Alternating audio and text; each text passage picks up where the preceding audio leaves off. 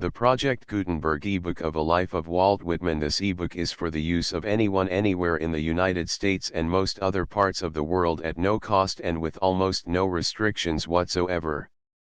You may copy it, give it away or reuse it under the terms of the Project Gutenberg license included with this ebook or online at www.gutenberg.org. If you are not located in the United States, you will have to check the laws of the country where you are located before using this ebook. Title: A Life of Walt Whitman. Author: Henry Bryan. Bins. Release date: February 10, 2018. Ebook number 56536. Language: English. Start of the Project Gutenberg ebook A Life of Walt Whitman. E-text prepared by Emmanuel Ackerman and the online distributed proofreading team. http://www.pgdp.net. From page. Images generously made available by Internet Archive. https://archive.org. Note: images of the original pages are available through Internet Archive. See https://archive.org/details/Life of Walt. Whitma 00 A Life of Walt Whitman by the same writer. Moods and Outdoor Verses, Richard Asksom, for the Fellowship. Walt Whitman at 35. A Life of Walt Whitman by Henry Bryan. Bins with 33 illustrations. Methuen & Co. 36 Essex Street, W.C. London. First published in 1905. To my mother and her mother. The Republic. Preface to the reader, and especially to the critical reader, it would seem but courteous to give at the beginning of my book some indication of its purpose. It makes no attempt to fill the place either of a critical study or a definitive biography. Though Whitman died 13 years ago, the time has not yet come for a final and complete life to be written, and when the hour shall arrive we must, I think, look to some American interpreter for the volume. For Whitman's life is of a strongly American flavor. Instead of such a book I offer a biographical study from the point of view of an Englishman, yet of an Englishman who loves the Republic. I have not attempted, except parenthetically here and there, to make literary decisions on the value of Whitman's work, partly because he still remains an innovator upon whose case the jury of the years must decide, a jury which is not yet complete, and partly because I am not myself a literary critic. It is as a man that I see and have sought to describe Whitman. But as a man of special and exceptional character, a new type of mystic or seer. And the conviction that he belongs to the order of initiates has dragged me on to confessedly difficult ground. Again, while seeking to avoid excursions into literary criticism, it has seemed to me to be impossible to draw a real portrait of the man without attempting some interpretation of his books and the quotation from them of characteristic passages, for they are the record of his personal attitude towards the problems most intimately affecting his life. I trust that this part of my work may at any rate offer some suggestions to the serious student of Whitman. Since he touched life at many points, it has been full of pitfalls, and if among them I should prove but a blind leader, I can only hope that those who follow will keep open eyes.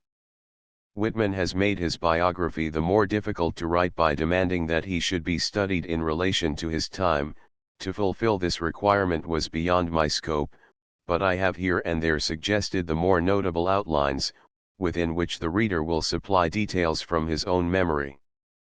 As I have written especially for my own countrymen, I have ventured to remind the reader of some of those elementary facts of American history of which we English are too easily forgetful.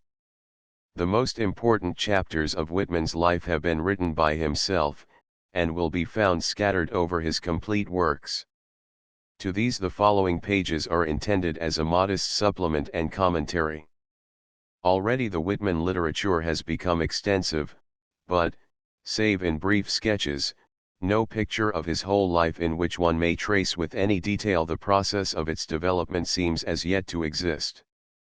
In this country the only competent studies which have appeared are that of the late Mr. Symonds, which devotes some 20 pages to biographical matters, and the admirable and suggestive little manual of the late Mr. William Clark.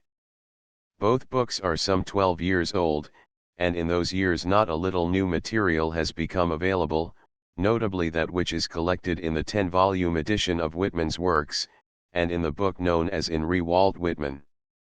On these and on essays printed in the Conservator and in the Whitman Fellowship papers I have freely drawn for the following pages.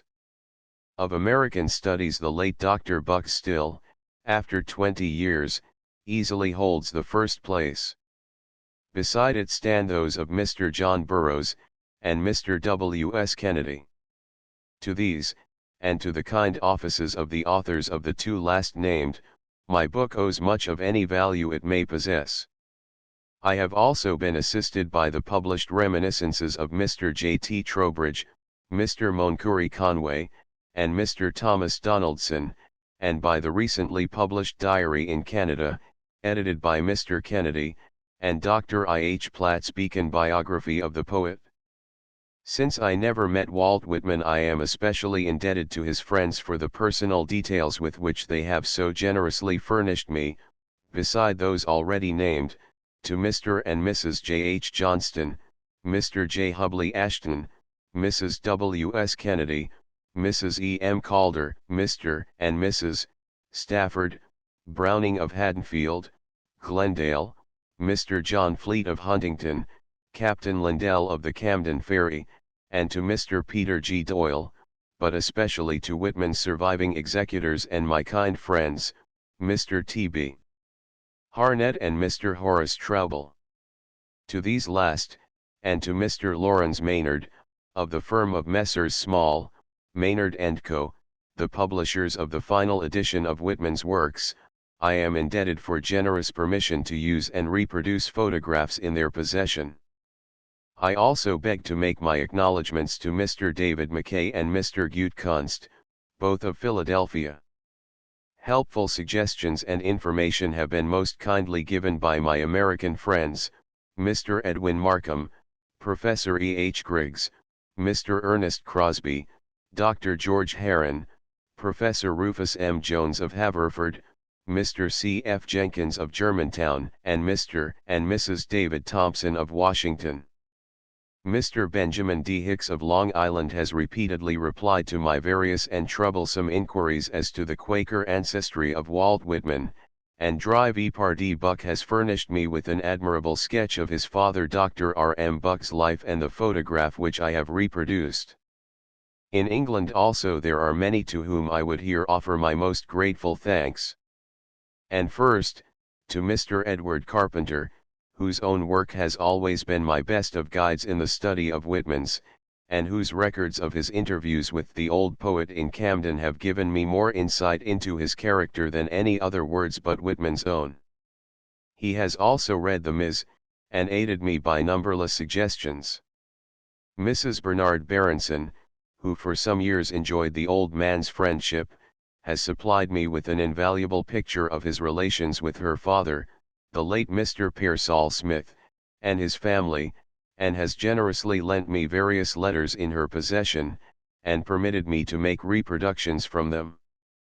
Mr. J. W. Wallace, of the Bolton Group, has allowed me to read and use his manuscript description of a visit to Camden in 1891, and another of the same brotherhood, Dr. J. Johnston, whose admirable account of a similar series of interviews in the preceding year is well known by Whitman's students, has supplied me with a photograph of the little Mickle Street house as it then was. To Mr. William M. Rossetti and to Mr. Ernest Reese I am indebted for valuable suggestions, and for similar help to my friends, Professor W. H. Hudson and Messrs. Arthur Sherwell, B. Kirkman Gray and C. F. Mott. Finally, the book owes much more than I can say to my wife. While gratefully acknowledging the assistance of all these and others unnamed, I confess that I am alone responsible for the general accuracy of my statements, and the book's point of view, and I wish especially to relieve the personal friends of Whitman from any responsibility for the hypothesis relating to his sojourn in the South, beyond what is stated in the appendix. To all actual sins of commission and omission I plead guilty, trusting that for the sympathetic reader they may eventually be blotted out in the light which, obscured though it be, still shines upon my pages from the personality of Walt Whitman. HBB London, January, 1905. Contents page. Preface. VI Table of Contents. 13 List of illustrations. 8 Abbreviations employed in the notice. 8 Introduction. Whitman's Americaxics. Chapter I. The Whitmans of West Hills. 1-2. Boyhood in Brooklyn. 10-3. Teacher and journalist. 28-4. Romance. 1848. 46 v. Illumination. 56-6. The Carpenter. 79-7. Whitman's Manifesto. 95-8. The Mystic. 110-9. Year of Meteors. 134x. The Testament of a Comrade. 148-11. America at War. 170-112. The Proof of Comradeship. 190-13. A Washington Clerk. 205-14. Friends and Fame. 221.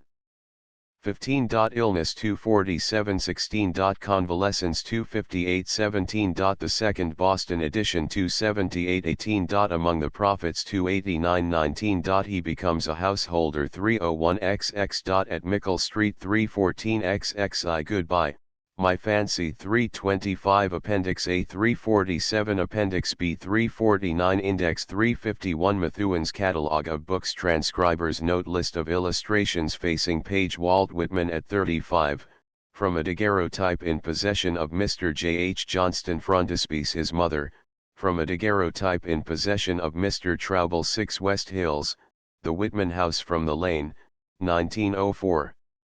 8 WWS Father. 14 West Hills, House. From Yard 28 New Orleans. About 185,048 R.W. Emerson. 92 WW at 40, from a photo, in the possession of Mr. D. McKay. 140 WW at 44, from photo, in possession of Mr. Traubel. 179 William Douglas O'Connor. 190 John Burroughs in 190-0201 and Gilchrist, from an amateur photograph. 225 WW at about 50,227 Pete Doyle and WW, by permission of Messrs. Small, Maynard & Co., from a photo, by Rice. Washington, 186-9231 Peter G. Doyle at 57, from a photo, by Kubler.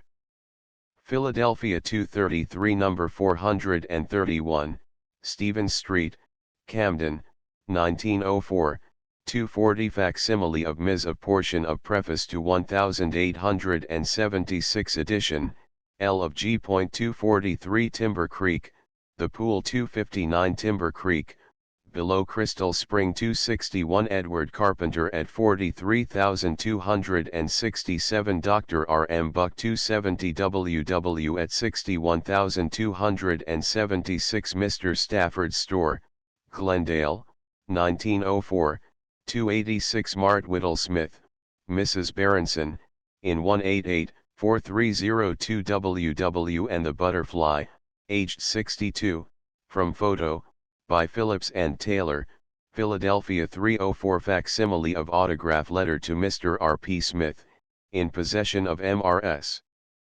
Berenson. 315 Mickle Street, Camden, from a photo, by Dr. J. Johnston. 317 Facsimile of autograph postcards, 1887-88, in possession of Mrs. Berenson. 326 WW at 70, by permission of Mr. Gutekunst, Philadelphia. 331 Robert G. Ingersoll. 334 WW at 72, from a photo, of Mr. T. Akins, by permission of Messrs. Small, Maynard & Co. 338 Horace Traubel. 342 The Tomb, Harley Cemetery, 1904, 346 Abbreviations. The following abbreviations are used in the notes. Buck equals R. M. Bucks. Walt Whitman, 1883. Burroughs equals John Burroughs. Note on Walt Whitman, 1867. Burroughs, 2, equals John Burroughs. Note on Walt Whitman. Second edition. Burroughs, A, equals John Burroughs. Whitman, A Study, 1896.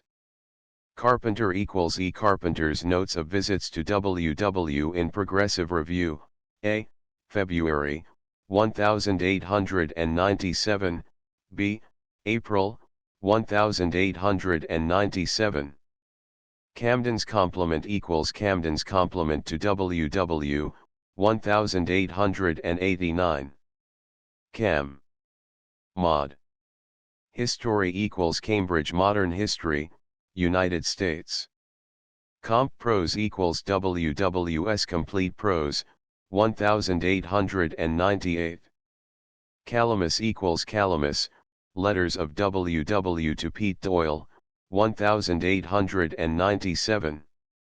Camden equals Camden edition, 10 volumes, of WWS works, 1902. Donaldson equals T. Donaldson's WW, The Man, 1897. N. British Supt. Equals Encyclopedia Britannica, Supplement, United States. Goodbye and Hail equals Goodbye and Hail, WW, 1892. INRI equals INRI WW, 1893. Johnston equals Dr. J. Johnston's Notes of a Visit to WW, 1890. Kennedy equals W.S. Kennedy's Reminiscences of WW, 1896. L of G equals Leaves of Grass, complete edition of 1897, followed by numerals in brackets, edition of that year. MEM. History NY equals J.G. Wilson's Memorial History of New York. Roosevelt equals T. Roosevelt's New York, 1891. Simons equals J.A. Simons's WW, A Study, 1893. Wound Dresser equals the W.D., Letters of W.W. to his mother, 1898. Wit. Fellowship equals Whitman Fellowship Papers, Philadelphia, 1894. Manuscripts. Manuscripts Berenson equals Letters in possession of Mrs. Bernard Berenson. Manuscripts Berenson, A, equals Reminiscences contributed to this volume. Manuscripts Carpenter equals Letters in possession of E. Carpenter. Manuscripts Diary equals a diary, 1876 to 1887, in possession of H. Traubel. Manuscripts Harnett equals Papers in possession of T. B. Harnett. Manuscripts Johnston equals Papers in possession of J. H. Johnston, New York. Manuscripts Traubel equals Papers in possession of H. Traubel. Manuscripts Wallace equals J. W. Wallace's Diary of a Visit to W.W. in 1891. Introduction Whitman's America. The men of old declared that the lands of adventure lay in the West, for they were bold to follow the course of the sun, and to this day the bold do not look back to seek romance behind them in the East. Whether this be the whole truth or no, such is the notion that comes upon the wind when, journeying westward in mid-Atlantic, you begin to know the faces on shipboard, and to understand what it is that is in their eyes. Strange eyes and foreign faces have these voyagers dwellers upon Mediterranean shores, peasants from the borders of the Baltic, or dumb inhabitants of the vast eastern plains, huddled now together in the ship. But in them is a hope which triumphs over the misery of the present as it has survived the misery of the past, and today that hope has a name, and is America. For America is indeed the hope of the forlorn and disinherited in every land to whom a hope remains. From the ends of the earth they set out, and separated from one another by every barrier of race and language, meet here upon the ocean, having nothing in common but this hope, this dream which will yet weld them together into a new people. For the comfortable dreamer there is Italy and the past, but for many millions of the common people of Europe and of Italy herself and the common people too have their dream America, the land of the future, is the kingdom of romance. Nor to these only, but, as I think, to every traveler not unresponsive to the genius of the land. For it is the genius of youth with its awkward power, its incompleteness, its promise. And the home of this genius must be the land not only of progress and material achievement, but also of those visions which haunt the heart of youth. America is more than the golden-appled earthly paradise of the poor, it is a land of spiritual promise. And more perhaps than that of any nation, the American flag is today the symbol of a cause, and of a cause which claims all hearts because ultimately it is that of all peoples. And America has another claim to be regarded as truly romantic. Hers is the charm of novelty. It is not the glamour of the old but of the new, and the perennially new. Some 4 centuries have passed since the days of Columbus, centuries which have dimmed the luster of many another adventurous voyage into dull antiquity, but America is still the New World, and the exhilarating air of discovery still breathes as fresh in the West as on the first morning. With that discovery there dawned a new historic day whose sun is not yet set.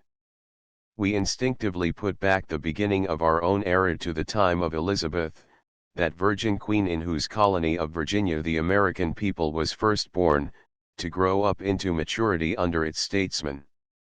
And if we see but vaguely in the grayest hours of our dawn the figure of the discoverer, while beyond him all seems strange as the men of yesterday, if we behold our own sun rising on the broad Elizabethan hours, how fitting it is that the New World should be peopled by those who still retain most of the temper of that generous morning.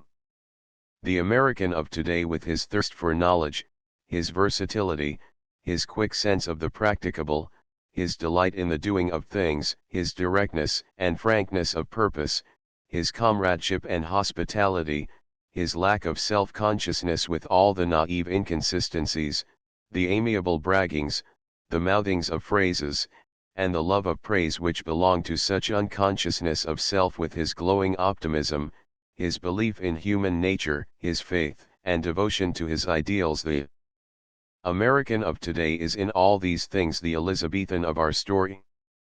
America is the supreme creation of Elizabethan genius, its New World, to which even that world which we call Shakespeare must give place. One, the romance of America is not only new, it is like a tale that is being told for the first time into our own ears.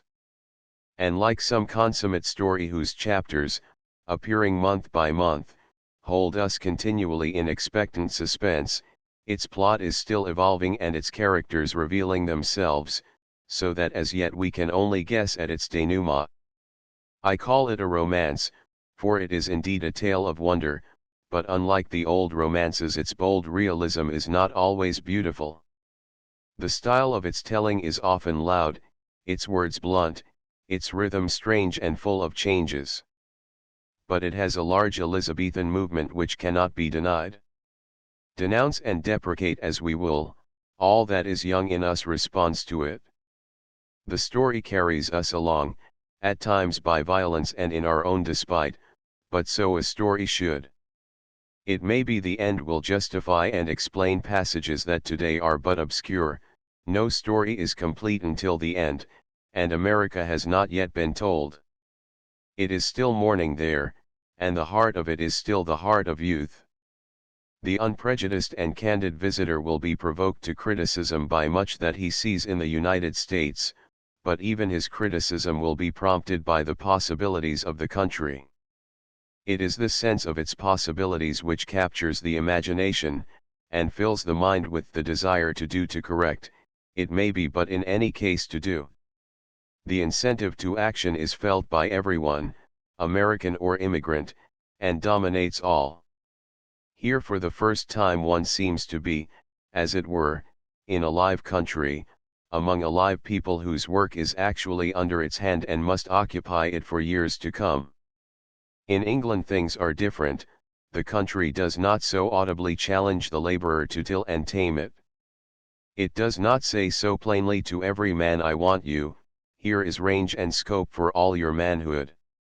Only the seer can read that word written pathetically across all this English countryside whose smooth air of completion conceals so blank a poverty. In America the very stones cry out, and all who run must read. And thus the whole American atmosphere is that of action.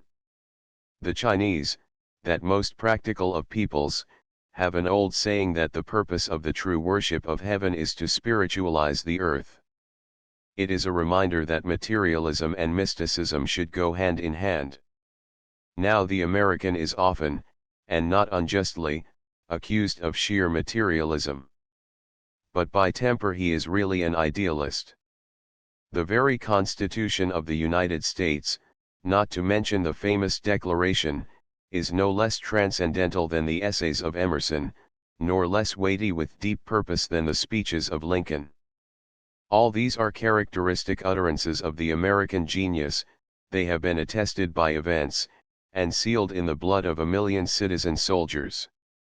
And how, one may ask, could the citizens of a state which more than any other manifestly depends for its life upon communion in an ideal be other than idealists?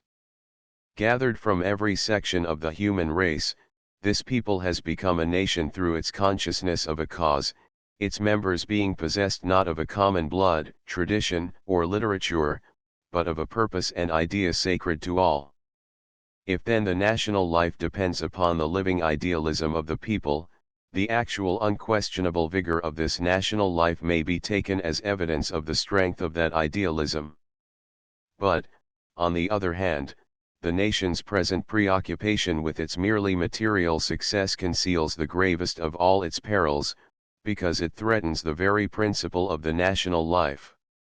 Thus held together by its future, and not as seem most others, by their past, the American nation has been slow in coming to self-consciousness, slow therefore in producing an original or national art.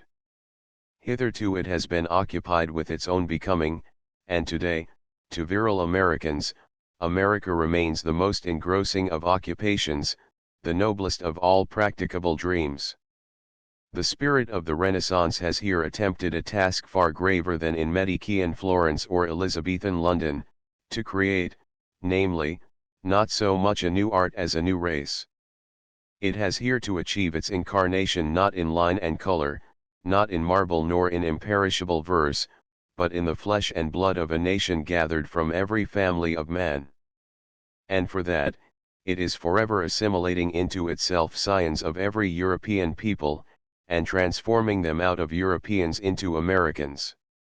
Vast as such a process is, the assimilation of all their surging aspirations and ideals into one has been hardly less vast.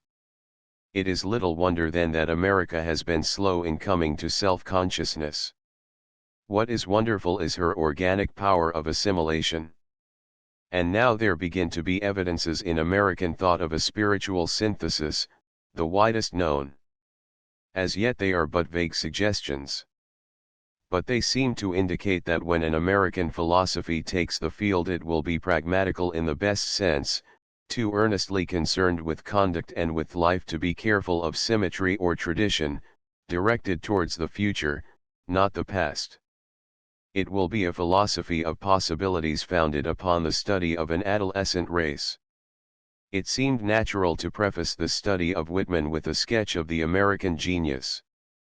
Doubtless that genius has other aspects than those here presented, and to some of these, later pages will bear witness, but the impression I have attempted to reproduce is at least taken from life. It is, moreover, not unlike that of Whitman himself as presented in his first preface, and is even more suggestive of the America of his youth than that of his old age. Every thinker owes much to his time and race, and Whitman more than most. He always averred that the story of his life was bound up with that of his country, and took significance from it. To be understood, the man must be seen as an American. As a modern, we might add, for the story of his land is so brief. Dead now some 13 years, and barely an old man when he died, his personal memory seemed to embrace nearly the whole romance. His grandfather was acquainted with old Tom Paine, whose common sense had popularized the Republican idea in the very hour of American independence. He himself had talked with the soldiers of Washington, and as a lad too he had met Aaron Burr, who killed the glorious Hamilton, sponsor for that Constitution which when Whitman died was but a century old. In the 7 decades of his life the American population had multiplied near sevenfold, and had been compacted together into an imperial nation. It seemed almost as though he could remember the 13 poor and jealous states, with their conflicting interests and traditions, their widely differing climates, industries, and inhabitants, separated from one another by vast distances, and how they yielded themselves reluctantly under the hand of fate to grow together in union into the greatest of civilized peoples, while central in the story of his life was that titanic conflict whose solemn bass accompaniment toned and deepened loose phrases and popular enthusiasms into a national hymn. Himself something of a poet, how much we need not attempt to estimate, he did continual homage to that greater poet, whose works were at once his education and his library, the genius of America.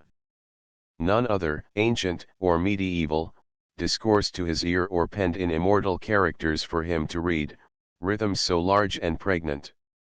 It was the prayer and purpose of his life that he might contribute his verse to that great poem, and his life is like a verse which it is impossible to separate from its context. That he understood, and even in a sense rediscovered America, can scarcely be denied by serious students of his work. I believe that the genius of America will in time discover some essential elements of herself in him, and will understand herself the better for his pages. Belonging thus to America as a nation, the earlier scenes of Walt Whitman's story are fitly laid in and about metropolitan New York. It was not till middle life and after the completion and publication of what may be regarded as the first version of his Leaves of Grass, the edition that is to say of 1860, that he removed for a while to the federal capital where, throughout the war, the interest of America was centered. Afterwards he withdrew to Camden, into a sort of hermitage, midway between New York and Washington. Though his heart belonged to the West, the far West never knew him. Both North and South, he wandered near as widely as the limits of his states. He knew the Mississippi, the Great Lakes, and the Rocky Mountains, but all that vast and wonderful country which reaches west from Colorado towards Balboa Sea was untrodden by his feet. A circle broadly struck from the actual center of population, and taking in Denver, New Orleans, Boston, and Quebec, includes the whole field of his wanderings within a radius of 1,000 miles. He was not a traveler according to our modern use of the word. He had never lost sight for many hours of the shores of America, even Cuba and Hawaii were beyond his range. But he had studied nearly all the phases of life included in the Republic. His birth and breeding in the Middle States gave him a metropolitan quality which neither New England nor the South could have contributed. Of peasant stock, himself an artisan and always and properly a man of the people, he was of the average stuff of the American nation, and his everyday life apart from the central and exceptional fact of his individuality was that of millions of unremembered citizens. Whitman was not only an American type, he was also a type of America. The typical American is not city-born. Rapidly as that sinister fate is overtaking the Englishman, the native American is still of rural birth and, as we have said, Whitman was of the average. He was born in Long Island of farming folk. But he was a modern, and the modern movement throughout the world is citywards. Everywhere the Industrial Revolution is destroying the economy of our ancestors and creating another, diverting all the scattered energy which springs out of the countryside into the great reservoirs of city life, there to be employed upon new tasks. Modern life is the life of the town, and for many years it was Whitman's life. But again every town depends for its vitality and wealth upon the countryside. The city is a mere center, factory, and exchange. It cannot live upon itself. It handles everything but produces none of all that raw material from which everything that it handles is made. Especially is this true of the human stuff of civilization. Men are only shaped and employed in cities, they are not produced there. The city uses and consumes the humanity that is made in the fields. And Whitman, who was drawn into the outskirts of the metropolis as a child, and as a young man entered into its heart, was born among wide prospects and shared the sane life of things that root in the earth. He was the better fitted to bear and to correlate all the fierce stimuli of metropolitan life. Footnotes: 1 cf. Cam. Mod. History, 736, Burroughs, A. 240, Bryce's American Commonwealth, I. 10, 11, etc., L of G, 436 and 2 manuscripts Harned. 3 cfn. British subt. Walt Whitman Chapter I. The Whitmans of West Hills. The old writers foretell how Long Island was once the happy hunting ground of wolves and Indians, the playing place of deer and wild turkeys, and how the seals, the turtles, grampuses, and pelicans loved its long, quiet beaches. Seals and whales are still occasional visitors, and its coasts are rich in lore of wrecks, of pirates and of buried treasure. 100 years ago it could boast of hamlets only less remote from civilization than are today the villages of that other Long Island, the group of the Outer Hebrides which, for an equal distance, extends along the Scottish coast from Butt of Lewis to Barra Head. The desultory stage then occupied a week on the double journey between Brooklyn and Sag Harbor. Beyond the latter, Montauk Point thrusts its lighthouse some 15 miles out into the Atlantic breakers. Here the last Indians of the island lingered on their reservation, and here the whalers watched for the spouting of their prey in the offing. A ridge of hills runs along the island near the northern shore, rising here and there into heights of 300 or 400 feet which command the long gradual slope of woods and meadows to the south, with the distant sea beyond them. To the north, across the narrow sound, rises the blue coastline of Connecticut.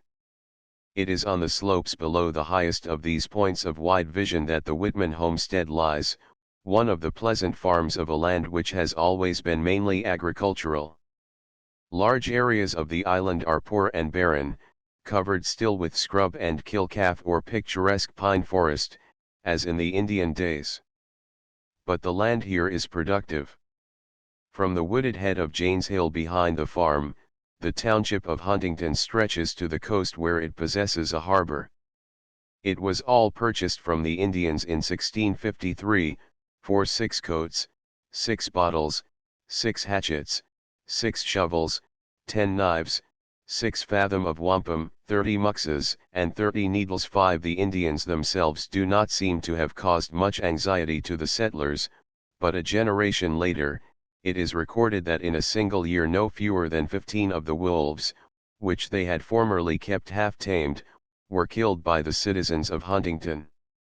The next troublers of the peace were the British troops. For here, a century later, during the last years of the War of Independence, Colonel Thompson of His Majesty's forces pulled down the Presbyterian Church, and with its timbers erected a fortress in the public burying ground, his soldiers employing the gravestones for fireplaces and ovens. 6. They seem to have occupied another meeting house as a stable. Such are the everyday incidents of a military occupation. Arising out of them, claims to the amount of £7,000 were preferred against the colonel by the township, but he withdrew to England, where, as Count Rumford, he afterwards became famous upon more peaceful fields. In Whitman's childhood, Huntington was, as it still remains, a quiet country town of one long straggling street. It counted about 5,000 inhabitants, many of them substantial folk, and in this was not far behind Brooklyn. In those days the whole island could not boast 60,000 people. But if they were few, they were stalwart. The old sea-going Paumanakers were a rough and hardy folk, and travelers remarked the frank friendliness of the island youth. 7. Interracial relations seem upon the whole to have been good, the Indians being treated with comparative justice, and the Negro slaves well cared for. Between the Dutch and the English there was friction in the early years. Long Island, or Paumanok to give it the most familiar of its several Indian names, 8 had been settled by both races, the Dutch commencing on the west, opposite to their fortress and trading station of New Amsterdam, afterwards New York, and the English, at about the same time, upon the east. They met near West Hills, and Whitman had the full benefit of his birth upon this border line, Dutch blood and English being almost equally mingled in his veins. As to the Dutch of Long Island, they were marked here as elsewhere by sterling and stubborn qualities.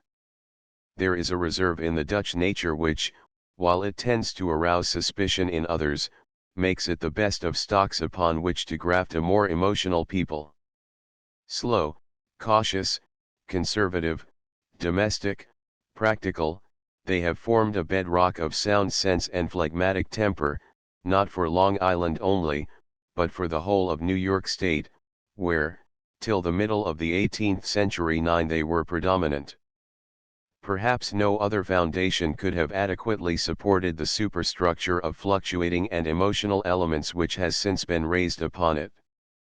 The Dutch homesteads of the island were famous for their simple, severe but solid comfort, their clean white sanded floors, their pewter and their punches. From such a home came Whitman's mother. She was a Van Velser of Cold Spring, which lies only 2 or 3 miles west of the Whitman farm. Her father, Major Cornelius Van Velser, was a typical, burly, jovial, red-faced Hollander. But Louisa, his daughter, was not wholly Dutch, for the Major's wife was Naomi Williams, of a line of sailors, one of that great Welsh clan which counted Roger Williams among its first American representatives. Naomi was of Quaker stock. The Quakers appear early in the story of the island, whose settlement was taking place during the first years of their worldwide activity. Within a quarter of a century of the first purchase of land from the Indians, an English Quaker, Robert Hodgson 11, was arrested in a Long Island orchard for the holding of a conventicle. He was carried to New Amsterdam, cruelly handled, and imprisoned there. In 1663, John Bound 12, an islander of some standing who had joined the Friends, was arrested and transported to Holland, there to undergo his trial for heresy. This was in the period when the district was under Dutch control. A year later this came to an end, and when, in 1672, George Fox preached under the oaks which stood opposite to Bound's house 13 at Flushing, and again from the granite rock in the Oyster Bay Cemetery, he seems to have been met by no opposition more serious than that which was offered by certain members of his own society. We read 14 of the settlement of a group of substantial Quaker families near the village of Jericho, where they built themselves a place of worship in 1689, and here, a century later, lived Elias Hicks, perhaps the ablest character, as he was the most tragic figure, in the story of American Quakerism. He was a friend of Whitman's paternal grandfather, and thus from both parents the boy inherited something either of the blood or the tradition of that society which, directly or indirectly, gave some of the noblest of its leaders to the nation. Such men, for instance, as William Penn, Thomas Paine, and, indirectly, Abraham Lincoln. The earliest of the Whitmans of whom there appears to be any record is Abijah, apparently an English yeoman farmer in the days of Elizabeth XV. His 2 sons sailed west in 1640 on the True Love. One of these, Zechariah, became a minister in the town of Milford, Connecticut, and some time before Charles II was crowned in the old country. 16 Joseph, Zechariah's son, had crossed the Sound and settled in the neighborhood of Huntington. Either he or his successor seems to have purchased the farm at West Hills, where Walt Whitman was afterwards born, and in 1675 Whitman's Hollow is mentioned as a boundary of the township. The garrulous histories of Long Island have little to tell us of the family. One of Joseph's great-grandsons was killed in the Battle of Brooklyn 17, that first great fight between the forces of England and her rebellious colonies, when in 1776 Howe and his Hessians drove Putnam's recruits back upon the little town. Lieutenant Whitman was one of those who fell on that day before Washington could carry the remnant of his troops across the East River under the friendly shelter of the fog. Another great-grandson, Jesse, married the orphan niece of Major Brush, also a dangerous rebel who suffered in the British prison of the Provost. 18 Brushes, Williamses, and Whitmans all seem to have served in the armies of independence, and one at least of their women would have cut a figure in the field. For Jesse's mother was large-built, dark-complexioned, and of such masculine manners and speech that she seemed to have been born to horses, oaths and tobacco. As a widow she readily ruled her slaves, surviving to a great age. In contrast with her, Jesse's wife, who also displayed remarkable ability, was a natural lady. 19 She had been a teacher, and was a woman of judgment. Perhaps Jesse himself was of gentler character than his terrible old mother. He had leanings towards Quakerism, and was a friend and admirer of Elias Hicks. 20 So too was Walter, the father of Walt, and one of Jesse's many sons. Born in 1789, the year in which the amended Constitution of the United States actually came into force, Walter grew up into a silent giant. 21 A serious solid man, reserved and slow of speech, kindly but shrewd and obstinate, capable too, when he was roused, of passion.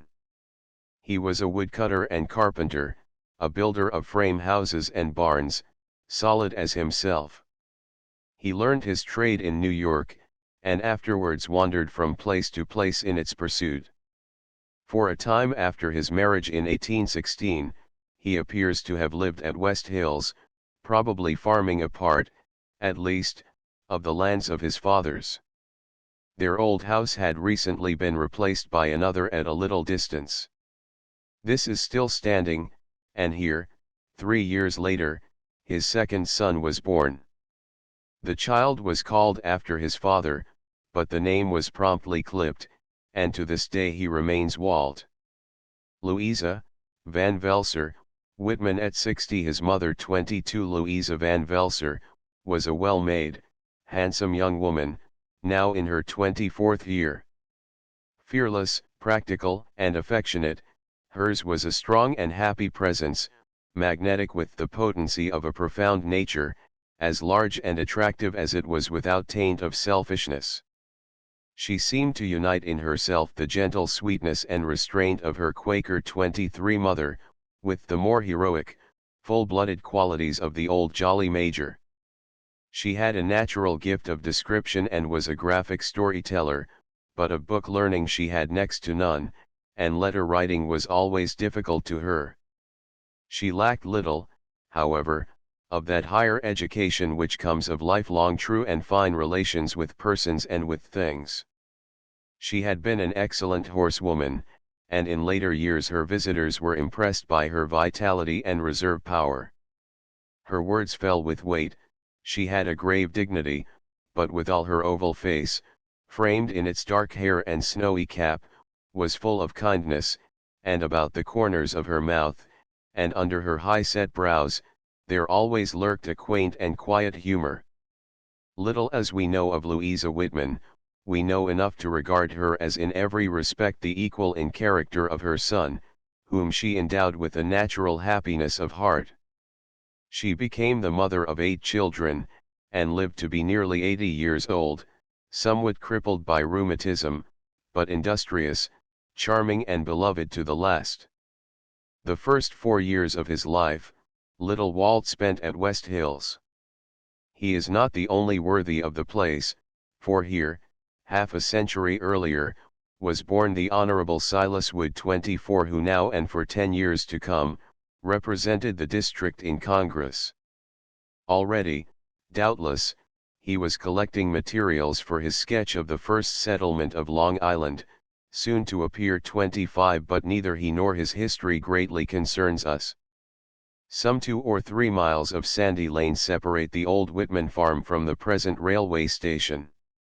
On an autumn day one finds the way bordered by huckleberries and tall evening primroses, yellow toadflax, blue chicory and cornflowers, and sturdy forests of goldenrod among the briars and bushes. In the rough hedgerows are red sumacs, oaks, chestnuts, and tall cedars, locusts and hickories. The gateways open onto broad fields full of picturesque cabbages, or the plumed regiments of the tall green Indian corn.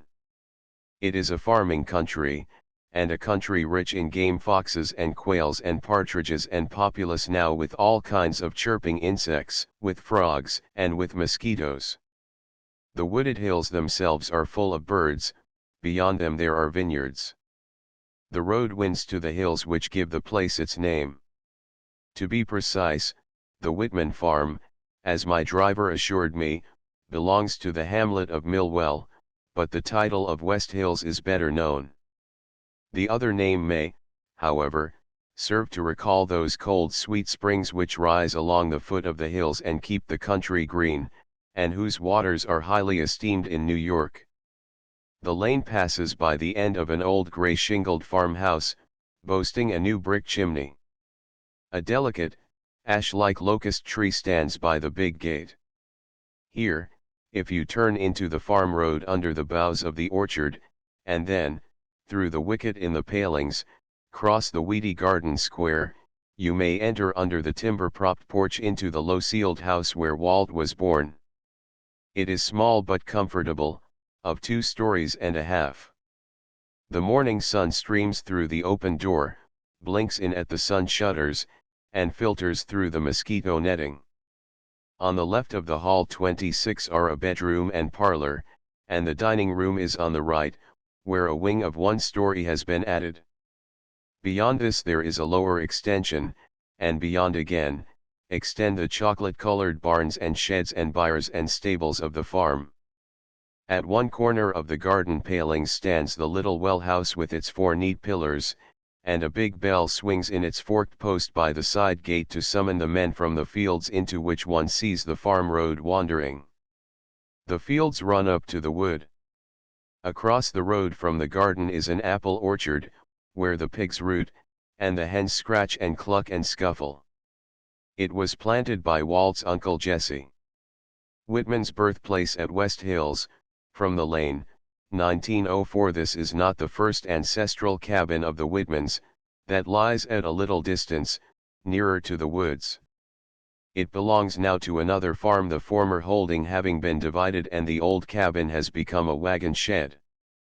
Both farms have long since passed out of the family, but near the first house, on a little woody knoll 27, you may still see the picturesque group of unlettered stones which cluster on the Whitman burying hill. Neither Walt himself nor his father and mother are buried here among their relatives and ancestors, but the boy, so early preoccupied with the mysteries of life, must have often stolen to this strange solitude to commune with its silence and to hear the wind among the branches, whispering of death.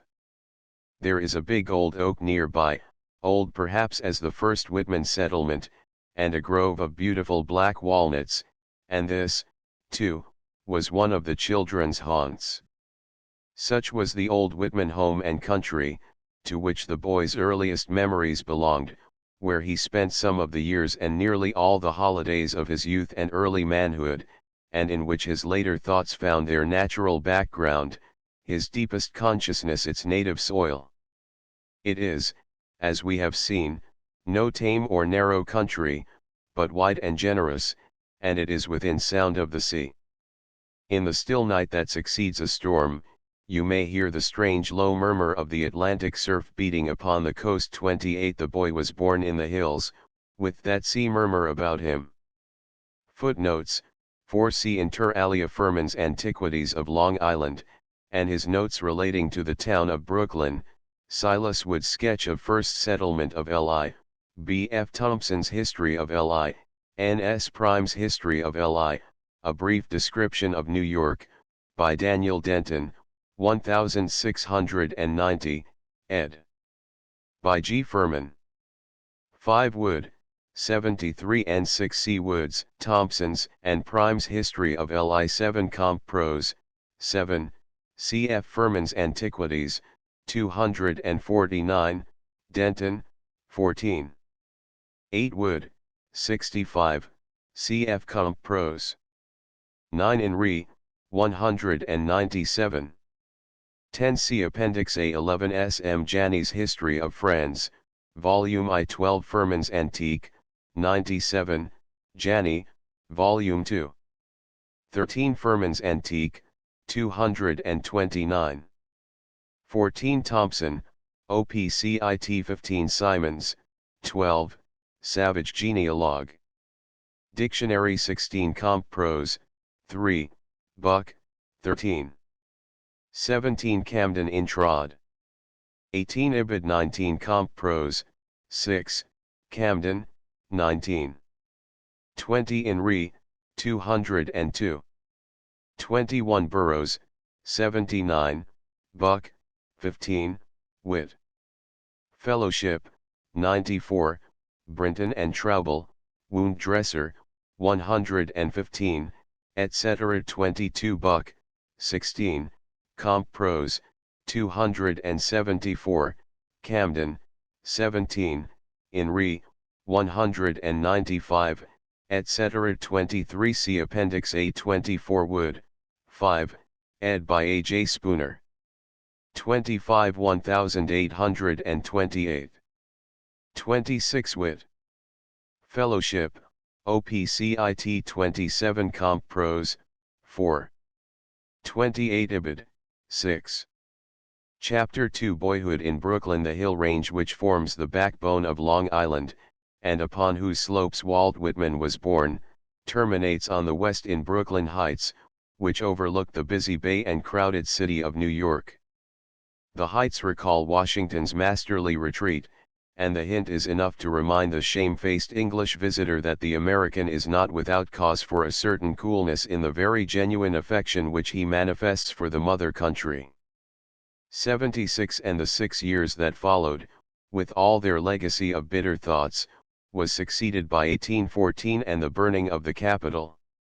In this later war it was Virginia, not New England, that took the initiative. Massachusetts and Connecticut even opposed it, and it may have been none too popular in adjacent Long Island. It is doubtful whether Major Van Velser or his sons actually took the field against the British.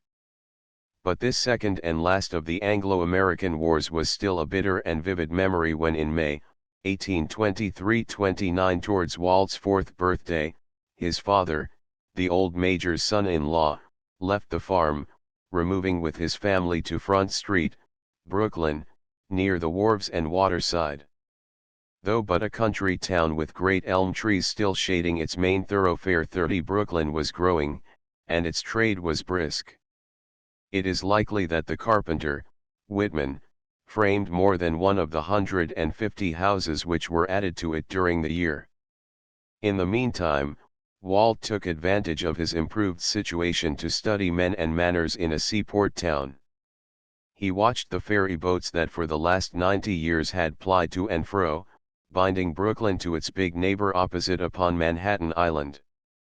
For another 60 years their decks provided the only roadway across the East River, and they still go back and forward loaded heavily, in spite of the 2 huge but graceful bridges which now span the gray waters.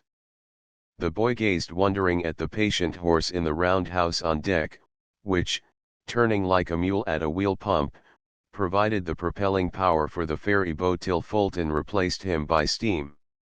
The boy in frocks must have wondered, too, at the great shows and pageants of 1824 and 1825 which filled New York with holiday-making crowds. For in August of the former year, came the old hero of 2 republics, General Lafayette, to be received with every demonstration of admiring gratitude by the people of America. Some scintilla of the glory of those days, pale reflection, as it was, of the far-away tragic radiance that lighted up the world at the awakening of justice and of liberty on both sides of the sea, fell upon the child. For when the old soldier visited Brooklyn to lay the cornerstone of a library there, he found the youngster in harm's way and lifted him, with a hearty kiss, onto a coign of vantage. 31 Thus, at 6 years old, Walt felt himself already famous. Again, a few months later, the city was all ablaze with lights and color and congratulations on the opening of the Erie Canal, which connected New York with Ohio and promised to break the monopoly of Western commerce held hitherto by the Queen City of the Mississippi. By this time, the family counted 4 children, 2 brothers, Jesse and Walt, and 2 little girls, Mary and Hannah, all born within 6 years. Of the children, Walt and Hannah appear to have been special friends, but we have little record of this period.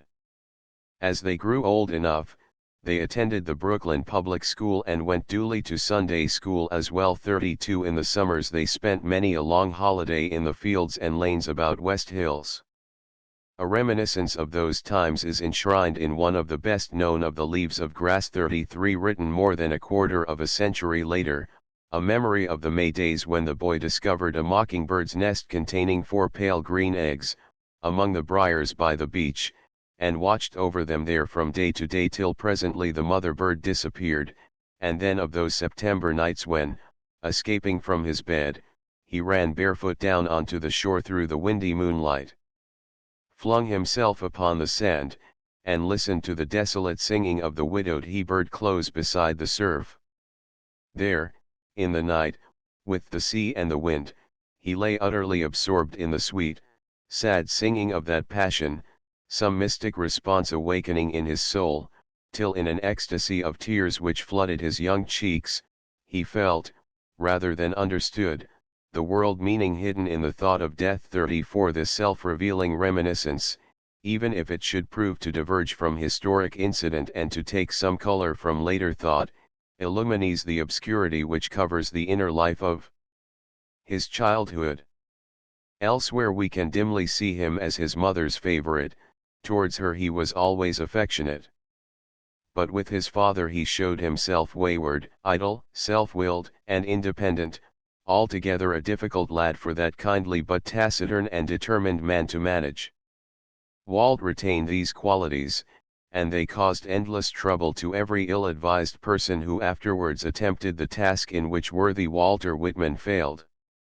Among his young companions, though he was not exactly imperious, Walt seems to have played the part of a born leader. He was a clever boy, he always had ideas, and he always had a following. And as a rule he was delightful to be with, for he had an unflagging capacity for enjoyment and adventure. But there must have been times when he was moody and reserved. The passionate element in his nature which the song of the mockingbird aroused belongs rather to night solitudes than to perpetual society and sunshine. As he grew older, and, perhaps, somewhat overgrew his physical strength 35 he was often unhappy in himself. There was something tempestuous in him which no one understood, he himself least of any. Probably his wise and very human mother came nearest to understanding, and her heart was with him as he fought out his lonely battles with that strange enemy of youth's peace, the soul. Little brothers were added from time to the family group, Andrew, George, and Jeff, and last of all poor underwit Ted, born when Walt was a lad of 16, to be the lifelong object of his mother's affectionate care. The names of Andrew and Jeff reflect their father's political sentiments, the latter recalling the founder of the old Jeffersonian republicanism, and the former being called after Andrew Jackson, the popular and successful candidate for the presidency, in the year of the boy's birth, who afterwards reorganized his party, creating the Democratic machine to take the place of what had hitherto been the Republican caucus. Thus Republicanism changed its name, and the title did not reappear in party politics for a generation. As Walter Whitman built, mortgaged, and eventually sold his frame houses, the family would often move from one into another. We can trace at least 5 migrations 36 during the 10 years that they remained in Brooklyn. He was a busy, but never a prosperous man. With his large family, the fluctuations of trade must have affected him seriously, and scattered through his son's story, there are fast days and seasons of privation. Walter Whitman was, in short, a working man upon the borders of the middle class, thrifty, shrewd, industrious, but dependent upon his earnings, mixing at times with people of good education, but of little himself, a master workman, the son of a well-read and thoughtful mother, living in the free and natural social order which at that time prevailed in Brooklyn and New York. He was not outwardly religious, he was never a churchgoer, even his wife, who called herself a Baptist, only went irregularly 37 and then, with an easy tolerance, to various places of worship. The working mother of 8 children has her hands full on Sundays. In the household there was no form of family prayers. But when old Elias Hicks 38 preached in the neighborhood, they went to hear him, tending more towards a sort of liberal Quakerism than to anything else. Walter Whitman, Sr. The Whitmans were not an irreligious family. Walt was, for instance, fairly well grounded in the scriptures, but they thought for themselves, they disliked anything that savored of exclusion, and their religion consisted principally in right living and in kindliness. Their devotion to the old Quaker minister is interesting. Hicks was a remarkable man and a most powerful and moving preacher. He was large and liberal-minded, too liberal, it would seem, for some of his hearers. His utterances had however passed unchallenged till an evangelical movement, fostered by some English friends among their American brethren, made further acquiescence seem impossible. That which complacently calls itself orthodoxy is naturally intolerant. It can, indeed, hardly even admit tolerance to a place among the virtues, and the evangelical propaganda must be very pure if it is to be unaccompanied by the spirit of exclusion.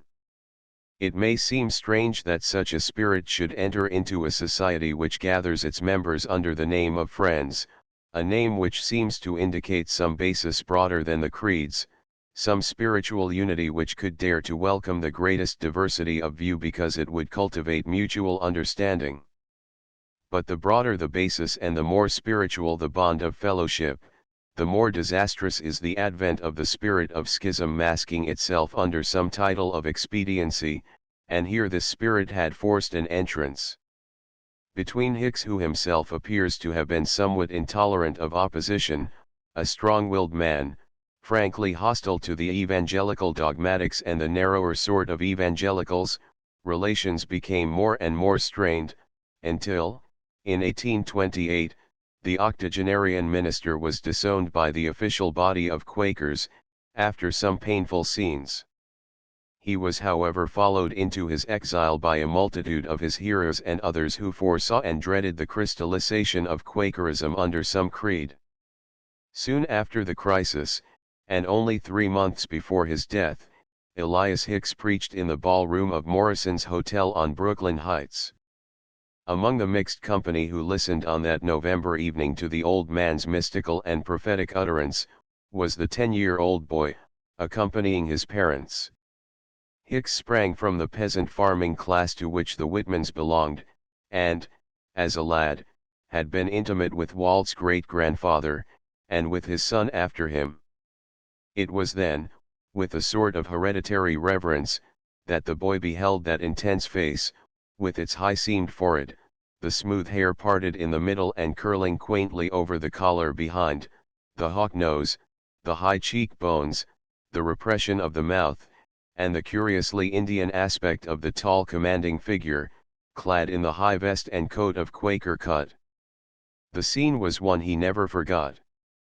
The finely fitted and fashionable place of dancing, the officers and gay ladies in that mixed and crowded assembly, the lights, the colors and all the associations, both of the faces and of the place, presenting so singular a contrast with the plain, ancient friends seated upon the platform, their broad brims on their heads, their eyes closed, with the silence, long continued and becoming oppressive, and most of all, with the tall, prophetic figure that rose at length to break it. With grave emphasis he pronounced his text, "What is the chief end of man?" and with fiery and eloquent eyes, in a strong, vibrating, and still musical voice, he commenced to deliver his soul-awakening message. The fire of his fervor kindled as he spoke of the purpose of human life, his broad brim was dashed from his forehead onto one of the seats behind him. With the power of intense conviction his whole presence became an overwhelming persuasion, melting those who sat before him into tears and into one heart of wonder and humility under his high and simple words. The sermon itself has not come down to us. In his Journal 39 Hicks has described the meeting as a large and very favored season. It seems to have been devoid of those painful incidents of opposition which saddened so many similar occasions during these last years of his ministry. The old man had been accused of deism, as though he were a second Tom Paine and devotee of reason. In reality his message was somewhat conservative and essentially mystical. A hostile writer 40 asserts truly that the root of his heresy, if heresy we should call it, lay in his setting up of the light within as the primary rule of faith and practice.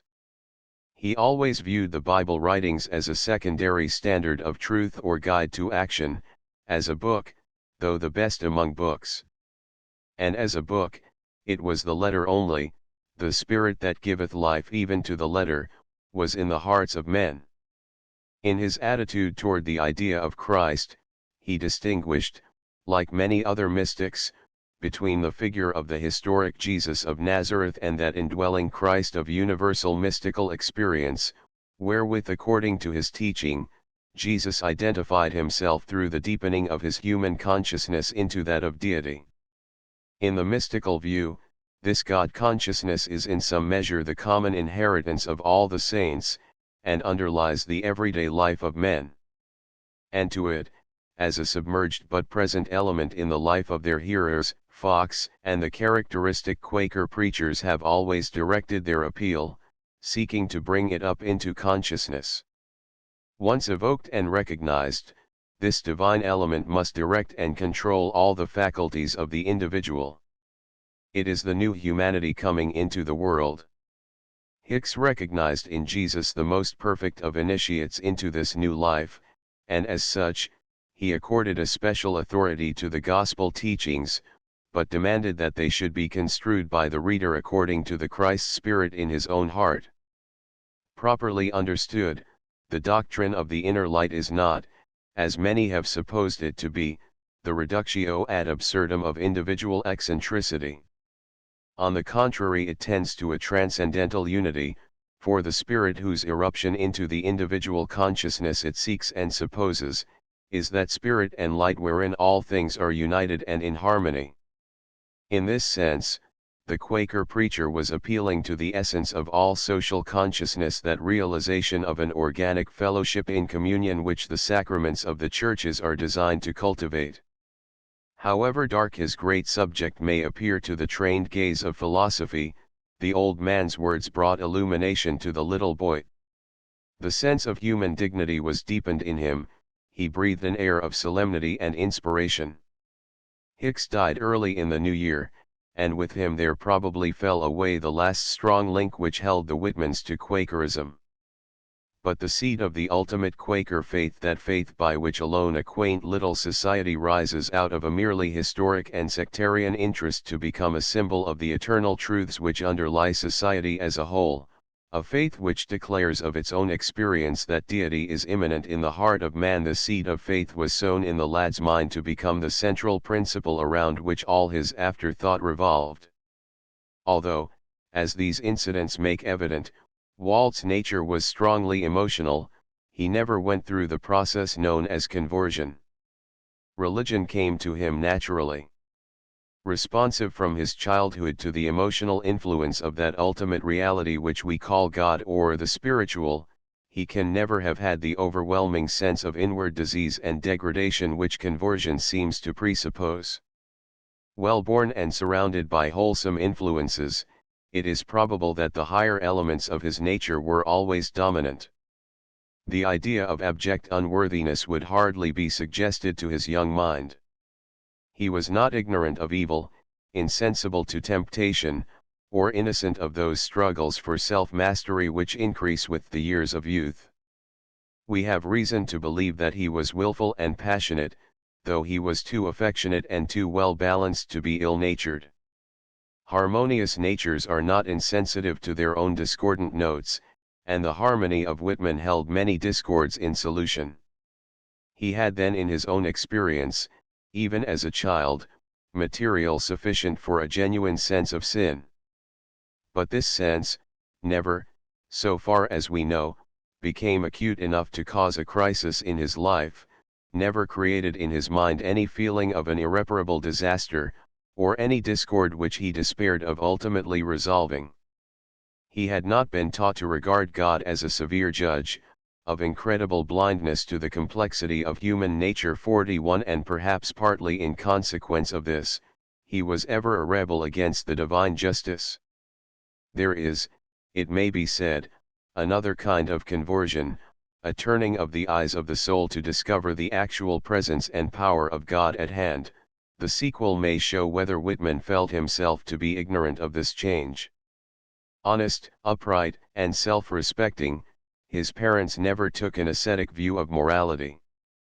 They did not share in that puritanical hostility to art and to amusements which too long distorted the image of truth in the mirror of Quakerism. Even as a lad, Walt discovered those provinces of the world of romance which lie across the footlights, and in the dazzling pages of the Arabian Nights. 42 And, as a youth, he followed the Wizard of Waverley through all his stories and poems, becoming, soon after Sir Walter's death, the happy possessor of Lockhart's complete edition, in a solid octavo volume of 1,000 pages. From this time forward he was an insatiable novel reader, especially devoted to Fenimore Cooper, who was then delighting the younger generation with stories of pioneer life. It would be a mistake, however, to suppose that the boy's life at this time was all amusement. At 11 years of age he was in a lawyer's office. 43 Proud in the possession of a desk and window corner of his own. The master found him a bright boy and was kind to him, forwarding his limited education a step further. He also subscribed on his behalf to a circulating library which supplied the lad with a continuous series of tales. But for whatever reason one fears it was not unconnected with those stories, Walt soon found himself running errands for another master. In his 13th year he was put to the printing trade, and ceased, at least for a while, to live under his father's roof. 44 The mother was out of health for a long time, during the period of the youngest son's birth and infancy, and when in 1832 the town was visited by a severe epidemic of cholera, the Whitman family removed into the country.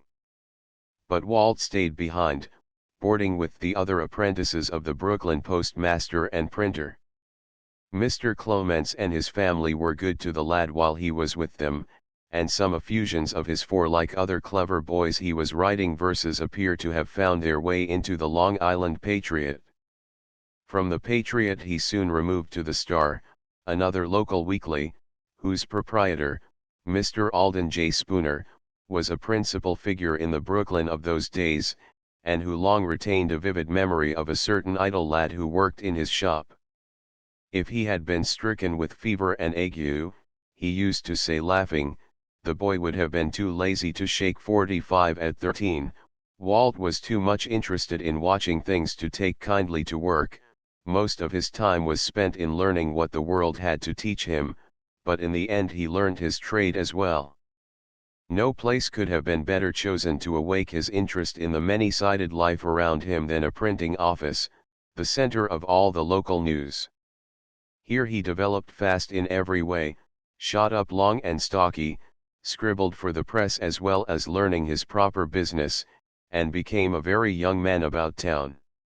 Already, he felt the attraction of the great island city of Mannahatta, where, according to its earliest name, forever gaily dash the coming, going, hurrying sea waves. 46 New York had for a time been crippled by the collapse of American trade which followed the close of the Napoleonic Wars in Europe. 47 But had recovered again, and was now growing rapidly, a city of perhaps 200,000 inhabitants, the English element predominating in its curiously mixed population. Though it was prosperous, it had its share of misfortune. Serious riots, racial, religious, and political, were not infrequent. Epidemics of cholera swept through it, and in December, 1835, 13 acres of its buildings were burnt out in a 3 days conflagration. In spite of these disasters, the town grew and extended, and means of locomotion multiplied. The stages were running on Broadway from Bowling Green to Bleecker Street, that is about halfway to Central Park, and the great thoroughfare was crowded with traffic, presenting a scene busier even and certainly more picturesque than that of today. Fashionable folk still lived downtown below the present City Hall, in a district now given up as exclusively to offices and warehouses as is the City of London. Ladies took their children down to play upon the open space of the Battery, looking down the beautiful bay, and did their shopping at the various Broadway stores. Upon their doorsteps, on either side of the street, citizens still sat out with their families through the summer evenings. They condescended to drink at the city pumps, and to buy hot corn and ices from the wayside vendors, while the height of diversion was to run with the engine to some fire. In a word, New York life was still natural and democratic. Palaces and slums were as unknown to the democracy of the metropolis as the skyscrapers which render the approach today, in spite of its wooded hills, its ships and islands, among the least beautiful of the great seaports of the world. Of diversions the citizens had no lack, for the population was now sufficient to support a good native stage and to attract foreign artists. The year 1825 saw the advent of Italian opera at the Old Park Theatre, which stood not far from the present post office, and Garcia and Molly Brann appeared in The Barber of Seville. 48 It was here that Edwin Forrest was first seen by a New York audience, while fashionable English actors like Macready and the Kembles were among its visitors. But even more interest centered in the Bowery, the great popular theater built to seat 3,000, where the elder Booth and Forrest played night after night before enthusiastic houses of young and middle-aged artisans and mechanics capable of thunderstorms of applause. There were other theaters, too, such as Niblo's and Richmond Hill, and to all of these young Whitman presently found his way armed with a pressman's pass. He must have spent many an evening in the city while he was still working for Mr. Spooner, and one unforgettable night, when he was 15 or so, he was present at a great benefit in the Bowery when Booth played Richard III. 50 years later, the scene of that evening remained as clear before his eyes as when he sat in the front of the pit, hanging on every word and gesture of that consummate actor. Inflated and stagey his manner might be, but he revealed to the lad, watching his studied abandonment to passion, a new world of expression. For the first time, he understood how far gestures, and a presence more powerful than words, can express the heights and depths of emotion. On that night in the Bowery, as upon those memorable nights on the Long Island beach, and in Morrison's ballroom, Walt came face to face with one of the supreme mysteries. On these occasions it had been the mystery of death, which alone brings peace to the heart of passionate love, and the mystery of the immanent deity. Now it was that other equal mystery, the mystery of expression, the utterance of the soul in living words and acts and vivid presence. Love and religion were already significant to him, he had now been shown the meaning of art. In the meantime he had begun, as boys will, to take an interest in politics. And before going further, we must glance at the outstanding events and tendencies of the period. Those two famous documents, the Declaration of Independence and the Constitution of the United States, are associated respectively with Thomas Jefferson and Alexander Hamilton 50 and represent two currents of political theory which beat against one another through subsequent years. Jefferson was saturated with the political idealism of the school of Rousseau, which sums itself up in the demand for individual liberty and rights, the declaration of individual independence, and freedom from interference. Hamilton, on the other hand, who was by temper an aristocrat, and once at a New York dinner described the people as a great beast, 51 was possessed by the idea of the nation. He dwelt upon the duty of each member to the whole, promulgating doctrines of solidarity and unity in the cause of a common freedom. The two views are, of course, complementary. Their antagonism, if it gave the victory to either, would be fatal to both, and their reconciliation is essential to the life of the Republic. But between their supporters, antagonism has naturally existed. The ideal of the Jeffersonian Republicans became associated with popular or democratic sentiment 52 standing as it did in opposition to the more conservative and constitutional position of the Hamiltonian Federalists. For a time the two parties dwelt together in such amity that the Federalists were actually merged with the Republicans, but the uncontested election of Monroe was a signal for the outbreak of the old contest.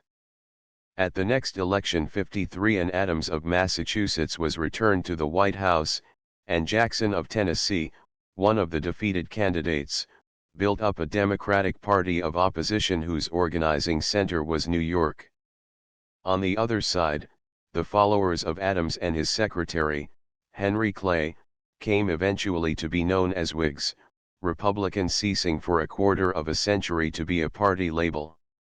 The titles of the parties serve approximately to indicate their different tendencies, though it must be remembered that the Whiggery of Adams was colored by New England idealism, while the material interests of the South turned their energies to capture the naturally idealistic democracy of Jackson. Eventually the division became almost a geographical one, though certain of her interests and perhaps her jealous antipathy to New England, gave New York's sympathies to the South.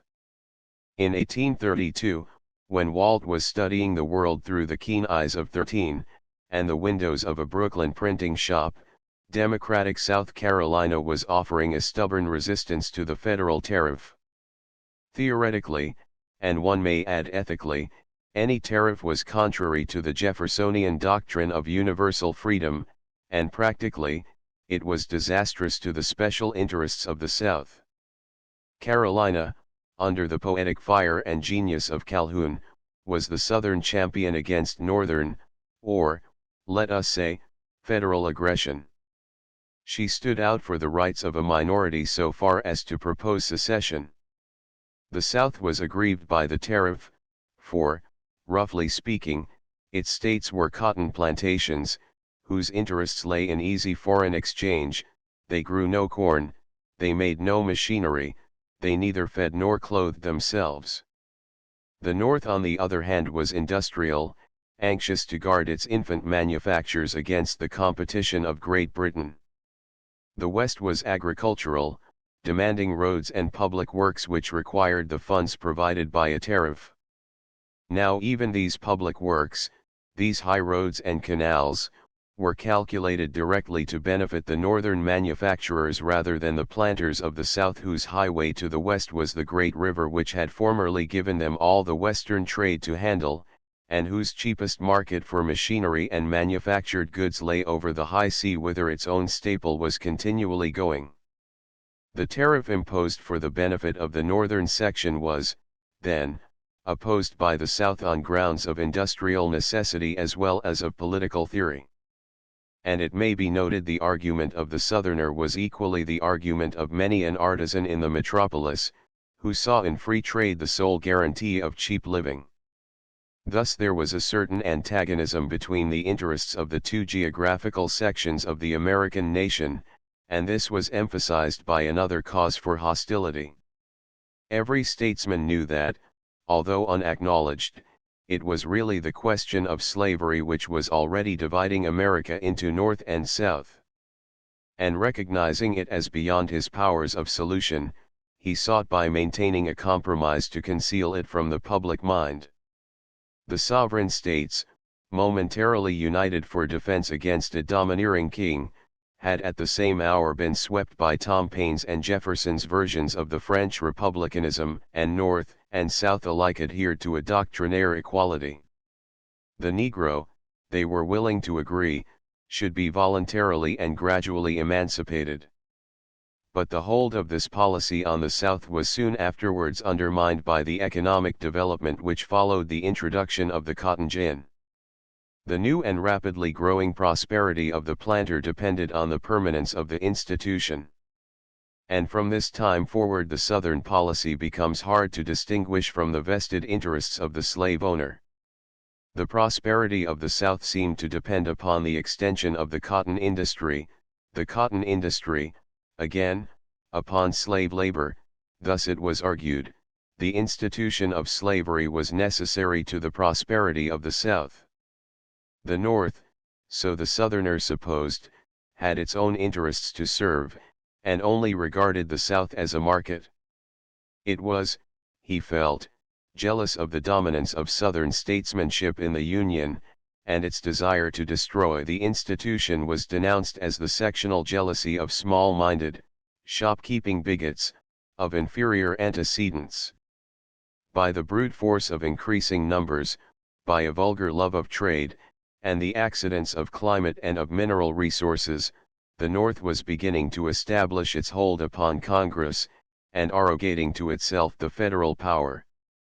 Hitherto, with the exception of the Adamses and of Jackson, every president had been of Virginian birth, bred, the Southerner declared, in the broader views of statesmanship. But the North was now predominant in the House of Representatives, and a balance could only be preserved in the Senate, where each state appoints 2 members, by constant watchfulness. Thus the rapid settling of the Middle West by Northerners must be balanced by the annexation of new cotton-growing regions in the Southwest. The famous Missouri Compromise of 1821 fixed the frontier between future free soil and slave states at the line of the southern boundary of Missouri, while admitting that state itself into the Union as a member of the latter class.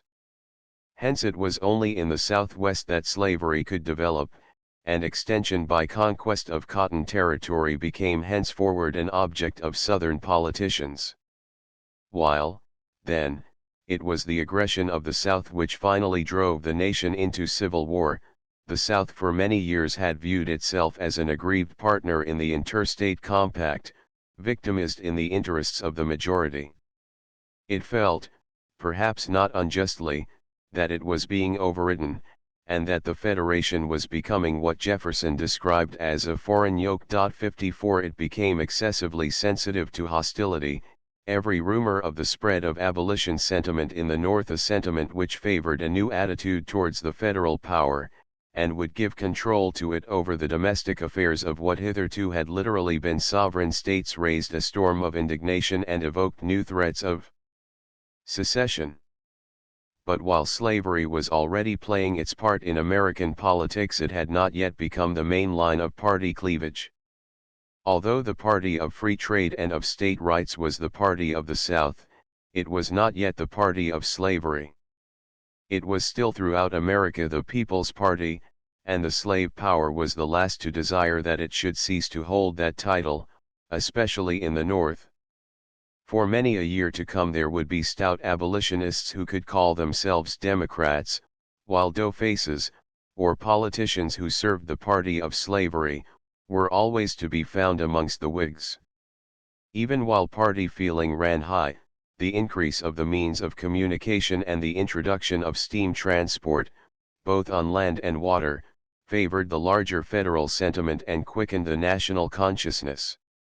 Talk of secession had been heard in New England as well as in South Carolina, but actual secession became more difficult as the manufacturers of the East, the cotton growers of the South, and the farmers of the Mississippi Basin had tangible evidence of the many interests and privileges which were common to them, and beheld more and more clearly the future upon which America was entering. Year by year the idea of the Union gained in vitality, and in spite of party feeling, President Jackson had a nation behind him when he refused to yield to South Carolina's threat of secession.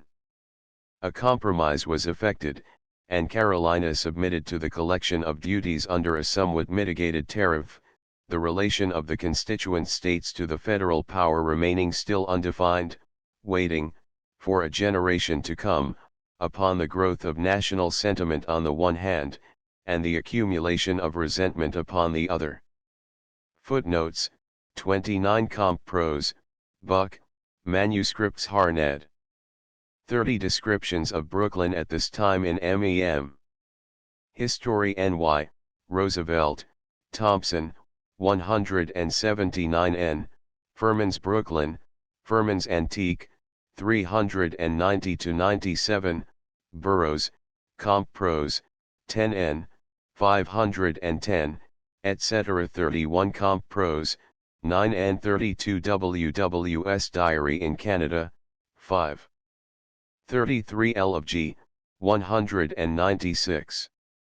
34 cf. Especially nevermore shall I escape, nevermore the reverberations, nevermore the cries of unsatisfied love be absent from me, never again leave me to be the peaceful child I was before. What there in the night, by the sea under the yellow and sagging moon, the messenger therearest, the fire, the sweet hell within, the unknown want, the destiny of me. 35 Comp Prose, 10, Grace Gilchrist in Temple Bar, Xiath, 200. 36 Manuscripts Harned, Comp Prose, 9. 37 in Re, 38. 38 Comp Prose, 9, 457 to 474, E. Hicks Journal, under 1829, The Friend, Philadelphia, or Advocate of Truth, I, 216, 1828. 39 3rd ed., 438. 40 The Beacon, 145. 41 Buck, 61. 42 Comp Prose, 9, L of G, 440. 43 Buck, Manuscripts Harned. 44 Comp Prose, 9, 10, Manuscripts Harned. 45 Manuscripts Johnston, paper by Chandos Fulton. 46 L of G, 385, Kennedy, 64. 47 for New York C. especially MEM. History NY, and Roosevelt. 48 MEM. History NY, 4, 171, 477. 49 Comp Prose, 13, 14, 426 to 431. 50 Cam. Mod. History, Bryce, I, 1 to 31. 51 Goldwin Smith, The United States, 1893, 132.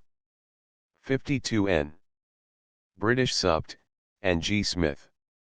53 1824 to 25. 54 CF Cam. Mod. History, 375, 376. Chapter 3 Teacher and Journalist. The spring of 1836 found Whitman in New York. 55 He was in his 17th year, had now learned his trade, and had begun to write for the weekly papers, among others, contributing occasionally to the handsome and aristocratic pages of the Mirror, perhaps the best of its class. 56 He lived in that journalistic atmosphere which encourages expression and turns many a clever lad into a prig. Walt was self-sufficient, but there was nothing of the prig. 57 in him.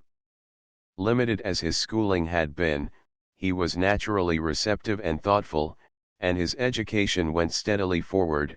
He made friends with older men, and with men of education from whom he learnt much. And now he became a teacher.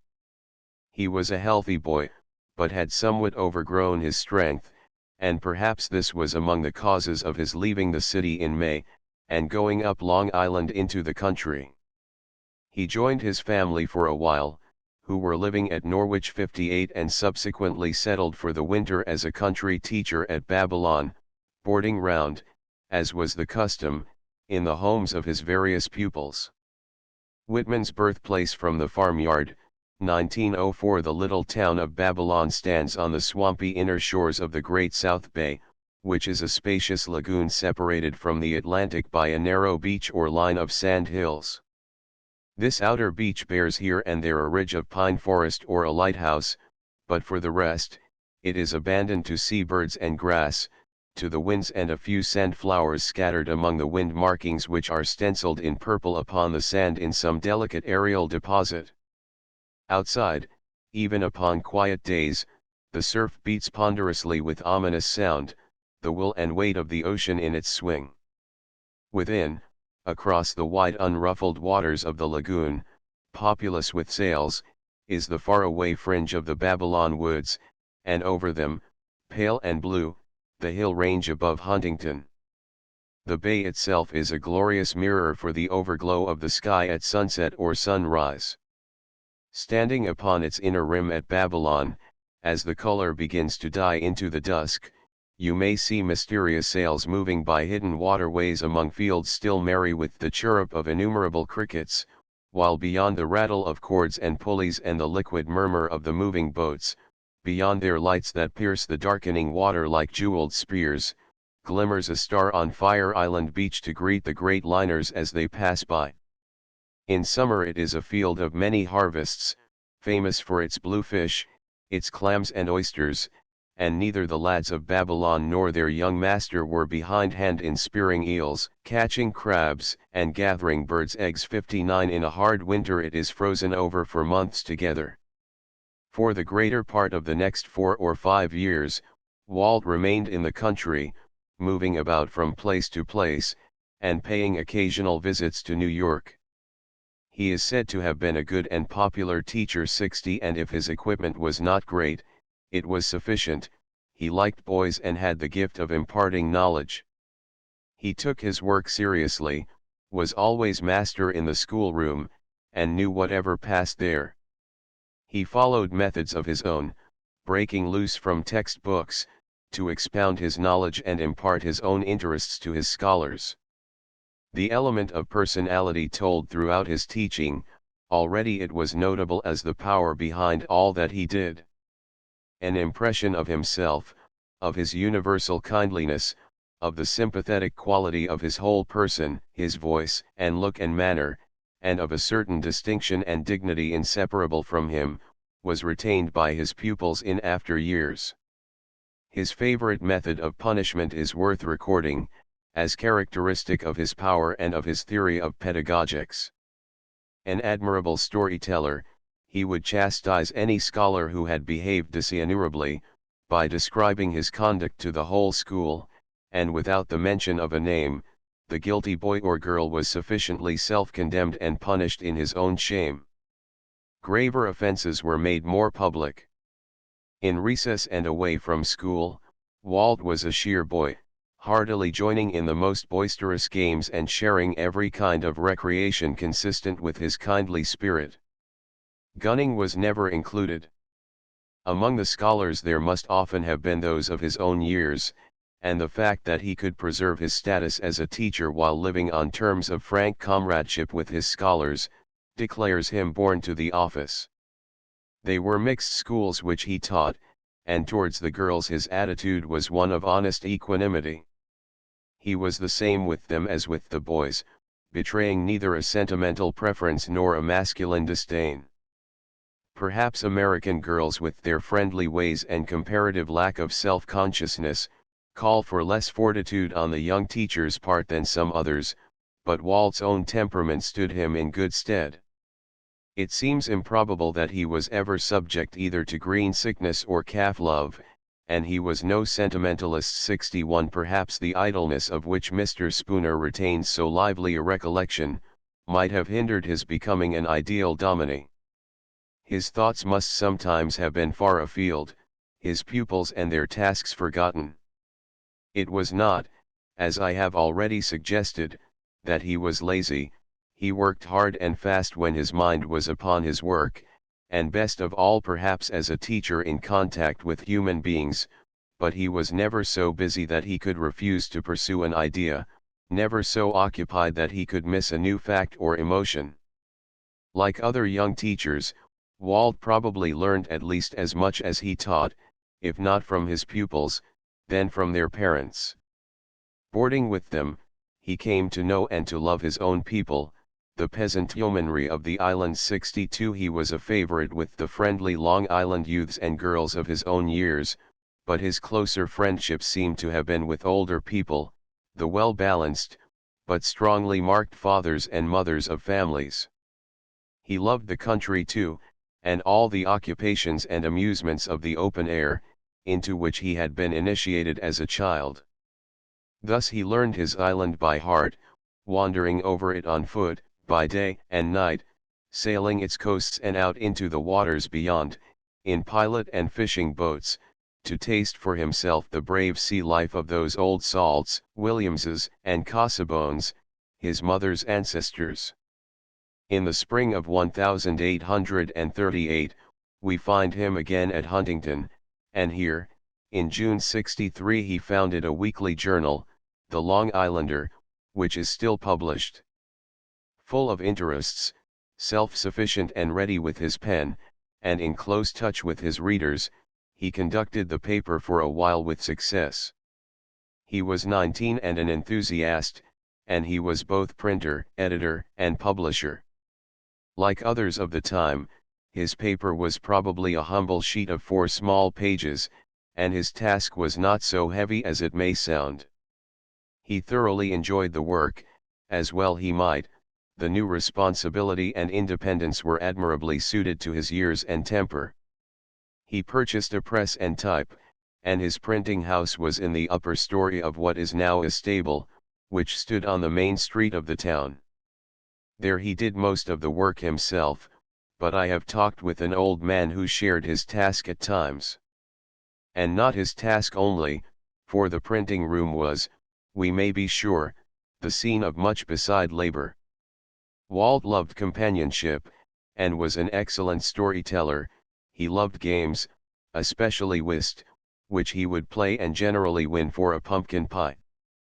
But when he worked like the mischief, as the saying is. 64 And when he said so his companions knew that they must go. They must have recognized, if they thought about him at all in that way, that while he made no display of his knowledge he knew far more than they, and while he was an excellent comrade, it would not do to treat Walt with too great familiarity. As to his talk, it was clean and wholesome and self-respecting. He was too much of a man already to resort to the mannish tricks of many youths. He had, moreover, at this time, a tinge of Puritanism, which did him no harm. He neither smoked nor drank nor swore. He contemned practical jokes. Maybe there was less of Puritanism about him than of personal pride. He was himself from the beginning, belonged to no set, and went his own ways. He seemed to be everywhere and to observe everything without obtruding himself anywhere. And having purchased a horse, he carried the papers round to the doors of his readers in the surrounding townships. Often, afterwards, he recalled those long romantic drives along the glimmering roads, through the still fields and the dark oak woods under the half-luminous starry sky, broken by friendly faces and kind greetings. But before the year was out the appearance of the Long Islander became more and more irregular, till the patience of its owner and subscribers was exhausted. In the spring it ceased for a time, and when it reappeared it was numbered as a fresh venture under new management. Walt had gone back to school teaching at Babylon. 65 He continued this work for 2 years more, wandering from place to place, now at the Jamaica Academy, now at Woodbury, now at Whitestone. He was, at this time, a keen debater and politician, an abolitionist, a Washingtonian teetotaler, and ardently opposed to capital punishment. He took an active share in the stump oratory of 1840, when Van Buren of New York was for the second time the Democratic nominee for president. The fact, with the knowledge he always showed of the art of oratory, and the plans for lecturing which he afterwards drafted, seems to testify to a native capacity for public speaking, as well as a genuine and serious interest in the affairs of the nation. Walt Whitman was becoming recognized as a young man of ability. In spite of his nonchalant and friendly unassuming ways, he had pride and ambition. He felt in himself that he was capable of great things, and that it was time to begin them. Not very clear as to what his proper work might be, he took the turning of his inclination, and early in the summer of 1841 entered the office of the New World, as a compositor 66 to become for the next 20 years one of the fraternity of New York pressmen. His first success was achieved in the August number of the Democratic Review, one of the first American periodicals of the day, which counted among its contributors such writers as Bryant, Whittier, Hawthorne, and Longfellow. His Death in the Schoolroom, 67 appearing over the initials of W.W., caught the public fancy, and was widely copied by the provincial press. It is the study of a gruesome incident in Long Island country life, by turns sentimental and violent in its horror, and evidently intended as an argument against school flogging. It has a sort of crude power and its subject matter would have appealed to Hawthorne. It is by no means discreditable, but to us it seems verbose, and it is clumsy in its exaggerated style. Lugare is shown to us at one moment standing as though transfixed by a basilisk, and at another, every limb quivers like the tongue of a snake. Whatever its faults, they did not offend the taste of the hour. The Review welcomed his contributions, and some study from his pen appeared in its pages each alternate month throughout the next year, some being signed Walter Whitman in full.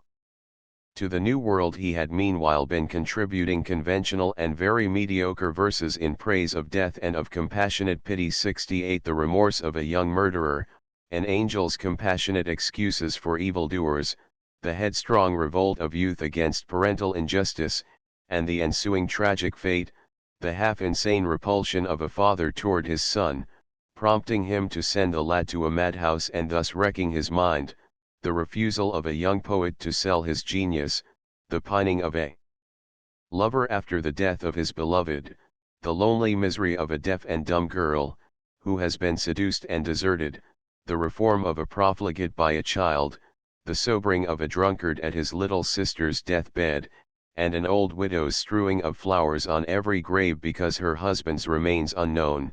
Such are the subjects with which he dealt. 69 His wanderings in Long Island had supplied him with incidents upon which to exercise his imagination. Those which he selected have always some pathetic interest, while several have an obviously didactic purpose. Whitman's moral consciousness was still predominant, he was an advocate of causes. But his morality sprang out of a real passion for humanity, which took the form of sentiment, a sentiment which was thoroughly genuine at bottom, but which in its expression at this time, became false and stilted enough to bear the reproach of sentimentality. In view of their author's subsequent optimism, it is interesting to note that all these studies are of figures or incidents, more or less tragic. Whitman was puzzling over the ultimate questions, the problem of evil, as seen in the sufferings inflicted by tyrannical power, and by callous or lustful selfishness, upon innocent victims, on the inscrutable tragedies of disease and insanity, and again, upon the power of innocence, of sorrow, and of love to evoke the good which he saw everywhere latent in human nature, and which a blind and heavy-handed legalitarian justice would destroy with the evil inseparable from it. The more he thought over these problems, the more he recognized the futility of condemnation, and the effectiveness of understanding love. The New World, upon which he was working, published the first American versions of some of the principal novels of the day. It reprinted several of the new poems of Tennyson from English sources and contained long notices of such works as Carlyle's Heroes and Hero Worship. In November 1842, it issued as an extra number Dickens's American Notes, the sensation of the hour, the author having been feted at the Park Theatre in February and announced Lytton Bulwer's Last of the Barons to follow. On the 23rd of the month, in the same fashion, appeared Franklin Evans, or The Inebriate, A Tale of the Times, by Walter Whitman. It was advertised as a thrilling romance by one of the best novelists in this country, and the proprietors of the magazine expressed their hope that the well-told incidents of the plot and the excellence of the moral would commend the book to general circulation. Nor were they disappointed. It is said that 20,000 copies were sold. The book, then, achieved a tolerable success, and its author profited to the extent of some £40. Copies of Franklin Evans are now excessively rare, and one may say with confidence they will remain so. For the tale will never be reprinted. It claims to be written for the people and not for the critics, and even the people are unlikely to read it a second time. It is an ill-told rambling story of a Long Island lad who, going to the metropolis and taking to drink, falls through various stages of respectability till he becomes a bartender. He marries and reforms, but presently gives way again to his habit, his wife then dies, and he falls lower. Eventually he is rescued from jail, and signs the old pledge against ardent spirits. Then he goes to Virginia, where he succeeds in fuddling his wits with wine, and marries a handsome Creole slave. Forthwith he becomes entangled with a white woman who drives his wife to the verge of madness, until a tragic fate releases him from them both, and the story concludes with his signature to the pledge of total abstinence. The author recommends it to his readers, and breaks out into praises of the Washingtonian Crusade, foretelling its imminent and complete victory over the armies of drink. The pages are diversified by Indian and other narratives impertinent to the plot, and by invectives against the scornful attitude of the pious and respectable toward those who are struggling in the nets of vice. The whole book is loosely graphic and frankly didactic, its author declaring his wish to be improving, though he will keep the amusement of his readers in view. He opines that in this temperance story he has found a novel and a noble use for fiction, and if his first venture be successful, be assured it will be followed by a second. It is difficult to treat Franklin Evans seriously. That Whitman was at the time a sincere advocate of the more extreme doctrines of temperance reform can hardly be doubted. But in after years the whole incident having become a matter of amusement to its author, not wholly unmingled with irritation when, as sometimes, it was thrust upon him anew by reformers as ardent as he had once been, he would laugh and say with a droll deliberation that the story was written against time one hot autumn in a Broadway beer cellar, his dull thoughts encouraged by bubbling libations. One suspects a humorous malice in the anecdote, belonging rather to his later than his earlier years. It may be noted, however, that while Whitman commended the pledge, he also commended a positive policy of counter-attraction to all the young men who scanned his pages, to wit, an early marriage and a home, though he himself remained a bachelor. Franklin Evans was honest enough. Young Whitman was serving the adorable Lady Temperance with fervour, if not with absolute consistency. He knew her cause to be a good one, but he found that, in this form, it was not quite his own, and he was too natural not to be inconsistent. He had not yet come to his own cause, nor for that matter to himself. And thus his essay became a tour de force. As he did not repeat it, we may suppose he was as little satisfied as those who now waste an hour upon this thrilling romance. He was now in the full stream of journalistic activity.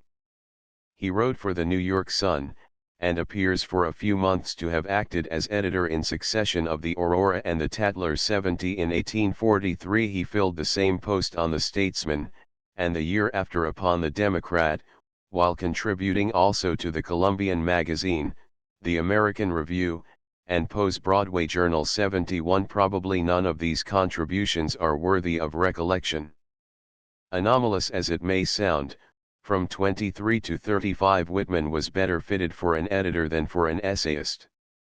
He was clever without being brilliant, he had capacity but no special and definite line of his own. His strength lay in his judgment, and upon this both friends and family learned to rely. Several of the papers for which he wrote were party organs. It may have been that his political services in 1840 won him an introduction to the editors of the Democratic Review, and helped him on his further way. In any case, it is certain that he frequented the party's headquarters in the city.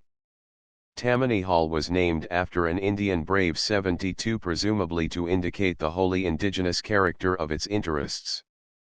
Towards the end of the 18th century, it seems to have become the seat of a society of old Knickerbockers, gathered partly for mutual protection against certain groups of foreign immigrants who had shown a hostile disposition, and partly in opposition to the aristocratic Cincinnati society presided over by Washington. During Jefferson's presidency it became a political center, and was identified with the Democratic Party from the time of its reorganization under Jackson in New York State. The Democrats failed to elect Van Buren, and were in opposition from 1840 to 1844. During the electoral struggle, a Baltimore journal had spoken slightingly of the humble character of Harrison, the Whig candidate 73 better fitted, it pronounced, for a Western log cabin and a small pension than for the White House. Harrison, like Andrew Jackson, was an old soldier. He had beaten the Indians long ago in a fight at Tippecanoe, and that, together with the simplicity of the Cincinnatus, the imaginary log cabin, the coonskins and hard cider, which made him the impersonation of the frontiersman to whom America owed so much, being all artfully exaggerated by party managers, caught the fancy of the whole country, which rang for months together with the refrain of Tippecanoe and Tyler too. Harrison died immediately after his inauguration and Vice President Tyler took his place. In Tammany's back parlor, Walt made the acquaintance of many notables, and not least, of an old Colonel Fellows 74 who loved to discuss Tom Paine over a social glass, and to scatter to the four winds the legends of inebriety which had gathered about his later years of poverty and neglect. But that Whitman was a violent partisan even at this time, seems to be disproved by the fact that in 1843 or 1844 he contributed political verses to Horace Greeley's Tribune, a paper which had grown out of the Whig election sheet 75, and though, like his father, he adhered now and always to the general political tradition of the Democrats, was a free trader, jealous of the central power, and voted with his party till it split in 1848, he was as good an abolitionist as Greeley himself. Indeed, both the Tribune poems are inspired by the theme of slavery, and as if in witness to the reality of their inspiration, he breaks for the first time into the irregular meters he was to make his own 76. A religious ardor breathes from these singular scriptural utterances. The first, Blood Money, is a homily on the text, guilty of the body and the blood of Christ. In the slave, whom he describes as hunted from the arrogant equality of the rest, he sees the new incarnation of that divine youth whose body Iscariot sold and is still selling. It is an admirable piece of pathos, fresh, direct and unmannered, and by far the most individual and striking thing Whitman had done. And it was the only one which could be regarded as prophetic of the work that was to follow. Especially is this felt in such lines as the cycles, with their long shadows, have stalked silently forward, since those ancient days, many a pouch enwrapping meanwhile its fee, like that paid for the Son of Mary. The piece was signed Paumanok, as also was a Doughface song, which appeared in the Evening Post. The second of the Tribune poems, Wounded in the House of Friends, 77, is inferior to the first in poetic merit, though adopting a somewhat similar medium. It is a rather violent denunciation of those intimates of freedom whose allegiance to her can be bought off $1 dearer to them than Christ's blessing, elderly doughfaces whose hearts are in their purses. It was upon Northern traitors to the cause rather than upon the people of the South, that Whitman poured out his indignation, and this position he always maintained. The Tribune itself was at the time an ardent supporter of Clay's candidature for the presidency, but Clay subsequently trimmed upon this very question, and this action, by alienating the anti-slavery party in New York, resulted in his defeat at the polls. Whitman's political poems suggest already that loosening of ties which separated him a few years later from the main body of his party, but in 1844, following the lead of advanced Democrats like W.C. Bryant, he worked actively for Polk, the party candidate, who became President 78. We cannot too often remind ourselves that the later republicanism of the 60s was supported by men who had been Free Soil Democrats as well as by certain of their Whig opponents. Meanwhile, it was to the radical wing of his party that young Whitman belonged. Though engaged in the political struggle, he was by no means absorbed in it. His profession encouraged his natural interest in the affairs of his country, but not in the political affairs alone. He shared in the social functions of the city and its district. He frequented lectures and races, churches and auction rooms, weddings and clam bakes. 79 He spent Saturday afternoons on the bare and then unfrequented sand ridge of Coney Island, bathing, reading and declaiming aloud, uninterrupted by a single one of the hundreds of thousands who now fill the island with their more artificial holiday-making and their noisier laughter. In those days one did not require a costume to bathe on Coney Island beach. Nearer than Coney Island, Brooklyn Ferry was always one of his favorite haunts. Walt had always loved the boat as well as the river. As a child he had seen the horses in the roundhouse give place to the engine with its high smokestack. The captain and the hands were old friends, and he never tired of watching the passengers. Who does not feel the delight of such a ferry, the swing of the boat, the windy gleam in the sky, the lights by day or night upon the water, the sense of weariless and unceasing movement as of life itself?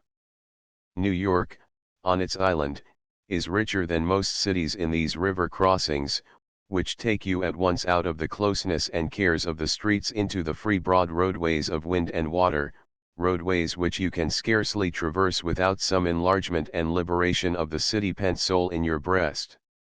And in the city itself he had 1,000 interests. 81 He went wherever people met together for any purpose. He had a critic's free pass to the theaters and was often at the opera and circus. He frequented the public libraries too, and the collections of antiquities, but most of all he loved to read in the open book of Broadway. Up and down that amazing torrent of humanity he would ride, breasting its flood, upon the box seat of one of the stages, beside the driver. From time to time he would make himself useful by giving change to the fares within, when he was not already too fully occupied declaiming the great passages from his favorite poets into the ears of his friend. The fullness of human life surging through the artery of that great city exhilarated him like the west wind or the sound and presence of the sea.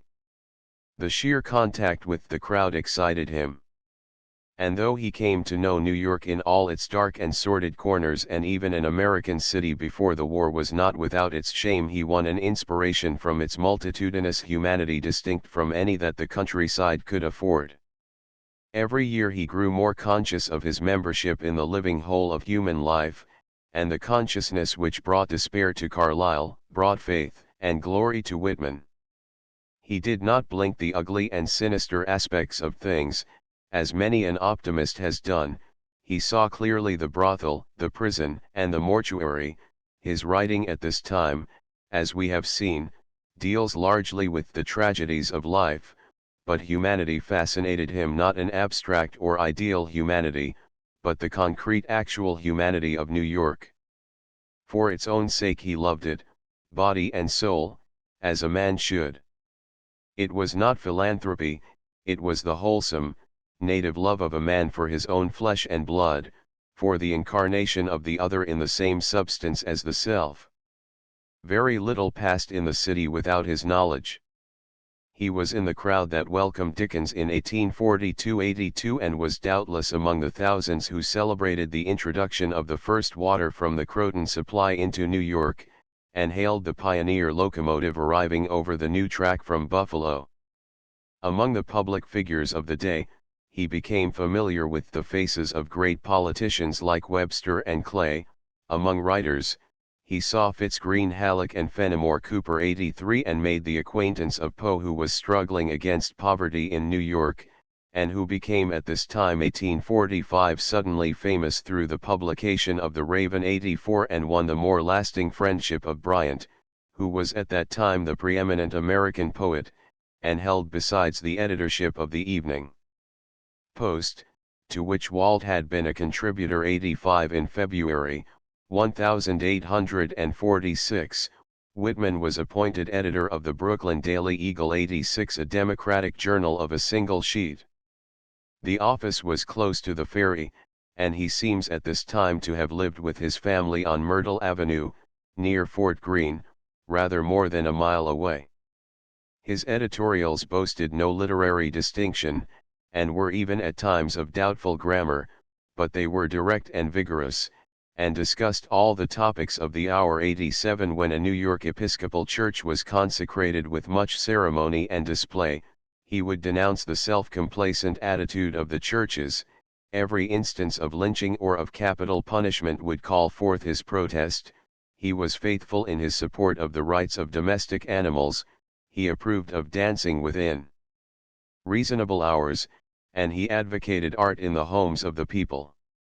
Largely owing to his persistent advocacy, the old battleground of Fort Greene was secured to Brooklyn as a park. In dealing with the immediately critical question of relations with Mexico, while he anticipated extension of territory without dismay, he uttered his warning against the temper which prompts a nation to aggressive acts. "We fear," he said, 88, "our unmatched strength may make us insolent. We fear that we shall be too willing, holding the game in our own hands, to revenge our injuries by war, the greatest curse that can befall a people, and the bitterest obstacle to the progress of all those high and true reforms that make the glory of this age above the darkness of the ages past and gone." The admission of Texas into the Union, in 1845, was soon followed by a war with Mexico, which eventually completed the filibustering work of Houston by the annexation of New Mexico and California. This territorial expansion was pushed forward, as we noted before, by Polk and the Democrats in the interests of the South. 89 But the fact that it was Wilmot, a Free Soil Democrat, who introduced the celebrated proviso to an appropriation of money for the war, proposing to exclude slavery from all territory which might be acquired from Mexico, reminds us of the division within the party which resulted in a split 2 years later. The country at this time was in a condition of feverish irritation, and the war spirit was only too easily aroused. In 1847, it threatened to burst into flame over a territorial dispute with Great Britain. America claimed the latitude of 54.40 as the northern boundary of Oregon, and for a while, under the Jingo president, the country rang with the insane alliterative cry of 5440 or Fight. 90 A spirited foreign policy is the universal panacea of the charlatan. It is his receipt for every internal disorder, and it was continually being prescribed to America during the next 15 years. This was indeed the charlatan's hour, when the official policy of the dominant Democratic Party oscillated between jingoism and what was afterwards known throughout America as squatter sovereignty. It was the repudiation of the Wilmot Proviso, and the adoption of the new doctrine which Douglas afterwards made his own, that drove Whitman into revolt. He was comfortably seated in his editorial chair, where he might have remained for years had his radical convictions permitted. Though the owners of the Eagle were Orthodox Party men, the editor's anti-slavery attitude was not concealed. 91 And indeed could not be. Their criticism of his editorials caused him immediately to throw up his post. He would not compromise on the question, and he would not brook interference. It was January, 1848, when he left the Eagle. 92 and a few weeks later he was making his way south to New Orleans. Whitman had joined the Barn Burners or Van Buren men of New York State, who now became Free Soil Democrats, making the Wilmot Proviso their platform. 93 In opposition to the Hunkers, who denounced it. As to the Whigs, they burked the whole matter, and contrived in their nominating convention to silence the question by shouting, The Democratic Party found its real platform in the nostrum of squatter sovereignty, the specious doctrine that in each new state the citizens should themselves decide upon their attitude toward slavery, deciding for or against it when drawing up a constitution. To this, Lewis Cass, its candidate for the presidency, subscribed. But the barn burners put forward Van Buren, a former president, and a Democrat of the school of Jefferson and Jackson, who was also supported by the anti-slavery party. His policy was to confine slavery within its actual limits, no more slave states, no more slave territory. As a consequence of the Democratic split in the Empire State, the 36 electoral votes of New York were given to the Whig candidate, General Taylor, the Mexican conqueror, and he became the next president.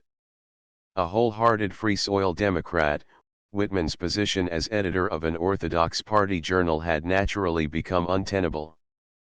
Footnotes: 55 manuscripts Harned. 56 Comp. Prose, 187. 57 Wit. Fellowship, 94, Traubel. 58 manuscripts Harned. 59 Comp. Prose, 7-9. 60 Wit. Fellowship, 94, C.A. Rowe, Johnston, 114. 61 Wit. Fellowship, Rowe, in Re, 34. 62 Comp. Prose, 10, 11, 521. 63 IB, 10, 11, 188, Thompson, 476, Burroughs, A, 28. 64 Wit. Fellowship, 94, Traubel. 65 manuscripts Harned. 66 Ibid. 67 Comp. Prose, 336. 68 New World, November 20, December 18, 1841. 69 Comp. Prose, 340-370, Democratic Review, etc. 70 manuscripts Harned, Comp. Prose, 188. 71 Comp. Prose, 12, 196. 72 New York Mirror, 1833, 87. C. F. Larned. 73 Cam. Mod. History, 389. 74 Comp. Prose, 90. 75 Mem. History, 4, 157. 76 Comp. Prose, 372. 77 IB, 273. 78 Buck, 23. 79 IB, 21. 80 Comp. Prose, 11. 81 Comp. Prose, 11-14, 426, 519. 82 Comp. Prose, 11. 83 IB, 11, 12. 84 Allebone's Dictionary. 85 Comp. Prose, 196. 86 manuscripts Harned. 87 Atlantic Monthly, Ski, 679.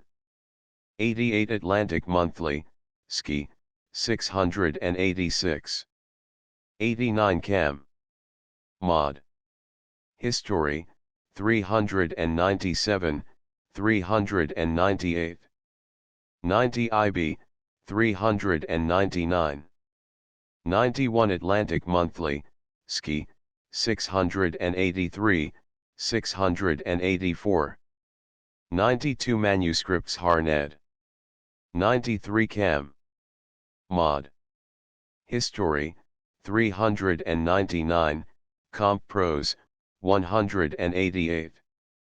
Chapter 4 Romance, 1848. Whitman was nearly 29, and had not, so far as I can discover, wandered beyond the limits of his own state 94, nor had he experienced, to our knowledge, any serious affair of the heart. The only trace of strong personal emotion in his writing hitherto is that which we found in the Tribune poems, dictated by the passion of human solidarity. Blood Money is probably the only thing which he had yet produced from the deeper regions of consciousness. It is the only piece of real self-revelation which he had yet confided to the world. Now we come suddenly upon a time of wandering, over which he himself has drawn a veil which covers, we cannot for a moment doubt, one of the most important incidents of his life. But it is a veil which we are unable to raise. 95 Walking in the lobby of the old Broadway Theater, between the acts, one February night 96, Whitman was introduced to a Southern gentleman. A quarter of an hour later he had engaged to go south, to assist in starting the Crescent, a daily paper in New Orleans. On the 11th of the month he set out. 97 The South was as unknown to him as it still remains to the majority of Northerners, and the South must have been as strange and fascinating to the son of Mannahatta as are the shores of the Mediterranean to a Londoner. An air of romance seems to breathe from his every reference to this period, and it may well be that the passionate attraction which afterwards drew his memory to the magnet South had some personal incarnation. Bidding a hasty goodbye to his family and friends, he left New York and made his way 98 through populous Pennsylvania, and over the Alleghenies to Wheeling on the Ohio River, where he found a small steamer, and in it descended leisurely, with many stops by the way, through the recently settled lands of Ohio, Indiana, Kentucky, and Illinois, into the Mississippi, the father of waters, thenceforward pursuing his voyage for more than 1,000 miles along that greatest of American highways, to the borders of the Mexican Gulf. For the first time his eyes saw how vast was his country, he realized the South, and he understood the significance of the political struggle for the control of the New West. He was almost afraid as he journeyed, not so much at the immensity of the prospect, as because he felt himself upon the verge of the unknown and its mysteries, and his feelings found utterance in some verses written on the voyage and subsequently published surely, with a smile at the critics in his collected prose. As they illustrate his mood at the time, and afford the best example of his skill as a maker of conventional verses, I may quote from them here. After describing the fantastic forms which line the margins of the forest-bordered river, he proceeds: Tide of youth, thus thickly planted, while in the eddies onward you swim, thus on the shore stands a phantom army, lining forever the channel's rim. Steady, helmsman. You guide the immortal, many a wreck is beneath you piled, many a brave yet unwary sailor over these waters has been beguiled. Nor is it the storm or the scowling midnight, gold, or sickness, or fire's dismay, nor is it the reef or treacherous quicksand will peril you most on your twisted way. But when there comes a voluptuous languor, soft the sunshine, silent the air, bewitching your craft with safety and sweetness, then, young pilot of life, beware. 99 The lines are not of the best, but they are suggestive. They seem to express the lurking fear of one heartily bred in the North, when first he feels upon his face the breath of the seductive South. His strenuous self-sufficiency is imperiled. A strange world of sensations surrounds him, awakening in himself a world of emotions as strange. It is suggested to him that he is not quite the man that he supposed, that there is another side to his character, and he resents the suggestion. For who will willingly begin over again the task of self-discovery? The conservative organizing active ego fears the awakening of the adventurous, receptive ego. I think Whitman was startled as he realized how little as yet he understood himself, or was willing to accept his whole soul if it should rise up and face him. New Orleans about the time of Whitman's visit, from a print. The New Orleans of '48 must have been the most romantic and perhaps the most prosperous city in the Union. It was the center of Western commerce, as well as of Mexican filibustering, its great hotels, The St. Charles and the St. Louis were the rendezvous of planters and merchants, politicians and adventurers, and of the proudest aristocracy in the States 100. It was a gay city, with its Creole women and Spanish men, its dancing and its play, its masks and dominoes, its duels and carnivals, gay as only an old city can be gay, with the contrast between age and youth.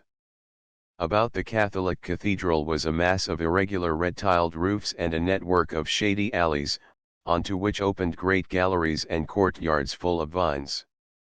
Scent of roses and the caressing sound of Creole singing stole upon the languorous breaths of the warm humid air, breaths which lazily stirred the golden rod that overgrew the dormer windows, the old Venetian blinds, the geraniums and the clothes hanging in the sun. Along the alleys went the priests in their black skirts. Through the doorways one saw red floors sanded and clean, and quaint carved furniture, heirlooms of generations, or caught a glimpse of some old garden with its fountains and lilies, its violets and jonquils, myrtle and jessamine. Everywhere flowers and singing birds, and the soft quaint Creole phrases falling with the charm that only southern lips confer. Such was the old French Quarter.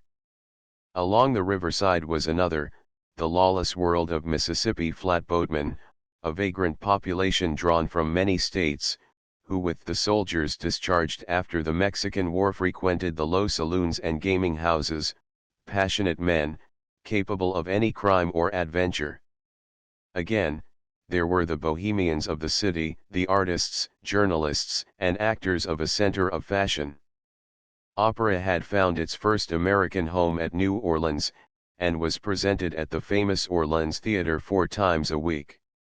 Whitman, the opera-goer, must often have been there.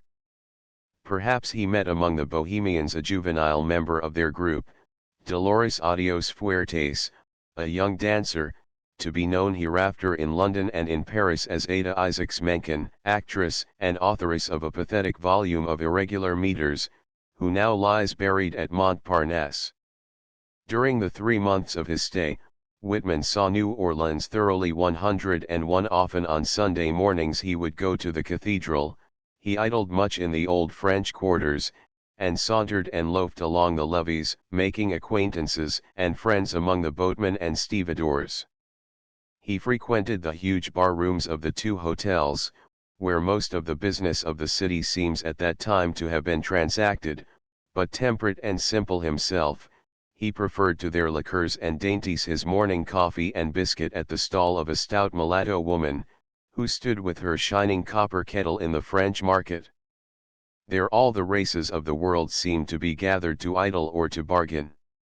He went also to the theaters, where he talked with the soldiers back from the Mexican War, among the rest, with General Taylor, soon to be president, a jovial, genial, laughter-loving old man, one of the plainest who ever went to the White House, where he died soon after his inauguration in 1849. Whitman appears to have been thoroughly enjoying himself, when suddenly about the end of May, he made up his mind to return to the North. His brother Jeff, a lad of 15, who had accompanied him and was working in the printing office, was homesick and out of health. The climate with its malarial tendencies did not suit him. Walt was always devoted to this young brother, who had been his companion on many a Long Island holiday, tramping or sailing 102, and becoming alarmed at his condition, hurried him away. There were other reasons which, he says, made him wish to leave the city, but as he does not specify 103 them himself, we can only follow the indications in guessing at their nature. We know they were not connected with his work.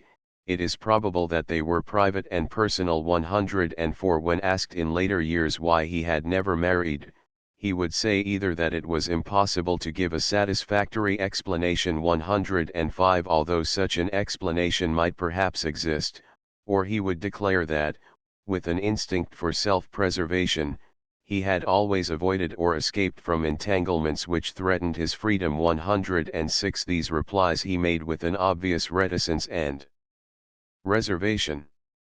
he who professed to make so clean a breast of his own shortcomings, and who in his last years required that records of himself should err in being somewhat over-personal, deliberately concealed certain important incidents in his life.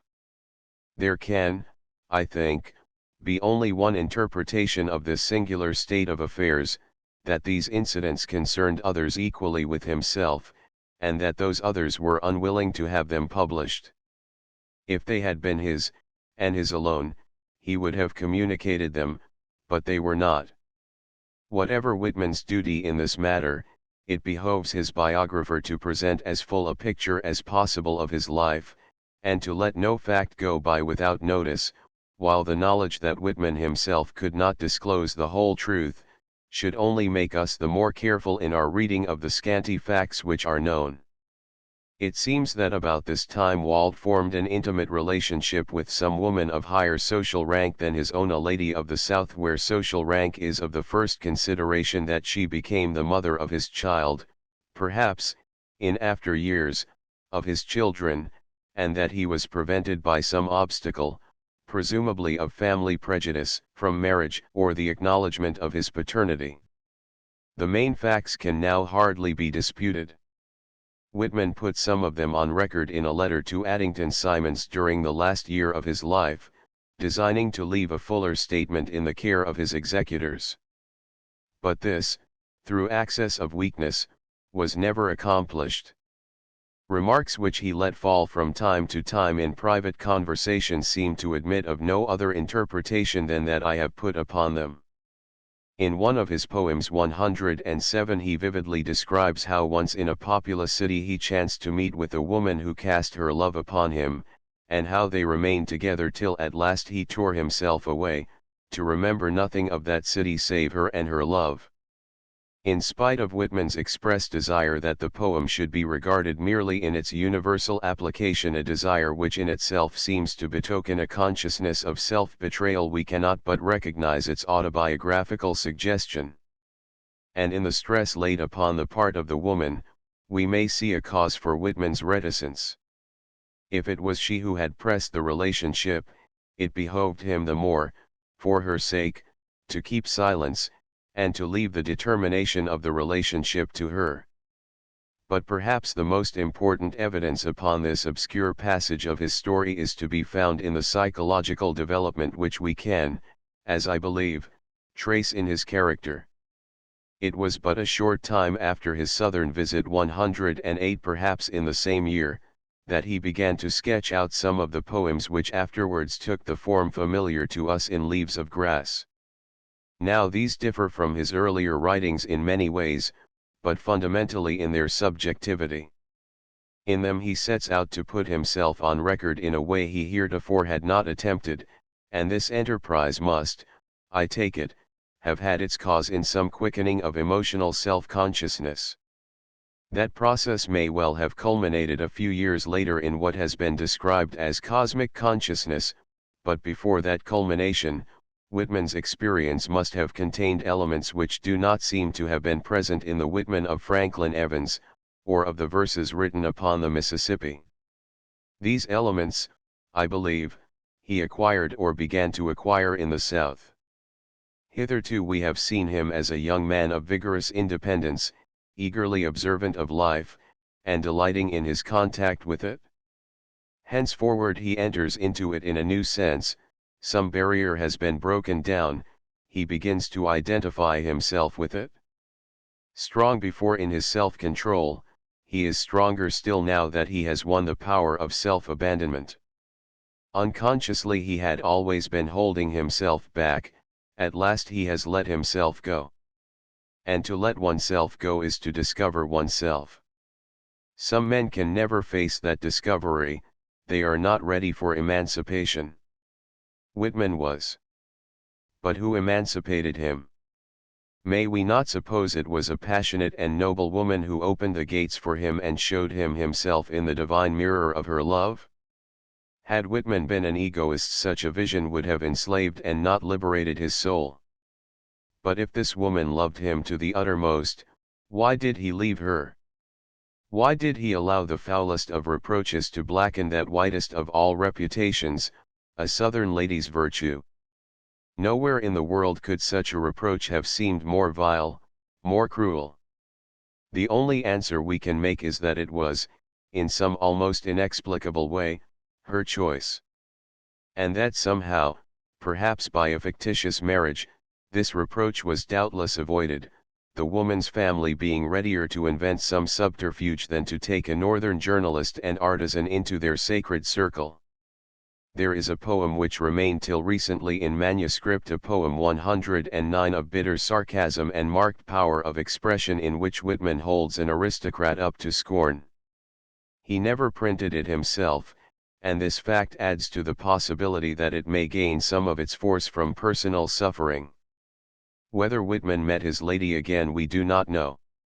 There is no record of a second visit to the South, though there is no evidence to disprove such a visit, rather indeed, to the contrary, for Whitman speaks in one of his letters 110 of times South as periods in which his life lay open to criticism, and refers, elsewhere 111 to his having lived a good deal in the Southern states.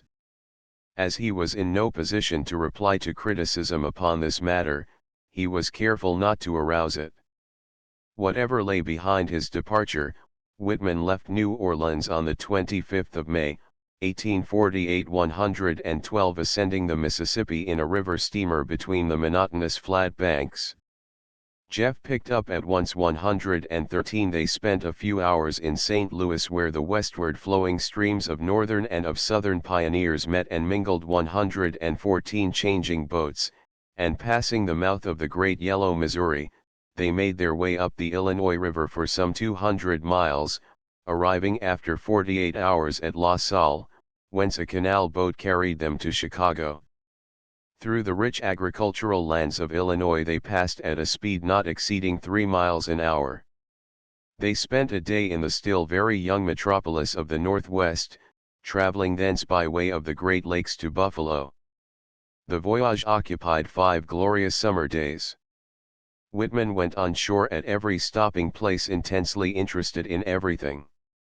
He was so delighted with the state of Wisconsin, which was about this time admitted to the Union, that he dreamed of settling in one of its new clean townships, and he carried away with him definite impressions of the towns of Milwaukee, Mackinac, Detroit, Windsor, Cleveland, and Buffalo.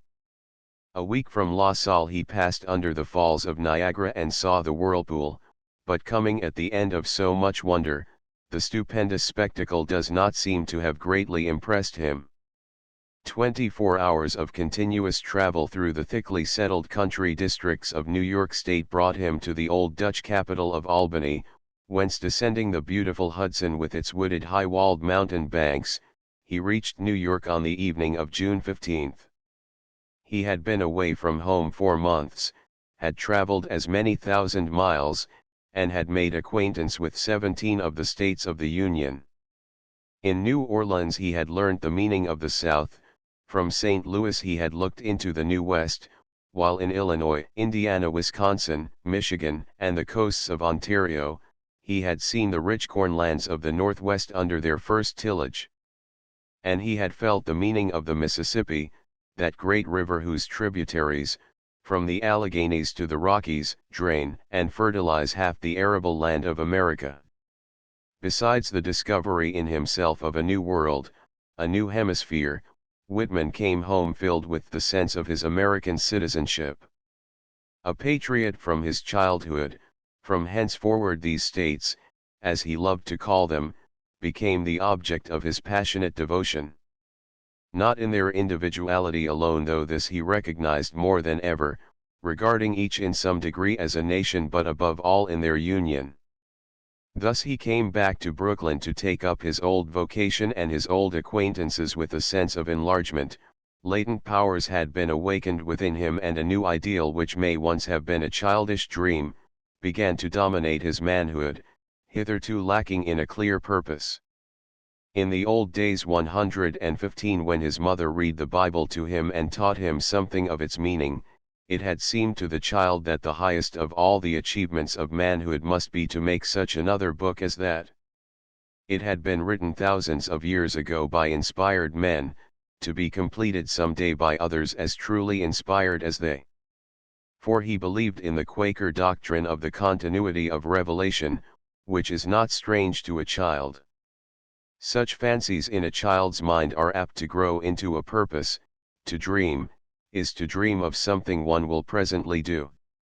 If the dream is wholly beyond the range of possible accomplishment, a cloud of disillusionment descending on the face of youth will blot it out, but if it is not, it may become an ideal which will shape the whole of manhood as sternly as any fate. To be an American prophet poet, to make the American people a book which should be like the Bible in spiritual appeal and moral fervor, but a book of the New World and of the New Spirit, such seems to have been the first and the last of Whitman's daydreams. It must have come to him as a vague longing when he was still very young, and he was never so old as to lose it. Now on his return from this long journey, his mind full of America and full of profound and mystical thoughts concerning love and the soul's relation to the world, the dream began to struggle in him for utterance. It was 7 years before it found itself a body of words, but henceforward it took possession of his life. Footnotes: 94 descriptions of Virginia in Franklin Evans being probably derived from hearsay. 95 Camden, XXXV. 96 Comp Prose, 14, 188, 522. 97 Manuscripts Harned. 98 Burroughs, 82. 99 Comp Prose, 374, see also Rejected Passages in Camden. 100 Historical Sketchbook and Guide to N.O., 1885. 101 Comp Prose, 251, 439 to 443, Buck, 24. 102 Comp Prose, 514. 103 IB, 441. 104 see Appendix B. 105 in Re, 323. 106 Buck, 60. 107 L of G, 94. 108 in Re, 116, L of G, 434, Buck, 135, CF Infra, 89, 103. 109 Camden, 3, 261, 262. 110 Letter to A. J. Simons, C. Infra, Appendix B. 111 Comp Prose, 522. 112 Camden, Thursive. 113 Comp Prose, 441 to 43. 114 cf. Winston Churchill, The Crisis. 115 cf. L of G, 434. Chapter V. Illumination. Whitman returned to Brooklyn about the time that Free Soil Democrats and Liberty men were uniting at Buffalo on the ticket and platform which I have already described. He established a small bookstore and printing office on Myrtle Avenue 116 and commenced the publication of the Freeman, a weekly first, but afterwards a daily paper. The venture continued for about a year but eventually proved unsuccessful. Its failure may have been due to the comparatively small circle of readers which the Free Soil Party in Brooklyn could provide, or it may have resulted from the same lack of regularity which killed the Long Islander. It is not improbable that Whitman wearied of the continuous mechanical production demanded by the ownership and management of a daily paper. He was not methodical, and his mind was struggling with ideas which made him restless in harness, ideas so large and fundamental that much of the merely ephemeral detail of journalism must have become irritating and irksome. When the Freeman collapsed, it was a bondage broken, and its owner and editor became a freeman himself. His father was some 60 years of age and failing in health, and for lack of anything more suited to his state of mind, Walt joined him, taking up his business and becoming a master carpenter, building small frame houses in Brooklyn and selling them upon completion as his father had been doing these 30 years. Brooklyn was growing fast, and the Whitmans prospered. Walt lived at home and spent little. He was soon on the way to become rich. What was more important, he was now the master of his own time, and carpentering left his mind free to work entirely in its own way. He was no longer being pushed for copy. When the mood was urgent he could idle, that is to say, he could give himself up to his thoughts. He could dream, but the saw in his hand and the crisp timber kept him close to reality. He was out of doors, too, and among things rather than thoughts, so that his ideas were but rarely bookish. Yet though he was the opposite of bookish he was not ill-read. He always carried a volume or part of a magazine in his knapsack with his midday dinner 117, and every week for years he had visited Coney Island Beach to bathe there and to read. He watched the English and American reviews, bought second-hand copies whenever they contained matter of interest to him, tore out his prize and devoured it with his sandwich. He loved especially to read a book in its native elements, the Inferno 118 in an ancient wood, Homer in a hollow of the rocks with the Atlantic surf on either hand, while he saw all the stage plays of Shakespeare upon the boards. He had always remained faithful to Scott, and especially to the border ballads of his collection, with their innumerable and repaying notes. He studied the Bible systematically and deliberately, weighing it well and measuring it by the standards of outdoor America in the 19th century. In the same way and spirit he had read and reread Shakespeare's plays before seeing them, until he could recite extended passages, and he had come to very definite conclusions about their feudal and aristocratic atmosphere and influence. He read Aeschylus and Sophocles in translations, and felt himself nearer to the Greeks than to Shakespeare or the Middle Ages. It is interesting to note that he barely mentions Euripides, most modern of the Hellenes, the poet of women, and was evidently little acquainted with Plato. Surely if he had read the Republic or the Symposium there could be no uncertainty upon the matter. But about another poet, as opposed to Plato as any in the category, there is no shade of doubt. Whitman, like Goethe and Napoleon, was a lover of that shadowy being whom Macpherson exploited with such success. Ossian the Celt 119. Ossian is dead, and for good reasons. We can do much better than read Ossian today, but with all his mouthings and in spite of the pother of his smoke, he is not without a flavour of those Irish epics which are among the perfect things of pure imagination. And when one thinks of the 18th century with its town wit, one cannot wonder at the welcome Macpherson's Ossian won. Great billowy sea mists engulf its reader, and through them he perceives phantom forms, which, though they are but the shadows of men, are pointed out to him for gods. But at least the sea is there, and the wind and an outdoor world. Whitman was not blind to the indefinite and misty in Ossian 120. He himself clung to the concrete, and though he could rant he preferred upon the whole to use familiar phrases. But he loved Ossian for better, for worse. And we may add as a corollary he disliked Milton 121 in the case of the foreign classics I have mentioned, and of others like Don Quixote, Rousseau, and the stories of the Nibelungen 122. He fell back upon translations, and in works of classical verse, often upon prose. He declaimed the Iliad in Pope's heroics, but he studied it according to Buckley 123 as a journalist and writer for the magazines. He had become more or less acquainted with contemporary literature, but, with few exceptions only, it seems to have affected him negatively. He knew something of Wordsworth, Byron, and Keats 124. The first he said was too much of a recluse and too little of a lover of his kind. Byron was a pessimist, and in the last of the three he seemed only to find one of the oversensitive products of civilization and gentility. Tennyson, whose Ulysses, 1842, was a special favorite, interested him from the beginning, though Whitman always resented what he called his feudal atmosphere. 125 It is doubtful whether he had yet read anything of Carlyle's, though he would be acquainted with the ideas of heroes and hero worship. Among Americans, he was apparently most familiar with Bryan and with Fenimore Cooper.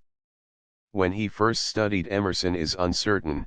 He seems to have known him as a lecturer, and could not have been ignorant of the general tendencies of his teaching. 126 Longfellow's Evangeline, Lowell's Biglow Papers and Whittier's Voices of Freedom were the talk of the time.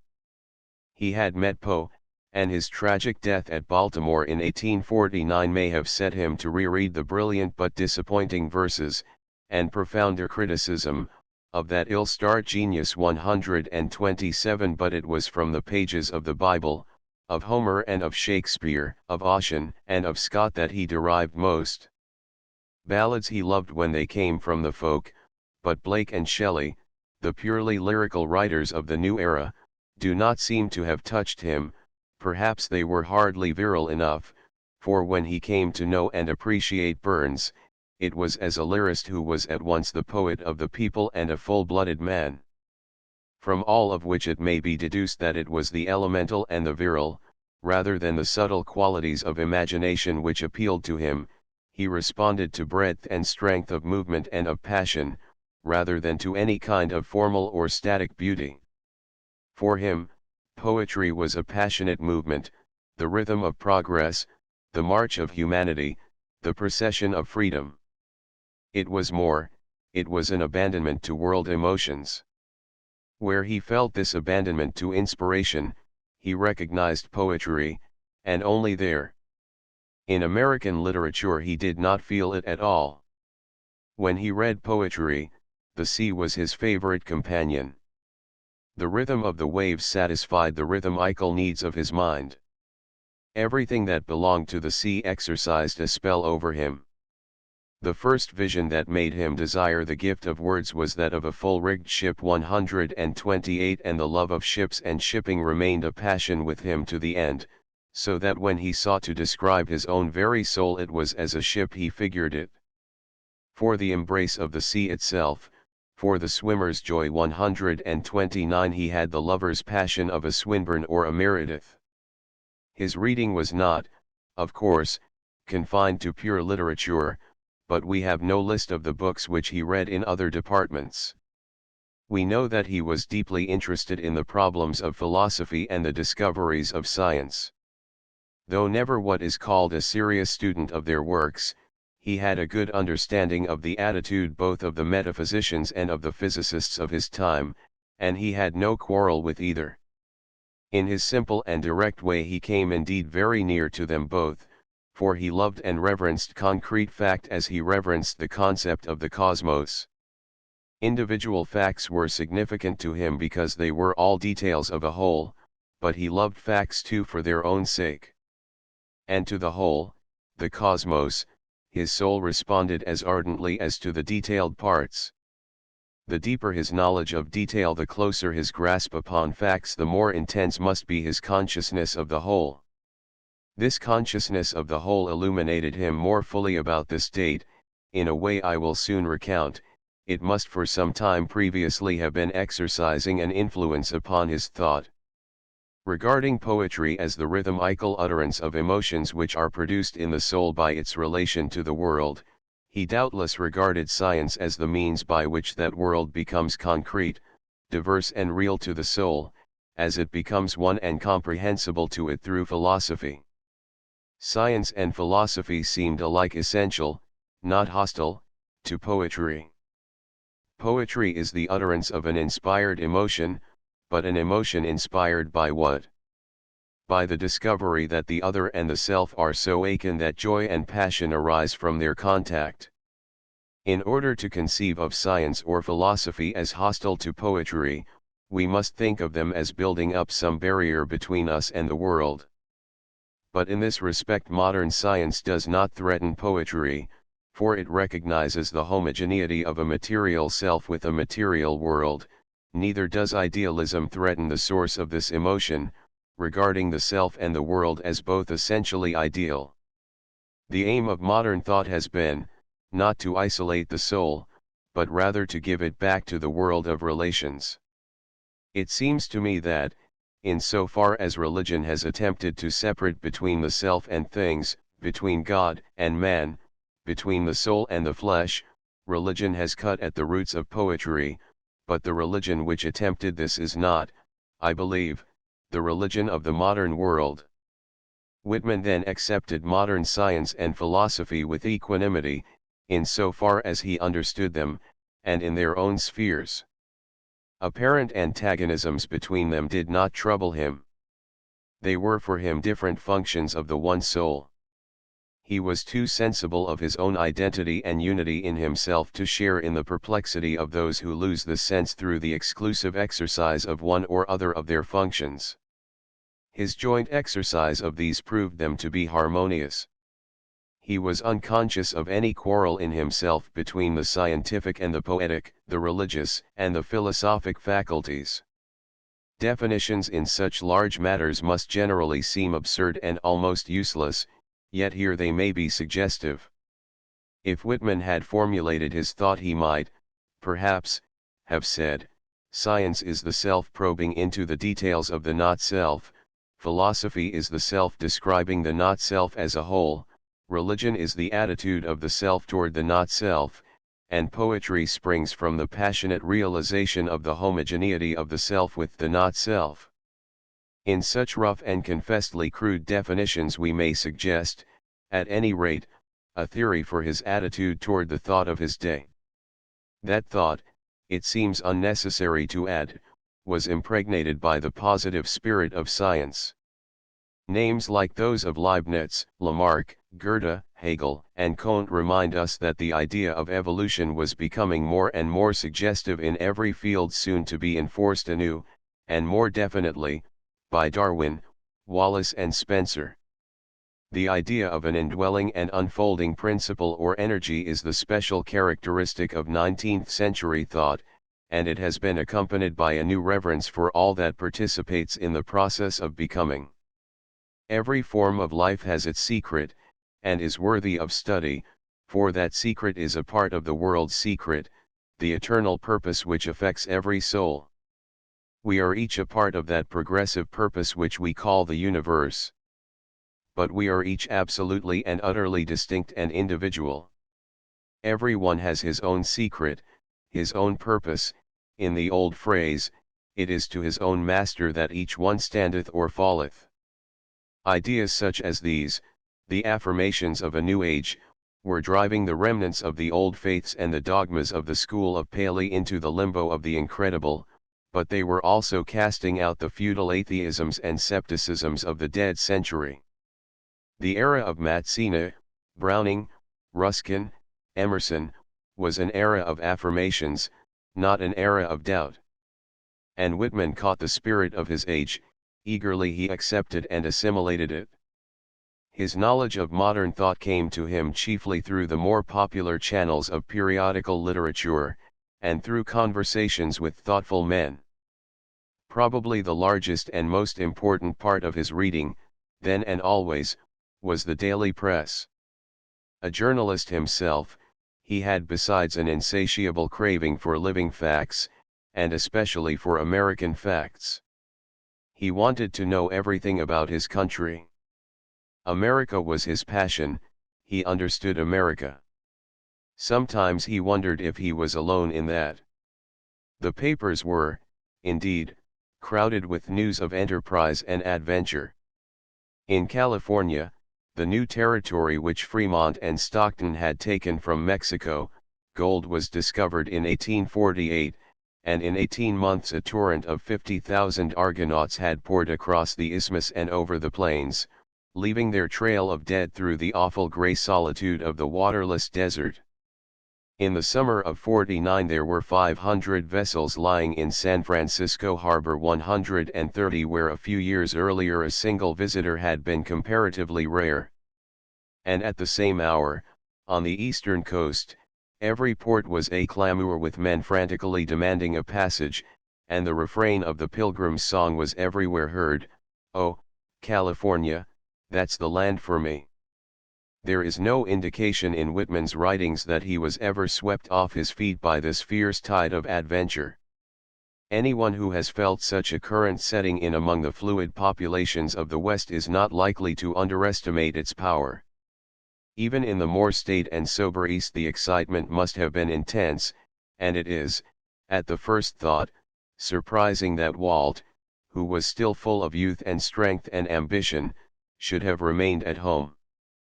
On second thought, however, it is clear that gold-seeking was about the last enterprise to entice a man who was shortly to relinquish house-building because he was accumulating money. The attraction of the new lands may have been strong when the freemen released him, but he had had wandering enough for the present, and the attraction of New York itself was at least as strong. Unlike Joaquin Miller, who was among the first in each of the new mining camps which sprang up along the Pacific slopes during the next 50 years, Whitman remained within the circle of New York Bay. He was content to see the vessels being built for their long and hazardous voyage, strong to take all the buffeting of two oceans, those beautiful Yankee clipper ships which have never been rivaled for grace combined with speed. He was content to see all the possibilities of that bold frontier life in the friendly faces of young men leaning over the bench or driving their jolly teams. He was not one of those who need to go afield in order that their sluggish blood may be quickened into daring, or their dull mood be thrilled with admiring wonder. Nothing was commonplace to his eyes, and he found adventures enough to occupy him in any street.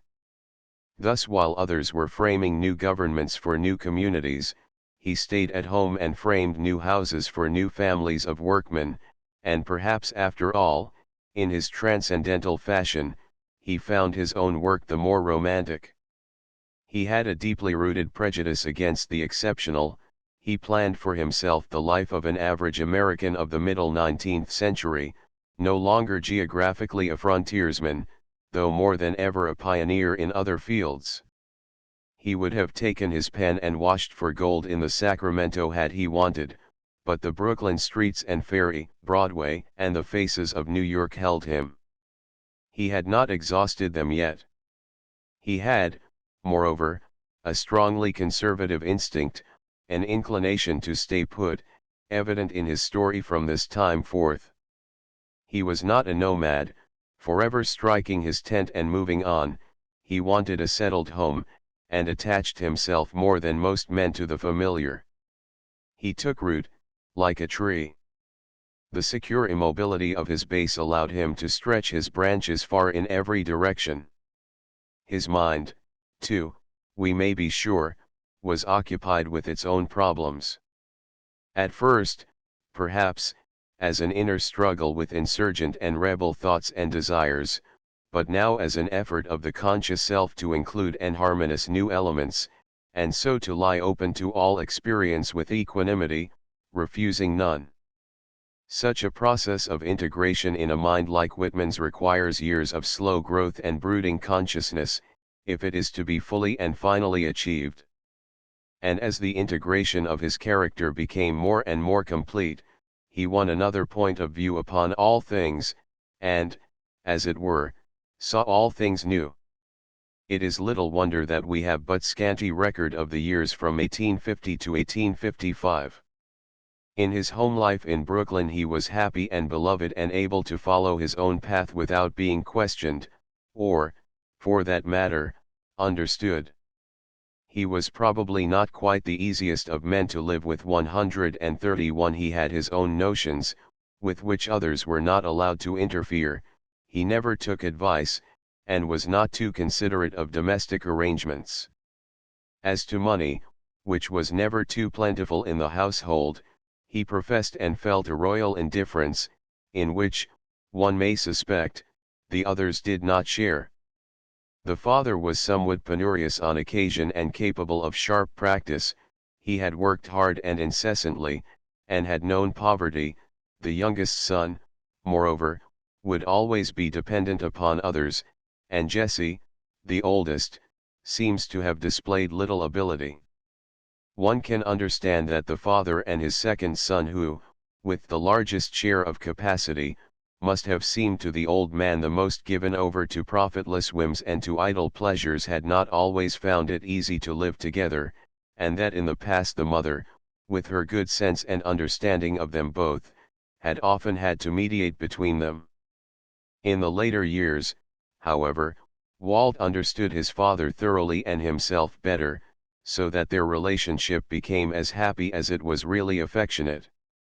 His knowledge of the world, his coolness in a crisis, his deliberate balancing of the facts, and yet more deliberate and confident pronouncing of judgment, made him an oracle to be consulted by his family and the neighbors on every occasion of difficulty. The sisters and younger brothers were all fond of him. He was more than good-natured and kind, and never presumed upon his older years to limit their freedom of action or thought. The man's kindliness and benignity are admirably suggested in the portraits taken in his 36th year, the earliest that we have. One in particular that chosen for the frontispiece of this book is almost articulate with candor and goodwill. In many respects it is the most interesting of the 100 or more portraits extant. Whitman was an excellent sitter, especially to the camera. His photographs give you a glance of recognition, and rarely wear the abstracted look, the stolidity, which is noticeable in several easel pictures. The daguerreotype of 1854 is the most speaking of the whole series. It is an absolutely frank face, by no means the mask which, according to the sitter himself, one of the later portraits shows. It is frank, and it is kindly, but how much more? The longer one gazes at it, the more complex its suggestions become.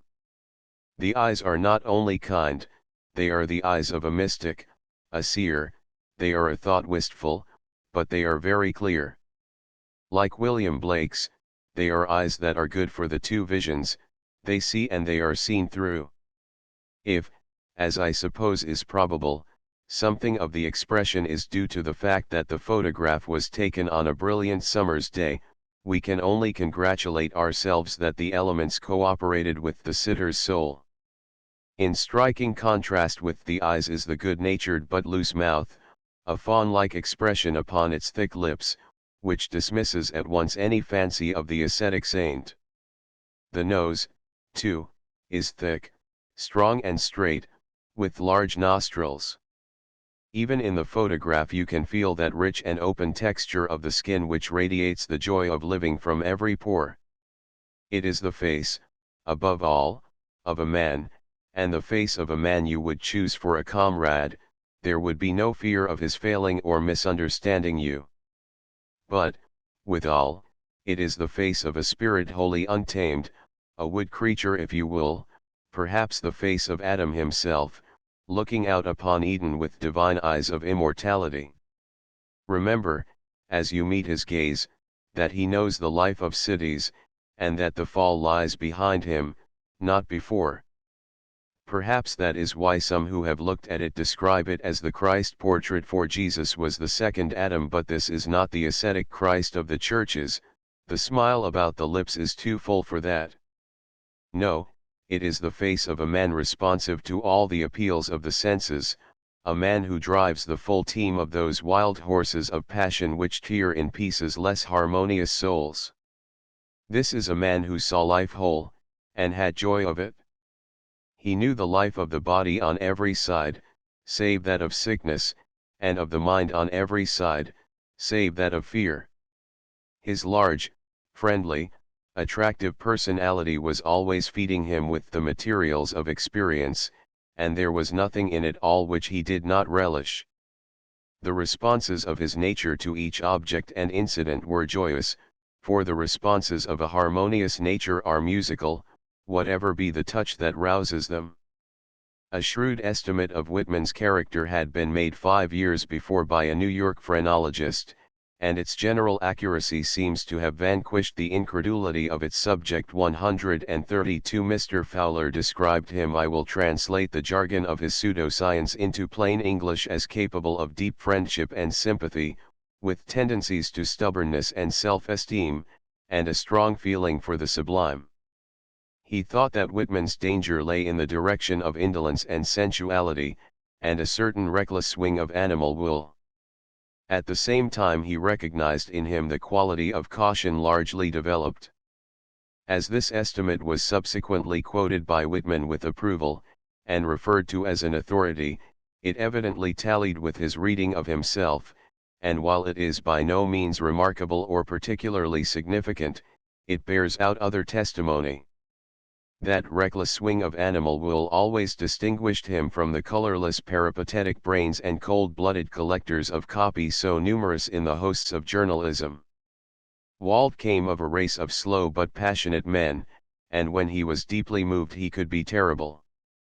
At such times his wrath blazed up and overwhelmed him in its sudden access, but it was as short-lived as it was swift.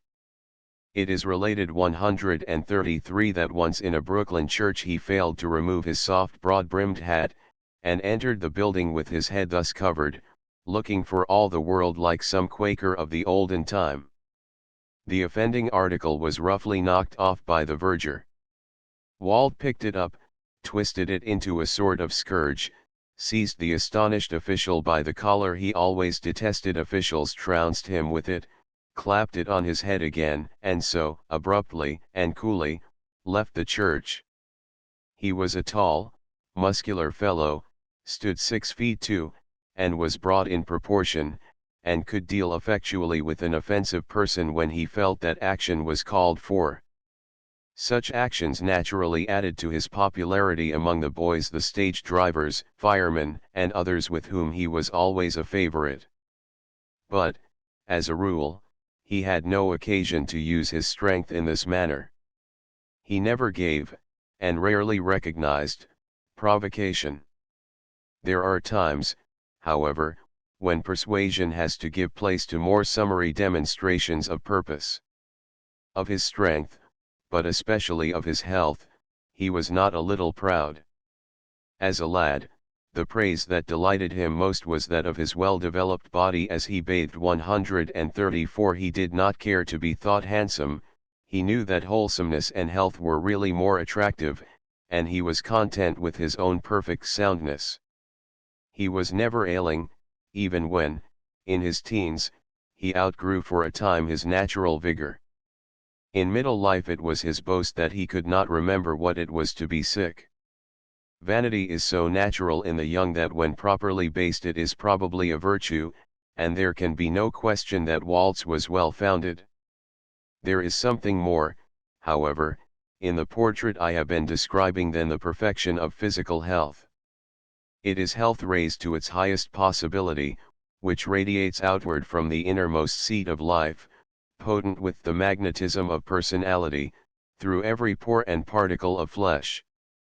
His health, hitherto unbroken, had been deepened into that sense of spiritual well-being which, in its fullness, only accompanies the realization of harmony or wholeness. 135 He had undergone some fusing process which ended in unity and illumination. It is difficult to say anything at all adequate about such an experience, because it appears to belong to the highest of the stages of consciousness which the race has yet attained, and because there are many men and women of the finest intellectual training and the widest culture to whom it remains foreign. The petals of consciousness unfold as it were from within, and every stage of unfolding, being symmetrical, appears to be perfect. A further evolution is almost inconceivable, but the flower still unfolds. The healthy and vigorous personality of the man whose story we are trying to read, continued its development a stage further than the general, and at an age of from 30 to 35 established an exceptional relation with the universe. That exceptional relation is best described as mystical, though the word has unhappy and unwholesome associations, which cannot attach to the character revealed in the portrait. Whitman was almost aggressively cheerful and rudely healthy. But he was not the less a mystic. One of the most essentially religious of men, his religion was based upon profound personal experience. The character of mystical experience seems to vary as widely as does that of individual mystics, but it has certain common features. It is essentially an eruption of some profounder self into the field of consciousness, an eruption which is accompanied by a mysterious but most authoritative sense of the fullness, power, and permanence of this new life. Consequent upon this life enhancement, come joy and ecstasy. The whole story of the development of consciousness is, as I have said, a process of unfoldings, but there is one critical moment of that process which occurs sometimes after the attainment of maturity, of such infinite significance to the individual that it seems like a revolution rather than a mere development in consciousness. It is often described as conversion. Whitman's experience was fully as significant and wonder-compelling as any, but momentous as it was, its nature compelled him to regard it as a further and crowning step in a long succession of stairs, a culmination, not a change of direction. With it he came to the top of the slope and looked over, onto the summit, and beheld the outstretched world. It was no turning round and going the other way, it was the rewarding achievement of a long and patient climb. But the simile of the mountainside hardly suffices, for this was a bursting of constraint, a breaking, as well as a surmounting of barriers, as though the accumulating waters in some dark and hidden reservoir should so increase in volume that they burst at last through their confining walls of rubble and of rock, forcing their way upwards in a rush of ecstasy to the universal life and the outer sunshine. This outlet of the pent-up floods of emotional experience into another and a vaster sphere of consciousness, this outpouring of the soul from its confinement in the darkness to the freedom of the light, results from the slow accumulation of the stores of life, but it has at last its supreme hour, its divine instant of liberation. In this it has its parallel with the passion of love. For the inner mysteries of religion and of sex are hardly to be separated. They are different phases of the one supreme passion of immanent, expanding and uniting life, mysterious breakings of barriers, and burstings forth, expressions of a power which seems to augment continually with the store of the soul's experience in this world of sense, experience received and hidden beneath the ground of our consciousness. To feel the passion of love is to discover something of that mystery breaking, in its orgasm, through the narrow completeness and separate finality of that complacent commonplace, which in our ignorance we build so confidently over it, and creating a new life of communion. To feel the passion of religion is to discover more. The relation of the two passions was so evident to Whitman that we may believe it was suggested to his mind by his own experience. In some lives it would appear that the one passion takes the place of the other, so that the ascetics imagine them to be mutually exclusive, but this was certainly not Whitman's case. Whitman's mysticism was well rooted in the life of the senses, and hence its indubitable reality. We have seen that he had had experience of sex love, and we have found reasons to aver that it was of a noble and honorable order. We have seen this experience followed by an acute crisis and its determination, or at least its suspension, and change of character. But in the meantime, the sex experience had revealed to Whitman the dominance in his nature of those profound emotional depths of which he had always been dimly conscious since the hours on Long Island beach.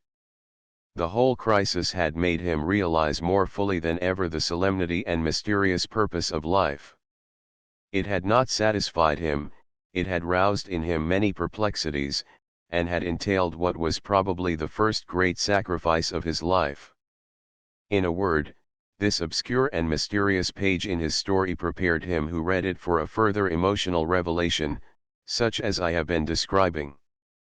This actually came to him one memorable midsummer morning 136 as he lay in the fields breathing the lucid air. For suddenly the meaning of his life and of his world shone clear within him, and arising, spread an ineffable peace, joy, and knowledge all about him. The long process of integration was at last completed. He was at one with himself, and at peace. It was the new birth of his soul, and properly speaking, the commencement of his manhood. Coincident with self-realization came the realization of the universe.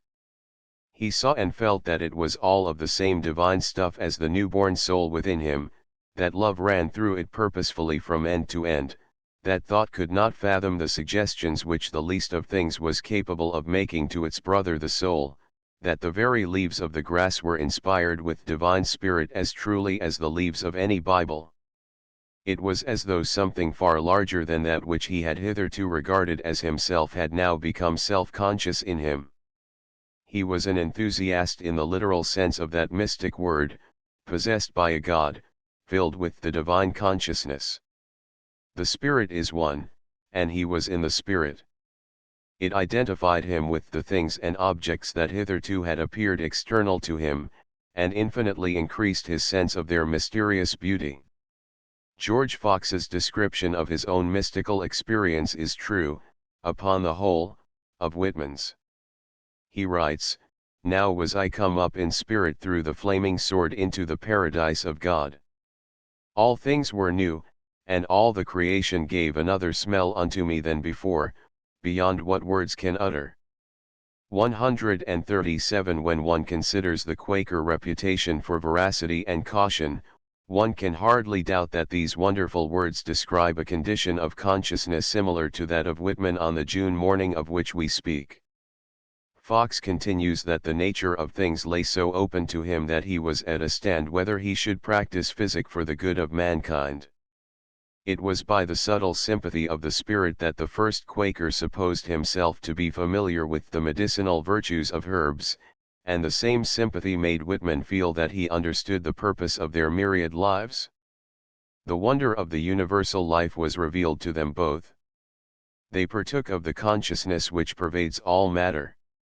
To both men illumination brought a double gift of vision into the nature of the universal purpose of the spiritual or deeper side of life, and insight into the condition and needs of individuals.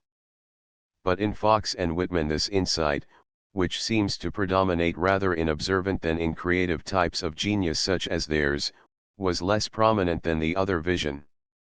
They were more largely occupied with the universal than with the individual, and while their words carry the extraordinarily intimate message of an appeal to the profoundest element in each soul, their very universality may have rendered them often indifferent to the secondary consciousness or individual self of their hearers. And it is observable that neither of them evinced anything of that dramatic gift which seems to require the predominance of this insight into the secondary self-consciousness. The impersonality with which as preacher or poet they made their public appeal, must have made them at times somewhat inaccessible in their private lives. Consciousness, it would seem, is of a double nature, being, as it were, both personal and impersonal, if we may use these terms of something that seems after all to be so wholly personal. And hence it appears contradictory to itself, and we are forever trying to harmonize it by the sacrifice of one portion to the other. But in reality it is one consciousness with two functions, the first for fellowship and communion, the second for definition and for concrete achievement. Whitman developed these two functions harmoniously. He never sacrificed his individual self-consciousness to the cosmic. He was just as positively Walt Whitman the man, as he was Walt Whitman the organ of inspiration. I think we may say that in the midst of that mysterious wonder, that extension of himself which took place at the touch of God, Whitman's own identity, so far from being lost, was deepened and intensified, so that he knew instinctively and beyond a doubt that it was in some sense of the word absolute and imperishable. Earlier in this chapter we viewed philosophy as the attempt of the self to apprehend the not-self as a whole. Whitman's revelation was, it seems to me, the discovery in himself of the sense which does so apprehend the universe, not as a hypothetical whole, but as an incarnate purpose, a life with which he was able to hold some kind of communion. It was a realization, not a theory. Whatever this communion may have been, it related him to the universe on its spiritual side by a bond of actual experience. It related him to the ants and the weeds, and it related him more closely still to all men and women the world over. The warmth of family affection was extended to all things, as it had been in the experience of the Nazarene, and of the little poor man of Assisi. But while his sense of relationship to individuals was thus quickened, the quickening power lay in the realization of God's life, and of his own share in it. His realization of God had come to him through an ardent love of individual and concrete things, but now it was that realization which so wonderfully deepened and impassioned his relation to individuals. What we mean when we use the word God in public, is necessarily somewhat ambiguous and obscure, but when Whitman used it, as he did but rarely and always with deliberation, he seems to have meant the immanent, conscious spirit of the whole. Theory came second to experience with him, and he was no adept at definition. The interest he grew to feel in the Hegelian philosophy and in metaphysics resulted from his longing, not to convince himself, but to explain himself intelligibly to his fellows, and, in so far as it was possible, make plainer to them the meaning of the world and of themselves. It seems desirable to define his position a little further, though we find ourselves at once in a dilemma, for at this point it is evident that he was both or neither a Christian nor a pagan. He is difficult to place, as indeed we must often feel our own selves to be, for whom the idea of a suffering God is no more completely satisfying than that of unconscious impersonal cosmic force. Again, while worship was a purely personal matter for him, yet the need of fellowship was so profound that he strove to create something that may not improperly be described as a church, a worldwide fellowship of comrades, through whose devotion the salvation of the world should be accomplished. In a profound sense, though emphatically not that of the creeds, Whitman was Christian, because he believed that the supreme revelation of God is to be sought, not in the external world, but in the soul of man, because he held, though not in the orthodox form, the doctrine of incarnation, because he saw in love, the divine law and the divine liberty, and because it was his passionate desire to give his life to the world. In all these things he was Christian, though we can hardly call him a Christian, for in respect of all of these he might also be claimed by other world religions. As to the churches, he was not only outside them, but he frankly disliked them all, with the exception of the Society of Friends, and even this he probably looked upon principally as a memory of his childhood, a tradition which conventionality and the action of schismatics had gone far to render inoperative in his 19th-century America. We may say that he was Unitarian in his view of Jesus, but we must add that he regarded humanity as being fully as divine as the Orthodox consider Jesus to be, while his full-blooded religion was very far from the Unitarianism with which he was acquainted 138, and his faith in humanity exalted the passions to a place from which this least emotional of religious bodies is usually the first to exclude them. In fact, he took neither an intellectual nor an ascetic view of religion. He had the supreme sanity of holiness in its best and most wholesome sense, but whenever it seemed to be applied to him in later years he properly disclaimed the cognomen of saint, less from humility, though he also was humble, than because he knew it to be inapplicable. In conventional humility and the other negative virtues, renunciation, remorse and self-denial, he saw more evil than good. His message was one rather of self-assertion, than of self-surrender. One regretfully recognizes that, for many critics, this alone will be sufficient to place him outside the pale. Another test would be applied by some, and though it would exclude many besides Whitman, we may refer to it in passing.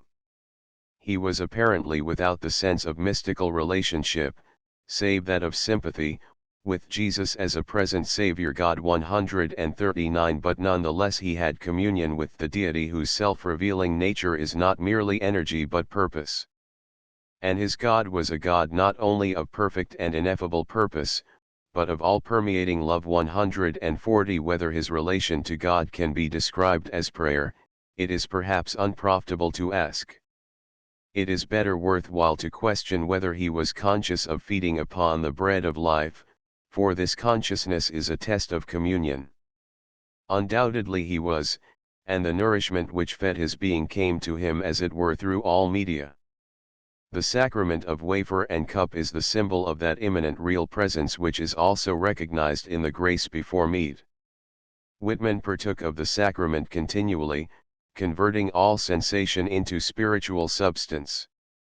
The final test of religions, however, is to be found in their fruits, and the boast of Christianity is its passion for souls.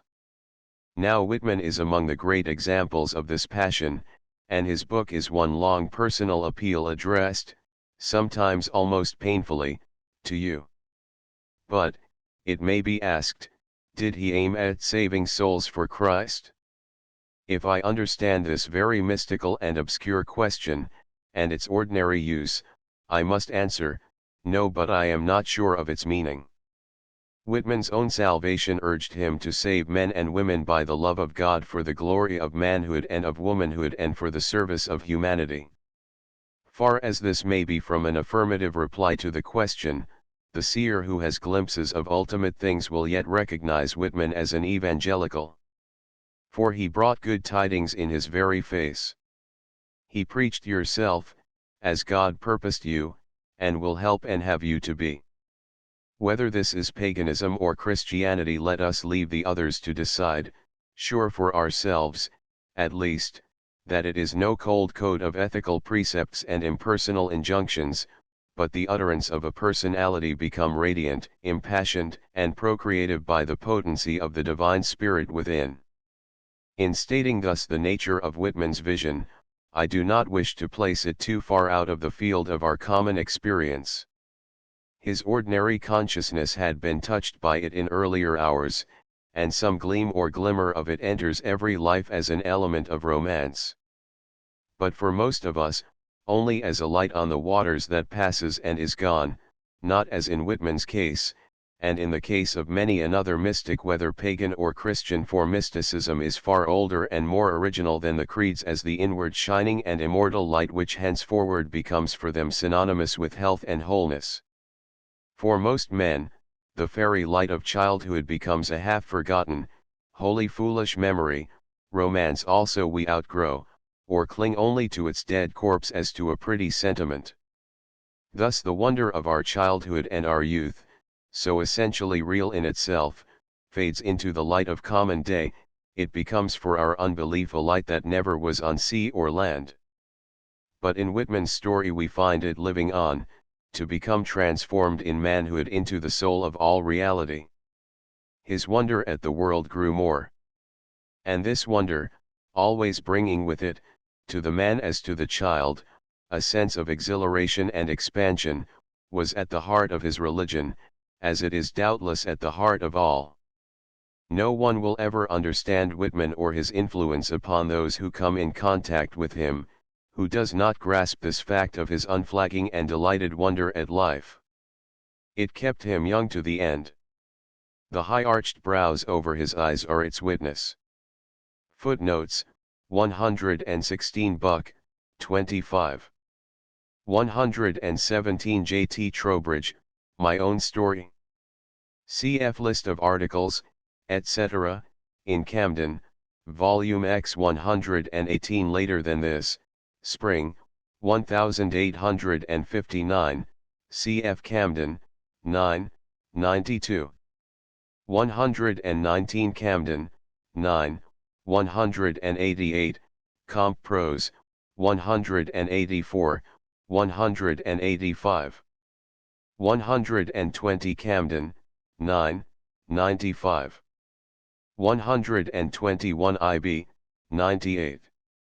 122 IB, 80, 81. 123 L of G, 441. 124 Camden, 9, 98, 120. 125 IB, 123 to 128, Comp. Prose, 487. 126 Camden, 9, 160, cf. Trowbridge. 127 L of G, 441. 128 Kennedy, 43.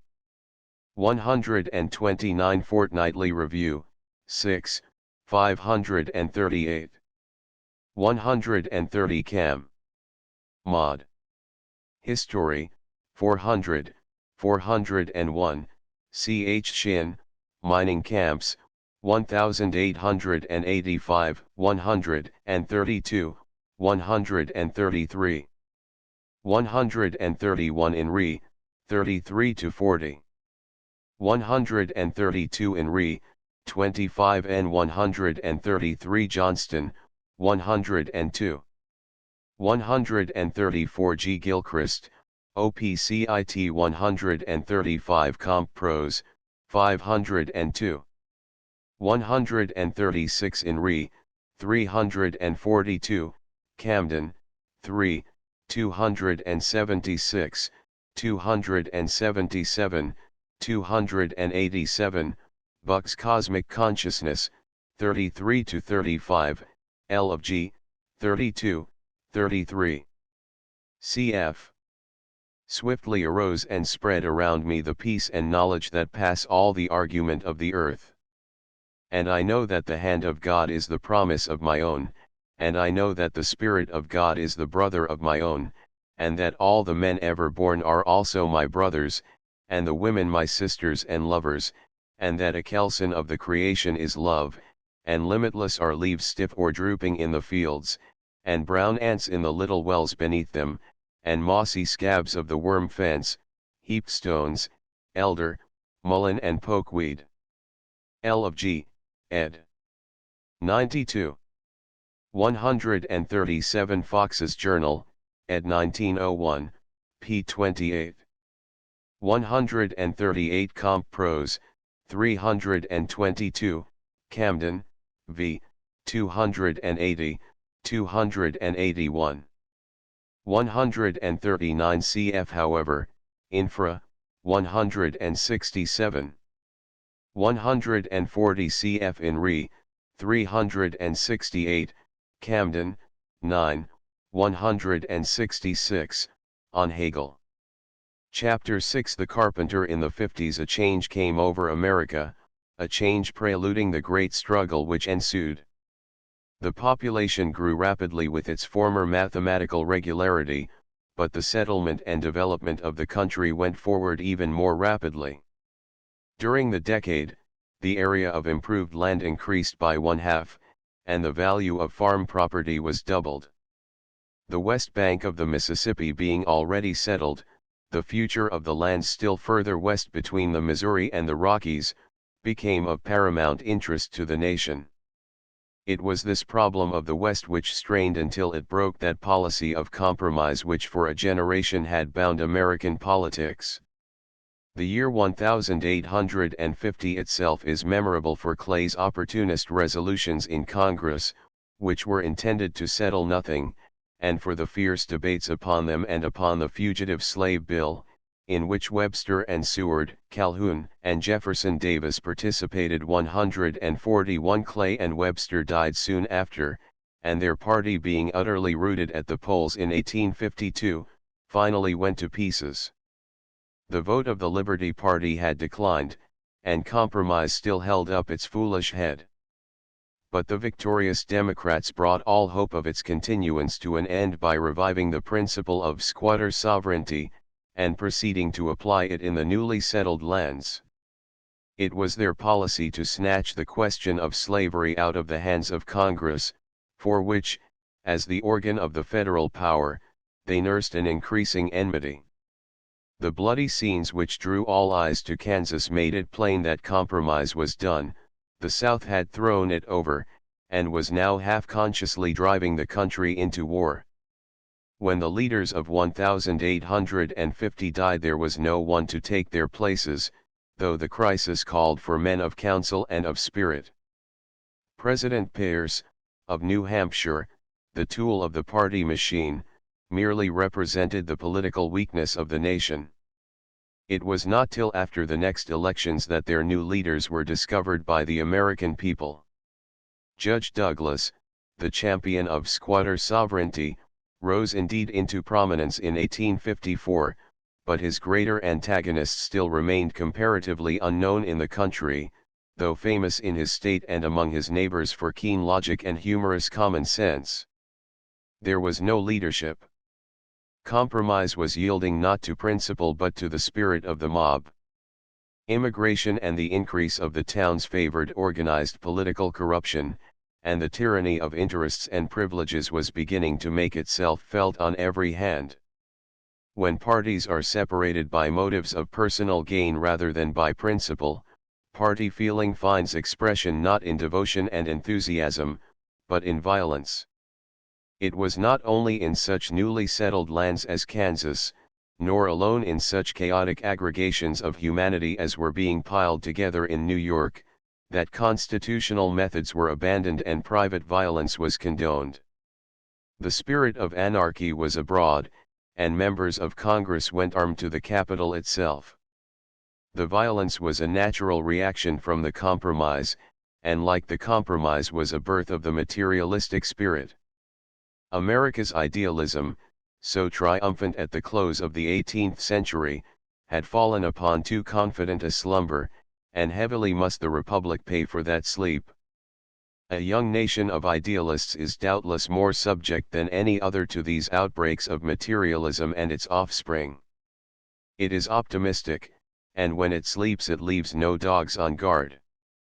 The nation becomes engrossed in material tasks, and is presently surprised by the enemy. But being so surprised, and fighting thus at disadvantage, it accomplishes more than the wary old pessimists whose energy is absorbed in prudence. American idealism was asleep, but its slumbers were by no means sound. The voices of Garrison, Emerson, and others mingled troubliously with its dreams. And the pursuit and capture of fugitive slaves like Anthony Burns, in Boston itself, and the extraordinary sale, both in America and Europe, of Uncle Tom's Cabin 142 did much to quicken that abolitionist sentiment which in the end won the day. For the present, however, and until the third year of the war, abolition remained outside the region of practical politics. The question which was dividing the nation was whether slavery should become a national institution, whether it should take its place, as the South intended, as one of the essential postulates in the theory of American liberty, or should be restrained within its old limits as a state institution, an evil which the federal government would never recognize as necessary to the welfare of America, but which it was too proud and too generous to compel its constituent states to abolish. The situation was one of unstable equilibrium, and the illogical position could not much longer be maintained. It was the logic of ideas that first drove the South into secession, and afterwards the nation into abolition. Immigration was now beginning to create a difficult problem in the metropolis 143 and was in part accountable for the corruption which from this time forward disfigured its politics. By 1855 New York counted more than 600,000 inhabitants, a number which in itself must inevitably have created many a delicate situation in a new country, but which was rendered tenfold more difficult to manage by its rapid growth and heterogeneous character. It had doubled in 15 years, and a continuously increasing stream of immigration had poured through it. The first great wave had brought nearly 2 millions of Europeans, principally Germans and Irish, across the Atlantic during the later 40s. The failure of the Irish potato crop in 1846, the crisis of 1848, when Europe was swept by revolution and afterwards by reaction, sent hundreds of thousands of homeless men across the sea. Many of the Germans afterwards took their share in another struggle for freedom in their new home, but on the other hand, the more helpless of the immigrants, and a large proportion of the Irish, swelled the population of New York, and proved themselves quicker to learn the advantages of party subserviency than the ethics of citizenship. Many of them had been trained in the school of tyranny at home. Thus the city government became almost hopelessly corrupt, falling into the hands of the genteel and unprincipled Mayor Fernando Wood 144 and Isaiah Reinders, captain of his bodyguard of blackguards. Men of this stamp began to control not only the government of New York City, but the National Party, which had its headquarters at Tammany Hall. Whitman was intimate with the condition of things there 145 and knew the men who manipulated the machine, and pulled the strings at the nominating conventions. He has described those of this period in the most scathing words, and has made it clear that they were among the worst of a bad class. They did not favor slavery so much as inaction, they longed only for a continuance of their own good fortune, desiring to fatten peacefully at the troughs of corruption. To men like these, ideals seemed to constitute a public danger. And the war which broke over America in 1861 was due as much to the northern menials of Mammon as to the real followers of Calhoun. It was not only against the South that America fought, or rather it was not against the South itself at all, but against the hosts of those who used her freedom for the accomplishment of an end antagonistic to hers. Evidences of the demoralizing influence always present in the life of a great city were thus painfully patent in New York, especially in the lowest strata, becoming hourly more debased and numerous. The plutocracy also began to imitate the showy splendors of Paris under the Second Empire 146, but it would be wrong to assume that corruption and display characterized the metropolis of the 50s. For in spite of the foreign influx, and the venality of a considerable class both of native and of foreign birth, and in spite too of the snobs, in spite, that is to say, of the appearance of two dangerous elements, the very poor and the very rich, there was still predominant in New York a frank and hearty democratic feeling. The mass of the people still embodied much of the true American genius, they were marked by the friendly, independent, and unconventional carriage which is still upon the whole typical of the West. New York was full of large democratic types of manhood. Notable, even among these, was Walt Whitman. Even here, he was unlike other men. The fullness of his spirits, his robust individuality, the generosity of his whole nature, was so exceptional as to make itself felt. His figure began to grow familiar to all kinds of New Yorkers during these years. He was frequently to be seen on Broadway 147 in his favorite coign of vantage, on the stage top by the driver's side, a great, red-faced fellow, in a soft beaver, with clothes of his own choosing, an open collar like that of Byron or Jean Paul, and a grey beard. The dress suited him, he was plainly at home in it, and in those days it was not specially remarkable or odd, it was the man himself who compelled attention. On many a holiday through 1853 he might also have been seen at the International Exhibition or World's Fair 148, which was held in the Crystal Palace on 6th Avenue and 40th Street, and offered a remarkable object lesson to the people of New York on the development of American resources and the value of that national unity which railroads and machinery were yearly making more actual. Here America was seen in all her own natural promise, and also in her relation to the transatlantic world. It was one of those sights which Whitman dearly loved. The exhibition taught him far more than books about the country in which he lived, for his mind was like a child's in its responsiveness to concrete illustrations, a quality which may explain the long strings of nouns which figure so oddly on many a page which he afterwards wrote. He loved a medley of things, each one significant and delightful in itself.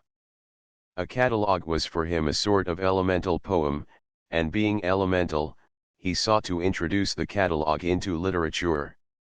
We who live in another and more ordered world, rarely respond to this kind of emotional stimulus, which was doubtless very powerful for Whitman, and cannot but laugh at his attempts to move us by a chatter of names. It may be we are wrong, and that another age will smile at us in our turn, though at present we remain incredulous. Here, too, he studied such examples as he found of statuary and painting, arts of which he must hitherto have been largely ignorant. It is only very old or very wealthy cities that become treasuries of the plastic arts, and at this time New York was not yet sufficiently rich, or perhaps sufficiently traveled, to have accumulated this kind of wealth. Whitman was not blind to painting, like Carlyle, for in later years he so appreciated the genius of J.F. Millett that he used to say, "The man that knows his Millett needs no creed." 149 After a varied experience as teacher, printer, journalist, and editor, Whitman had settled into the life of an American artisan. He had inherited much of the Dutch realism, the love of things and of the making of things, from his mother's side, while on his father's, the associations with mallet and chisel had been strong from his childhood, and thus his trade helped him to gather together the fragments of his identity and weld them into one. As he was never in any sense its slave, it also provided him with the means for that constant leisurely study of life which was now his real occupation. When a house was off his hands and the money for it assured, he would take a holiday, extending sometimes over weeks together. In the remote parts of Long Island 150 the open spaces helped his mood, and the quietness furthered the slow processes of self-realization. While at Brooklyn, he was every day on the ferry, and almost every evening he was in New York. He read during his dinner hour, and thought and meditated while he worked. The physical exercise quieted his brain.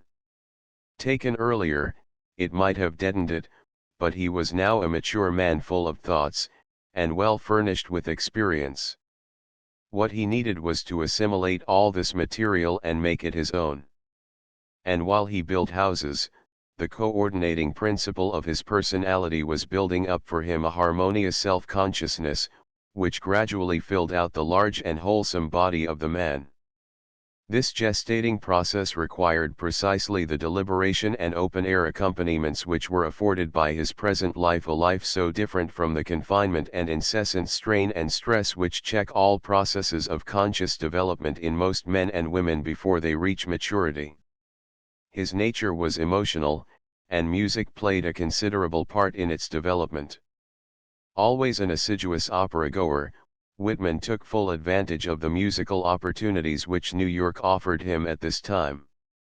In 1850, Barnum had brought Jenny Lind to the Castle Gardens, now the aquarium, a fashionable resort on the Battery, and Maratzek of the Astor Opera House had replied with Paradis, and Bettany the great tenor 151. Best of all, in 1853, Marietta Alboni visited the city, and Whitman heard her every night of her engagement. 152 This great singer, whose voice was then in the plenitude of its power, had been some 12 years before the public and was already beginning to attain those physical proportions suggested in the cruel but witty saying that she resembled an elephant which had swallowed a nightingale. She was low-browed and of a somewhat heavy face, though Whitman thought her handsome, but it was by her voice, not her face, that she triumphed. Critics found her talent exceptionally impersonal and even cold, though they confessed that never voice was more enchanting. 153 This coldness is rather difficult to understand, for Whitman, who was a judge in such matters, felt it to be full of passion, and a passion which swept him away in the titanic whirlwind of its power. 154 He had found Jenny Lind somewhat immature and her voice unrewarding, but Alboni awakened and illumined his very soul, and became, as it were, the incarnation of music. The same summer 155 Walt took his father, whose health was failing, on a visit to Huntington, to see the old home for a last time. 2 years later, Walter Whitman died and was buried in Brooklyn. The family seems to have been living in Ryerton Street 156 in a house which was the last building on that side of the town. Beside Walt, there were 3 unmarried brothers at home, George and Jeff, as well as Edward, and Hannah, Walt's favorite sister. We hear little of Jesse, the oldest brother, who appears to have been a laborer, of Andrew, or of the remaining sister Mary. Probably they were all married by this time and living away. The 3 at home were the ablest of the brothers, and doubtless they shared the financial responsibility between them. The Portland Avenue house, into which they presently moved, bears witness to their comfortable circumstances. Walt contributed his share with his brothers. Beyond that he seemed indifferent about money, he hardly ever spoke of it, and perhaps by way of contrast with the others, evidently regarded the subject as of minor importance. Indeed, just as his own work had really grown profitable and he was on the way to become rich, he gave up carpentering for good. This was early in 1855. Of late he had been more and more absorbed and preoccupied, his days off had been more frequent and numerous, and whatever his immediate occupation he was continually stopping to write. He seemed to grow daily more indifferent to opinion, daily more markedly himself. The fragments which he wrote in out-of-the-way places or at work he would read aloud or recite when by himself, to the waves or to the trees, trying them over at the opera, on the ferry, or on Broadway, where in the midst of the city one can be so unobserved and so unheard in the heart of its hubbub. He must assure himself that they were without a hint of unreality or of books. For he was now deliberately at work upon his great task, his child's fancy. He was come up into his manhood. He had, it seemed to him, thoroughly perceived and absorbed the spirit of America and of his time. His message had come to him, and he was writing his prophetic book, his Song of Walt Whitman. At last, the manuscript was done, and in the early summer he went to work in a little printing shop on Cranberry Street, and set up much, perhaps the whole, of the type jealously with his own hands. 157 About the beginning of July, and a few days only before his father's death, it was completed. In the New York Tribune for the 6th of the month, it was advertised as being on sale at Fowler and Wells's Phrenological Depot and Bookstore on Broadway, and at Swain's in Fulton Street, Brooklyn. The price was at first $2, which seems a little exorbitant for so slender and unpretending a volume, in shape and thickness a mere single copy of one of the smaller periodicals, bound in sea green cloth, with the odd name, Leaves of Grass, in fanciful gilt lettering across its face. It was presently reduced to $1. The other members of the household took the new venture very quietly. They had never been consulted in the matter. It had been Walt's affair, and only his, and the father's death must speedily have obliterated the little mark it made upon their minds. 158 Hiawatha was published about the same time, and a copy found its way into the house. The mother, turning the pages of both, considered that if Longfellow's were acknowledged as poetry, Walt's queer lines might pass muster too. Brother George fingered the book a little, and concluded it was not worth reading, that it was not in his line anyhow. Doubtless they were relieved when the writing and printing were done, thinking that now surely Walt would return to the ways of mortals. For he had certainly fallen into the most irregular habits. He lay late abed, and came down still later to breakfast, wrote for a few hours, and when the table was being laid for dinner, took down his big hat and sauntered out, to return presently after the meal was over and the dishes cold. 159 He was not intentionally inconsiderate, but he was wholly engrossed in his work, and so preoccupied that he must often have been tiresome enough. After dinner he disappeared altogether, spending the afternoon and evening in his own leisurely way, setting type, perhaps, on his book at Andrew Rome's little office, and then going off to the opera or to some friends, and, as he came back, staying far into the night in talk with the young fellows on the ferry, or on one of the East River steamers. Sometimes Hannah or Jeff might accompany him, but as a rule he went alone. If his family anticipated any change in his ways when the book was out, they were doomed to disappointment. The new task was but begun, the methods approved themselves to his mind and were pursued. He had weighed everything over again that summer, as soon as the book was out, going away to the eastern shore of Long Island for months of thought and solitude. 160 As one turns the 90 broad pages of the volume, with their large type, their long flowing lines, their odd punctuation and occasional slips in orthography, every detail telling of the individuality behind it, one feels a little of what it must have meant to its maker. 5 times, they say 161 he wrote and rewrote, made and unmade it, and looking back it seemed as though for 7 years it had been struggling with him for utterance. He had written tales and verses with the others, but this book he knew was different from them all. It was not so much his writing as himself. It was a man, and, withal, a new sort of man.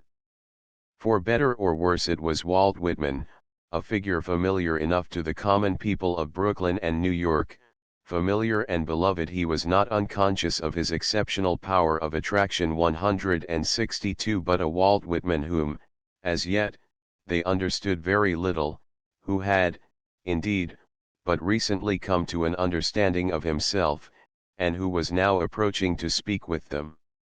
Here is the frank declaration of himself, which he proffers to all. Now, at last, we shall understand one another, he seems to say. It was the old need for expression, the ultimate and deepest necessity of man, which urged him to his task and made its publication possible. Self-revelation is, of course, continuous and inevitable upon its unconscious side. It is only when it becomes a deliberate act that it astonishes the beholder to outcries of admiration or indignant horror. Now the passion that overwhelms the poet is near akin to the lover's, for he is a lover whose heart is transfigured by the presence of beauty, the beloved, immanent in his world. And only by a naked avowal can such passion be satisfied. There are those, of course, who regard every self-revelation as an immodesty, and who will and do avert their eyes from all passion, crying shame. But some at least of the others, who are well aware of the weakness of words, and know how few can use them perfectly, will reverently approach such a confession as Whitman's, not, indeed, as if it were that of a young girl, but as that of a man, naive, yet virile, and of heroic sanity. And if they feel any shame they will frankly acknowledge it to be their own. There is a kind of egoism which all self-revelation presupposes the consciousness of possessing something supremely worthy of giving. This glorious pride is not incompatible with the profoundest humility, for it is divine, like the I am of Jehovah, the egoism of God. If self-expression is the outcome of passion, its new incarnation has some of the wonder which attends a birth. The most virile of poets must here become as a woman, and the mystery which, for any mother, enwraps her firstborn, clings for his muse about her slender child by the great god of song. And when, as in the instance of this book of Whitman's, the children of the muse betray in every feature the abandonment of the remote passion in which they were conceived, one cannot oneself handle them without emotion. Walt regarded the book with undisguised pride and satisfaction. Mother-like, he eyed it as the future savior of men. He saw it prophetic and large with destiny for America. He was confident that the public would be quick to recognize that quality in it for which they had been so long half-consciously waiting. The people would read it with a new delight, for surely it must be dynamic with the joy in which it was written. He often said in later years that Leaves of Grass was an attempt to put a happy man into literature. 163 others may discuss the optimism and the egoism of his pages, for of both qualities there is plenty in them, but, after all, they are but secondary there. As to the qualities themselves, we may hold contrary and even disparaging opinions of their value, they will certainly at times repel us. But primarily these pages portray the happy man, and a strong and happy personality has the divine gift of attraction. Byron may dominate the whole of Europe for a generation by the dark satanic splendor of his pride, Carlyle may hold us still by his fierce, lean passion for sincerity, but Whitman draws us by the outshining of his joy. Happiness is not less infectious than melancholy or zeal, and if it is genuine it is at least equally beyond price. As far as it goes, it seems to indicate that a man may be perfectly adjusted to this world of circumstances, which to us appears so often contrary. A happy and intelligent man of 36, who has looked at life open-eyed, and is neither handsome, rich, nor famous, is worthy of attention. There is something half divine about him, and we cannot but hope he may prove to be prophetic of the race.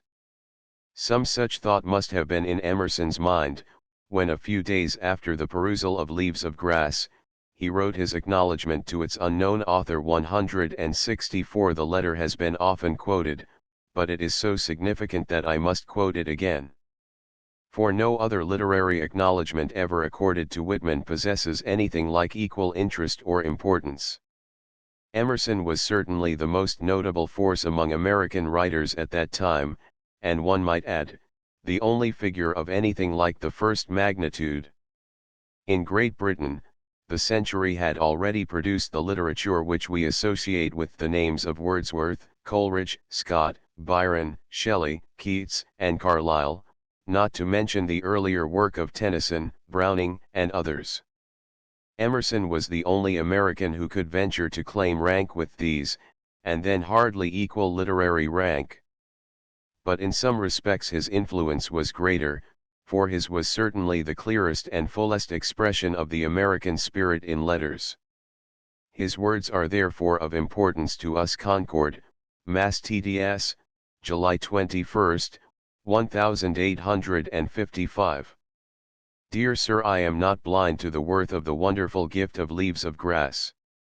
I find it the most extraordinary piece of wit and wisdom that America has yet contributed. I am very happy in reading it, as great power makes us happy. It meets the demand I am always making of what seems the sterile and stingy nature, as if too much handiwork, or too much lymph in the temperament, were making our Western wits fat and mean. I give you joy of your free and brave thought. I have great joy in it. I find incomparable things said incomparably well, as they must be. I find the courage of treatment that so delights us and which large perception only can inspire. I greet you at the beginning of a great career, which yet must have had a long foreground somewhere, for such a start. I rubbed my eyes a little, to see if this sunbeam were no illusion, but the solid sense of the book is a sober certainty. It has the best merits, namely, of fortifying and encouraging. I did not know until I last night saw the book advertised in a newspaper that I could trust the name as real and available for a post office. I wished to see my benefactor, and have felt much like striking my tasks and visiting New York to pay you my respects. R. W. Emerson. Mr. Walter Whitman. R. W. Emerson. The epigrammatic style of the sentences, together with a strong flavor of sentiment, may set the reader in his turn rubbing his eyes, and wondering whether Emerson were consciously inditing a mere complimentary letter. But a second perusal renders such an idea untenable. The epigram and the sentiment were parts of the Emersonian mannerism. The letter was not penned in hot haste. After a first glance at the pages, a delay had taken place between reading and writing. Moreover, when about this time a visitor called at Concord, he was sent on his way to Brooklyn as upon a pilgrimage, with the significant words, "Americans abroad may now come home, unto us a man is born." 165. Another epigram, uttered perhaps with a gentle smile, but without a flavor of irony. Emerson was then a man of 52. The first and second series of his lecture essays had been published more than 10 years, and the first volume of his poems in 1847, he was already famous in England as well as in America. But though he was in certain quarters the cynosure of admiration, in others he was the butt of ridicule. This same year the London Athenaeum praised Irving because, as it said, his fancies were ideal, and not like Emerson's merely typographical, because they did not consist, like the latter's, in the use of verbs for nouns, in erratic punctuation, tumid epithets, which were startling rather than apposite, or in foreign forms and idioms 166. This, though milder, is not unlike what many of the critics were soon to be saying with better reason of Whitman, and it is interesting to recall that in 1839, when he was Whitman's age, Emerson was struggling to escape from the limits of meter into a rhythm that should suggest the wildest freedom, that should be firm as the tread of a horse. 167 vindicate itself like the stroke of a bell, and knock at prose and dullness like a cannon ball, a rhythm which should be in itself a renewing of creation, because it was the form of a living spirit. In later years, Emerson seems to have harked back again to the more regular forms, believing them to correspond to essential pulse beats, or organic rhythm. But his journal contains several little prose poems of the date of 1855 or 1856, notably the sketch of the two rivers, outlined partly in loose irregular meters. This search of the Concord prophet after a new free rhythmical form, must have predisposed him to interest in such a book as Leaves of Grass, where the laws of meter are in force no longer. But beyond this, the older man felt a close kinship with the younger. Whitman had declared himself unequivocally for the faith in life which was Emerson's gospel, and he smacked of the soil and air of America in a way that Emerson could not but love. Here at last was an actual incarnation of the ideas he had so long been hurling at the heads of the American people. A beautiful and characteristic modesty is evident in the tone of the letter. Emerson might well have acknowledged the younger man as a pupil rather than as a benefactor. It was the same quality as had appeared in his reply to Friederike Bremer, when, 5 years earlier, she had been praising his own verses. The poet of America, he answered gravely, is not yet come. When he comes he will sing quite differently.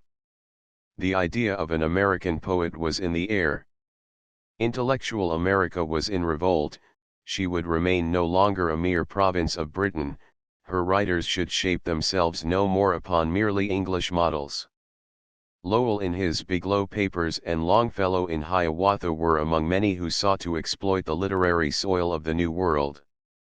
Whatever their success in this, they can hardly be said to have inaugurated a new literature. No American muse had yet appeared upon the heights of Helicon to spread a new hush over the world, and by her singing raise the place of song perilously near to the stars. But though she had not appeared, she was eagerly expected, and Emerson's letter is like nothing so much as the heralding cry that he had at last caught a glimpse of her across Whitman's pages. It was but a glimpse, and he was yet in doubt. He must come to Brooklyn himself, must meet this fellow face to face, and see. Footnotes, 141 Cam. Mod. History, 417, 418. 142 Com. Mod. History, 440. 143 IB, 701. 144 Roosevelt, 195. 145 Comp Prose, 217. 146 Roosevelt, 199. 147 Burroughs, A, 24, 25. 148 Buck, 25. 149 Manuscripts Traubel. 150 Buck, 24. 151 MEM. History NY, 4, 178. 152 MEM. History NY, 4, 179, cf. Saturday Revelation, June 30, 1894. 153 G. Bouquet, Nouvelle Bio Générale. 154 Manuscripts Wallace. 155 Buck, 157. 156 M. D. Conway, Autobiography, Volume I. 157 Buck, 24, Johnston, 42, 43. 158 in Re, 35, 36. 159 in Re, 36. 160 Buck, 26. 161 IB, 137. 162 L of G, 322. 163 L of G, 443.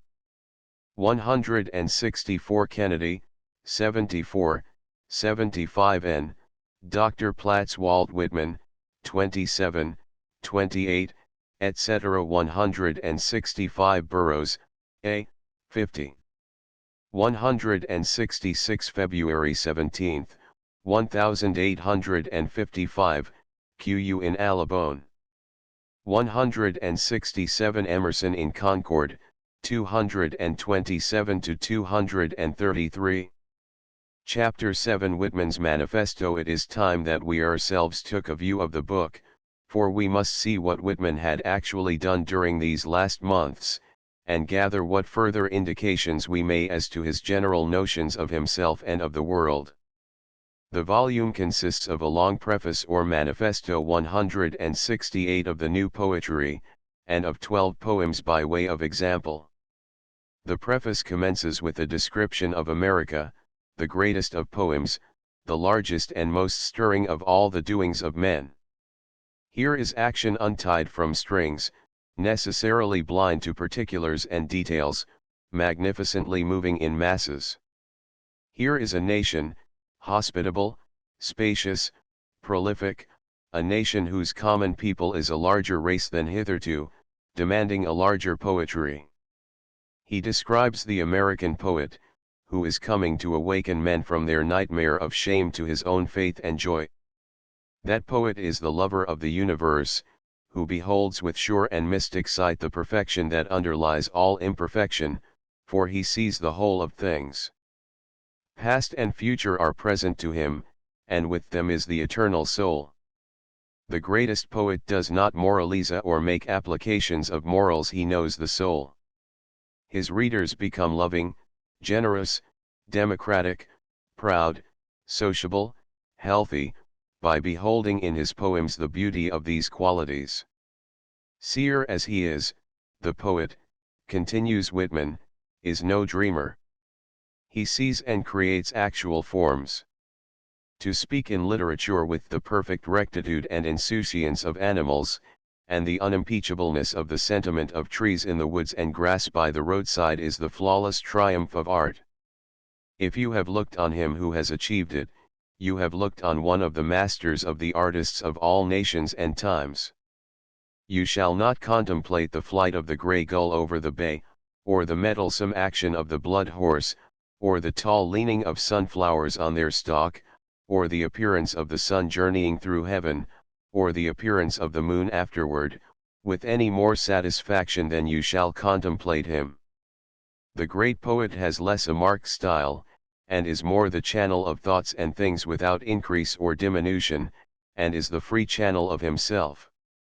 He swears to his art, I will not be meddlesome, I will not have in my writing any elegance or effect, or originality, to hang in the way between me and the rest like curtains.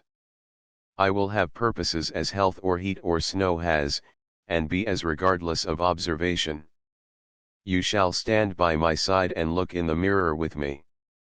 169 His words never pose before the reader for ornament, they are living things. And for this very reason, he follows no models, his thought is living and original, it must find a new form for its perfect expression, as a new seed would find new growth and leafage. The poet appeals to every reader as to an equal, because in every reader he appeals to the supreme soul. Many may not hear him, but he appeals to all, and not to a coterie. Whitman then proceeds to the praise of science. Knowledge, bringing back the mind from the supernatural to the actual, brings faith with it, and the soul is the divinest thing that science discovers in the universe. He turns to philosophy, and bids her deal candidly with whatsoever is real, recognize the eternal tendency of all things toward happiness, and cease to describe God as contending against some other principle. The poet deals with truth and with the actual. All else is but a sham and impotent. For everywhere and always, the soul, which is the one permanent reality, loves truth, and responds to it. The poet is by nature prudent, as one who knows the real purpose of the soul and of the universe, and would act in accordance with that knowledge. He accepts the impulses of the soul as the only final arguments, and only the deeds which it dictates appear to him to be profitable. Living in his age, and becoming its embodiment, he is therewithal a citizen of eternity. The future shall be his proof. Will his song remain at her heart? Will it awaken, century after century, the divine unrest, and as it were, create new souls forever? As for the priests and their work, they are done. The American poets shall fill their place, and the whole world shall answer to their message. Their words shall be in the English tongue, the language of all who aspire, but they shall be the very words of the people of America. They shall be native to the soil, and redolent of the air of the Republic. Such poets shall be America's own, and in them she will welcome her most illustrious visitors. They are her equals, for the soul of a man is as supreme as the soul of a nation. And America shall absorb them as affectionately as they have absorbed her. Such is the gist of Whitman's manifesto. Nature, the soul, and freedom, simplicity and originality of expression, these, its dominant notes, recall at once Rousseau, Wordsworth, and Shelley, with many another, while certain passages remind the reader that the germ was but recently published across the sea, the manifesto of another movement associated with the names of the Rossetti family and with the Pre-Raphaelite Brotherhood. But whatever the reminiscences it awakens, Whitman's preface is his own. The thoughts were not all originally his, but they had shaped themselves newly in his brain and under his pen, and every line bears the stamp of originality. Without staying to discuss the preface, let us proceed to a rapid survey of the remaining pages. They are written, it would seem, for measured declamation, in a sort of free chant, which is neither prose nor verse, but whose lines coincide in length with natural pauses in the thought. Whitman himself spoke very deliberately, in a half-drawl. He had a melodious baritone voice of considerable range and power, and one can well imagine how he would recite, when alone or with some intimate friend, the first lines, beginning "I celebrate myself, and what I assume you shall assume, for every atom belonging to me as good belongs to you. I loaf and invite my soul, I lean and loaf at my ease, observing a spear of summer grass 170." The lines are quite simple and direct. They are intended to place the reader at once in relation with the actual idler who recites them in the summer fields. He is an out-of-doors fellow, who lives wholeheartedly in the present, rejoicing in the world and observing it. He and his soul, he distinguishes decisively between the temporal and the eternal elements in himself, whose equal balance, neither abdicating its place nor contesting that of the other, makes the harmony of his life. He and his soul commune together, and discover that the world means love, and that the very grass is full of suggestions of immortality. Everything indeed has its word for Walt Whitman. He understands what the streets are unconsciously saying. The animals of the countryside, the working men, the youths, and the women, each and all are teaching him something of himself. All life appeals to him, he recognizes himself in each of its myriad forms. And his thoughts are the half-conscious thoughts which lie in the minds of all. It is not only the happy and prosperous whom he represents, but the defeated also, and the outcast. All things have their mystical meanings, but especially are manhood and womanhood divine. There is nothing more divine than they. As for him, he is proud, satisfied, august. He has no sympathy with whimperings, or conformity to the ideas of others. Is not he himself the fellow and equal of the supreme beings, of the night, the earth, and the sea? He has faith in the issue of time, he fully accepts all reality as a part of the whole purpose. He at least will be fearless and frank, and conceal nothing, all desires shall be expressed by him. And to him all the bodily functions are wonderful. His whole life is a wonder and delight, beyond the power of words to utter. Sounds especially he enjoys, alluding to the passionate emotions aroused in him by the opera, and adding an obscure, erotic dithyramb on the ecstasy of touch, the proof of reality, for we understand everything through touch. Everything is seen by him to be full of meaning, because he himself is a microcosm and summary of the universe stuccoed with quadrupeds and birds all over.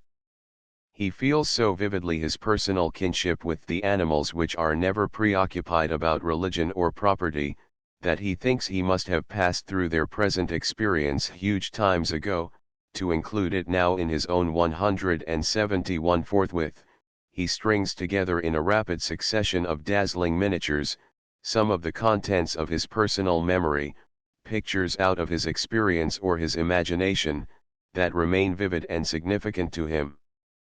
His sympathy makes them actually real to him, the figures in them are each a part of himself. I am the man, he cries, I suffered, I was there. 172. But he has his own distinct personality.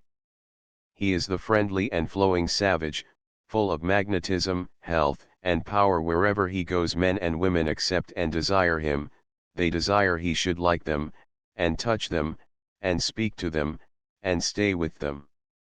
Behavior lawless as snowflakes, words simple as grass, uncombed head, and laughter, and naivete, slow-stepping feet, and the common features, and the common modes and emanations.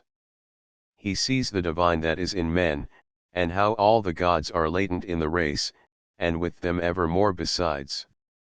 Even in the midst of their absurd littleness, which he fully recognizes, he calls men to the reality of themselves, away from the religions of the priests to their own souls. He understands doubt very well, but he has faith in an ultimate happiness for each and all. He endeavors to express his sense of eternity, and of the friendliness of the world to him. Rise after rise bow the phantoms behind me, afar down I see the huge first nothing, the vapor from the nostrils of death. I know I was even there, I waited unseen and always, and slept while God carried me through the lethargic mist, and took my time, and took no hurt from the fetid carbon. Long I was hugged close, long and long. Immense have been the preparations for me, faithful and friendly the arms that have helped me. Cycles ferried my cradle, rowing and rowing like cheerful boatmen, for room to me stars kept aside in their own rings, they sent influences to look after what was to hold me. Before I was born out of my mother, generations guided me, my embryo has never been torpid, nothing could overlay it. For it the nebula cohered to an orb, the long slow strata piled to rest it on, vast vegetables gave it sustenance, monstrous sauroids transported it in their mouths, and deposited it with care. All forces have been steadily employed to complete and delight me, now I stand on this spot with my soul. 173. Thus it seems to him that he has existed potentially from the beginning, that all the ages in succession have cared for him, and that now the whole world is full of his kin and lovers. He beholds the universe as gloriously infinite in its assured purpose. God has appointed a meeting place where he waits for every soul. The way of the soul is eternal progress, and each one must follow that road. My pupils, he exclaims, shall become masters and excel me. They shall be wholesome, hardy, natural fellows, attracted to me because I neither write for money nor indoors. 174. My religion is the worship of the soul. I am calm and composed, and satisfied about God, whom I do not in the least understand. Death and decay seem wholesome to him, they are the way of life by which he himself came to the present hour, wherein he realizes the mystic reality, the life eternal, and the ineffable idea of happiness as the central purpose of the universe. Do you see, O my brothers and sisters? It is not chaos or death, it is form, union, plan, it is eternal life, it is happiness. 175. With an enigmatical farewell, he resumes his place in the life of the world, awaiting such of his readers as belong to him. You will hardly know who I am or what I mean, but I shall be good health to you, nevertheless, and filter and fiber your blood.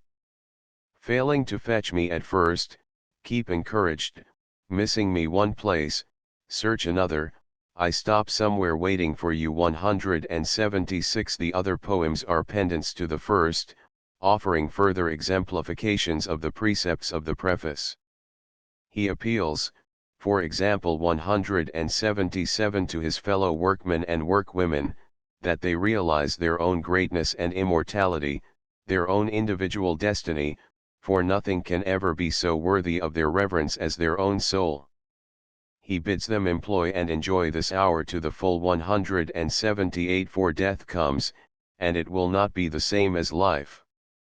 Yet death also will be good to the soul. All the signs assure the soul that it will be satisfied, and there is nothing which does not share in the soul life.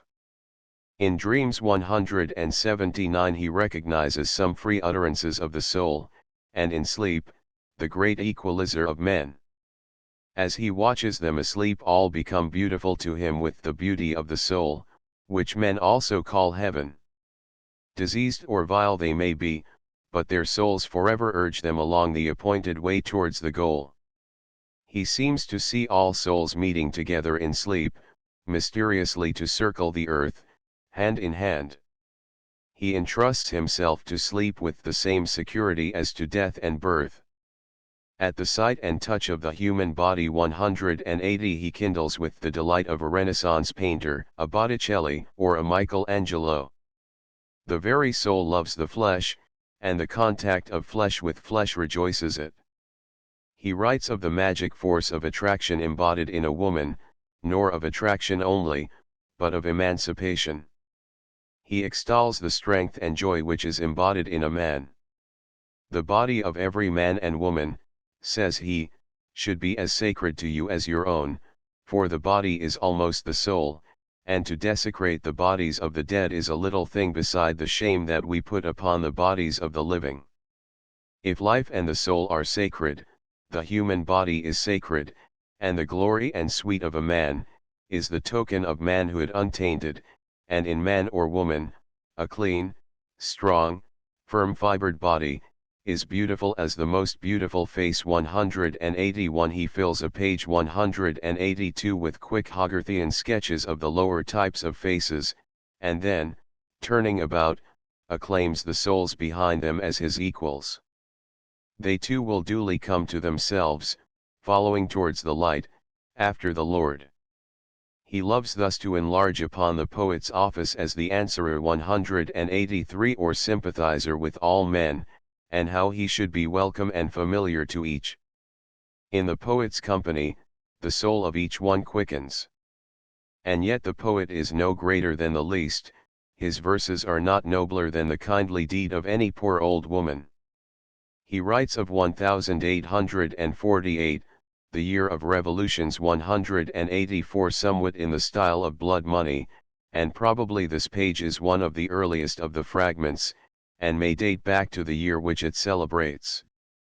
In spite of the successes of tyranny, and the failures of the young men of Europe, he sees that liberty herself is never foiled. By way of sharp contrast 185 he directs a mocking and colloquial page of satire against the cute Bostonians of 1854. Whitman's dislike of Boston is never for a moment concealed, Jonathan the Yankee he detests. And now he brings home to him the profits of his bargaining. He has dethroned King George only to set up in his place this Republican president, Pierce of New Hampshire, who in these loud echoing streets employs the strength of America upon the capture of a fugitive slave.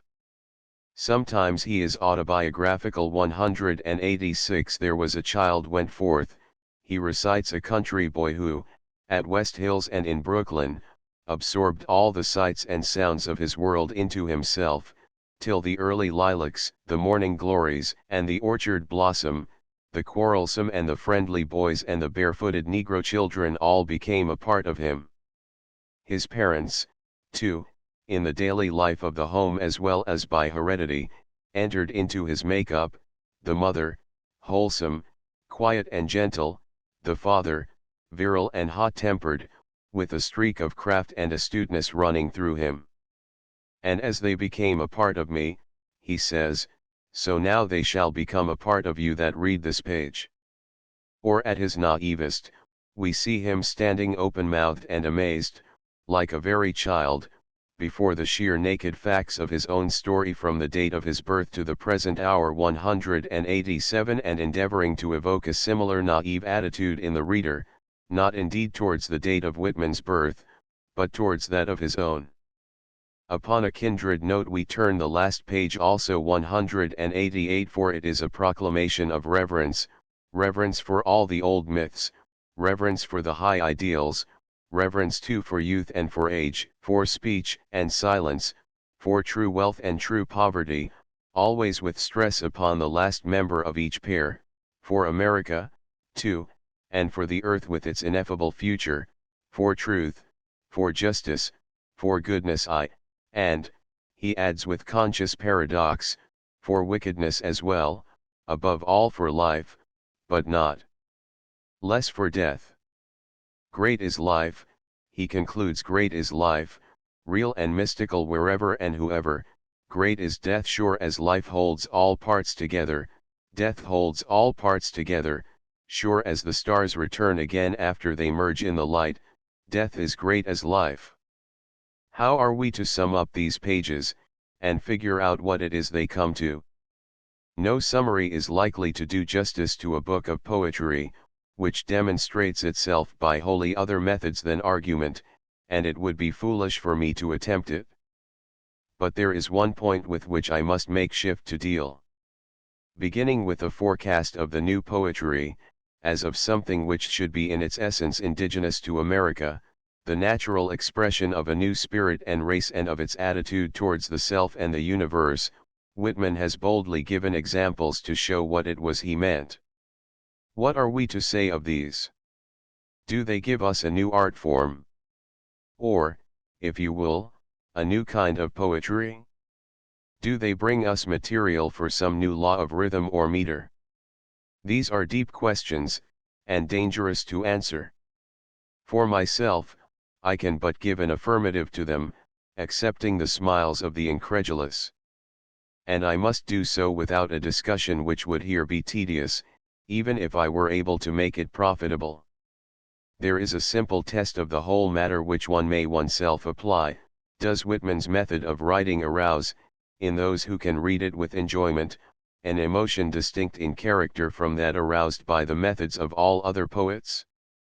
Does Leaves of Grass awake some quality of the soul which answers neither to the words of Tennyson nor Browning, Emerson, nor Carlyle? The proof by emotional reaction requires some skill in self-observation and more impartiality, but, on the whole, I think those who have tried it fairly seem to take my part, and to answer emphatically in the affirmative. What then is this emotion which Whitman alone, or in special measure, evokes? It is a further hard but fair question, for it involves Whitman's personality, and this book is an attempt to answer it. Briefly, it is the complex but harmonious emotion which possesses a sane full-blooded man of fully awakened soul, when he realizes the presence of the eternal and universal incarnate in some spear of summer grass. One may call it the religious emotion, but it is not the emotion of any other religious poetry, saving perhaps some of the Hebrew prophets, and every prophet has his own cry.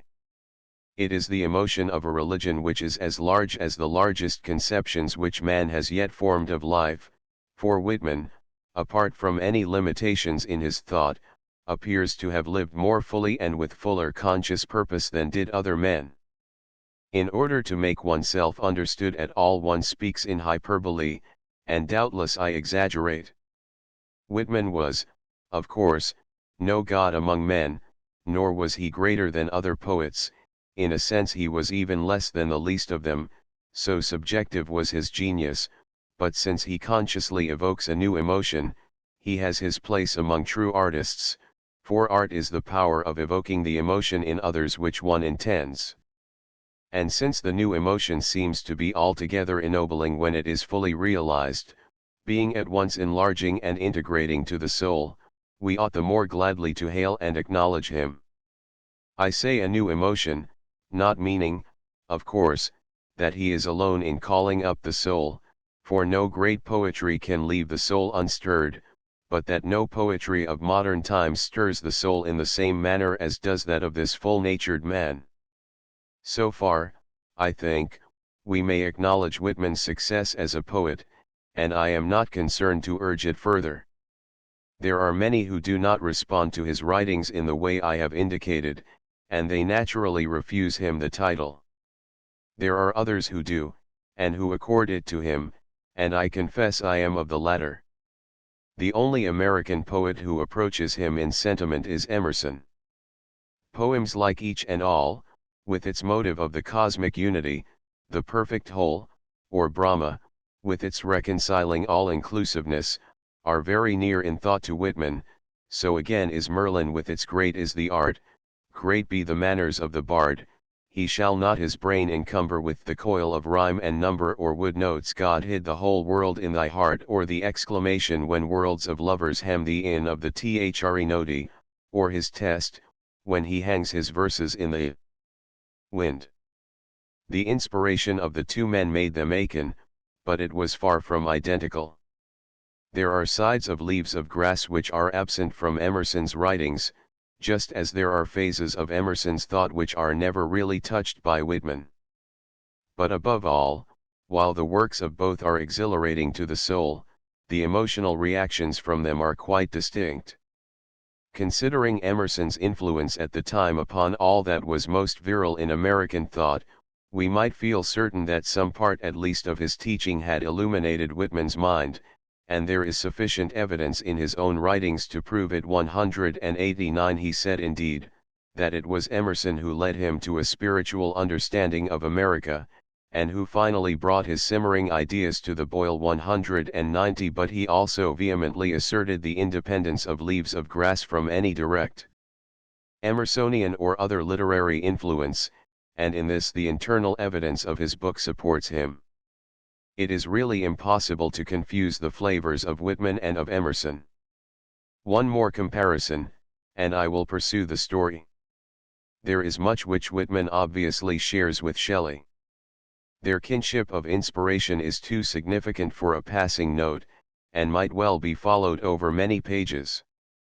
The writer of Leaves of Grass, and the youthful author of Queen Mab, had drunk at the same fountain of love and wonder. 191 Shelley's defense of poetry should be read alongside of the preface of 1855.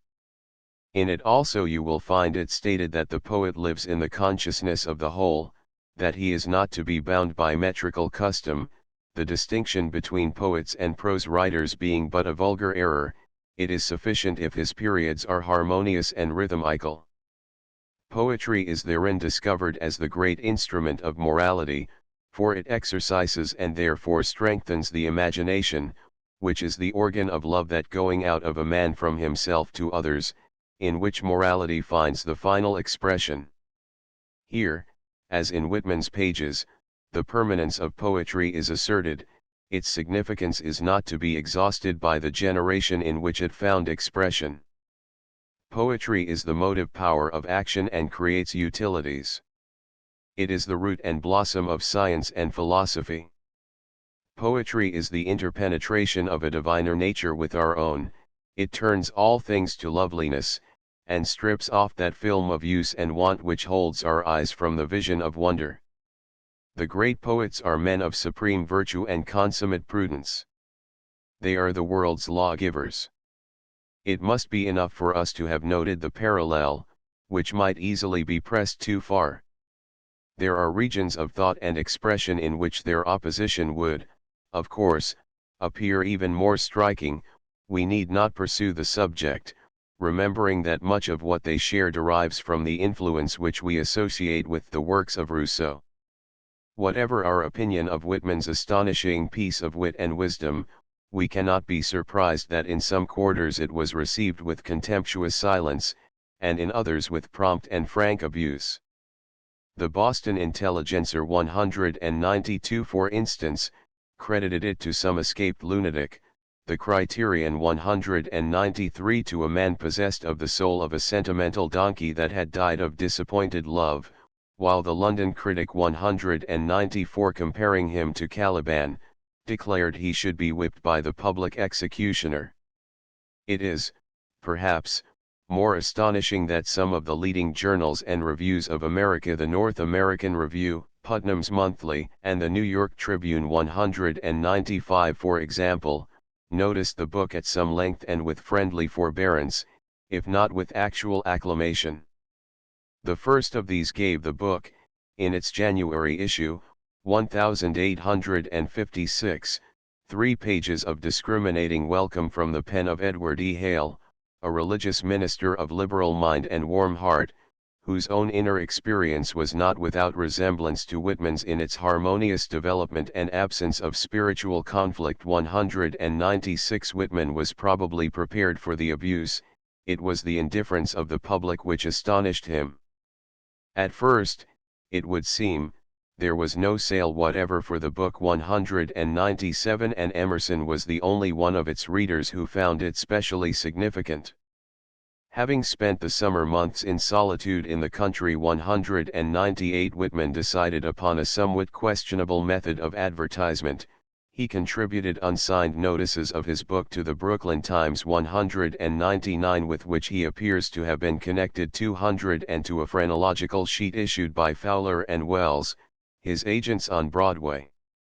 He fortified himself 201 for his task by observing that Leigh Hunt had written for the press upon his own work, and even claimed the high example of Dante. These articles, whose anonymity seems to infringe on the impartiality of the press, and to be in some sense a breach of journalistic honor, are not a little astonishing. That in the phrenological journal may, perhaps, be dismissed as a mere publisher's circular or puff, contributed, as such things frequently are, by the writer. As to the other, Whitman was for a while the editor of the Brooklyn Times, and may have written on himself while serving in this capacity, or perhaps at the request of the actual editor, doubtless his personal friend. Or, again, if we would excuse, or rather explain, his action, we may regard the reviews as his own attempt to look impersonally at his work. Whatever we may think of the moral aspect of the notices, or however we may account for them, they have considerable interest as further expositions of his purpose, reinforcing the preface after an interval of meditation. As such, and as a corrective of popular misapprehensions, he doubtless intended them. In these pages he lays special emphasis on the American character of his work. He notes his studied avoidance of all foreign similes and classical allusions.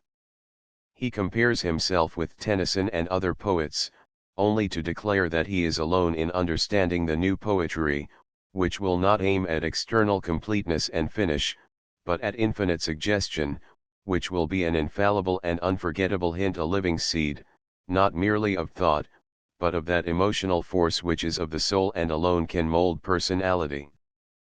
Footnotes, 168. This is given in full in O.L. Trigg's selections, parts only, in Comp Prose, 256. 169 Comp Prose, 261. 170 L of G, 29. 171 L of G, 54. 172 IB, 59. 173 L of G, 55. 174 L of G, 75. 175 IB, 78. 176 IB, 79. 177 IB, 169. 178 L of G, 333. 179 IB, 325. 180 IB, 81. 181 IB, 1855. 182 IB, 353. 183 L of G, 134. 184 IB, 211. 185 IB, 209. 186 IB, 282. 187 L of G, 304. 188 IB, ed 1855. 189 Camden, 9, 160, Notes to Mag Art. Of May, 1847. 190 Letter in Appendix to L of G, 1856, and Trowbridge, OPCIT 191. It is interesting to recall that Prometheus Unbound was written in the year of Whitman's birth. 192 Buck, 198. 193 IB, 197. 194 IB, 196, in Re, 60. 195 NAR, January, 1856, TRIB, July 23, 1855. 196 W. James, Various of Religion Experience, 82-83. 197 Buck, 138, Burroughs, etc. 198 Buck, 26. 199 in Re, 13, 32, Buck, 195. 200 Atlantic Monthly, Ski, 679. 201 Camden, 9, 119. Chapter 8 The Mystic in September, 1855, Mr. Montgomery Conway, having heard of Whitman during a visit to Concord, called upon him in Brooklyn, with an introduction from Emerson. Walt was then living with his family in one of a row of small artisans' houses, in Ryerton Street 202 out of Myrtle Avenue. At the moment, however, he was correcting proofs in the little office where his book had been printed, and wore a workman's striped blue shirt, open at the throat. A few days later, he called upon Mr. Conway, his sister, and another lady, at the Metropolitan Hotel, where his manners and conversation were enjoyed and approved. He was then garbed in the baize coat and checkered shirt in which he appears in the Leaves of Grass portrait. Mr. Conway in his story has somewhat confused the details of these visits with those of another paid by him upon a Sunday morning some 2 years later, when the Whitmans seemed to have moved to a more commodious house on North Portland Avenue. The matter is not important, and we may follow the main lines of the picturesque account which he contributed in October, 1866, to the Fortnightly Review 203. According to this narrative, Whitman was discovered basking in the hot sunshine on some wasteland outside Brooklyn.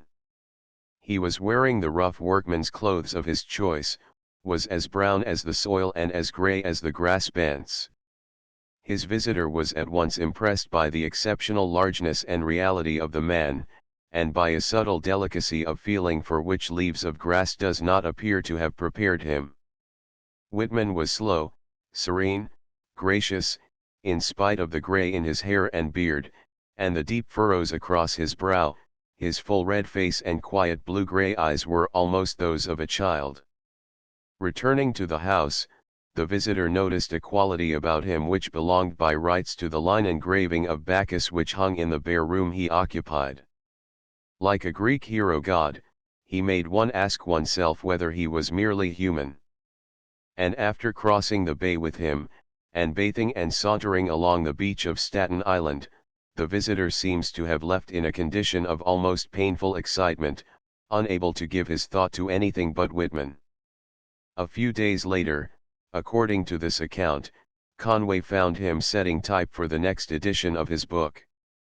Although he was still writing occasionally for the press, Leaves of Grass continued to provide his principal occupation. They crossed the ferry together and rambled about New York. Nearly every artisan they met greeted Walt affectionately as an old friend, and not one of them knew him as a poet. Together they went to the Tombs prison, Whitman always having acquaintances among the outcasts of society, and often visiting them in detention, both here and at Sing Sing. Here, Conway had an opportunity of estimating the power over others which was wielded by this personality, whose latent force had so much moved himself. The prisoners confided in him, and on behalf of one he interviewed the governor of the prison. The victim had been detained for trial on some petty charge in an unhealthy cell. Whitman repeated the man's story, and characterized it, with a sort of religious emphasis and deliberation, as a damned shame.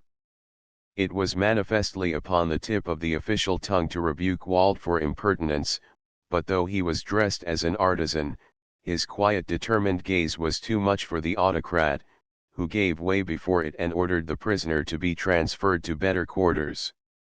Other distinguished visitors called on him from time to time. Of Emerson's own visits we know next to nothing, but they were frequent and very welcome, sometimes ending with a dinner at Astor House. We have a glimpse of Lord Houghton, sharing a dish of roast apples with his friendly host. 204 Ward Beecher, the famous Brooklyn preacher, was among the callers, and it was on their way from his church that, on Sunday, November 9, 1856, Mrs. Whitman, in her son's absence, received Bronson Alcott and Thoreau.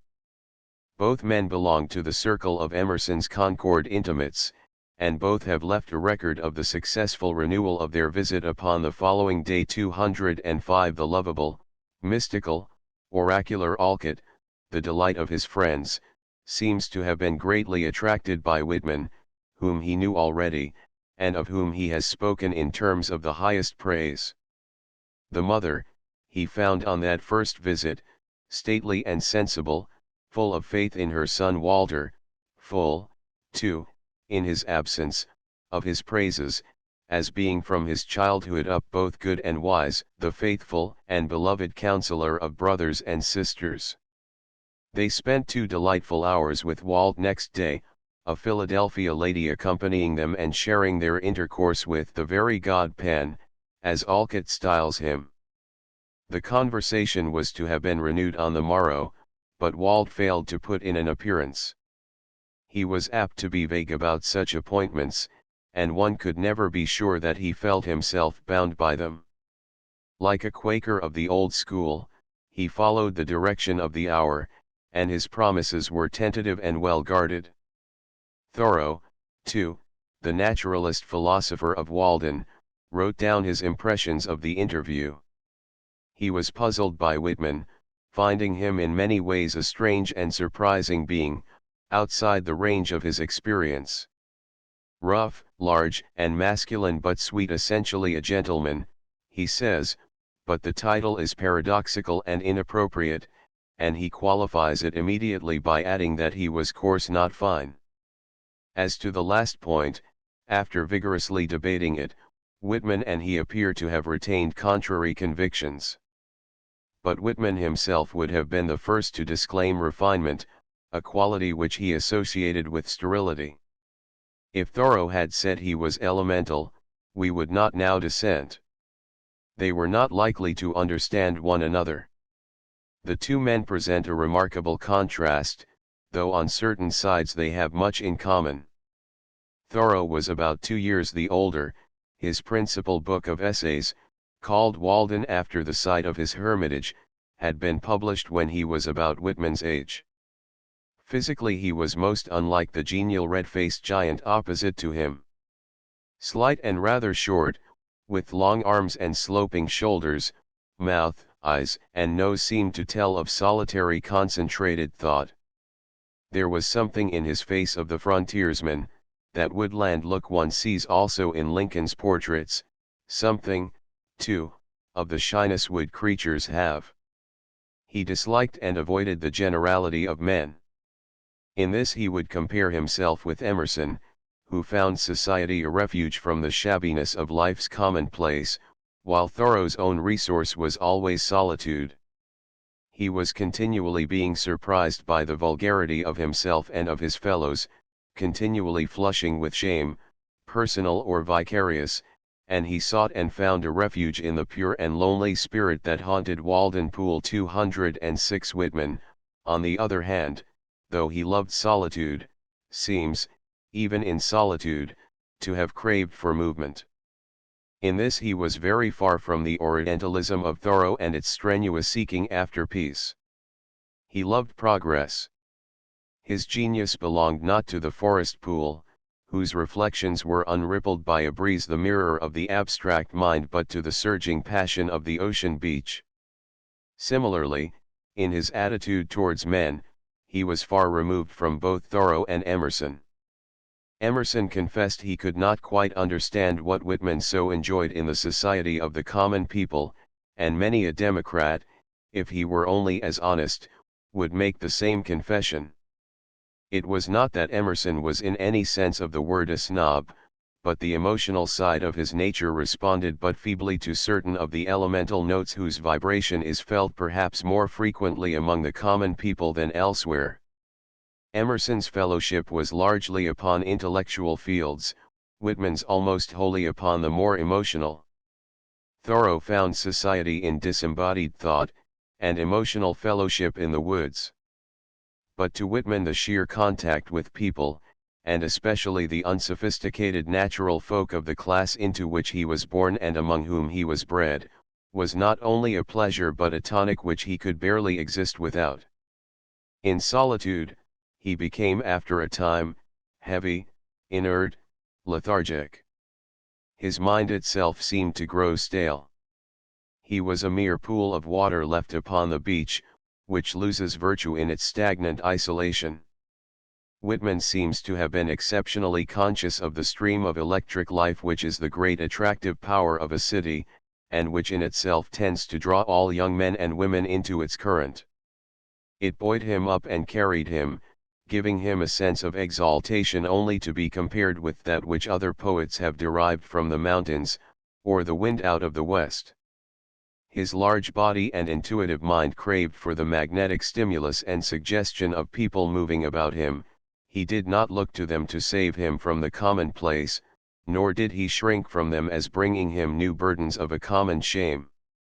Coarse, actual, living humanity was his supreme interest and passion.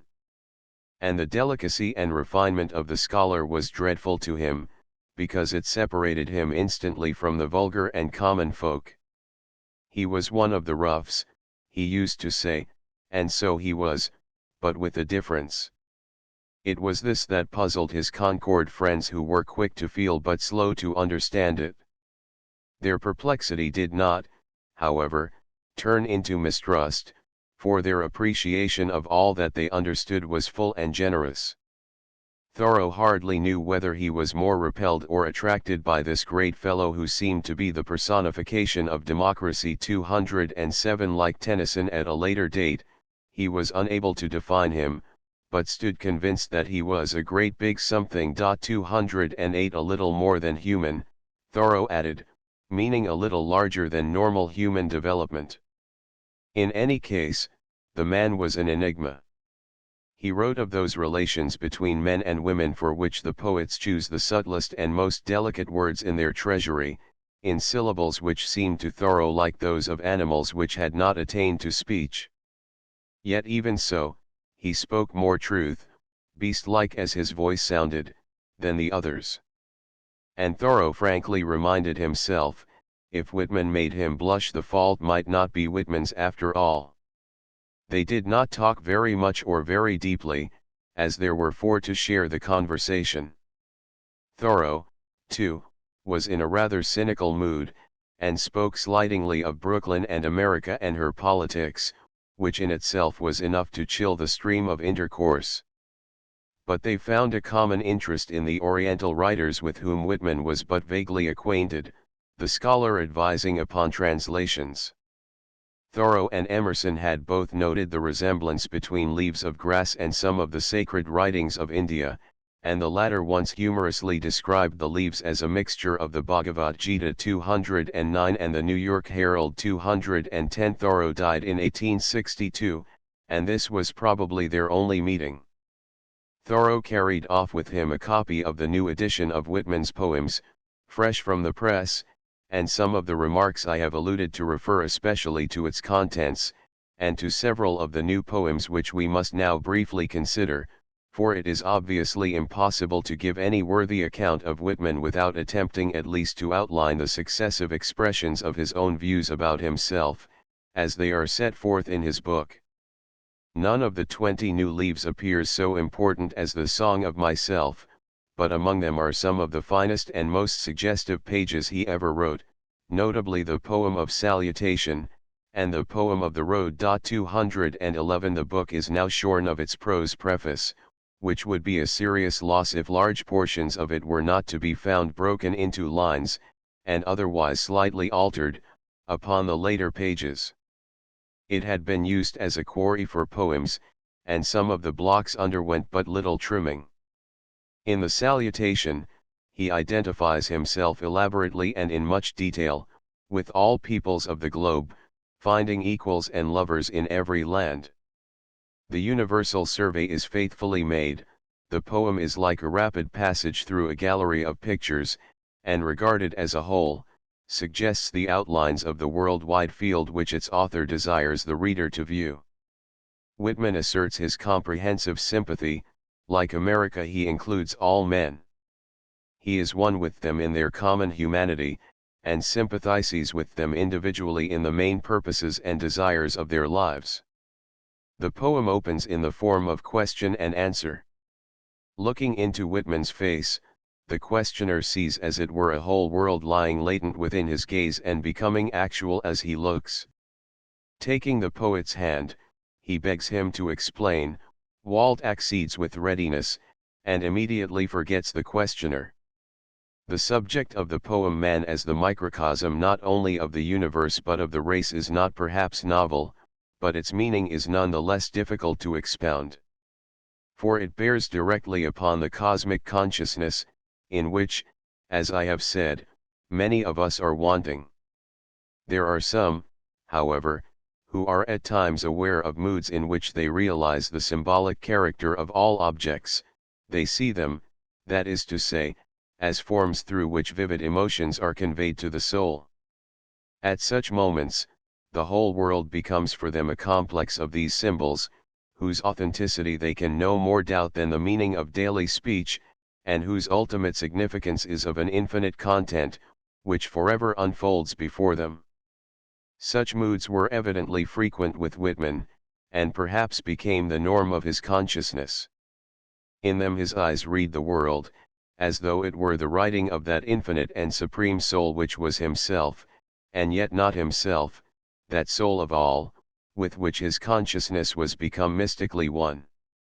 He felt the actual thrill and meaning of the world's words, words which he more fully describes, or rather tries to suggest, in another poem, afterwards known as the Song of the Rolling Earth. 212. In order to explain Whitman's meaning, one would need to make a study of the roots of this kind of symbolism, a task which is here impracticable. We must be content instead with a glance at the poem itself. Earth, round, rolling, compact, suns, moons, animals, all these are words to be said. 213. He asserts, vast words, not indeed of dots and strokes, nor of sounds, but of real things which exist and are uttered. I myself, and not my name, he says suggestively, is the real word which the soul understands. He that hath ears to hear, let him hear, not my words but me, the word. The words of great poets are different from those of mere singers and minor poets, because they suggest these ultimate words, these presences and symbols. A symbol, be it remembered, always using the word in the sense indicated, is no arbitrary sign, it is a form or appearance, which seen through the eye, to use Blake's happy formula, presents to the imagination an unimpeachable, distinct emotional concept. To Whitman, everything became thus symbolic. He saw the earth itself, the whole world about him, as a symbol, infallibly presenting to him a distinguishable idea or meaning, not indeed a thought, for the word fails to express something which must clearly be supra-intellectual, the perception of a conscious state of emotion. Of what then was the earth a symbol to Whitman's sight? He says, frankly enough, 214, that he cannot convey the idea in print, but that as far as he can suggest it, it is one of progress, or amelioration, it is generous, calm, subtle, it includes the idea of expression, or the bearing of fruit, it is the acceptance of all things, and it is the general purpose which underlies them all. I fear that those who seek for simple explanations in plain words will scarcely be satisfied with this. Perhaps Whitman is only reasserting in his own manner the familiar adage that God is the prince of poets, and that the universe is his chapbook which he offers to all. If so, he either gives a new meaning to the words, or he has rediscovered their old vital sense and redeemed them from the stigma of rhetoric. I do not know whether after all the simple-sounding words are not the more elusive. The words of the Earth Mother spoken to her children are, he would have us believe, ultimate and infallible, all things may be tried by them. That is what he means when he says he has read his poems over in the open air. He has proved them thus to see if their suggestion is that of the earth. She sits, as it were, with her back turned toward her children, 215, but in her hand she holds a mirror, the clear mirror of appearances which are true, and in that mirror we may see ourselves and her. With her ample back toward every beholder, with the fascinations of youth, and equal fascinations of age, sits she whom I too love, like the rest sits undisturbed, holding up in her hand what has the character of a mirror, while her eyes glance back from it, glance as she sits, inviting none, denying none, holding a mirror day and night tirelessly before her own face. How much we can see, depends upon our own character. To the perfect man, the face of the mother is perfect, to the man ashamed, disfigured, broken, it appears to be such as he. Only the pure behold the truth. There is no merely intellectual test of truth, for truth is known only by the soul. As one looks into the mirror, and reads the thought behind appearances, not with the intellect but with the sight of the awakened soul, one grows to understand what progress means, one sees a little further into the secrets of love, one learns that the divine love neither invites nor refuses. The sayers of words are those who with pure insight, or as Coleridge would say, imagination, behold things as they are apprehended by the cosmic consciousness, and thus beholding them as they truly are, find words which hint to the soul of that reality which speaks through all appearance. After the sayers come the singers, the poets who, building words together, create new worlds. In another poem, The Open Road, 216, becomes the symbol of freedom, acceptance, sanity, comradeship, immortality, and eternal battles. Afoot and light-hearted I take to the open road, healthy, free, the world before me, the long brown path before me, leading wherever I choose. Henceforth I ask not good fortune, I am good fortune, henceforth I whimper no more, postpone no more, need nothing, strong and content, I travel the open road. 1860, among the best known and most popular of the Leaves of Grass, it is also among those which are most filled with recondite and mystic meanings. Over these we must not linger, save to note the indication of the mystic sense by phrases like the float of the sight of things and the efflux of the soul. The poem as a whole is marked by musical cadences, and is vivid from end to end with courage and the open air.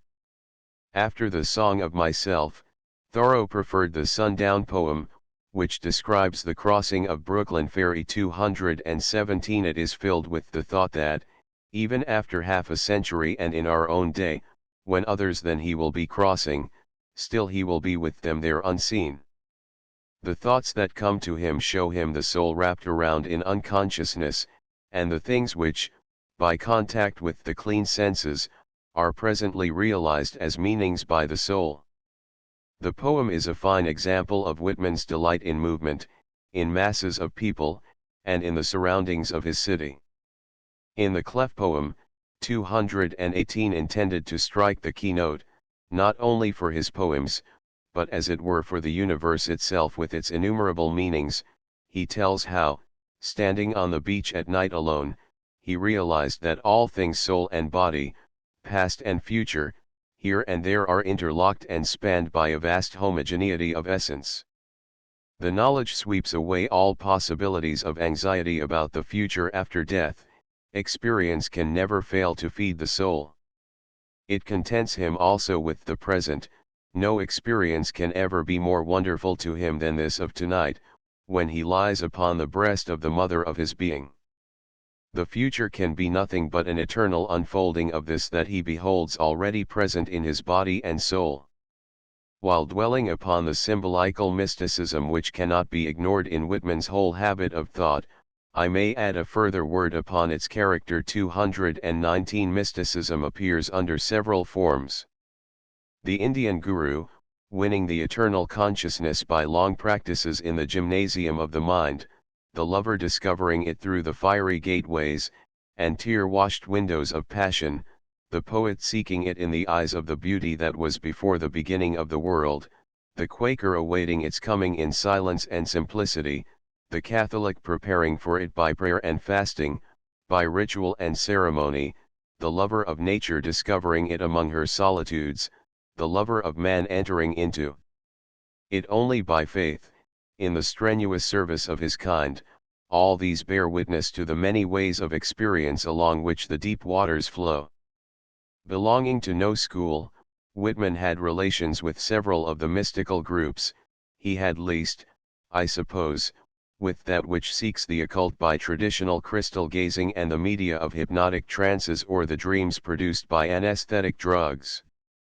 He was a mystic because wonders beset him all about on the open road of his soul. In him mysticism was never associated with pathological symptoms.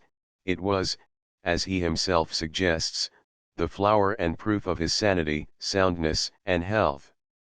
He had not learned his lore from books. Plato and Plotinus, Buddha and Boma, were alike but half familiar to him. He never studied them closely as a disciple should. His thought may have been quickened by old Elias Hicks, and strengthened occasionally by contact with the Friends. It often recalls the more leonine, less Catholic spirit of George Fox, and the vision of the soul, standing like an unseen companion by the side of every man, woman, and child, ready to appear at the first clear call of deep to human deep, was ever present to them both, and in itself explains much that must otherwise remain incomprehensible in their attitude. But the world of Whitman was that of the 19th century, not of the 17th. Carlyle, Goethe, and Lincoln had taken the places of Calvin, Milton, and Cromwell. In many aspects the mysticism of Leaves of Grass is nearer to that of the Republic and the Symposium, than to that of Fox's Epistles and Journal, nearer, that is, to the Greek synthesis, than to the evangelical ardor of the Puritan. Temperance he loved, but he hated the narrowness of negations. To return to the book, the thought of the sanity of the earth is brought to bear upon the problem of evil in a poem 220 which describes how, in spite of the mass of corruption returned to it by disease and death, the earth neutralizes all by the chemistry of its laws and life. With calm and patient acceptance of evil, nature refuses nothing, but ever provides man anew with innocent and divine materials. And such, it would seem, is the inherent character of the universe, and therefore of the soul. A poem 221 whose opening cadences were suggested by the drip, drip, drip, of the rain from the eaves, presents the broad axe as the true emblem of America, Whitman's substitute for the eagle whose wings are always spread. Broad axe, shapely, naked, wan. Head from the mother's bowels drawn. Wooded flesh and metal bone. Limb only one and lip only one. Gray-blue leaf by red heat grown. Help produced from a little seed sown. Resting the grass amid and upon, to be leaned, and to lean on. Here we enter the picturesque, muscular world of woodcutters and carpenters so familiar to the author, and we are reminded of the older and more sinister uses and products of the axe. Seen by Whitman, the broad axe itself is a poem that tells of strenuous America, with her free heroic life and the comradeship of her western cities, great with the greatness of their common folk. It tells him of the woman of America, self-possessed and strong, and of large, natural, naive types of manhood.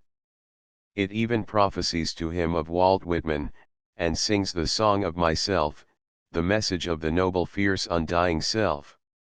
As a Cuvier can reconstruct an undiscovered creature from a single fossil bone, so might the poet-seer have foretold America by the symbol of an axe.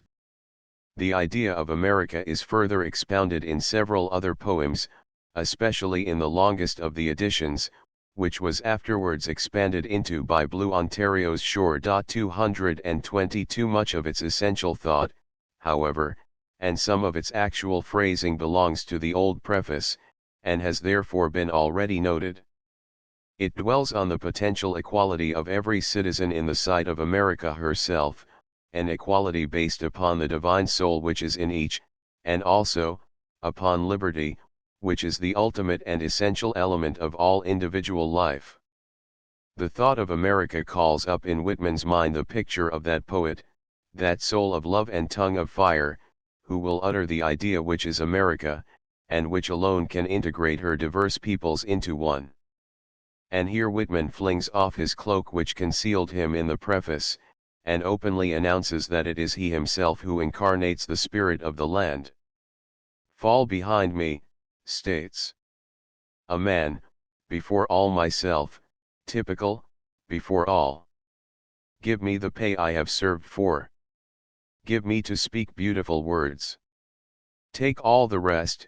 I have loved the earth, sun, animals, I have despised riches, I have given alms to every one that asked, stood up for the stupid and crazy, devoted my income and labor to others, I have hated tyrants, argued not concerning God, had patience and indulgence toward the people, taken off my hat to nothing known or unknown, I have gone freely with powerful uneducated persons, and with the young, and with the mothers of families, I have read these leaves to myself in the open air. I have tried them by trees, stars, rivers, I have dismissed whatever insulted my own soul or defiled my body, I have claimed nothing to myself which I have not carefully claimed for others on the same terms, I have studied my land, its idioms and men, I am willing to wait to be understood by the growth of the taste of myself, I reject none, I permit all.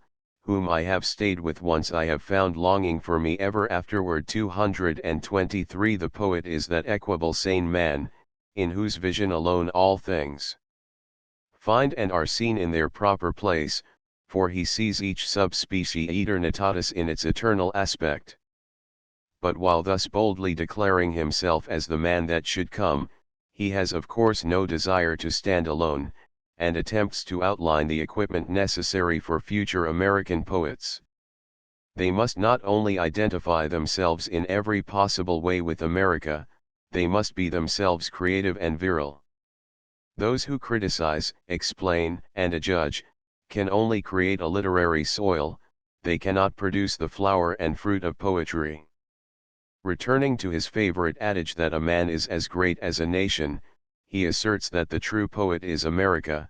Frankly reading himself as a whole, he will see the meanings of America. Is then America also a symbol? Assuredly.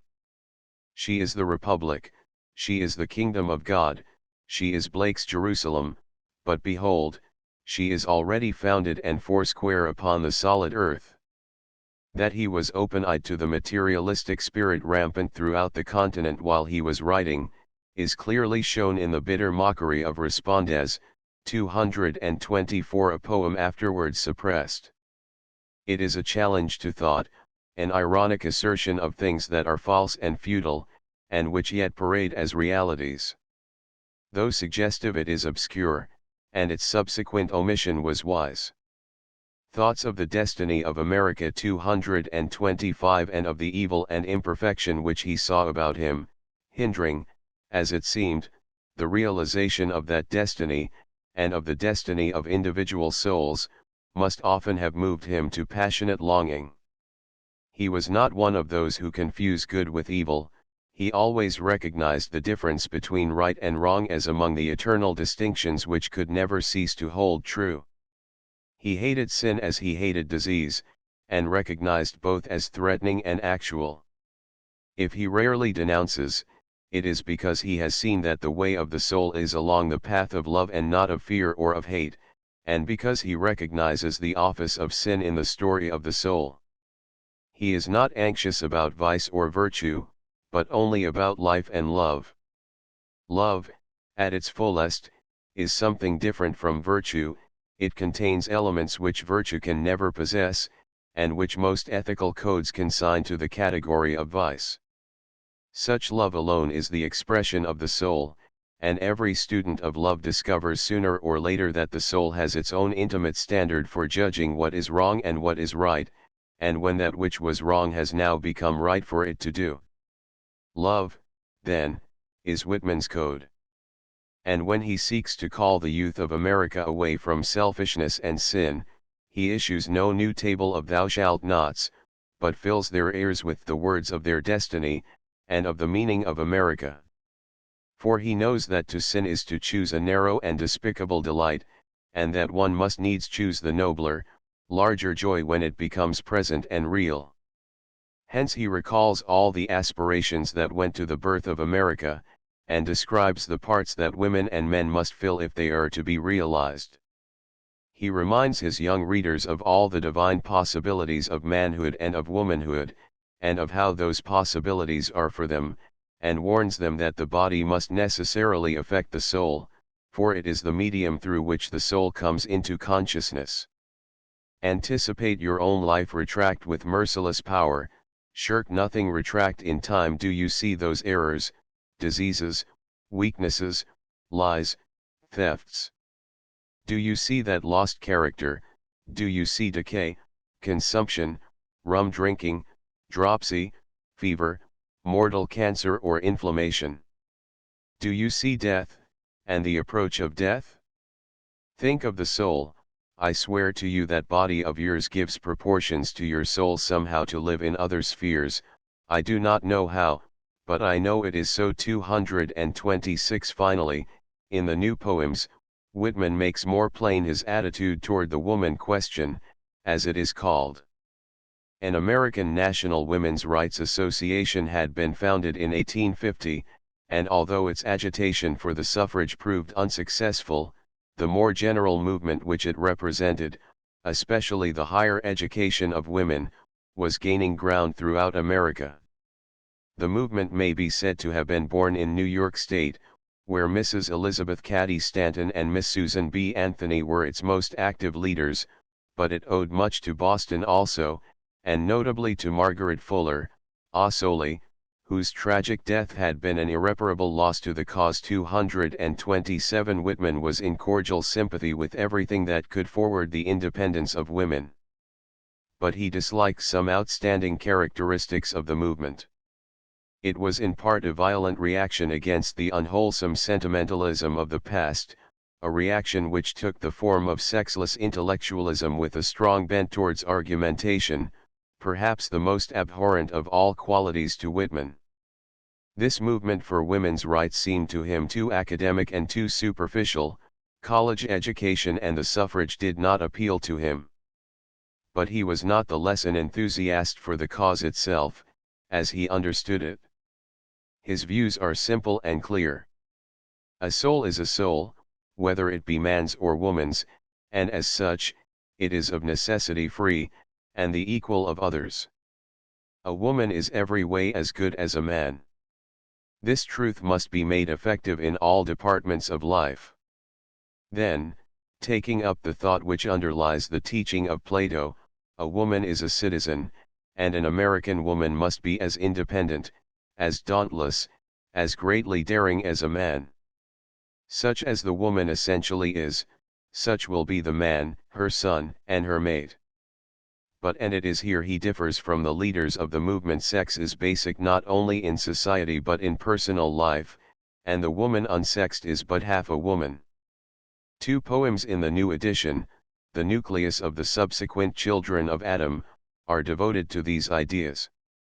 In the first 228 he describes the women of his ideal. They are not one jot less than I am, they are tanned in the face by shining suns and blowing winds, their flesh has the old divine suppleness and strength, they know how to swim, row, ride, wrestle, shoot, run, strike, retreat, advance, resist, defend themselves, they are ultimate in their own right, they are calm, clear, well possessed of themselves. In the second 229 he declares that life is only life after love. He means the passionate fullness of love and indicates that womanhood is to be glorified not through a sexless revolt, but through the redemption of paternity. When the begetting of children is recognized to be as holy and as noble as the bearing of them, then the rights of women will be on the way to recognition. If motherhood is the glory of the race, then a movement towards perpetual virginity brings no solution of our problem. The only solution lies in the independence of women, and in the evolution of a higher masculine ideal of the sex relation. The whole thing must be naturally and honestly faced. Until we so face it, we cannot understand a world in which it is so implicated, that sex is, as it were, a summing up of all things. This last thought grew upon him, becoming more prominent in the next edition. In the present one it recurs in the open letter to Emerson printed in its appendix 230, and gave a peculiar color to the volume in the public eye. So much was this the case, that a prosecution seemed at one time imminent, many persons regarding the book as obscene. Among timid and conventional people, it seems to be established as a canon of criticism that it is always immoral to discuss immorality. They go but little farther who denounce the purity which is not defiled by pitch, or tear out by the roots all flowers that grow upon dung heaps. Such then, added to the old, formed the contents of the new edition of 1856. The appendix included Emerson's letter, which Whitman had been urged to publish, by Mr. C. A. Dana, editor of the New York Sun, and a personal friend of Emerson. 231 he succeeded in convincing Whitman, who appears at first to have doubted the propriety of such an action. There is no evidence that Emerson resented the use thus made of his glowing testimony, although he would probably have modified his words had he written in acknowledgement of the enlarged volume. A sentence from the letter appeared also upon the back of the book: I greet you at the commencement of a great career, R. W. Emerson. This, together with the storm of indignation aroused by the absolutely frank language of the poems dealing with sex, gave the book notoriety and a rapid sale. It is the least pleasing of the editions of Leaves of Grass, insignificant in appearance, and yet aggressive, by reason of that Emersonian testimonial. The open letter at the end, of which I have already spoken, is far from agreeable to read. It is careless, egotistical, naive to a degree, and crowded with exaggerations. Addressing Emerson as master, it proceeds to denounce the churches as one vast lie, and the actual president as a rascal and a thief. It is so egregiously self-conscious that it makes the reader question for a moment whether all the egoism and naivete of the preceding pages may not have been worn as a pose, but a moment's further consideration gives the question a final negative. Few men are without their hours of weakness, and that Whitman was not among those few, the letter is proof if such were needed. The letter is not void of interest, since it records the rapid sale of the previous edition of 1,000 copies, and anticipates that in a few more years the annual issue will be counted by thousands. This sanguine forecast explains the permanent and otherwise unreasonable disappointment of Whitman at the reception of his book. It still made its appearance devoid of the usual adornment of a publisher's name upon the title page. Messrs. Fowler and Wells were again the principal agents, others being arranged with in the chief American cities, in London also, and Paris and Brussels. Plates were cast from the type, and a large sale was prepared for. But the New York agents soon withdrew, unwilling to face the storm of public opinion 232 and perhaps the dangers of prosecution, and the book fell out of print when only 1,000 copies had been issued. The two ventures of 1855 and 1856 had brought Whitman little money, a mere handful of serious readers, and some notoriety. Though he did not give in, he began to look about him for some supplementary means of delivering his soul of its burden. His youthful success on the political platform, his love of crowds and of personal contact, his extraordinary popularity among the younger people, and his own keen sense of the power of oratory, turned his thoughts to lecturing. 233 He would follow the road which Emerson and Thoreau had taken. He would evangelize America with his gospel. Henceforward, as his mother said, he wrote barrels of lectures. 234 And at the same time he studied his new art more or less systematically. After his death a package of notes on oratory, and the rough draft of a prospectus were found among his papers. The latter was headed, 15 cents. Walt Whitman's Lectures. It belongs to the year 1858. By this time he had planned to write, print, distribute and recite throughout the United States and Canada a number of lectures partly philosophical, partly socio-political, partly religious, with the object of creating what he conceived to be a new, and for the first time truly American attitude of mind. The lectures were ultimately to form a second volume of explanation and argument which would sustain the leaves. He had now omitted any preface to the poems, the creative work standing alone. But having printed the second edition and thus relieved his mind of its most pressing burden, he recognized that the work of explanation and of criticism remained. Moreover, he conceived that his lectures would quicken public interest in his book, while, by showing himself, he hoped to dispel some of the misapprehensions which concealed his real meaning from the popular mind. He alludes whimsically in this memorandum to the offensive practice of self-advertisement, of which he was not unconscious, remarking that it cannot be helped, for it is the only way by which he can gain the ear of America, and bid her know thyself. Finally, he proposed to earn his living in this manner. He would have preferred to give his services without fee, in the Quaker fashion, but for the time being at least, he must make a charge of $10, 2 guineas, a lecture and expenses, or an admission fee of 1 dime, about 6pence, a head. The idea of lecturing was probably as old as the idea of the leaves of grass. He seems to have been considering it ever since he returned from the South.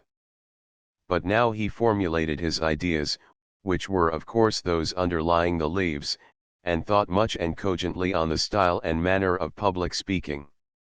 His conclusions betray an ideal for oratory as individual and as mystical as that for the poet's art. Whitman, the lecturer, is conceived as a prophet possessed by the tempestuous passion of inspiration. The orator is to combine the gifts of the great actor with the inspiration of the Pythoness and the spontaneity of the Quaker prophet. His gestures should be large, but reserved, the delivery deliberate, thought awakening, elliptical, prophetic, wholly unlike that of the glib platform speakers of his day and our own.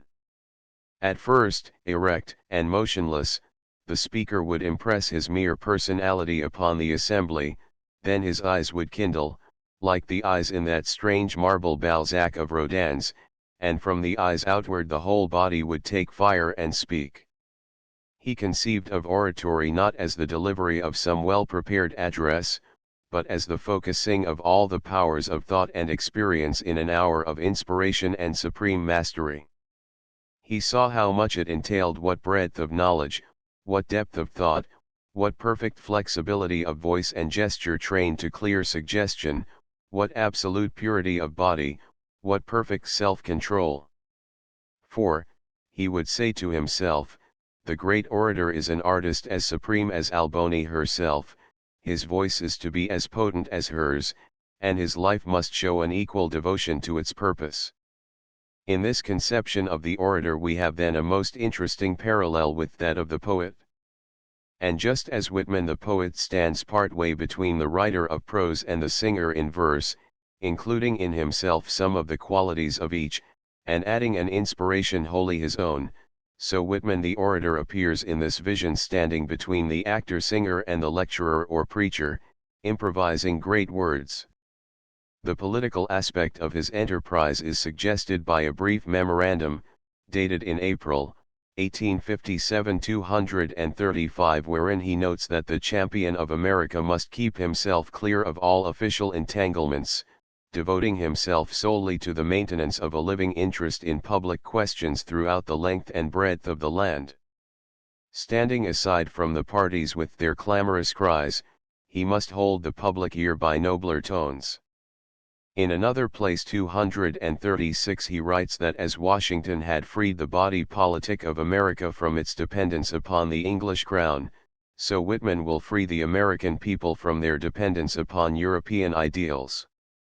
The mere publication of such frank, but private assertions of Whitman's own faith in himself, will doubtless arouse a ready incredulity in the reader's mind.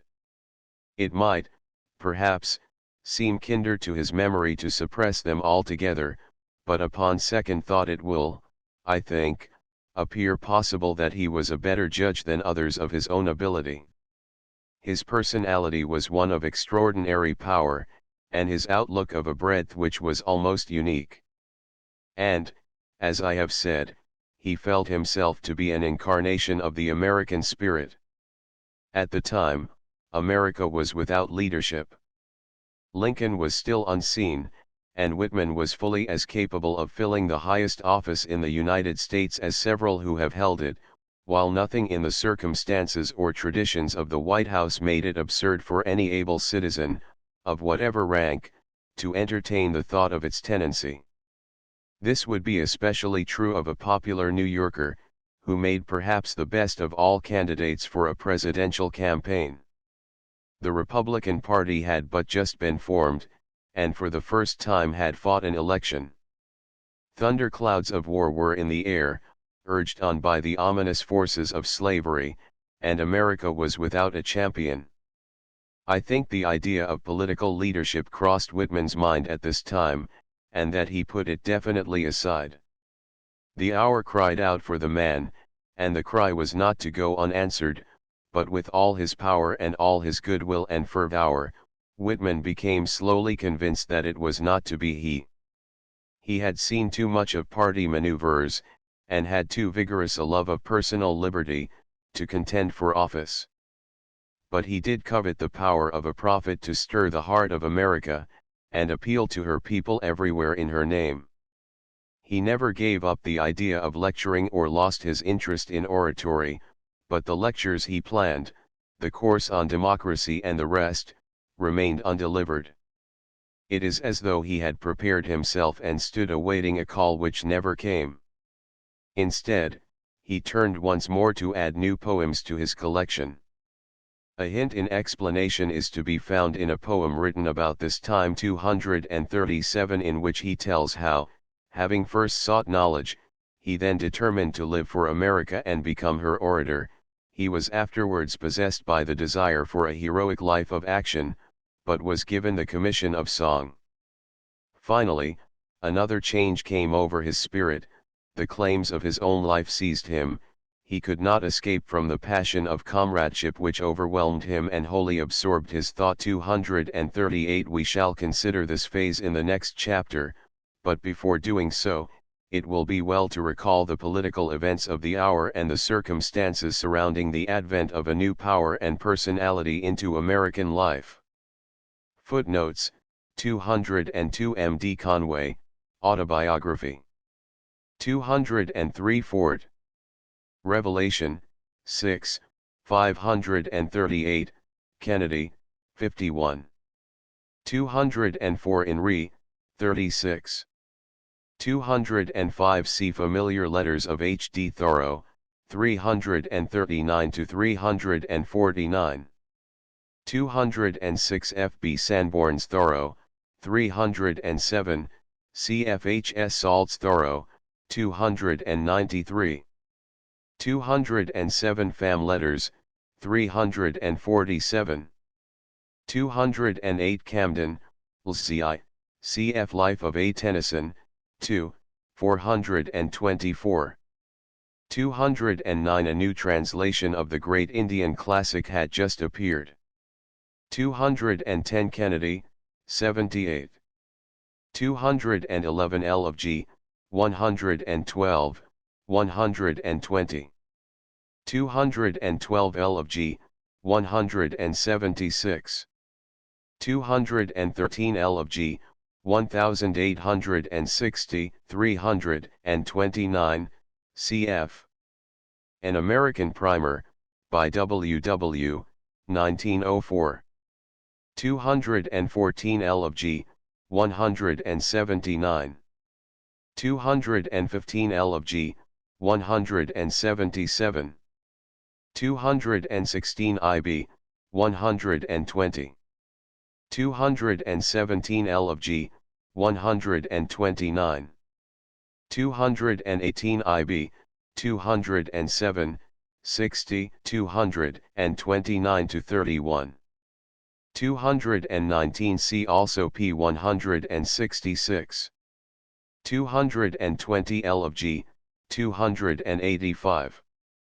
221 IB, 148.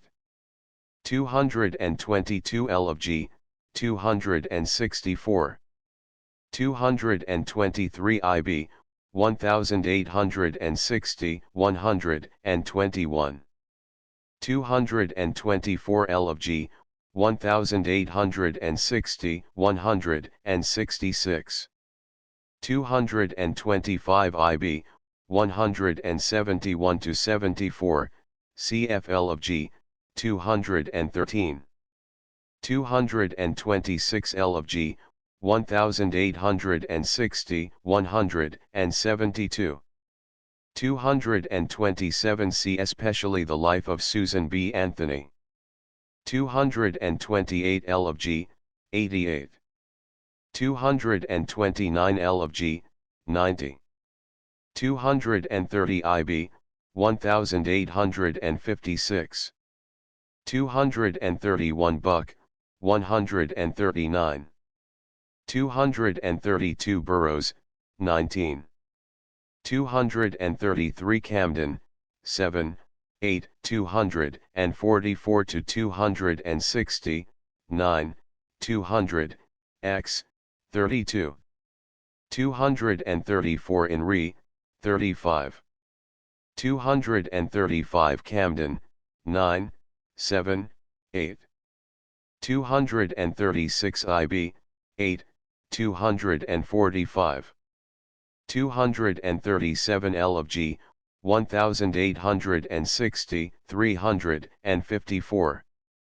238 As the poem is not given in the complete L of G. I reprint it here long I thought that knowledge alone would suffice me, oh if I could but obtain knowledge. Then my lands engrossed me, lands of the prairies, Ohio's land, the southern savannas, engrossed me, for them I would live, I would be their orator. Then I met the examples of old and new heroes, I heard of warriors, sailors, and all dauntless persons, and it seemed to me that I too had it in me to be as dauntless as any and would be so, and then, to enclose all, it came to me to strike up the songs of the New World, and then I believed my life must be spent in singing.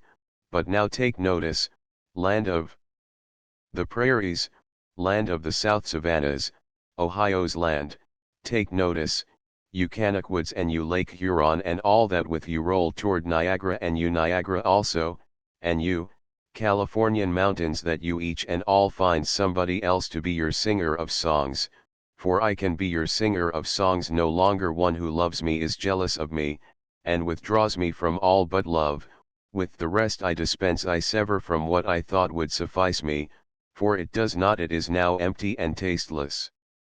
To me, I heed knowledge, and the grandeur of the states, and the example of heroes, no more. I am indifferent to my own songs, I will go with him I love, it is to be enough for us that we are together, we never separate again. Chapter 9 Year of Meteors. Abraham Lincoln, the man for whom the hour cried out, was not quite unknown to fame. 239, 10 years older than Whitman, and like Whitman owning to a strain of Quaker blood in his veins, he belonged by origin to the South and by adoption to the West. After 6 years' service in the Illinois legislature, and a term in the lower house at Washington, he settled down at the age of 40 to his profession as a country lawyer. In 1854 the repeal of the Missouri Compromise in favor of squatter sovereignty recalled him to political life, and he became the champion of free soil principles in his state, against the chief sponsor of the opposing doctrine, the Little Giant of Illinois, Judge Stephen Douglas. His reply to Douglas in October of that year was read and applauded by his party throughout America. Hitherto he had been a Whig, and during Clay's lifetime, his devoted follower, but the repeal of the compromise was followed in 1856 by the formation of a new party, and Lincoln and Whitman both became black Republicans. Barnburners, abolitionists, and anti-Nebraska men, those that is to say who opposed the application of the doctrine of squatter sovereignty to Nebraska and Kansas, had united to form a new Free Soil Party. They nominated J.C. Fremont, the gallant Californian pathfinder, for the presidency, but, owing to the presence of a third candidate put forward by the Know-Nothing Whigs, whose only policy seems to have been a patriotic hatred of all Catholics and foreigners, the Democratic nominee was elected for the last time in a generation. After his 4 years were out, a succession of Republican presidents occupied the White House for 24 years.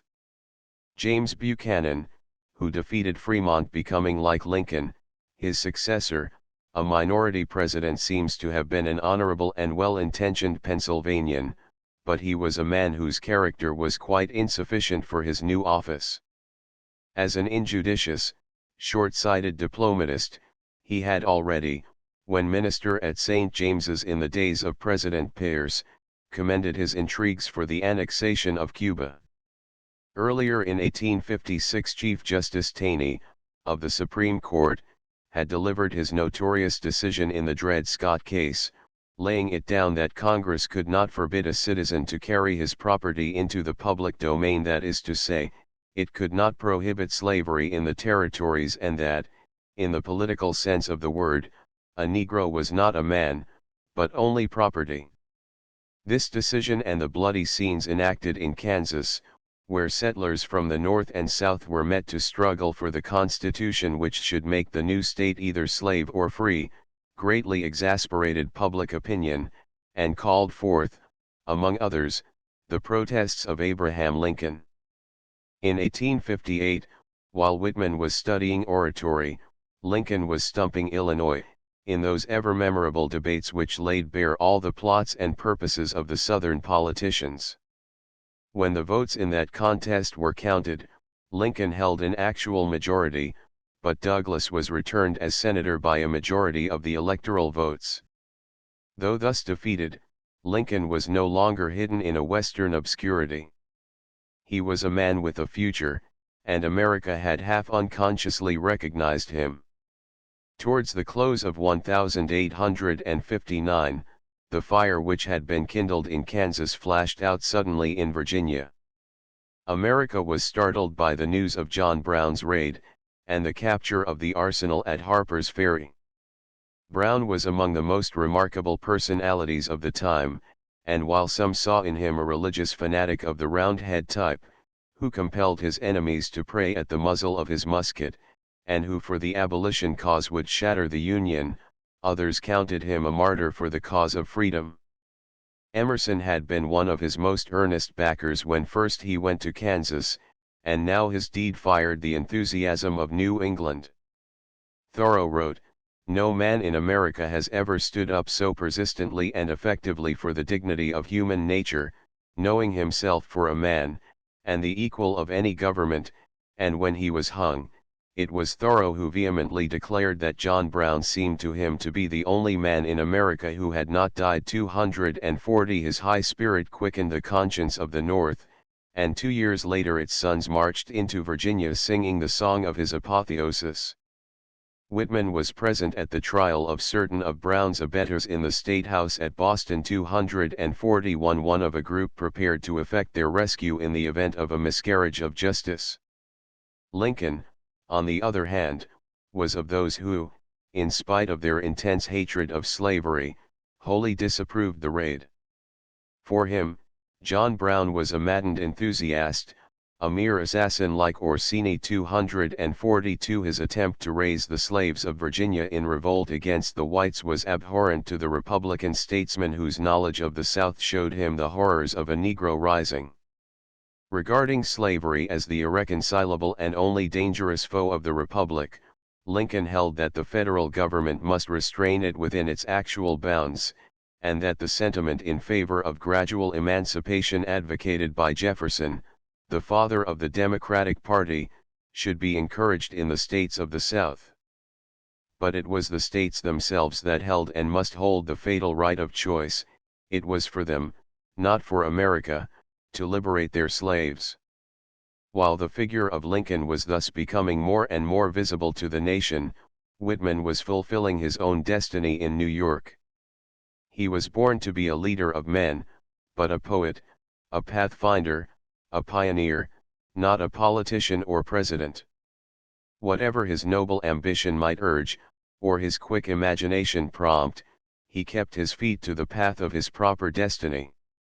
He had a prodigiously wide circle of friends, gathered from every walk of life, journalists and literary men of all kinds, actors and actresses, doctors and an occasional minister of religion, political and public characters, the stage drivers and the hands on the riverboats, farmers from the country, pilots and captains of the port, laborers, mechanics and artisans of every trade, loungers too, and many a member of that class which society has failed to assimilate and which it hunts from prison to asylum and poorhouse, and he had acquaintances among another class of outcasts whose numbers were already an open menace to the life of the western metropolis, the girls who sell themselves upon the streets. 243. Many anecdotes are told of him during these years, how for instance he would steer the ferry boats, till once he brought his vessel into imminent peril, and never thereafter would consent to handle the wheel,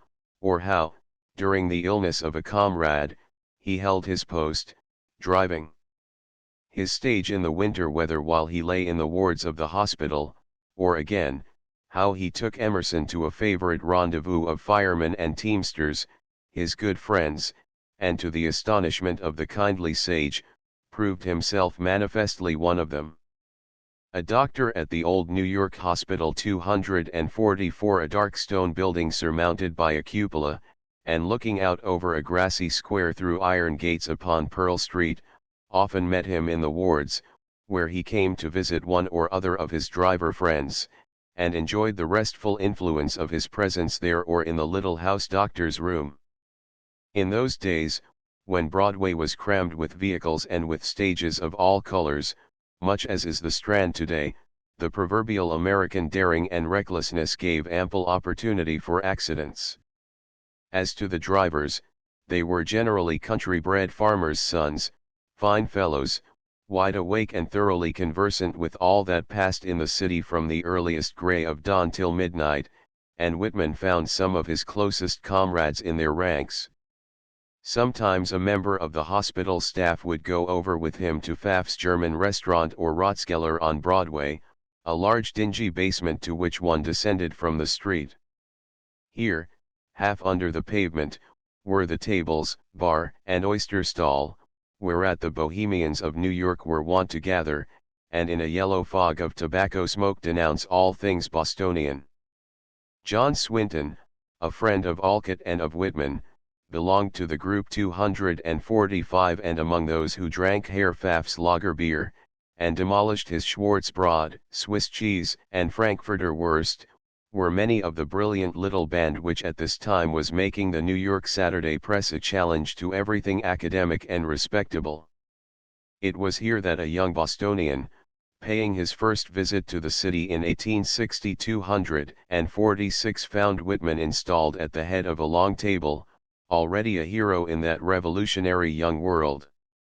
The press was his champion, and his voice was not to be silenced.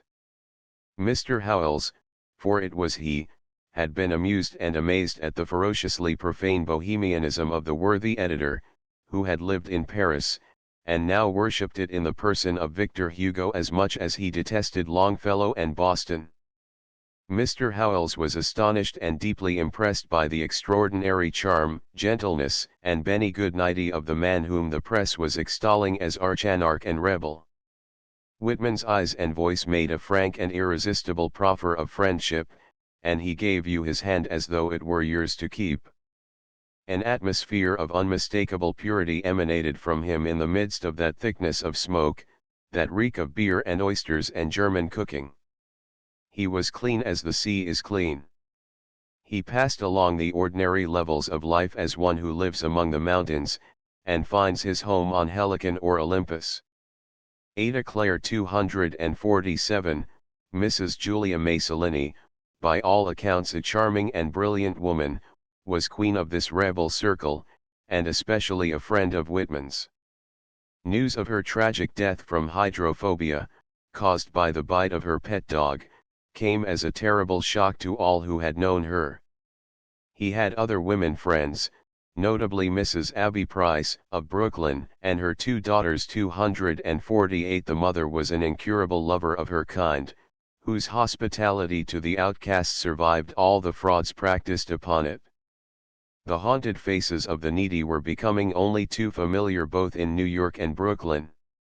The winter of 1857-58 had been a black one. 249 banks had broken, and work had come to a standstill, and there had been in consequence the direst need among the ever-increasing class of men who were wholly dependent upon their weekly earnings. The rise of this class in a new country marks the advent of the social problem in its more acute form, and from this date on there was a rapid development of the usual palliative agencies, missions, rescue homes, and what not. The permanent problem of poverty had made its appearance in America. It need hardly be added that at the same time there were many evidences of the growing wealth of another class of the citizens, those whose profits were derived from land values and the employment of wage labor. The brownstone characteristic of the modern city was now replacing the wood and brick which had hitherto lined Broadway 250 as private houses gave way to shops and offices, hotels, and theaters. Residences were built farther and farther uptown, and the quarantine station on Staten Island, which stood in the way of a similar expansion in that desirable quarter, was burned out by aspiring citizens.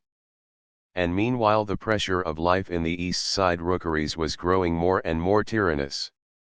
The foundering of a slave ship off Montauk Point was one of the more striking reminders of the menace of vested interests to all that the fathers of the Republic had held dear. 251 For even the slave trade was now being revived, and the hands of northern merchants were anything but clean from the gold of conspiracy.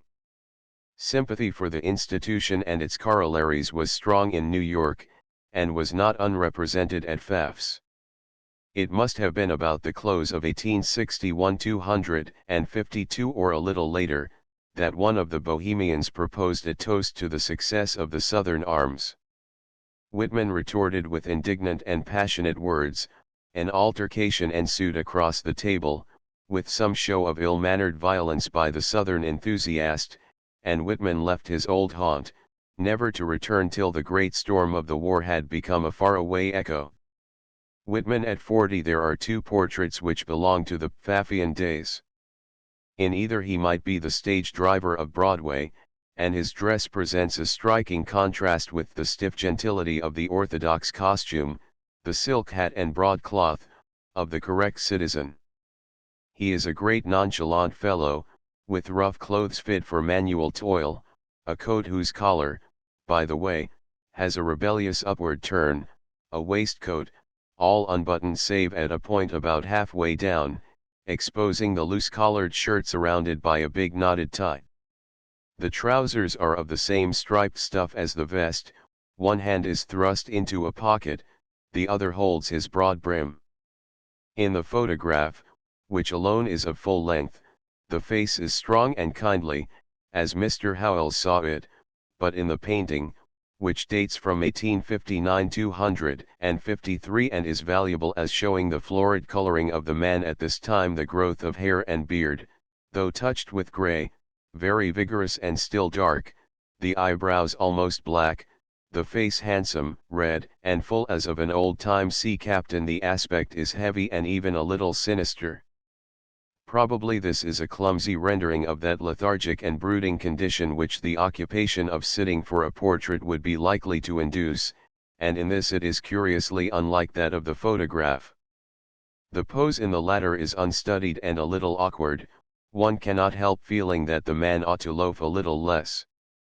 The head is magnificent, but the knees are loose. There was something in Whitman's character which this full-length portrait indicates better than any other, something indefinite and complacent, which matched with his deliberate and swaggery gait. It is a quality which exasperates the formalists, and all the people who feel positively indecent in anything but a starched shirt. Whitman wore the garb and fell naturally into the attitudes of the manual worker. When he was not at work he was relaxed, and stood at ease in a way that no one could mistake. And when he went out to enjoy himself he never donned a tailcoat and patent shoes. Something in this very capacity for relaxation and looseness at the knees made him more companionable to the average man, as it made him more exasperating to the superior person. The gentility of the clerical mannequin of the office was utterly abominable to him, so much one can read in the portrait, and in the fact that he persisted in calling himself Walt, the name which was familiar to the men on the ferry and the road 254. Early in 1860 Whitman made arrangements with a firm of young and enterprising Boston publishers for the issue of a third edition of his book. It had now been out of print for nearly 3 years, and new material had all that time been accumulating, amounting to about 2/3 of what had already been published. He went over to Boston and installed himself in a little room at the printing office, where he spent his days carefully correcting and revising the proofs. A friend who found him there speaks of his very quiet manners. 255 He rarely laughed, and never loudly. He seemed to be provokingly indifferent to the impression he was creating, and made no effort to talk brilliantly. He was indeed quite bare of the small change of conversation, and gave no impression of self-consciousness. At the time of this interview he was accompanied by a sickly listless lad whom he had found at the boarding house where he stayed. Whitman had compassion on him and carried him along, in order that he might communicate something of his own superabundant vitality to him. During his stay in Boston, Walt frequently attended the services then conducted at the Seamen's Bethel by Father Taylor. 256 As a rule, he avoided churches of every sort, feeling acutely the ineffectiveness of what is grimly called divine service, feeling also that worship was for the soul in its solitude. 257 Not that he was ignorant of that social passion which finds its altar in communion of spirit, or was blind to the deepest mysteries of fellowship. To these, as we shall see, he was particularly sensitive.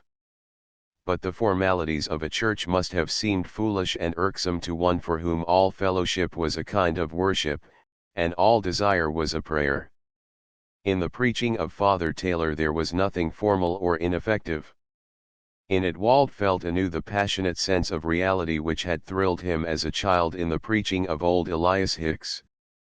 Father Taylor was now nearly 7258, a Southerner by birth. He had been a sailor, and became upon conversion a shouting Methodist. The earnestness of his first devotion remained with him to the last, and his prayers were especially marked by the power which flowed from him continually. Behind the high pulpit in the quaint heavily timbered, wood-scented chapel was painted a ship in distress, in vivid illustration of his words which were ever returning to the sea. All his ways were eloquent, unconventional, picturesque, and homely like his face, so that he won the hearts of all conditions of men, and became one of the idols of Boston. The old man's power of fascination seemed almost terrible to his hearers. One young sailor opined that he must be the actual Holy Ghost. Walt himself was always moved to tears by the marvelous intimacy of his passionate pleading in prayer 259. He spoke straight to the soul, and not at all, as do common preachers, to the intelligence or the superficial emotions, and the soul of his hearers answered, with the awful promptitude of an unknown living presence within. His passion of love was at once tender and remorseless. Whitman compares him with a surgeon operating upon a beloved patient. In this man, before whom all the elocution of the platform was mere trickery, Walt recognized the one essentially perfect orator whom he had ever heard, the only one who fulfilled the demands of his own ideal. And be it remembered, Theodore Parker was in his power in those days, while Father Taylor was an evangelical of the old school. It is, after all, not mysticism but orthodoxy which is exclusive, and though he was wholly a heretic, Whitman was able fully to love and appreciate those who were farthest removed from his own point of view. Upon this visit Emerson and Whitman saw much of one another. They were both men in middle life. Emerson had passed his 50th year and each entertained for the other a feeling of warm and affectionate regard. Whitman felt toward the older man almost as to an elder brother 260, and the sweet and wise and kindly spirit of Emerson frequently sought out the younger in brotherly solicitude for his welfare. Their intimacy had sprung from Emerson's letter, and it was always Emerson who pressed it. Something in the mental atmosphere in which the Concord philosopher moved was very repellent to Whitman. He positively disliked a literary circle, and blamed it for all the real or imagined shortcomings of his friend. He himself would not go to Concord from his horror of any sort of lionizing. So when Emerson wanted to talk, they would walk together on the common 261 as on one memorable, bright, keen February day, when under the bare branches of the American elms, they paced to and fro discoursing earnestly. Emerson's name had been somewhat too conspicuously displayed on the back of the second edition, of which he had been caused to appear almost as a sponsor, and some of the lines thus introduced had put his Puritan friends completely out of countenance, while giving his many enemies an admirable opportunity to blaspheme. The frank celebration of acts to which modern society only alludes by indirection, revealed to the observant eye of orthodoxy that cloven hoof of immorality which it always suspects concealed about the person of the philosophic heretic. And we can well imagine the consternation of the blameless householder of Boston as, in the bosom of his astonished family, he read aloud the pages commended to him by the words of the Master. It was thus upon Emerson, who did not quite approve the offending poems, that much of the storm of indignation wreaked itself, and whatever Emerson himself might think of the situation, his family was indignant.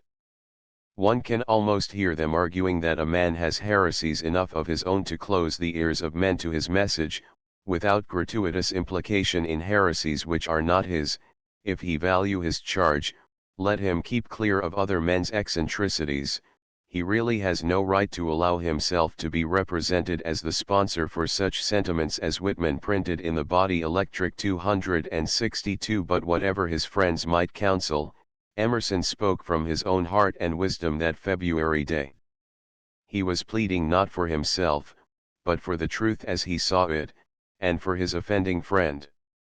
It was not because the book was being published as it were in his own diocese, his own beloved Boston, but because the new edition would be the first to be issued by a responsible house, and destined, probably, to enjoy a wide and permanent circulation, remaining for years the final utterance of Whitman upon these matters, that Emerson was so urgent and so eloquent. His position was a strong one, his arguments, and the spirit which prompted them, were, as Whitman admitted, overwhelming, and his companion was in a sense convinced. It is much to be regretted that neither of the friends kept any detailed record of this discussion, but I think we can guess what the older man's position would be. Your message of the soul, we can imagine Emerson saying, is of the utmost importance to America, it is what America needs, and it is what you, and you alone, can make her hear. But you can only make her hear it, if you state it in the most convincing and simple way. Now these poems of yours upon sex complicate and confuse the real message, not because they are necessarily wrong in themselves, I do not say they are, but because they do and must give rise to misunderstanding, and in consequence, obscure or even cancel the rest. They give the book an evil notoriety, and will create for it a success de scandale. It will be bought and read by the prurient, to whom its worth will be wholly sealed. And not only do you destroy the value of the book by printing such poems as these, you render it actually dangerous. Personally you and I are agreed, he would say with Boma, where he writes that the new spirit cometh to divine vision in himself, and heareth God's word, and hath divine understanding and inclination, and, the earthly flesh, hurteth him not at all. 263 We know the flesh to be beautiful and sacred, we turn with loathing from the blasphemies of Saint Bernard and of Luther, who saw in it nothing but a maggot sack, a sack of dung. On these things we are at one, but how are we most wisely and surely to direct others on the road to self-realization?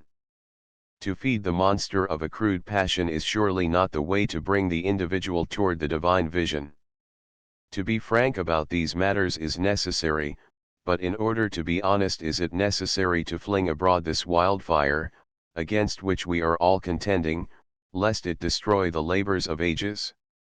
Must we nourish this giant, whose unruly strength is forever threatening to tear in pieces the unity of the self? By these poems you are deliberately consigning your book to the class which every wise parent must label dangerous to young people, and which the very spirits you most desire to kindle for America will be compelled, by the law of their being, to handle at their peril, and to turn from with distress. Arguments not unlike these were doubtless used by Emerson, for we know that he discussed this problem, and Whitman listened attentively to them, explaining himself at times, but generally weighing them in silence. Perhaps they were not new to him, but they were rendered the more powerful and well-nigh irresistible by the persuasive and beautiful spirit, the whole magnetic personality of his friend. Walt was deeply moved, and when, after a couple of hours, Emerson concluded the statement of his case with the challenge, "What have you to say to such things?" could but reply, only that while I can't answer them at all, I feel more settled than ever to adhere to my own theory and exemplify it. "Very well," responded Emerson cheerfully, "then let us go to dinner." 264 They had been pacing up and down the long walk by Beacon Street, from which one looks across the broad, park-like stretch of the common, that common whose grey, bright-eyed squirrels are so confiding, and whose air is so good from the sea. Today the oldest of the elms, that kept record of the past as wisely as any archives, have yielded to the winds and to the tooth of time. The growth of these trees is very different from that of our English species, and their long, curving branches rib the vault of sky overhead. The two men went over the historic hill where now the gilded dome of the State House glows richly against the sky, descending through picturesquely narrow streets, full of memories and echoes of old days, to their destination at the American House. Footnotes: 239 cf. Useful ed. Of his speeches recently added to Unit Library. 240 Thoreau's A Plea for Captain J.B., and the Last Days of J.B. 241 Kennedy, 49. 242 Address at Cooper Inst., February 27, 1860. 243 Among the manuscripts Traubel is a first draft for a novel, dealing with a woman of this class. 244 Dr. D. B. St. J. Rusa in NY Mail and Express 245 Donaldson, 208. 246 W. D. Howells, Lighty. Friends Endick, 74. 247 Kennedy, 70. 248 Buck, 26, 38. 249 MEM. History NY, 3, 458 to 60. 250 CF MEM. History NY, 3, 464, etc. 251 IB, 3, 468. 252 Kennedy, 69. 253 In possession of Mr. J. H. Johnston, of New York. Reproduced as frontispiece to Comp Prose. 254 Kennedy, 44, Buck, 33, Burroughs, 20, 21. 255 Mr. Trowbridge. 256 Comp Prose, 385 to 87. 257 IB, 226, 227. 258 Father Taylor, The Sailor Preacher, by G. Haven and T. Russell, 1877. 259 Comp Prose, 386. 260 Kennedy, 76, 77, cf. Comp Prose, 315 to 17, Burroughs, A, 67, etc. 261 Burroughs, 144. 262 L of G, 81. 263 Two Theosophical Letters, 2, 11. 264 Buck, 144, 145, Comp Prose, 184. Chapter X The Testament of a Comrade. What the theory was from which even Emerson's eloquence could not persuade Whitman, we may understand better if we take up the new volume, turning the pages which were now being added to it, till toward the end we come upon the matter of debate. Though handsomer and pleasanter to handle than its predecessor, this Boston edition still wears a countryman's dress, a heavily stamped orange cover which threatens the symmetry of any library shelf. Evidently, Whitman did not intend it to lie there in peace. It was to be different from the rest, and bad company for them. It opens on a reproduction of the 1859 painting, which faces an odd-looking lithographed and beflourished title page. The old preface has gone for good, and now its place is taken by a proto-leaf or summary, by way of introduction. 265 The first edition had been a manifesto of the American idea in literature and ethics, and a declaration of the gospel of self-realization. The second expanded the mystical meanings involved in this, think of the soul running through all, and breaking out continually as a refrain, and it made clearer the message to women already more than hinted in the first. Now in the third edition, emphasis falls upon the personal note, which becomes strangely haunting. The book is not only for the first time a complete and living whole, it is a presence, a lover, a comrade, and its close is like a death. Solitary, singing in the West, says the introductory leaf. 266 The poet is striking up for a new world, and lo, he beholds all the peoples of all time as his interminable audience. For through him, nature herself speaks without restraint, and through him, the soul, the ultimate reality. He sings for America, for there at last the soul is acknowledged, and his song will bind her together. The body, sex, comradeship, these he sings, but above all, faith, for he is proclaiming a new religion which includes all others and is worthy of America. 267 Of whatever he may seem to write, he is always writing of religion, for indeed she is supreme. Love, democracy, religion, these three, and the greatest of these is religion. The world is unseen as much as seen. The air is full of invisible presences as real as the scene. And his songs also are for those as yet unseen, his children by democracy, the woman of his love. For them he will reveal the soul, glorious in the body. Ah, what a glory is this our life, and this our country! Death itself will not carry him away from it. In these fields, men and women in the years to come will ever be discovering him, and he will render them worthy of America as none other can. For he has arrived, he is no longer mortal. If you would behold America, seek her in these pages. And if you would triumph and make her triumphant, you must become his comrade. The final note is one of passionate love, longing for comradeship. 268 Such is the summary of the book, but it cannot be so briefly dismissed by us, for it is full of suggestions of the inner workings of Whitman's mind at this period, for us, in some respects, the most characteristic and important of all. For after it there comes the war, the watershed of his life. There he employed and in a sense expended all the resources of his manhood, to issue from it upon the slopes of ill health which lead down into the valley of the shadow. But here he is in his prime, and on the heights. Here also, his individuality shows most definitely, even in its secondary qualities.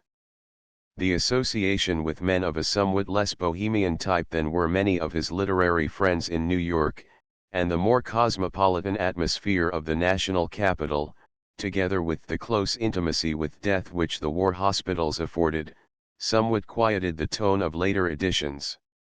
Here there is more of the naive colloquialism and mannerism, the slang, and the ejaculations of the arrogant Manhattans which he loves to proclaim himself. 269 It is the edition which is most dear to many an enthusiast, and most exasperating to many a critic.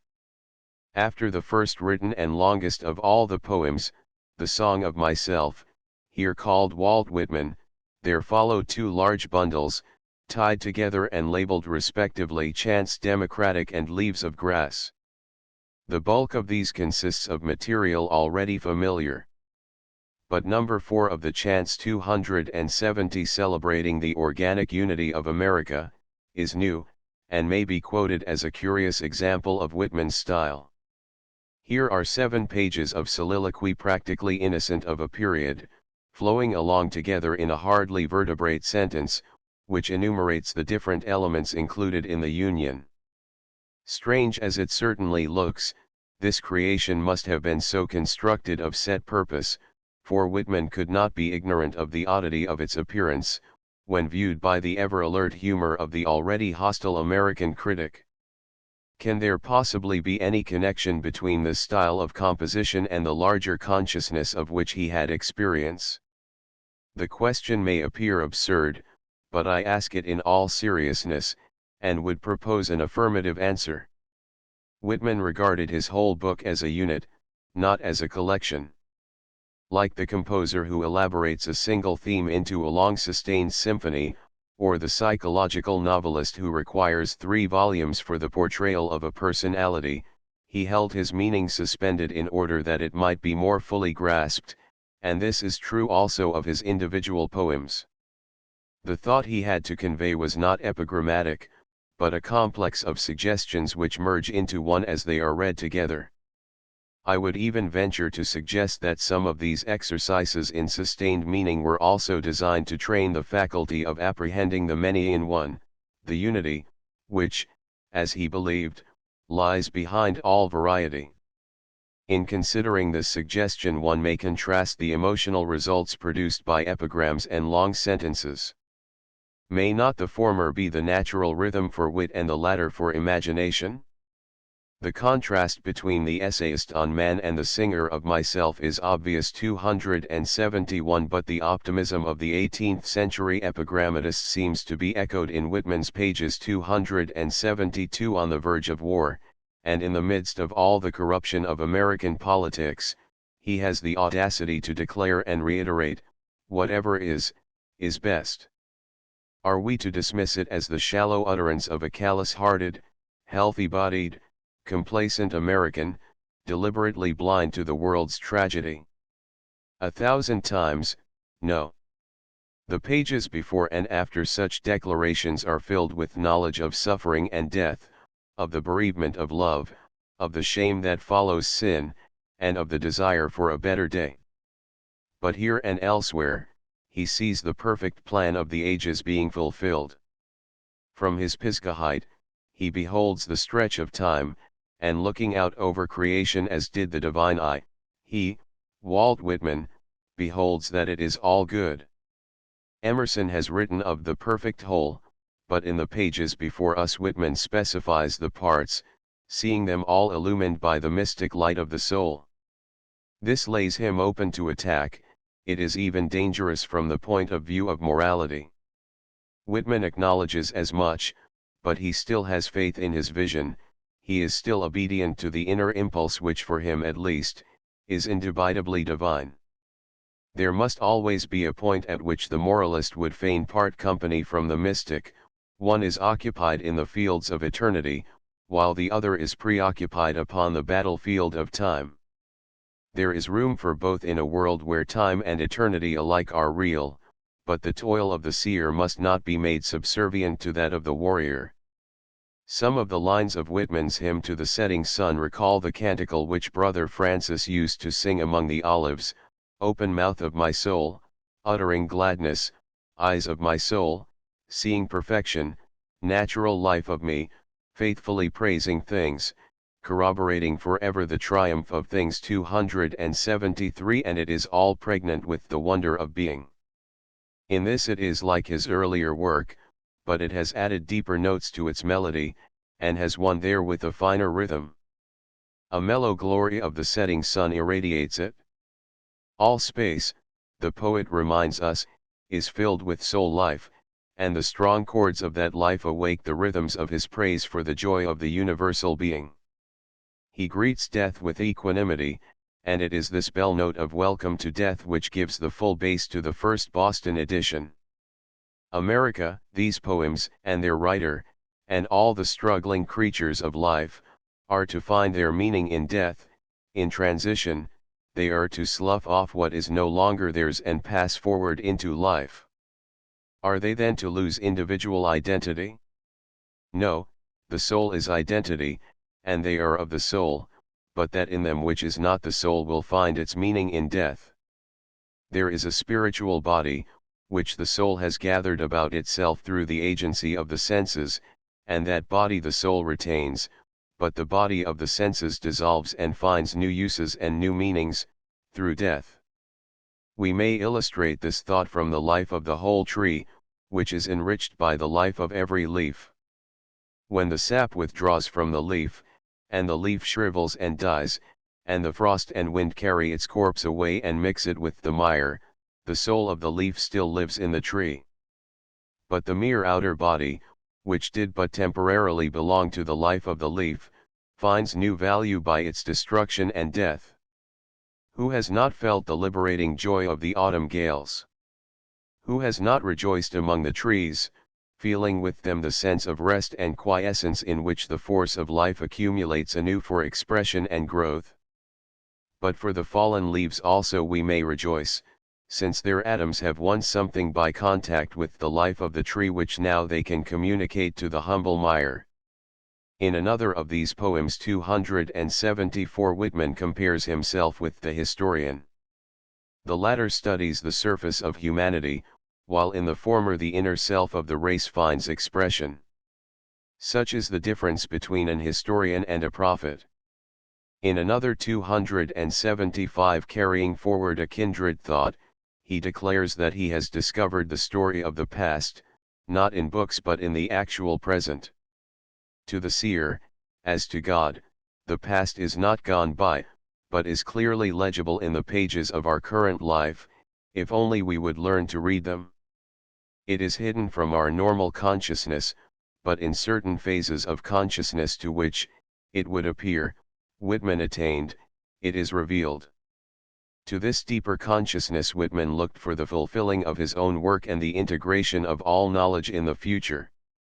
As men shall enter into it, he believed, their work will show the clear evidence of an underlying unity. 276 It will cease to be fragmentary, and our libraries, instead of being mere museums filled with specimens, will become organic like a tree.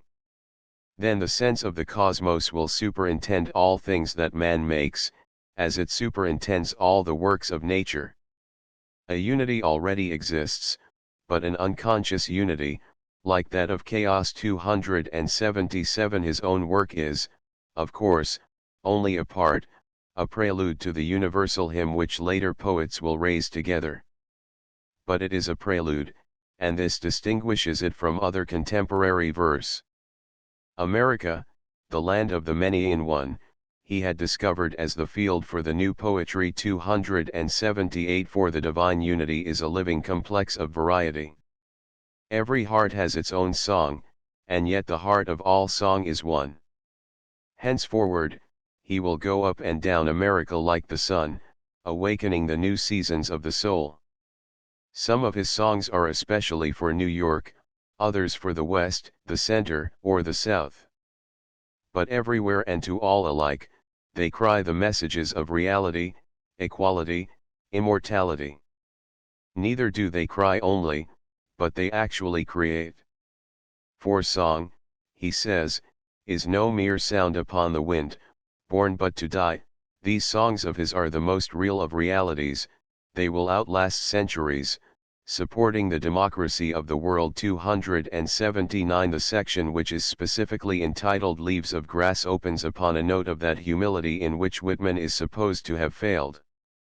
Throwing wholly aside his egoism and pride, he identifies himself with tiny and ephemeral things, the scum and weed which the sea flings upon Paumanok's coast. As I ebbed with the ocean of life. 280 is a most significant poem, which it is impossible to summarize briefly. It appears to have been suggested by the experiences of an autumn evening on the Long Island beach, perhaps upon the then lonely sands of Coney Island, an evening in which the divine pride of conscious power and manhood, from which as a rule he wrote in the exaltation of inspiration, ebbed away, and left him struggling with the power of what he calls the electric or eternal self, striving as it were against it to retain his own individual consciousness. Although it is not easy to explain what he means, the passage admirably suggests the complex inner experience of his life at this period. It was filled with battles and adventures of the spirit, and it kept his mind always supplied with ample material for thought. It is no wonder that the endeavor to explain himself, and to keep some kind of record of these explorations and discoveries in the unknown occupied much of his time, and that these years are somewhat barren of outward incident. The inner experiences of so sane and stalwart a man are of the utmost psychological interest, and we cannot lay too much stress upon their importance in Whitman's story, proving as they do the delicate nervous organization of the man. As the struggle proceeds, Walt seems to be seized by a strange new feeling. He is fascinated by the tiny windrows left by the tide upon the sand, and the sense of a likeness between himself and them arises in him, taking the form not so much of a thought as of a consciousness of kinship. The ocean scum and debris reminds him how near to him is the infinite ocean of life and death, and how he himself is but a little washed-up drift, soon to be swallowed in the approaching waters. Doubt overwhelms him, he seems to know nothing of all that he thought he knew, his soul and nature make mock at him. He admits that he is but as this tiny nothing. This mood is a real one in Whitman. It is wrong to think of him as a man who was always complacent and cocksure. All heroic faith must have its moments of doubt, its crisis of despair, its cry of abandonment upon the cross. But they are moments only.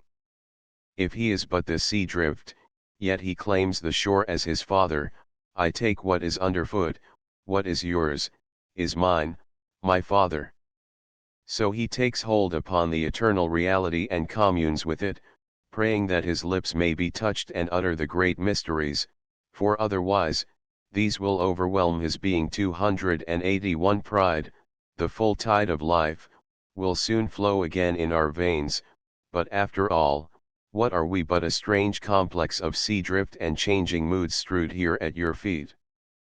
It is not pessimism but humility which asks that question, the humility which is part of a divine pride. That pride refuses to blink anything. Let us face it all, even to the utmost, he keeps saying. He feels that the soul can and must face all. 282 He has not to make a theory or to justify himself, to uphold institutions, or inculcate moralities. He has to open the doors of life in faith. He has to let light in at all the windows. And if it illumines ugliness as well as beauty, sin and shame as well as virtue and pride, still it is his part to let in the ever-glorious light. The more the light shines in, the more the soul is satisfied. In himself he recognizes sin and baseness and gives it expression, bringing it to the light. O admirers, praise not me, compliment not me, you make me wince. I see what you do not, I know what you do not. Inside these breastbones I lie smutched and choked, beneath this face that appears so impassive, hell's tides continually run. Lusts and wickedness are acceptable to me. I walk with delinquents with passionate love. I feel I am of them, I belong to those convicts and prostitutes myself, and henceforth I will not deny them, for how can I deny myself? 283 But it is a mistake to think of the mystic, and especially of Whitman, as the mere onlooker at life, and the moralist as the practical person. There is ultimately of course no distinction between mystic and moralist. The mystic is the moralist become seer. And he is, perhaps, even more strenuous in his life than is the moralist, but life has now assumed for him a different aspect. He is no longer preoccupied by the hunger and thirst after righteousness, for he feeds satisfied upon the divine bread. He is not worried about sin, because he is conscious of the antiseptic power of the soul life which heals the sores of sin, and sloughs off the body of corruption. What is evil passes away when life is earnestly pursued. He sees that everything which exists at all, however evil it may be, exists by reason of some virtue or excellence which it possesses, and which fits it to its environment. The wise soul uses the excellence of things, and so things hurt it not at all. The things that are not for it are evil to it, but in the sight of God they are not evil, for all things have their value to him. Live your life, then, in faith, not in fear, such is the word of the mystic. Condemn nothing, but learn what is proper for your own need, and by sympathy, learn to read the hearts about you, and help them also to live according to the wisdom of the soul. Feed the soul, think of the soul, exercise the soul, and the things, the instincts, the thoughts that are evil to you now, will presently cease to trouble you. For in Whitman's universe the devil is dead. It is this point of view, reached in his illumination, which enabled him to look out upon all the shame and evil of the world, and yet to rejoice. I doubt if he had as yet justified this attitude to himself by any process of reasoning, and it would be presumptuous in me to attempt the task. He simply accepted it as the only possible, or rather the ultimate and highest attitude of the enlightened soul. When one discovers the soul, that is the attitude in which she stands. The joy of the soul fills the universe. Nothing any longer seems unworthy of song. Not for its own sake, perhaps, but for that which it reveals to the soul. and in the exaltation of this soul side he sings. Towards the end of this section, there is a little group of poems which deal with the voice. 284 Whitman recognized that the human voice is capable of expressing more than mere thoughts. For the whole man speaks in the voice, and as the soul becomes conscious, the voice gains in actual timbre, and wins besides a mystical authority over the heart of the hearer. Each word spoken by the awakened soul is freighted with fuller meaning than it carried before, and every word so spoken has a beauty which the soul gives it. He illustrates a kindred thought by dwelling upon the different meanings which his own name assumes in different mouths. 285 It would seem as though he realized that power of the name which is familiar to some uncivilized peoples and has been largely forgotten by us. The section closes with a poignant little verse 286 which declares with all the passion of conviction, that this paper is not paper, nor these words mere words, but that this is the man Walt Whitman, who hails you here and cries farewell. The book is a sacrament, it is the wafer and wine of a real presence, it is a symbol pregnant with personality, it is no book, it is a man. Lift me close to your face till I whisper, what you are holding is in reality no book, nor part of a book, it is a man, flushed and full-blooded it is I so long. We must separate here. Take from my lips this kiss, whoever you are, I give it especially to you, so long and I hope we shall meet again. The Salat au Monde carries this Avaitic veil to each and all. I have already spoken of A Word Out of the Sea 287 in which Whitman relates an incident of his childhood on the Long Island coast. This is among the most melodious of his chants, and though death and love are the themes of all great poets it would be difficult to quote any passage more suggestive of the pathetic mystery of bereavement, than the song which he puts to the notes of the widowed mockingbird. The bird's song has purposes unknown to its singer, meanings which are caught by the boy's heart, and awaken there a strange passion and wild chaos, that death, whose voice is as the accompaniment of the sea to the cry of the bird, can alone soothe and order. It is impossible to read this poem and think of its author as ignorant of personal love and personal loss. The notes of despair and triumph blend together here and elsewhere in this edition. We turn now to the Enfants d'Adam, poems of sex, whose name is suggested by Whitman's outlook on life as on a Garden of Eden, and by his conception of himself as it were a reincarnate Adam, begetter of a new race of happier men. 288 These are the poems which formed the storm center of Emerson's discussion. They celebrate the love of the body for its correlative body, the bridegrooms for the brides, and they celebrate the concern of the soul in reproduction. The proof and law of all life is that it go forth from itself in fertilizing power, that it beget or conceive, and without this, life and love would be bereft of glory. And more, for Whitman broke wholly with that mysticism which once saw in the organs of sex a deformity consequent upon man's fall, he beheld them rather as the vessels of a divine communion.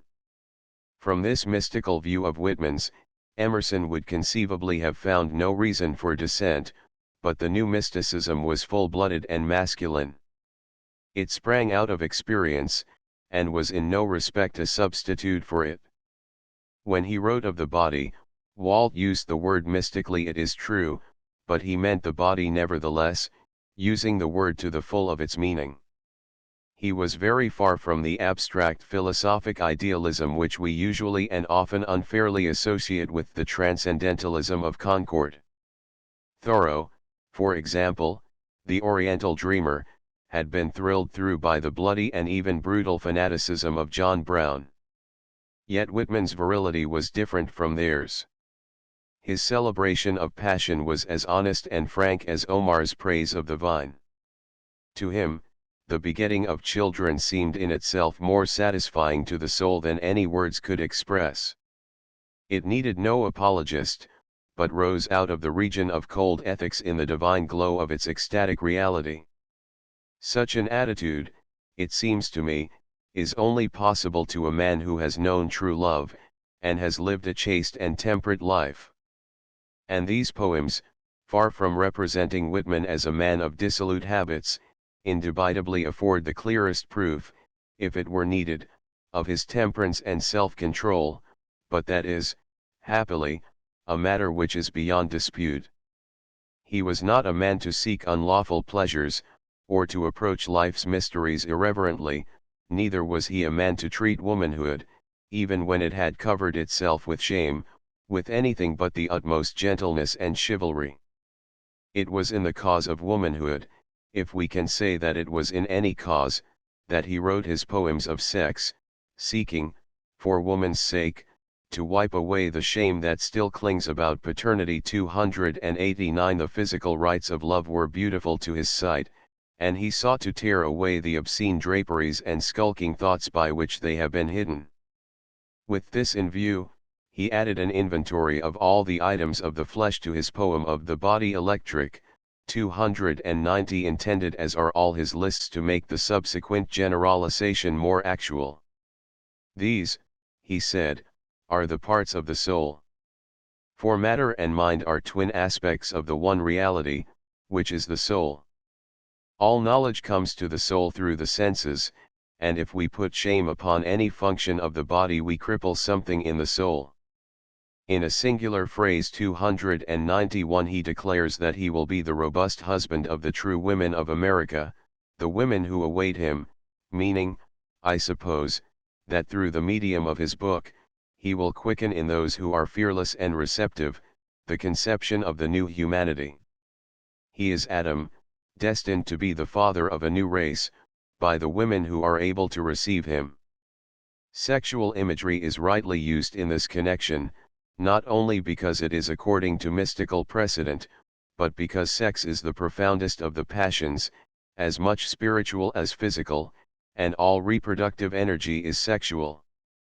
Whitman believed that until this was recognized, religion and art must remain comparatively sterile. The question which these poems raise is far too large and too delicate for full discussion in this place. And its discussion is rendered more difficult because, present as it is in most of our minds, it is in many still unripe for words. The soul knows its own needs and its own hours, and pages like these of Whitman's are not for every reader. Whitman knew it, and many a time in this volume he asks whether it were not better for you to put the book aside. As for himself, the time had come when these things must be uttered. The soul must take experience in its own time, but Whitman was convinced that without initiation into the mysteries of love, much of life must remain an enigma to the individual. It was, it would appear, after initiation that he himself had realized his identity with all things. We speak sometimes of the bestial side of our nature, forgetting that when love illuminates it, it is this side in particular which redeems all that before seemed gross among the creatures. True to his determination to include all, even the outcast, in his synthesis, Whitman, in another poem 292 companions publicly with sinners and with harlots. He shares their nature also, they, too, have their place. But if he says they are just as good as the best, it is only when seen by the eyes of a divine love. He, as much as any man, realizes the handicap of sin.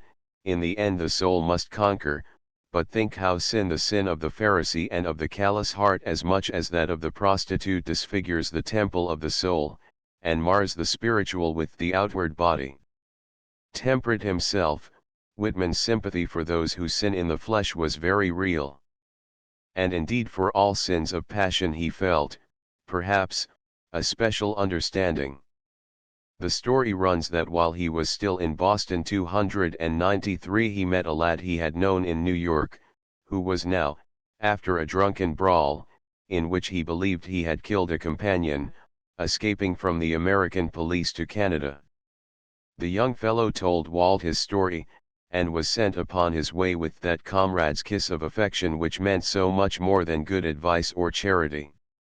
Before closing this section, Whitman returns 294 to the Adamic idea, as though to make his meaning unmistakable.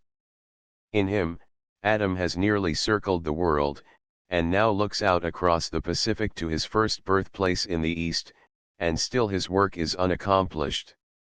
Still must he go on seeking for his bride, the future. The passion of creation is upon him, he is strained with yearning for that towards which his soul gravitates. As we finish these poems, we remember how at this time their author impressed those who approached him with two equal qualities, his force and his purity, for great passion is a clear wine in a chaste vessel. He had a right to say as his last word on this subject, "Be not afraid of my body," for, indeed, it was his soul, enamoured of all things, wholesome and pure. After these poems, comes the Song of the Road, and other familiar pieces, and then another group wholly new. These appear to have been written in the autumn of 1859-295 and are called Calamus, a name either for a reed or for the sweet flag 296 which occurs in the Bible and in the pages of Greek and Latin writers, but is here used of a common American pond reed, a sort of tall sedge or great spear of grass, a yard or so in height, emitting a pungent watery smell, whose root is used for chewing. In these poems he asserts the soul's need of society, for life and growth. The gospel of self-realization thus becomes a social gospel, and the thought gives a political significance to these, the most esoteric of all Whitman's poems. He seems more than usually sensitive about them, and dreads to have them misunderstood. Proud and jealous, he would drive all but a few away from his confidences. They are only intended, he says 297, for his comrades, for it is only they who will understand them. But in the more obvious sense the poems are for all. It is to comradeship and not to institutions that Whitman looks for a political redemption. He will bind America indissolubly together into the fellowship of his friends 298. Their friendship shall be called after him 299, and in his name they shall solve all the problems of freedom, and bring America to victory.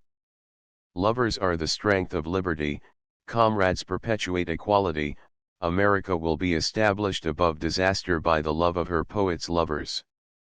Then he turns to himself and his own friends, or rather, perhaps, to his own conscious need for friends. It is curious when one thinks of it, that we have no record of any close friendship, save that of Emerson, dating from these days. And he who knew and loved so many men and women, seems to have carried forward with him no equal friendship from the years of his youth. In this respect, he was solitary as a pioneer. He longed for great companions, but he did not meet them at this time upon the open road of daily intercourse. Yet was he not alone. Some say he wrote of comradeship because he never found such a comrade as him, of whom he wrote 300, but in one at least of these poems he declares that his life, or at the least his singing, depends upon such comradeship. And the absence of any record merely reminds us that Whitman was chary of committing such personal matters to the keeping of a notebook. What record has he left of those women and their children, whose relation to himself must have bulked so largely in the world of his soul? The poems seem to indicate at least one very intimate friendship, more passionately given than returned. Sometimes, as on the beach of Paumanok, doubt oversets him. Perhaps after all 301 appearances do not mean what he sees in them. Perhaps the reality, the purpose, lies still undiscovered in them. Perhaps the identity of the human self after death is but a beautiful fable. There is a perfect answer, shall we say an evasion, of these questionings and of all doubts, which fellowship provides. To me, these, and the like of these, are curiously answered by my lovers, my dear friends, when he whom I love travels with me, or sits along while holding me by the hand, when the subtle air, the impalpable, the sense that words and reason hold not, surround us and pervade us, then I am charged with untold and untellable wisdom. I am silent, I require nothing further, I cannot answer the question of appearances, or that of identity beyond the grave, but I walk or sit indifferent, I am satisfied. He a hold of my hand has completely satisfied me. Then he praises love. All other joys and enterprises of the heroic soul become but little things when weighed against the life of fellowship, the joy of the presence of the beloved. 302 Is this another of those places where the moralist begs to take his leave of the mystic? Let us beseech him to stay, for it is out of the strenuous passions of the soul that all good and lasting works for humanity have sprung. It was the face of Beatrice, and for the Italian, it could only have been her face which drew Dante down through the circles of horror and up the steep slopes of purgatory to paradise. It was the beauty of the Lady Poverty, that enabled her lover to kiss the sores of the lepers in the Lazar house below Assisi. What would the apostles have done in the name of their Lord had they not, like Mary the mystic, chosen the better part of communion with him instead of fidgeting forever, with Martha, upon the errands of duty? He writes of love's tragedy, and refusal, of the measured love returned for the infinite love accorded. 303 But oftener he dwells upon its joy. The air becomes alive with music he had never heard before. 304 The passion in his heart responds to a passion of which hitherto he had not dreamed, hidden in the heart of the world, awaiting its hour to break forth. And as these poems have come slowly up from out of the inner purpose of things, to find utterance upon Whitman's pages, so slowly will their meaning arise in the hearts of those that read them. 305 It is not to be guessed in a moment, for they are freighted with the mystery which unfolds in the patience of the soul. Although he warns his reader from time to time to beware of him, for he is not at all the man he seems, a note of yearning for confidence cannot be suppressed. He confesses that his very lifeblood speaks in these pages. 306 And that his soul is heavy with infinite passion for the love of its comrades that shall be.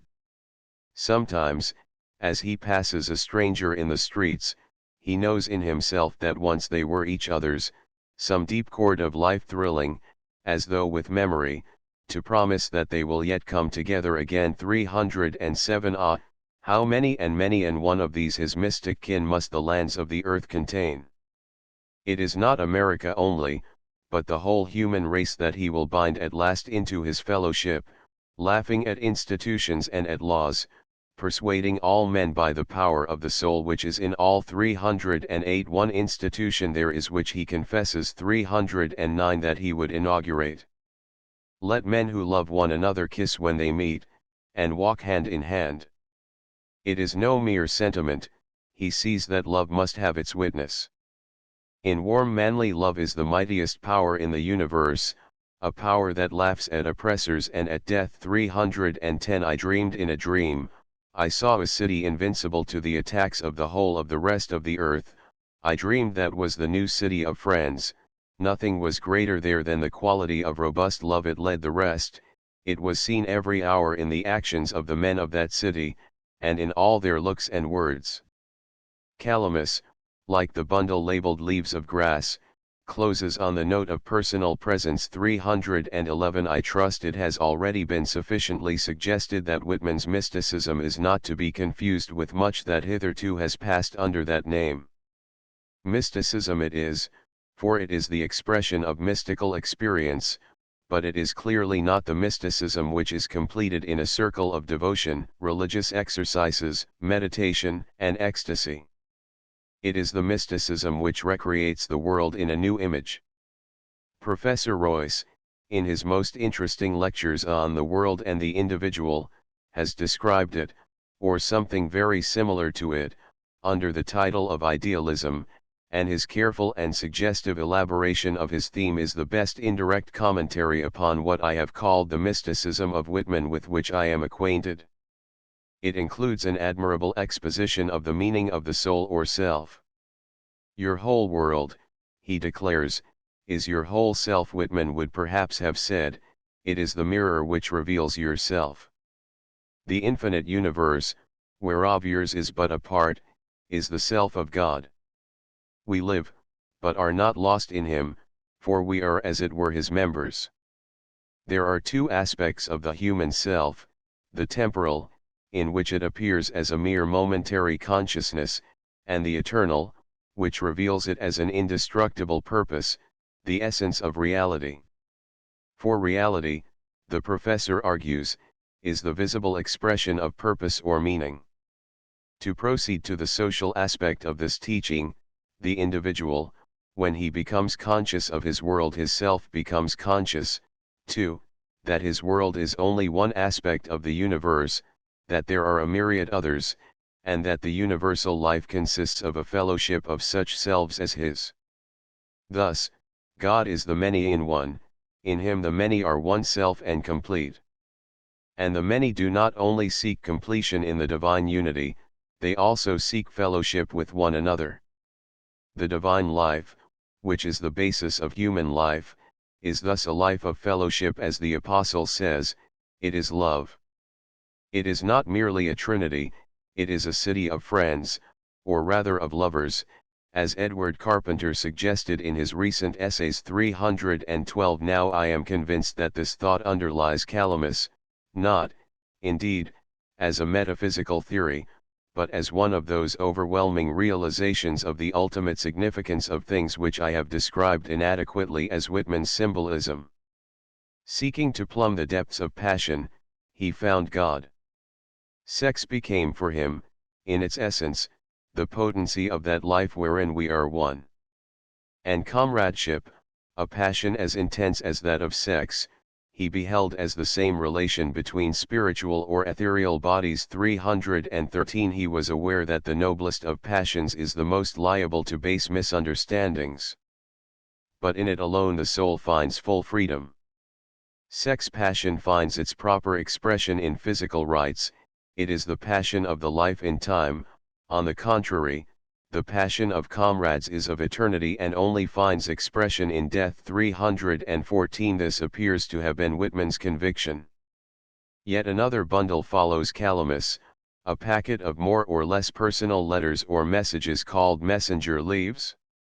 In subsequent editions they were sorted out into other sections. They are not all new, but among those that now appear for the first time are the daring and noble lines to Jesus. My spirit to yours, dear brother, do not mind because many, sounding your name, do not understand you. I do not sound your name, but I understand you, there are others also. I specify you with joy, O my comrade, to salute you, and to salute those who are with you, before and since and those to come also, that we all labor together, transmitting the same charge and succession, we few, equals, indifferent of lands, indifferent of times, we, enclosers of all continents, all castes, allowers of all theologies, compassionators, perceivers, rapport of men, we walk silent among disputes and assertions, but reject not the disputers, nor anything that is asserted. Till we saturate time and eras, that the men and women of races, ages to come, may prove brethren and lovers, as we are 315 scattered through the generations, so we may read his thought are those who have come into the cosmic consciousness or larger life, who have passed beyond the reach of time and of mere argument, and who therefore understand one another as others cannot understand them. The love and communion which exists between such great companions, is a pledge and earnest of the society of the future, when all men shall be one, even as these are one. The thought may shock those to whom it comes suddenly, if they see in Whitman the mere man of their own narrow conception of humanity. But in judging him we must remember that he openly claims for himself and for other men all the divine attributes which Christians are in the habit of ascribing to their Lord. Whitman believed that Jesus identified himself with humanity, and that all who enter, as he entered, into the cosmic life share in the fellowship of God, even as did he. More fully than many Christians, Whitman recognized Jesus as literally his elder brother. He joined with him in the words Our Father, feeling them to be true. And as one reads the gospel narratives one ventures to believe that the Master who called the disciples his friends, would himself have been eager to welcome the assertion of such a relationship. Another letter 316 is to one about to die. It is filled not with melancholy but with congratulation. The body that dies is but an excrement, the self is eternal and goes on into ever fuller sunlight. Another 317, which has aroused perhaps more misunderstanding than anything which Whitman wrote, is addressed to a prostitute. It hardly seems to call for explanation, for it is like the simple offering of the hand of friendship to an outcast, the assertion that for her, too, Whitman's living eternal comradeship is real and close, accompanied by the injunction that she be worthy of such friendship. He writes to rich givers 318 in the Franciscan spirit, for he that is willing to give all, is able to accept. To a pupil 319 he suggests that personality is the tool of all good work and usefulness. To be magnetic is to be great. Come then and first become yourself. But it is impossible even to refer in passing to all the separate poems, each one with its living suggestion. Some of the briefest are not the least pregnant. The book closes with poems of departure. A dread falls upon him 320, perhaps after all he may not linger, to go to and fro through the lands he loves, awakening comrades, presently his voice also will cease. But here and now at least his soul has appeared and been realized, and that in itself should be enough. Then he says his farewell. His words have been for his own era, and in every age, the race must find anew its own poets for its own words. But till America shall have absorbed his message, he must stand, and his influence, his spirit, must endure. 321 After all, he does but seek, with passionate longing, one worthier than himself, who yet shall take his place. For him, he has prepared. Now is he come to die. Without comprehending or questioning, he has obeyed his mystical commission, he has sown the divine seed with which he was entrusted, he has given the message with which he was burdened, to women and to young men. Now he passes on into the state for which all experience and service has been preparing him. He ceases to sing. His work is accomplished. Now disembodied and free, he can respond to all that love him, and enter upon the intenser reality of the unknown. Dear friend, whoever you are, here, take this kiss, I give it especially to you. Do not forget me, I feel like one who has done his work. I progress on, the unknown sphere, more real than I dreamed, more direct, darts awakening rays about me so long. Remember my words, I love you. I depart from materials, I am as one disembodied, triumphant, dead. 322 Footnotes, 265 L of G, 18. 266 L of G, 19. 267 IB, 23. 268 IB, 29, 1860, 22. 269 In this edition the old-fashioned, colloquial U is retained. 270 L of G, 138. 271 C Infra, 289. 272 L of G, 191. 273 L of G, 374. 274 L of G, 11, 1860, 181. 275 IB, 300. 276 IB, 299. 277 L of G, 18. 278 IB, 1860, 190. 279 IB, 1860, 193. 280 IB, 202.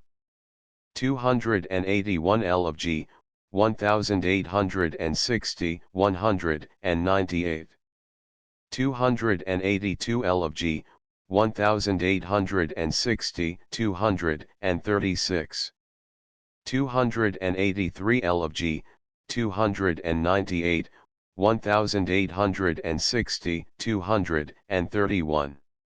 284 L of G, 297.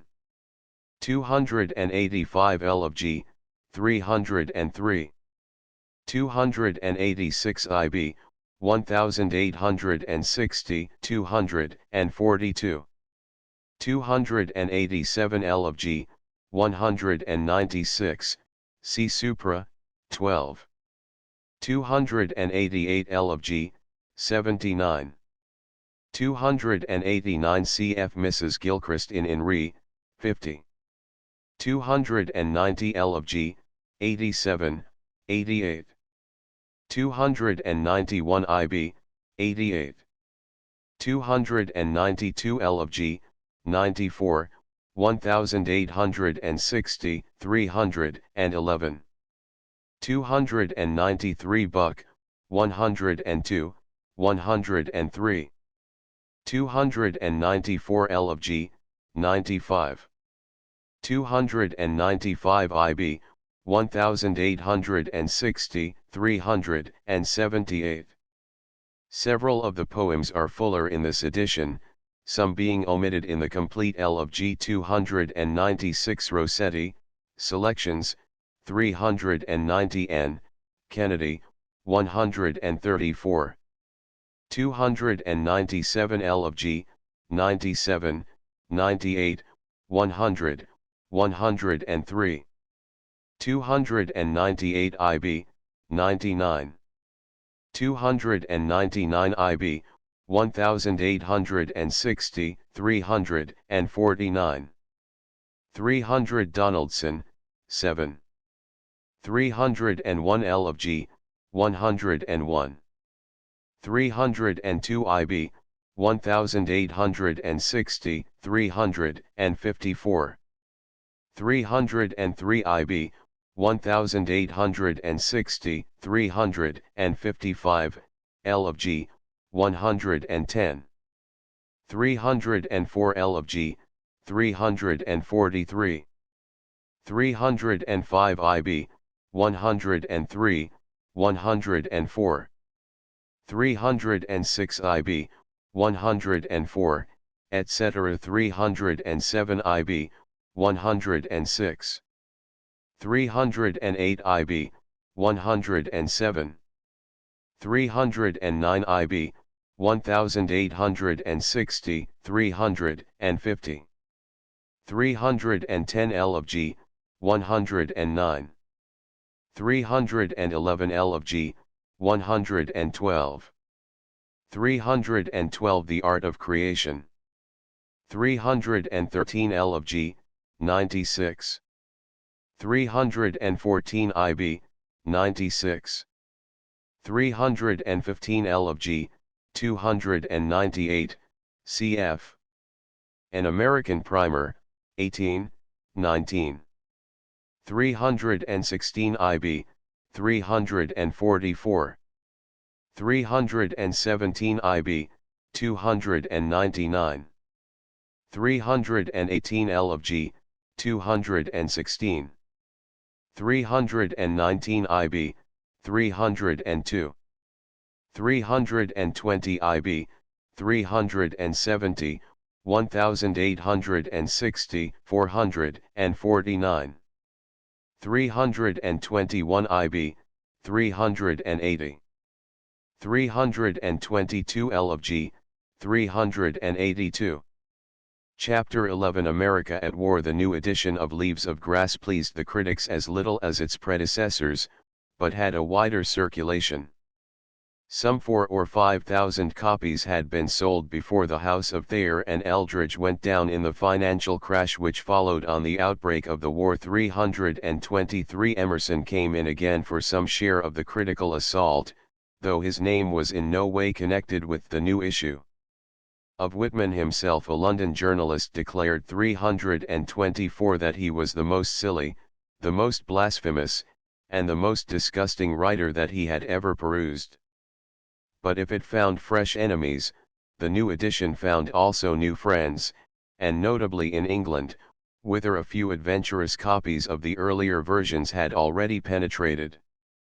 Both Emerson and Thoreau had sent them to their English friends, among whom was Carlyle, but apparently with scant acknowledgment.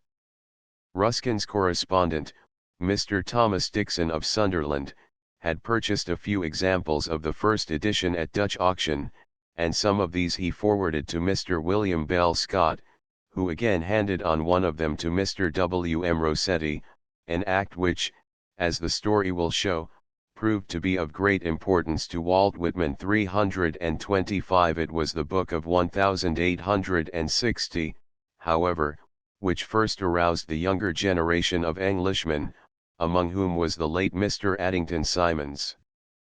Within the space of a few years, says he, we were all reading and discussing Walt. The book appeared under the shadow of impending war. With the presidential election of 1860, America came to the edge of the abyss, and the return of Abraham Lincoln was promptly followed by the organization of secession. Whitman was still in Boston when, early in the spring, Lincoln first made his appearance in New York, W.C. Bryant introducing him to a great meeting at the Cooper Institute. The famous speech which he then delivered lived long in its hearer's memory, but even the personal impression which he made, remarkable as it was, hardly prepared New York to learn in the following May that it was Abraham Lincoln, and not W. H. Seward, the nominal leader of the Republican Party, who had received the presidential nomination at the Great Chicago Convention. Had the Democratic Party been able to hold together, Lincoln could not have carried the election, but it was now split, and further weakened by the appearance of a constitutional Union party. 326 The most dangerous of the opposing candidates seemed to be Lincoln's old antagonist and subsequent loyal supporter, Judge Douglas, who represented his well-worn policy of local option, or squatter sovereignty. Breckinridge of Kentucky openly advocated the extension of slave territory, while Bell, the Unionist, kept his own counsel. Early in the summer of that great struggle, Whitman returned to New York. In June 327 he was among the immense crowd of interested spectators who filled Broadway from side to side, on the arrival of the first Japanese embassy to America, and he was of the thousands who welcomed the succession of distinguished visitors who came, that ominous summer, to the capital of the West. There was the Great Eastern, that leviathan of the modern world, whose advent was so long and so eagerly anticipated. There was Garibaldi, fresh from the fields whereon Italy had become a kingdom, not indeed the sister republic of Mazzini's ardent dream, who should have given the new law of liberty to Europe, but at least something more than a memory and a geographical term. Another, in whom Whitman felt an even warmer interest, was Baron Renfrew, otherwise the Prince of Wales. The fair royal stripling of those days attracted the stalwart Democrat, who, like old George Fox, could recognize a man under a crown as readily as a man in rags. Whitman's eyes were keen to read personality, perhaps we should rather say that the sense by which personality is distinguished was highly developed in him. And he, to whom the attributes of rank were non-existent, fell in love with this young man 328, whose warm heart was to make him perhaps the best beloved of monarchs, as he afterwards fell in love with many a private soldier carried in wounded from the field. Albert Edward was one of those strangers in whom Whitman recognized a born comrade, and this fact at once raises his democratic sentiment out of the region of class feeling. He was a witness, too, of the advent of other visitors even more brilliant, and burdened even more to the popular fancy, and perhaps to his own, with significance. He saw the extraordinary display of the heavens, the huge meteor, luminous almost as the moon, which fell in Long Island Sound, and the unannounced comet flaring in the north. The autumn was loud with the electoral struggle. The presence of three opposing candidates was not enough to assure Lincoln's success.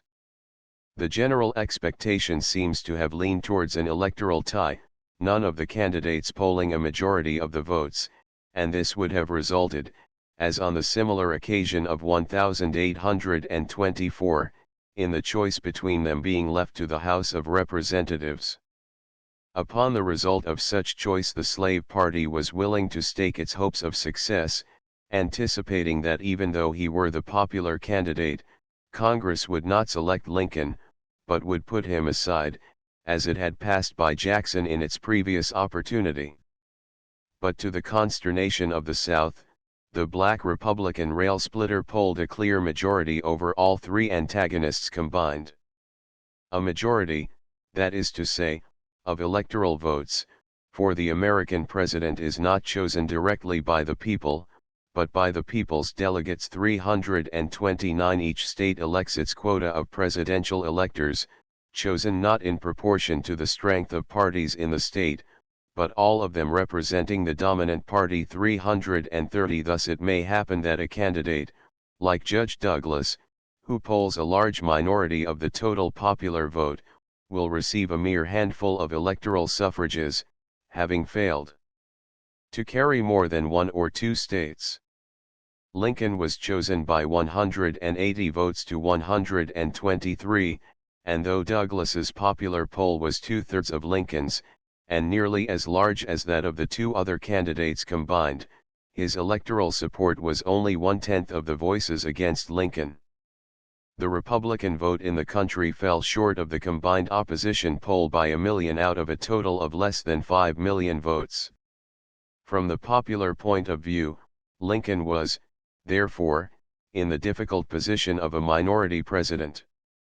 The result of the November elections was scarcely made public before a committee of Southern congressmen issued a manifesto 331 proclaiming the immediate need for a separate confederacy of slave-holding states, if the institution upon which their prosperity depended was to be saved from the machinations of Northern politicians.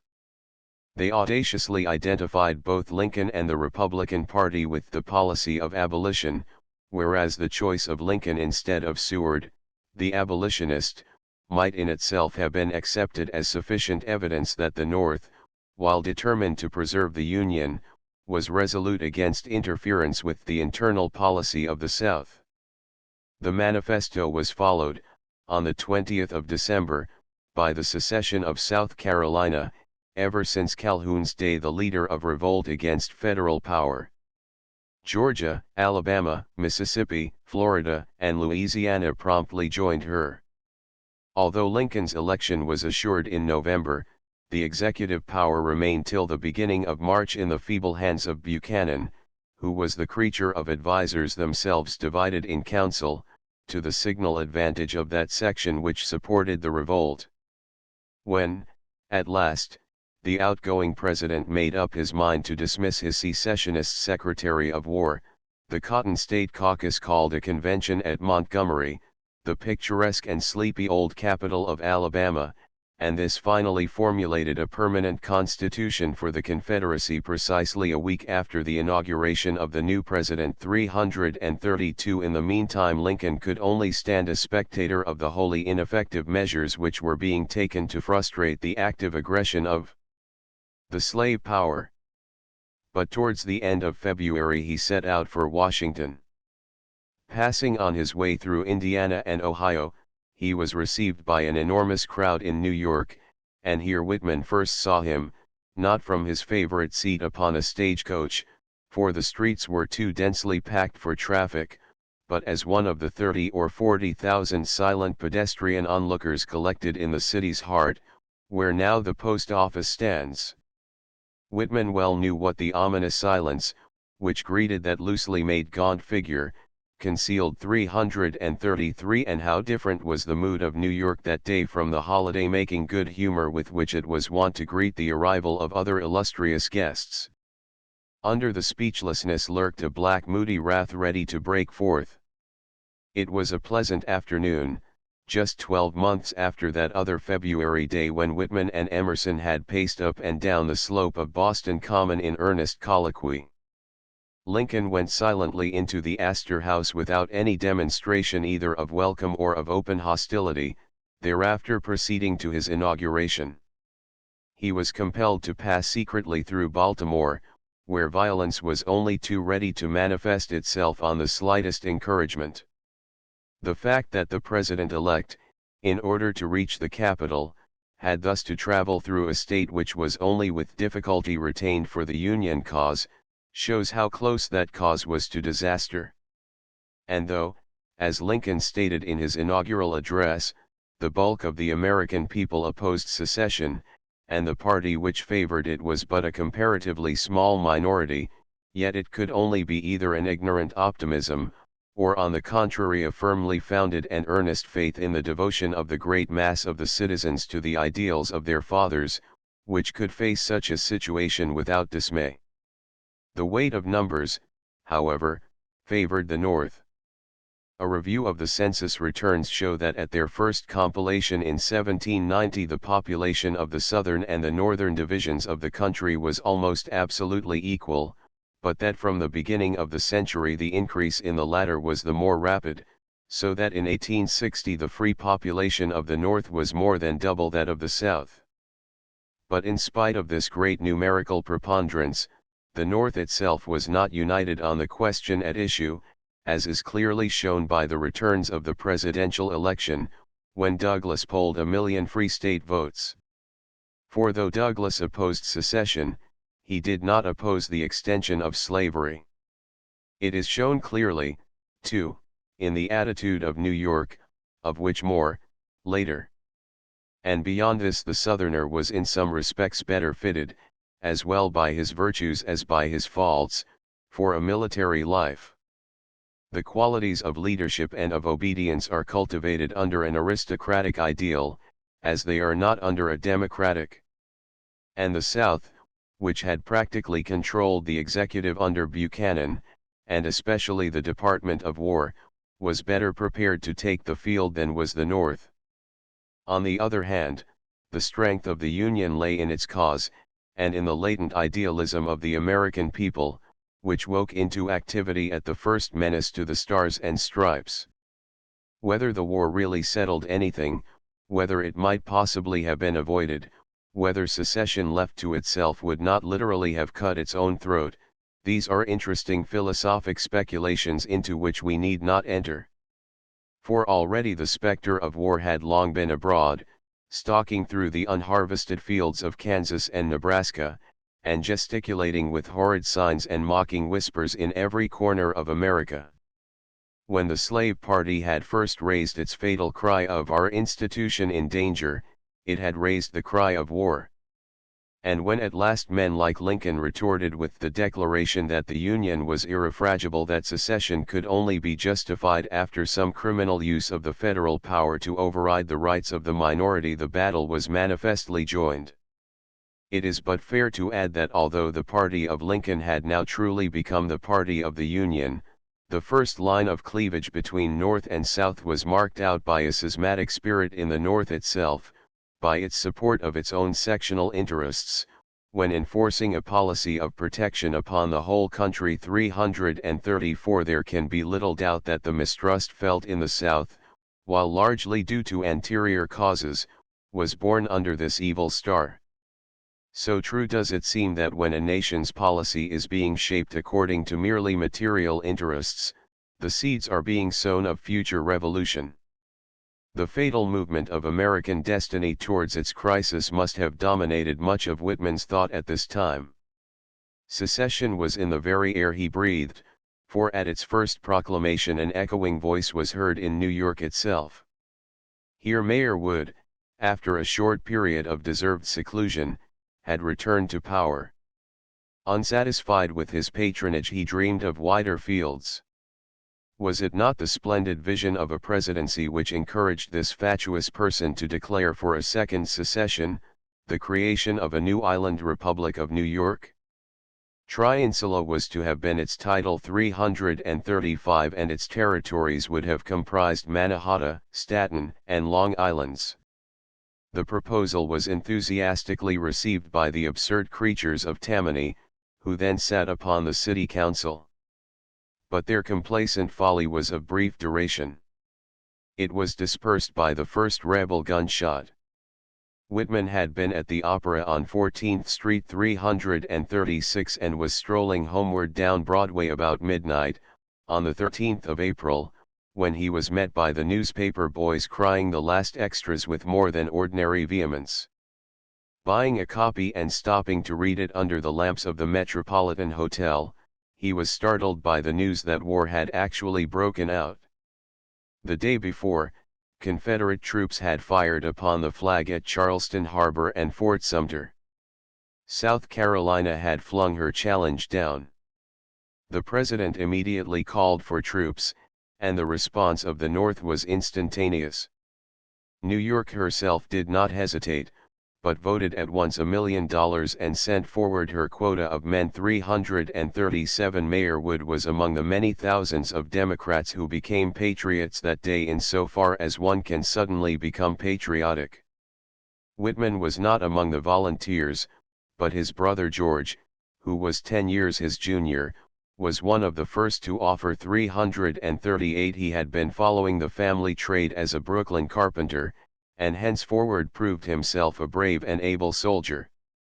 He was neither braver nor abler than Walt, but the latter stayed at home, and there are those who have blamed him for it. Whitman at 44, putting on one side, as they have done, his subsequent service to the army, such blame springs from a misunderstanding of the man's nature. There are some men wholly above the reproach of cowardice or indifference, whom it is impossible for us to conceive as shouldering a gun. And for those who knew him most intimately, Whitman was such a man. Many men who loved peace heard the call to arms and obeyed. Abraham Lincoln 339 himself, to whom America was entrusting the conduct of the war, had but now proclaimed its futility, while his whole nature revolted from its cruel folly. And had his destiny bidden him to join the colors, one cannot doubt that Walt Whitman would have done so. 340. But that inner voice, which he obeyed, rather forbade than encouraged him. And even in years of war there is service one can do for one's country out of the ranks. No war can wholly absorb the energies of a civilized people, for the daily life of the nation must be continued. There are, besides, tasks that have a prior claim upon the loyalty of the individual, even to the defense of the flag. And Whitman had such a task, for he bore, as it were, within his soul the infant of an ideal America, like a young mother whose life is the consecrated guardian of her unborn babe.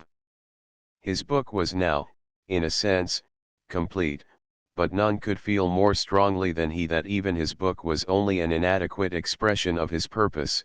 While life lasted, his days were to be devoted to the creation of an immortal comradeship, and a spiritual atmosphere in which the seeds concealed in his writings might germinate. It must also be noted that, though in his open letter to Emerson 341 he had written of war almost as a soldier whose blood kindles at the sound of the trumpets, and though the spirit of his book is one which blows battles into men, yet the last edition had been marked by a curious and significant approximation to Quakerism. It was in 1860, when war was so near at hand, that he substituted the friendly numeral equivalents for the usual names of the months and days of the week, not, assuredly, because he objected to the recognition of heathen deities, like the early Friends, but in order to avow some relationship between himself and Quakerism. The increase of mystical consciousness may have made him more aware at this time of his real identity with this society of mystics to which he never nominally belonged. We have had repeated occasion to note the Quaker traits in Whitman's character, and here, at the opening of the war, it is well to emphasize them anew. 342 His love of silence, his spiritual caution, his veracity and simplicity of speech, his soul sight, and the practical balance of his mysticism, that temperance of character upon which his inspirational faculties were founded, and, finally, the equal democratic goodwill he showed to all men, these qualities speak the original Quaker type. And the world may well extend to Whitman the respect it acknowledges for the Quakers' refusal to bear arms. It was, indeed, because he loved America so well that he did not fight with the common weapons. We have seen that he associated himself intimately with the American genius, a genius which necessarily includes the qualities of the South at least equally with those of the North, he himself 343 inclining to lay the emphasis upon the Southern attributes, as though their wealth in the emotional and passionate elements were more essential than any other. America robbed of the South would, indeed, have been America divided against herself. Hence he shared to the full in the desire and struggle for unity against the sordid party which instigated secession. But he knew that a victory of arms was not necessarily a victory of principles, and it was for the principle that he strove. May we not assert the possibility of a highly developed and powerful personality exerting itself upon the side of justice and liberty in moments of national crisis, in some manner more potent than that of merely physical service? Would not Whitman have been wasting his forces if he had surrendered himself to the spirit of the hour, and gone forth with the volunteers to stop or to forward a bullet or a bayonet? These are questions we well may ponder, and without attempting to give reasons for so doing, we may answer in the affirmative. Certain it is that 2 or 3 days after he first read the news of South Carolina's challenge, and the day following the President's appeal, he recorded this singular vow in one of his notebooks as though it were the seal upon a struggle of his spirit, April 16, 1861. I have this day, this hour, resolved to inaugurate for myself a pure, perfect, sweet, clean-blooded, robust body, by ignoring all drinks but water and pure milk, and all fat meats, late suppers, a great body, a purged, cleansed, spiritualized, invigorated body. 344 Read with its context of the events which were occupying his mind, may we not surmise that this was a new girding of the loins for some service of the great cause, more strenuous than ever, though perhaps yet undefined, that this vow of abstinence for the establishment of a spiritualized body, made thus at the opening of the war, and at the time of George's enrollment, when Lincoln's call for volunteers was ringing in the heart of every loyal citizen, 345, that this vow was that of an athlete going into training for a supreme effort, and an athlete whose labors are upon that unseen field, whereon it may be the battles of the visible world are really won. It was thus that Whitman obeyed the calls of duty both within him and without. Lincoln's first tasks were to create an army and to confine the area of insurrection. He proclaimed the blockade of the southern ports, called out more regulars and volunteers, and succeeded in preventing West Virginia and Missouri from joining the Confederacy. Had he been able to retain for the service of the Union a certain brilliant young officer, the war might have opened and closed upon a very different story, but Robert Lee had already joined the Southern Army, though not without an inward conflict. No leader of equal genius appeared upon the other side until Grant came out of the West. The weakness of Northern generalship was only too clearly evidenced in the defeat at Bull Run, midway between the two capitals, which were now little more than 100 miles apart, the Confederate government having removed to Richmond. As a result of the defeat, Washington itself lay in imminent peril, and if General Johnston had followed up his advantage, it would have fallen into his hands. But he missed his hour, and the consternation of the North was followed by a mood of stubborn resolution. Slowly but surely Lincoln built up his military organization. In the whirlpool of currents he remained steadfast to his single policy of maintaining the Union. He succeeded in evading the occasions of war which threatened abroad, he conciliated all in the South which was at that time amenable to conciliation, and, eager as he was for emancipation, he refused to be driven before the storm of abolitionist sentiment which had risen in the North. During 1862, while Grant and Farragut were gradually clearing the Mississippi, the great natural thoroughfare of America, Lee was more than holding his own among the hills and rivers of Virginia.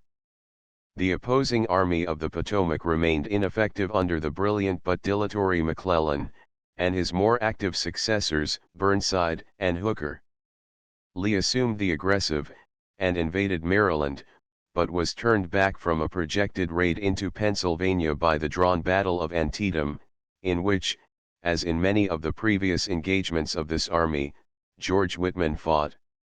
Antietam was immediately followed by the preliminary proclamation of emancipation, to take effect in all states which should still continue in rebellion at the commencement of the new year. Lincoln's mind had long been exercised upon the best means of compassing the liberation of the slaves, and until the close of the war, he himself looked for the ultimate solution of the problem to the method of compensation adopted by Great Britain in the West Indies. This was successfully applied to the District of Columbia, but the offer of it received no response either from the other states to which it was magnanimously made, or from Lincoln's own cabinet. The present proclamation was intended as a blow at the industrial resources of the rebellion. In mid-December General Burnside lost nearly 13,000 men at Fredericksburg, Virginia, and reading the long lists of wounded, the Whitmans came upon George's name among the more serious casualties. 346. Great was the distress in the home on Portland Avenue, and Walt set off at once to seek him at the front. His pocket was picked in a crush at Philadelphia Station, and he arrived penniless in Washington. 347. There, searching the hospitals for 3 days and nights, he could get no news of his brother's whereabouts, but managed somehow to make his way to the Army's headquarters at Falmouth. It had been a long, melancholy journey, but arrived at the camp, he found his brother already well again, his wound having healed rapidly. This sudden journey had momentous consequences for Whitman. His stay in New York was, perhaps naturally, drawing to a close. There are indications in the last poems that he was contemplating a westward journey, and possibly a settlement beyond the Rockies. 348. Although he paid it frequent visits, he never lived again in Brooklyn. At Falmouth he found among the wounded a number of young fellows whom he had known in New York. 349. He took a natural interest in their welfare, and even though he felt he could do little for them, lingered till a party going up to Washington offered him an opportunity for usefulness in their escort. Arriving at the capital, he found innumerable similar occasions in the many hospitals which had been established in and about the city. These he began to visit daily, supporting himself by writing letters to the New York and Brooklyn press, to the New York Times in particular, and by copying work in the paymaster's office. 350. It was not till 2 years later that he obtained regular employment in the civil service, but during the whole of that time he was paying almost daily visits to the wards, in his honorary and voluntary capacity, as friend of the wounded. The number of these was periodically swollen by great battles. On the 4th of May, 1863, General Hooker lost the day at Chancellorsville, and was replaced by Meade. Early in July, Lee made a second alarming dash into the north, but was turned back by General Meade from the bloody field of Gettysburg, where the total losses reached the appalling figure of 60,000. By this time, more than 2 years after the fall of Fort Sumter, the first easy boasting of a short campaign and an overwhelming triumph, indulged by both sides, had long died, and the solemn sense of the great tragedy being enacted before its eyes possessed the nation. This sentiment could not have been more nobly expressed than in the words used by the President, when, speaking at the dedication of a portion of the Gettysburg battlefield as a national cemetery. 351, he said, "We here highly resolve that these dead shall not have died in vain, that this nation, under God, shall have a new birth of freedom, and that government of the people by the people for the people shall not perish from the earth." Meade's victory, and the news following fast upon it of Grant's capture of Vicksburg, with the consequent reopening of the Mississippi, reassured the wavering faith of many patriots. But the situation was still full of peril. In this same month, July, 1863 there were serious riots in New York, 352 instigated by the Copperheads, as the Northern sympathizers with the Confederacy were dubbed, in opposition to the first draft for the Army under the General Conscription Law of March. In these, more than 1,000 persons were killed or wounded. The riots were the more difficult to quell because all available troops and volunteers had been sent to the front, and these of course included a great proportion of the stabler citizens. At the same time the disaffected elements remained in their full strength. The political character of the disturbance was plain enough, for the rioters set upon any Negroes they met, slinging them to the lamp posts, and would have burned down the hospital, full of wounded Union soldiers, had they not been prevented. It is some satisfaction to know that we cannot couple the name of Fernando Wood with these outrages. There was something genuine in his patriotism. He was now in Congress, and had recently been vainly attempting, in his usual feudal fashion, to negotiate a peace. Both the draft and the riots caused the Whitman family no little anxiety. George, who had entered the army as a private and was promoted stage by stage till he became a lieutenant colonel, was of course already at the front 353, and Jeff, who had married 4 years earlier, was keeping the home together for the old mother and helpless youngest son, as well as for his own wife and their young children. Anything that happened to him would involve the happiness of the whole family. They feared especially that he might be drawn for service, and Walt wrote from Washington that in that event, he would do all in his power to raise the necessary money to provide a substitute. 354 Walt himself never closed his ears against the call to serve in the ranks, if it should come to him. Had he himself been drawn, he might have regarded the circumstance as the intimation of duty, but he was not. Instead he took the risks of smallpox in the infectious wards, as well as that which is incurred by the frequent dressing of gangrened wounds, and he bore the spiritual burden of all the pathetic war wreckage which drifted into Washington month after weary month. The tension of those days was terrible to him.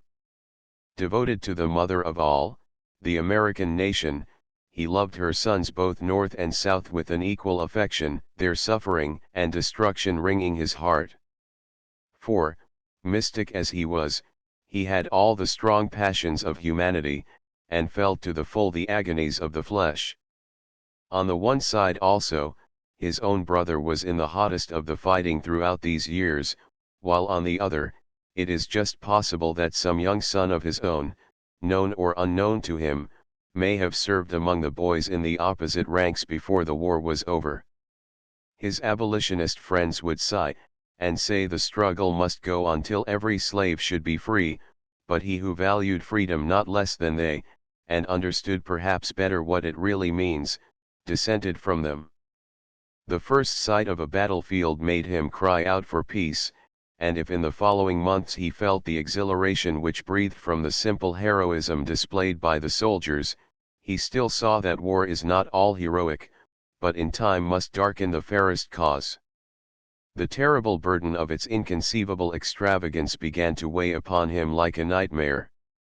Each new season, with its prospective train of ambulances, its legion of tragedies, bewildered him with its horror, till he angrily denied that the whole population of Negroes could be worth so terrific a purchase. 355 It may have been the exaggerated retort to an extremist argument, but indeed it was not for the Negroes that the war was being fought.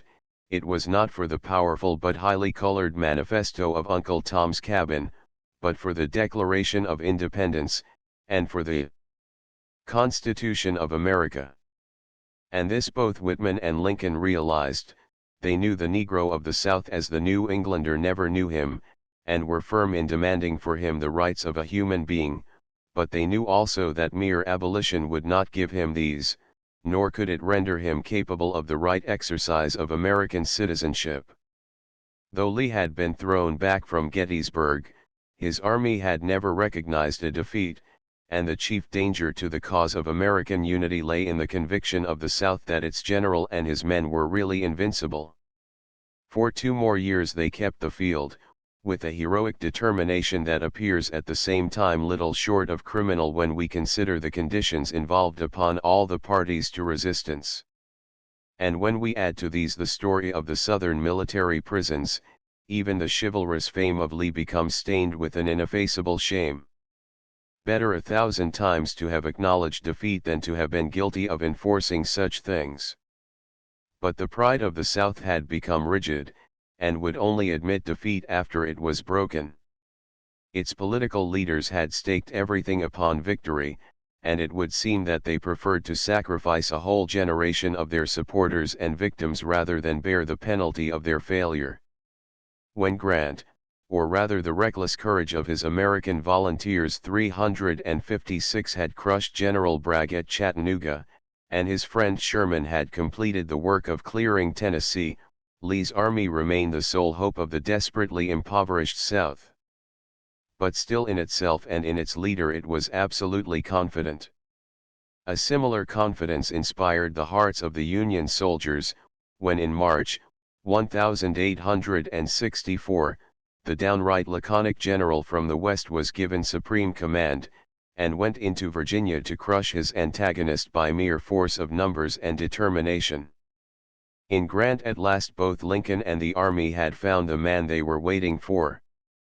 But still a year went by before the task was accomplished, a year whose memory is the most terrible of the war, upon whose page are inscribed such names as the Wilderness, Spotsylvania, Bloody Angle, North Anna, Cold Harbor, recalling those awful fields whereon more than 100,000 soldiers fell.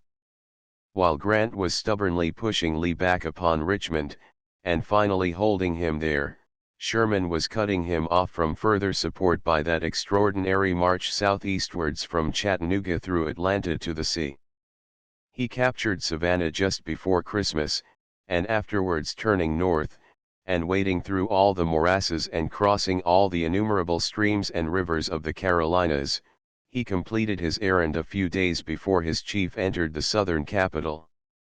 Several futile attempts had been made to bring about a reconciliation between North and South before the bitter end 357, but Lincoln, eager as he was for peace, stood out irrevocably for the acknowledgement of the Union, and now added to it the emancipation of the slaves.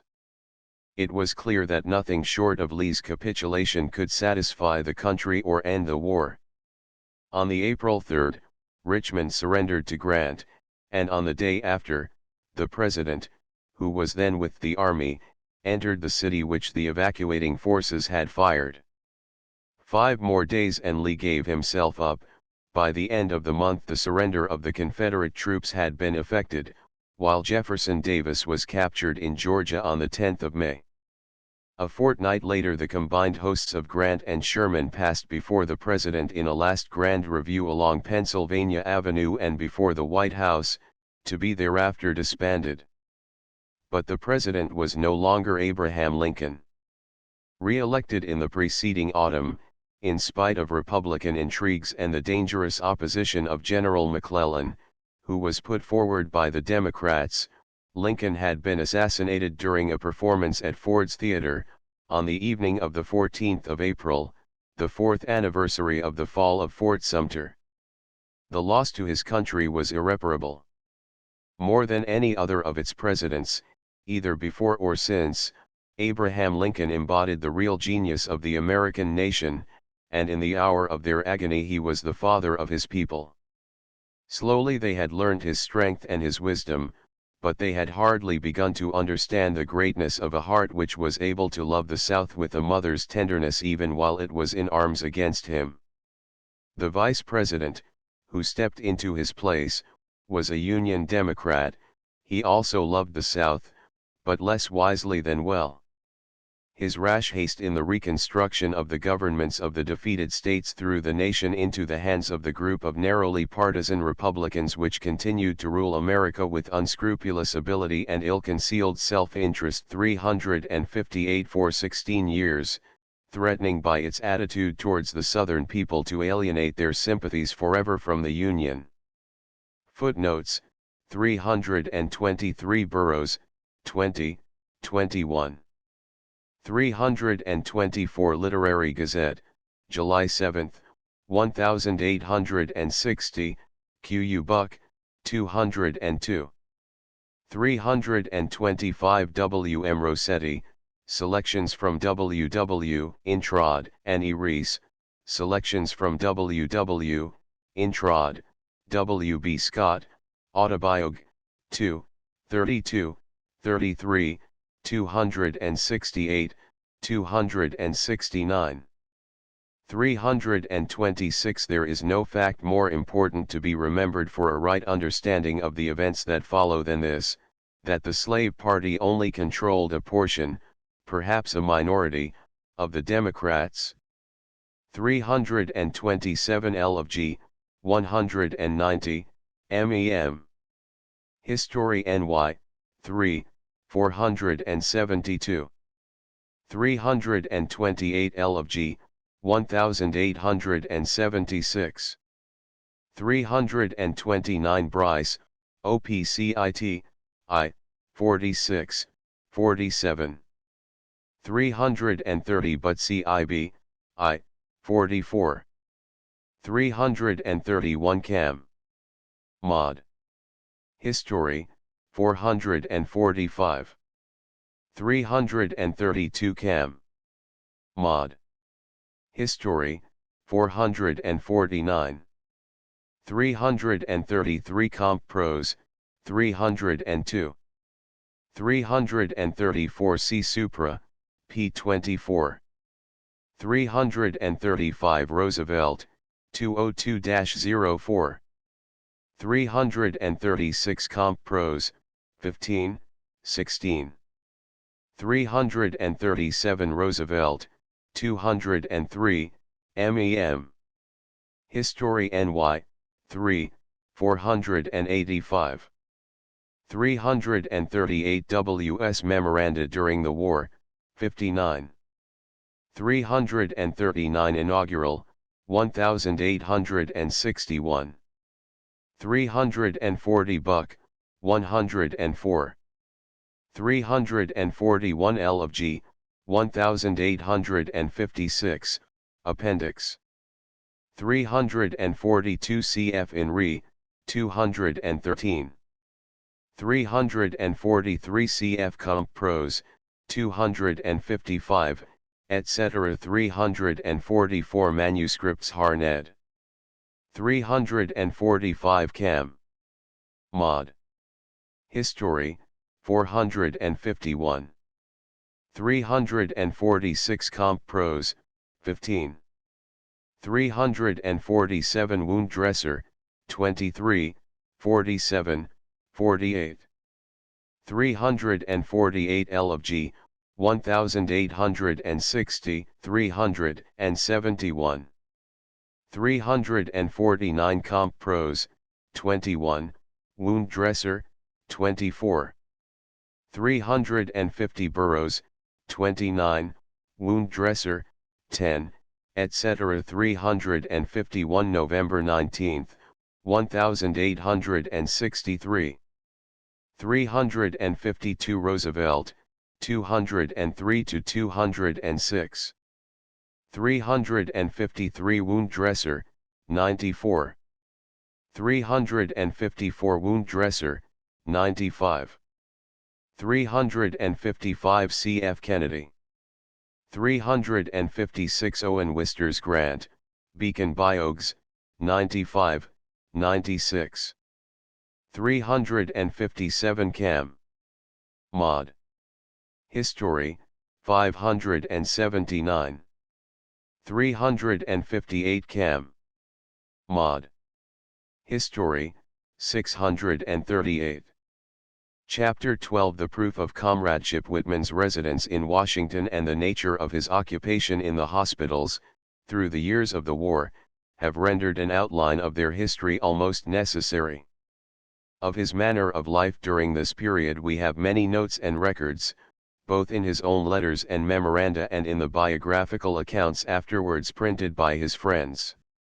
During the first 5 or 6 months after his arrival he took his meals and spent much of his spare time with Mr. and Mrs. O'Connor, who had recently settled in the city 359. He boarded in the same house as they, about 6 blocks from the Treasury building, where O'Connor worked, and a mile from the Armory Square Hospital, where lay many of his own wounded friends. William Douglas O'Connor was a strikingly handsome man of 30 years, full of spirit and eloquence. 360. He had previously been a Boston journalist, had married in that city a charming wife, and was the father of 2 children. He had lost his post there through his outspoken support of John Brown and the attack on Harper's Ferry.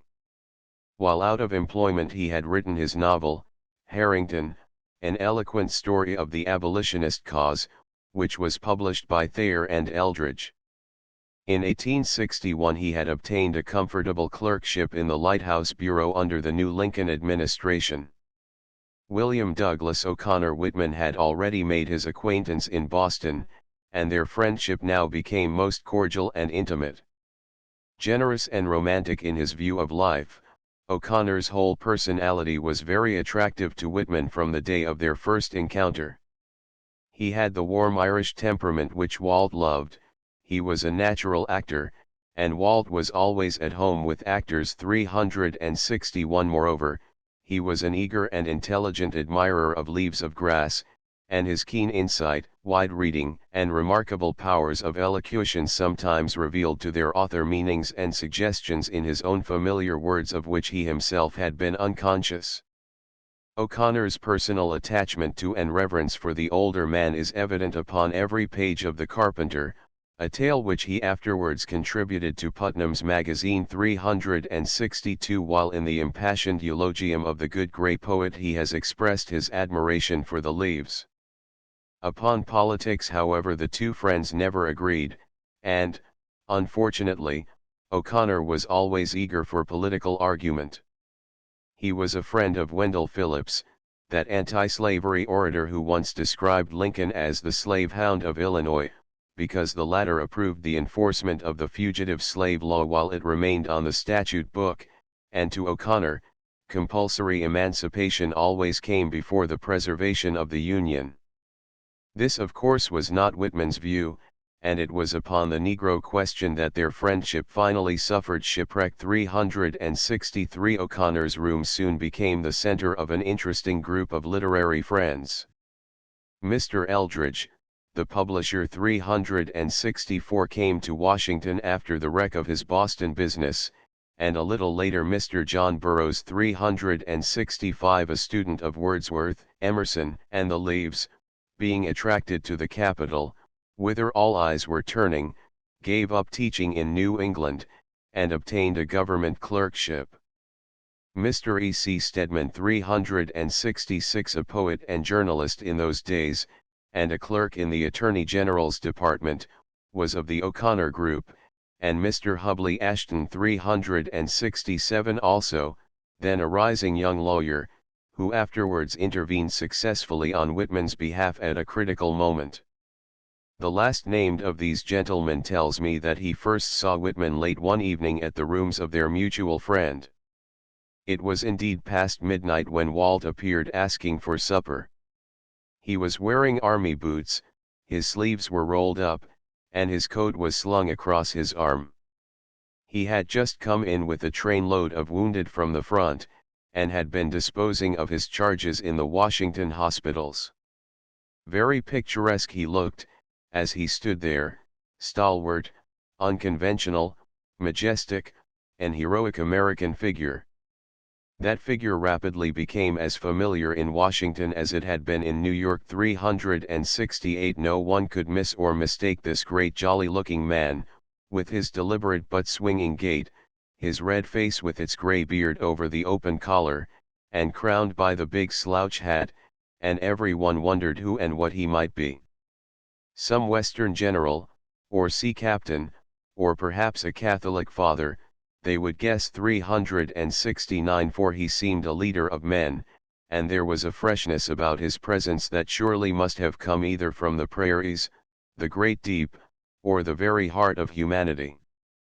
He had the bearing, too, of a man of action.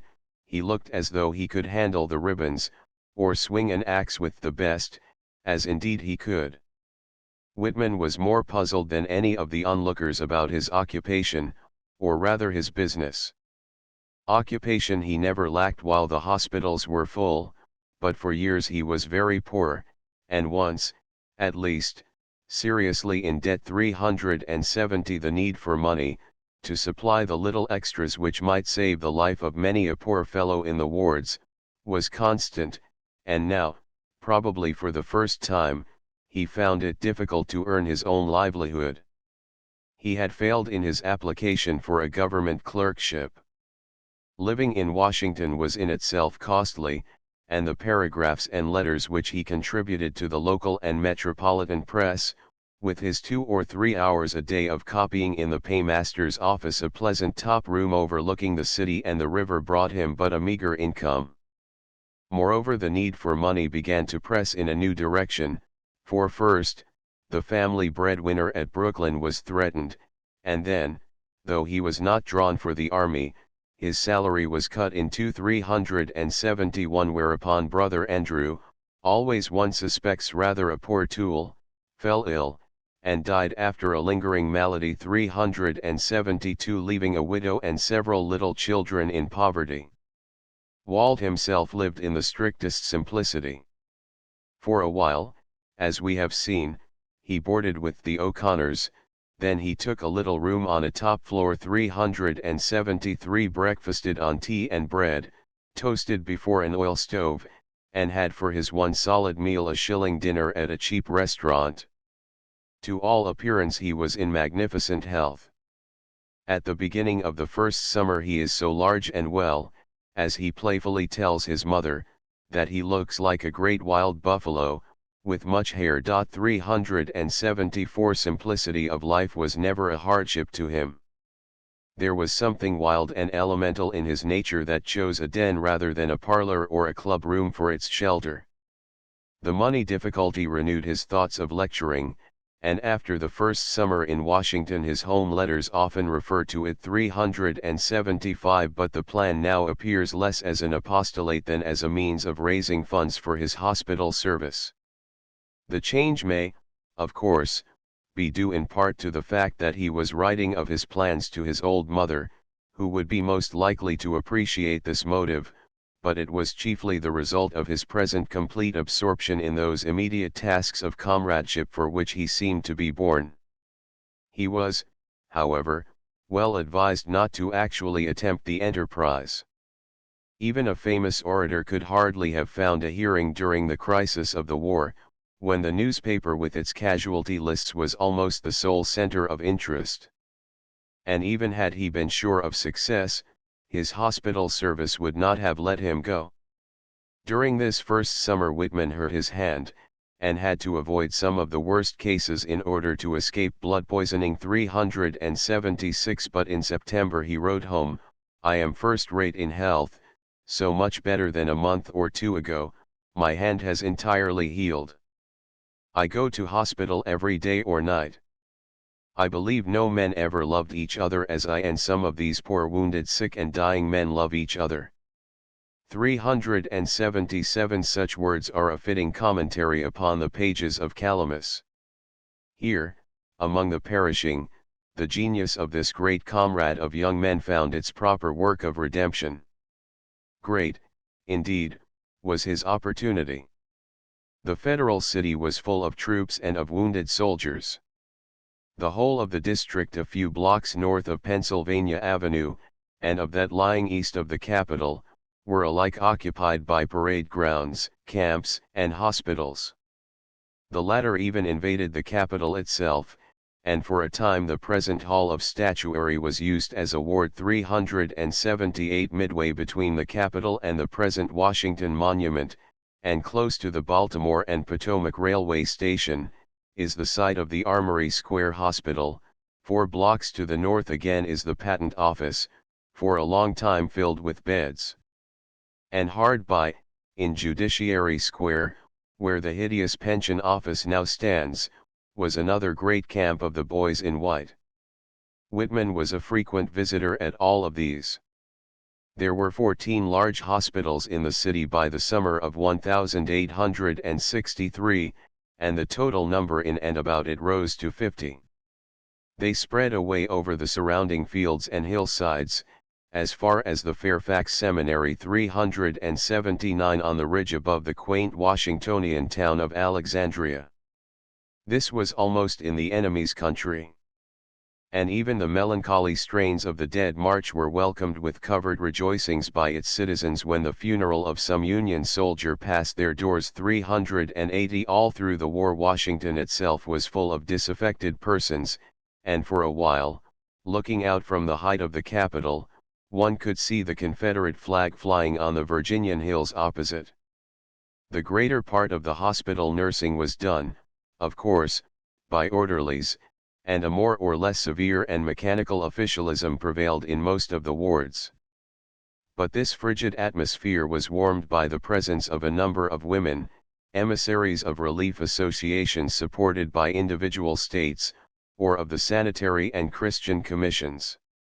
It is difficult to overestimate the good that was done by Dorothea Dix and her helpers, among whom were not a few Quakeresses, and by all the devoted Sisters of Mercy and Sisters of Charity whose goodwill never failed. But even then the field for service was so vast that much remained undone. Many of the doctors and surgeons were able and kindly, some of them were absolutely devoted to their painful labors, and many of the nurses were more than patient and faithful, but the lads who were carried in wounded and sick from the cold and ghastly fields, wanted the strong support of manly understanding and prodigal affection in fuller measure than mere humanity seemed able to give. 381 Human as he was, Walt came to hundreds, perhaps thousands of them, like a savior. In after years they remembered a man with the face of an angel who had devoted himself to their individual needs. 382 The mere presence of a perfectly sane and radiant personality raised the tone of a whole ward. 383 The dead weight of cloudy depression brooding upon it would melt in the ineffable sunshine that streamed from him. And then he always seemed to know exactly what was wanted, and he was never in a hurry. When anything was to be done or altered, he spoke with the authority of the man who alone, among overpressed and busy people, has the leisure for personal investigation, and therefore in most cases he had his way. Absolutely unsparing of himself, he knew too well wherein his strength lay to be careless of his health. If his food was sometimes insufficient, he would yet take his one square meal. 384 After refreshing himself with a bath, before starting upon his rounds. And when they were over, he cleared his brain under the stars before he turned into sleep. Thus he kept his power at the full, and his presence was like that of the open air. He would often come into the wards carrying wild flowers newly picked, and strewing them over the beds, like a herald of the summer. Well did he know that they were messengers of life to the sick, words to them from the earth mother of men. Whatever he might be in the literary world of Washington or New York, here Whitman was nothing but Walt, the comrade of soldiers. And for himself, he said in later years, that the supreme loves of his life had been for his mother and for the wounded. 385 It is a saying worthy of remembrance, for it indicates the man. Of the efficiency of his service there can be no question. 386 He worked his own miracles. He knew it positively himself, and besides, both the lads and the doctors assured him, time and again, that he was saving lives by refusing to give them over to despair. I can testify, he writes to the Brooklyn Eagle, his old paper, that friendship has literally cured a fever, and the medicine of daily affection a bad wound. 387 In his own words, he distributed himself. 388 As well as the contents of his pockets and haversack, in infinitesimal quantities, certain that but little of his giving would be wasted. And yet he never gave indiscriminately. 389 He knew always what he was doing, and did it with deliberation. The feeling that the lads wanted him had detained him at the first, the superabundance of his life, and the fullness of his health and spirits, carrying with them a conviction of duty when he entered these vestibules of death. 390 Here was something that he, and he only, could adequately accomplish. Here was a cry he was bound by the law of his being to answer, and the cry of the hospitals continued to hold him till the war was done. As he left of a night, after going his last round and kissing many a young, pale, bearded face, in fulfillment of his own written injunctions, he would hear the boys calling, "Walt, Walt, Walt, come again, come again." And it would have required a harder heart than his to refuse them, even had the answer within been less loud and insistent. They kept him busy, too. He provided them with pens, stamps, envelopes and paper, and wrote their letters for them. 391 letters to mothers, wives and sweethearts, and the last news of all, when the sad procession had carried son, husband, or lover to his soldier's grave, and had fired over him the last salute. He would enter, armed with newspapers and magazines which he distributed, and often he would read to the men, or recite some suitable verses. Never, I think, his own. 392 He played games with them, too, and though he was one of the few men in Washington who never smoked. 393 He was the only one of all the visitors who brought them tobacco, and the ward surgeons, though at first they protested, could not refuse him. It really seemed as though Walt knew best. On the glorious 4th, he would provide a feast of ice cream for some ward. 394 And on other hot days, and there were too many in the capital, would distribute the contents of crates full of oranges. 395 Or lemons and sugar for the making of lemonade. It was for such gifts as these, and many others of a similar kind, that he needed money, and through the influence of Emerson, James Redpath and other friends in New York and Boston, he was able to distribute perhaps £1,200 among the soldiers in these infinitesimal quantities. 396 Thus he became the almoner of many in the North. Much of the service, however, was entirely his own, if one can ever call love one's own, which all things seem to offer to the soul that has learned to receive from all. In cases of heart sickness, and the despondency and despair that come to the lonely man lying helpless among callous or unimaginative and therefore indifferent persons, Walt's quick divination of the real trouble made him the best of nurses, and he took care to remember all the cases that came under his notice, innumerable as they must have seemed. He kept a strict record of his patients and their individual needs in little blood and tear-stained notebooks, many of which are still extant. 397 This is an additional proof of that concrete definiteness of observation which distinguishes his habit of mind from the love of merely nebulous generalization of which he is sometimes accused.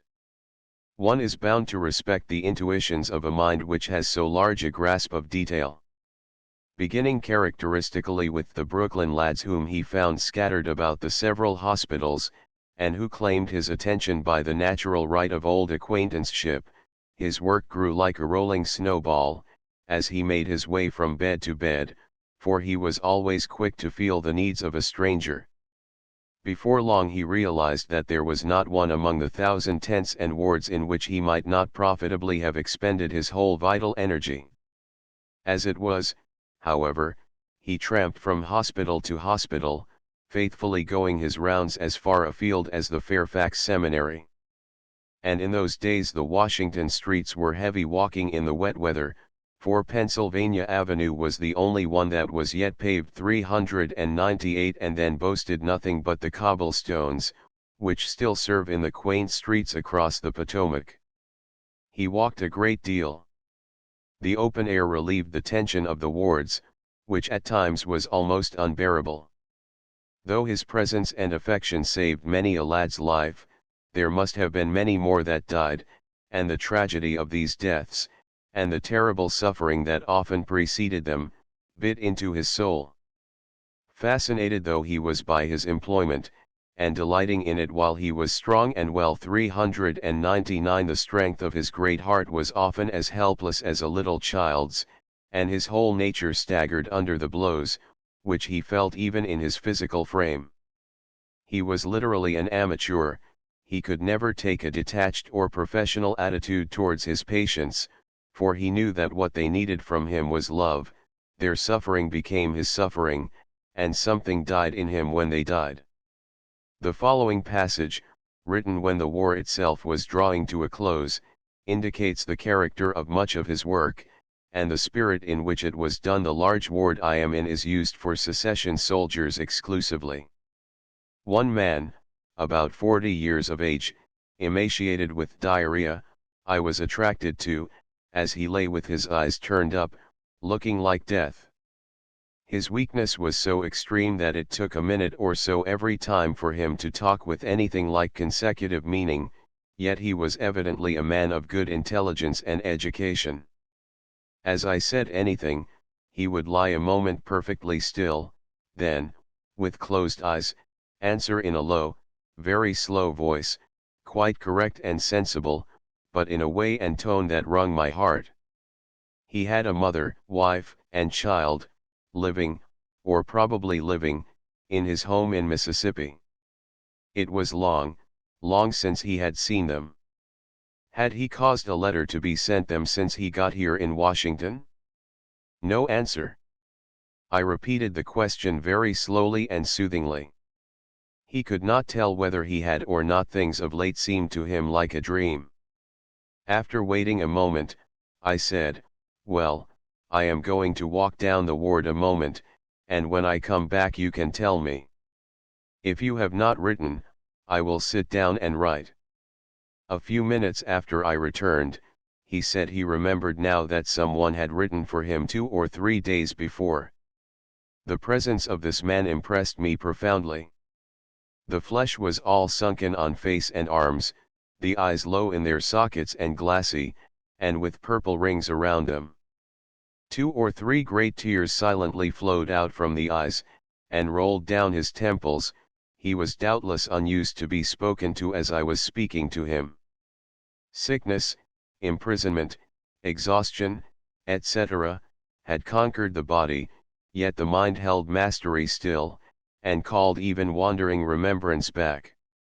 400 at times the tragedy unnerved him, so that even his native optimism was clouded. "I believe there is not much but trouble in this world," we find him writing to his mother, and the page hardly reads like one of his. If one hasn't any for himself, he has it made up by having it brought close to him through others, and that is sometimes worse than to have it touch oneself. 401 He had already learnt the primer of sorrow, now he was studying the lore in which he was to become so deeply read. Even that first summer, the malarial climate and excessive heat of Washington, with the close watching in the wards, and the continual draft upon his vital forces, affected him perceptibly. In his letters home he mentions heavy colds, with deafness and trouble in his head caused by the awful heat 402 as giving him some anxiety. He seems to have had a slight sunstroke in earlier years, which made him more susceptible to this kind of weakness, and on hot days he went armed with a big umbrella and a fan 403. But through all this time he seemed to his friends the very incarnation of his robust soul. John Burroughs at 63, though he shuddered sometimes as he recalled the sights of the wards, the life outside was a pleasant one. 404 He loved to take long midnight rambles about the city and over the surrounding hills, with his friends. In spring, he delighted in the bird song, the color and fragrance of the flowers which line the banks of Rock Creek. 405 A stream which, entering the broad Potomac a mile above the Treasury building, separated Washington from the narrow ivy-clad streets of suburban Georgetown. And the stir and life of the capital always interested him. He loved to watch the marching of the troops, and the martial music and flying colors always delighted him as though he were a boy. He frequently met the President. 406 Blanched and worn with anxiety and sorrow, riding in from his breezy lodging at the soldiers' home on the north side of the city, to his official residence. They would exchange the salutations of street acquaintances, each man admiring the patent manliness of the other. In Washington, as in New York, Whitman was speedily making himself at home with everybody, eating melons in the street with a countryman 407 or chatting at the Capitol with a member of Congress, for men or women, black or white, he always had his own friendly word. He had besides, as we have seen, his inner circle at O'Connor's. He was often at the Capitol, that noble, but somewhat uninteresting building which overlooks the city, and if he deplored the low level of the congressional debates, he found some compensation among the trees without, for fine trees were already a feature of Washington 408 which now appears, as one looks down upon it, like a city builded in a wood. About sundown, too, he liked to stand where he could see the level light blazing like a star upon the bronze figure of Liberty, newly mounted above the dome. It was in the summer of 1864, when Whitman was 45 years of age, that he had his first serious illness. He had never been really out of health before.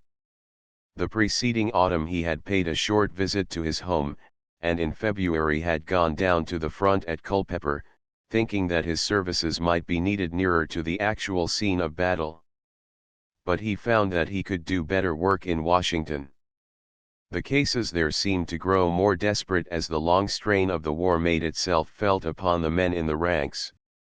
It was immediately after this that Grant was given the supreme command, and at the close of March, Whitman, who foresaw the real meaning of the task of crushing Lee, wrote of it thus: "O mother, to think that we are to have here soon what I have seen so many times, the awful loads and trains and boatloads of poor, bloody, and pale, and wounded young men again.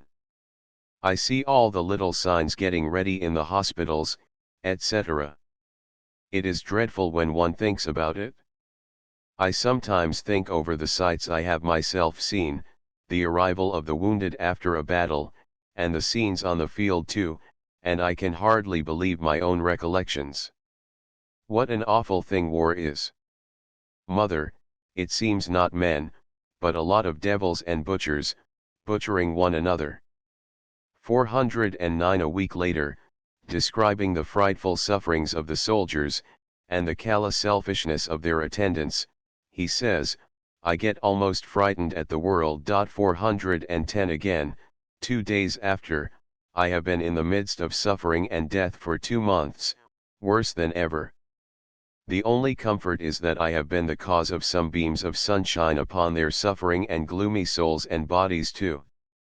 411 and he adds, "Oh, it is terrible, and getting worse, worse, worse." 412 rumors spread in the city of the probable character of Grant's campaign, and as he realized more and more fully what would be its inevitable cost, a sort of terror took hold of him. Yet he believed in Grant, as well as in Lincoln. 413 and hating war as he did, he could not see any other course possible now than to complete its work. He was solemnly ready to take his part in those ranks of men converted, as it were, into devils and butchers, if need be, if he could feel assured that he was more used to America upon the field than in the wards among the sick and dying. Meanwhile, he shared the old mother's anxiety about George, who was always in the thick of the fighting. News, both true and false, was arriving, and his letters are always seeking to support the old woman's faith, and to give her the plain truth with all the hope that might be. He was kept very closely occupied now in the hospitals, and especially at Armory Square, where some 200 desperate cases were collected. 414 men who had lain on the field, or otherwise unattended, until their wounds and amputations had mortified. He had always made a rule of going where he was most needed. But now he began to suffer severely from what he describes as fullness in the head, to have fits of faintness, and to be troubled with sore throat. To add to the horrors of those days, a number of the wounded lads went crazy, and at last the strain became so manifestly too much for his failing vitality, that his friends and the doctors bade him go north for a time. But he hung on still, hoping, like Grant, for the war to end with the summer, and writing to his mother that he cannot bear to leave and be absent if George should be hit and brought into Washington. 415 However, with midsummer upon him and its deadly heat, he became really ill, and had to relinquish his post. For nearly 6 months he remained restlessly at home. Whitman never fully recovered. We may perhaps be surprised at this, and wonder that he should have broken down, even under the circumstances. Was he not in such relations with the universal life that he should daily have been able to replenish the storehouse of his physical and emotional forces? He was no spendthrift, and husbanded them as well as he might, knowing their value, and doubtless he asked himself this very question many a time. Doubtless, too, he was confident, at least during the earlier months, that after the strain was over his resilient nature would regain its normal tone. But on the other hand, he had volunteered for a service to whose claims he was ready to respond to the uttermost farthing. 416 Where others gave their lives, who was he to hold back anything of his? The soul, one may say, never gives more than it can afford, for the soul is divinely prudent, and knows the worthlessness of such a gift. And giving with that prudence, it never seeks repayment. What it gives, it gives. But the body, even at its best, is not as the soul. And when the soul gives the vital and emotional forces of its body to invigorate other bodies, it may give more of these, and more continuously, than the body can replace. And so it was with Whitman. He gave, and I think he gave deliberately, for he was an extraordinarily deliberate man, that for which he cared far more than life. He gave his health to the friends, the strangers, whom he loved, and thus his spiritualist body. 417 found its use. Footnotes: 359 Wound dresser, 53. 360 Comp Pros, 511, 512, Howells, OPCIT 361 Comp Pros, 518, 519, Manuscripts Traubel. 362 C Infra, 227. 363 C Infra, 236. 364 Wound Dresser, 128, Buck, 39, 40. 365 Buck, 12. 366 Wound Dresser, 133. 367 Calamus, 23, 24, etc. 368 Buck, 99. 369 IB, 37. 370 Wound Dresser, 52. 371 Wound Dresser, 133. 372 IB, 64, etc. 373 Trowbridge, OPCIT 374 Wound Dresser, 66. 375 IB, 84. 376 Wound Dresser, 98. 377 IB, 3. 378 SD Wyeth's The Federal City, 1868. 379 Comp Pros, 40, 41. 380 J.S. Wheelock's The Boys in White, 1870. 381 Wound Dresser, 7. 382 Buck, 37. 383 Wound Dresser, 28. 384 Comp Pros, 32. 385 in Re, 391. 386 Wound Dresser, 8, 89, 113, Buck, 36. 387 Wound Dresser, 14. 388 IB, 12. 389 Wound Dresser, 32, 33. 390 Camden, 9, 200.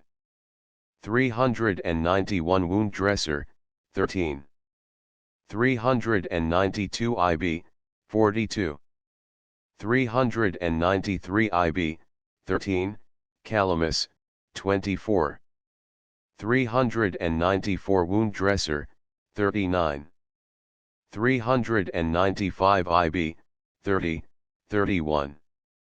396 Donaldson, 153, Comp Pros, 51. 397 MEM. During the war, 3. 398 Recollections of Vashon. In wartime, A.G. Riddle, 1895. See transcriber's note. 399 Wound Dresser, 74, 84. 400 Comp Pros, 453, 454. 401 IB, 104. 402 Wound Dresser, 62, etc. 403 Wound Dresser, 79. 404 IB, 123, Comp Pros, 70. 405 Dr. T. Proctor in Journal of Hygiene, February, 1898. 406 Comp Pros, 38. 407 Calamus, 31. 408 Wound Dresser, 112. 409 Wound Dresser, 156, 157. 410 IB, 159. 411 IB, 160. 412 IB, 161. 413 Wound Dresser, 139, etc. 414 IB, 37, etc. 415 IB, 198. 416 Buck, 38, 39. 417 Supra, 181. Chapter 13 A Washington clerk. While Whitman was at home, during the latter part of 1864, he doubtless put the finishing touches to Drum Taps, which was printed at New York early in the following summer. Several of the poems in this collection had been written in that city during the 2 years which had elapsed since the last publication of Leaves of Grass, before he set out for Washington. The manuscript had remained at home, tied up in its square, spotted, stone-color covers 418, but was sent on to him, to be discussed in the Washington Circle. Early in 1864 a friend seems to have taken it the round of the Boston publishers, but without success. 419 If we are to understand Whitman's attitude towards the war, we must glance at the little brown volume of 72 pages, Walt Whitman's Drum Taps. Among the poems which preceded his visit to the capital were probably the Song of Pioneers, 420 with its Cry of the West, and the poem of the Broadway Pageant, 421 of 1860, celebrating the Japanese embassy, and forming a complimentary tribute to the maternal East. To these one may add the lines to Old Ireland 422 and the Noble Years of the Modern. 423 In this last he proclaims the growing consciousness of solidarity among the peoples of the world. Artificial boundaries seem to be breaking down in Europe, and the people are making their own landmarks. Witness the rise of a new Italy. Everywhere men among the people are awaking to ask pregnant questions, and to link all lands together with steam and electricity. Are all nations communing? Is there going to be but one heart to the globe? Is humanity forming en masse? For lo, tyrants tremble, crowns grow dim, the earth, restive, confronts a new era, perhaps a general divine war. No one knows what will happen next. Such portents fill the days and nights, years prophetical. The space ahead as I walk, as I vainly try to pierce it, is full of phantoms, unborn deeds, things soon to be, project their shapes around me. This incredible rush and heat, this strange ecstatic fever of dreams, O years. Your dreams, O years, how they penetrate through me.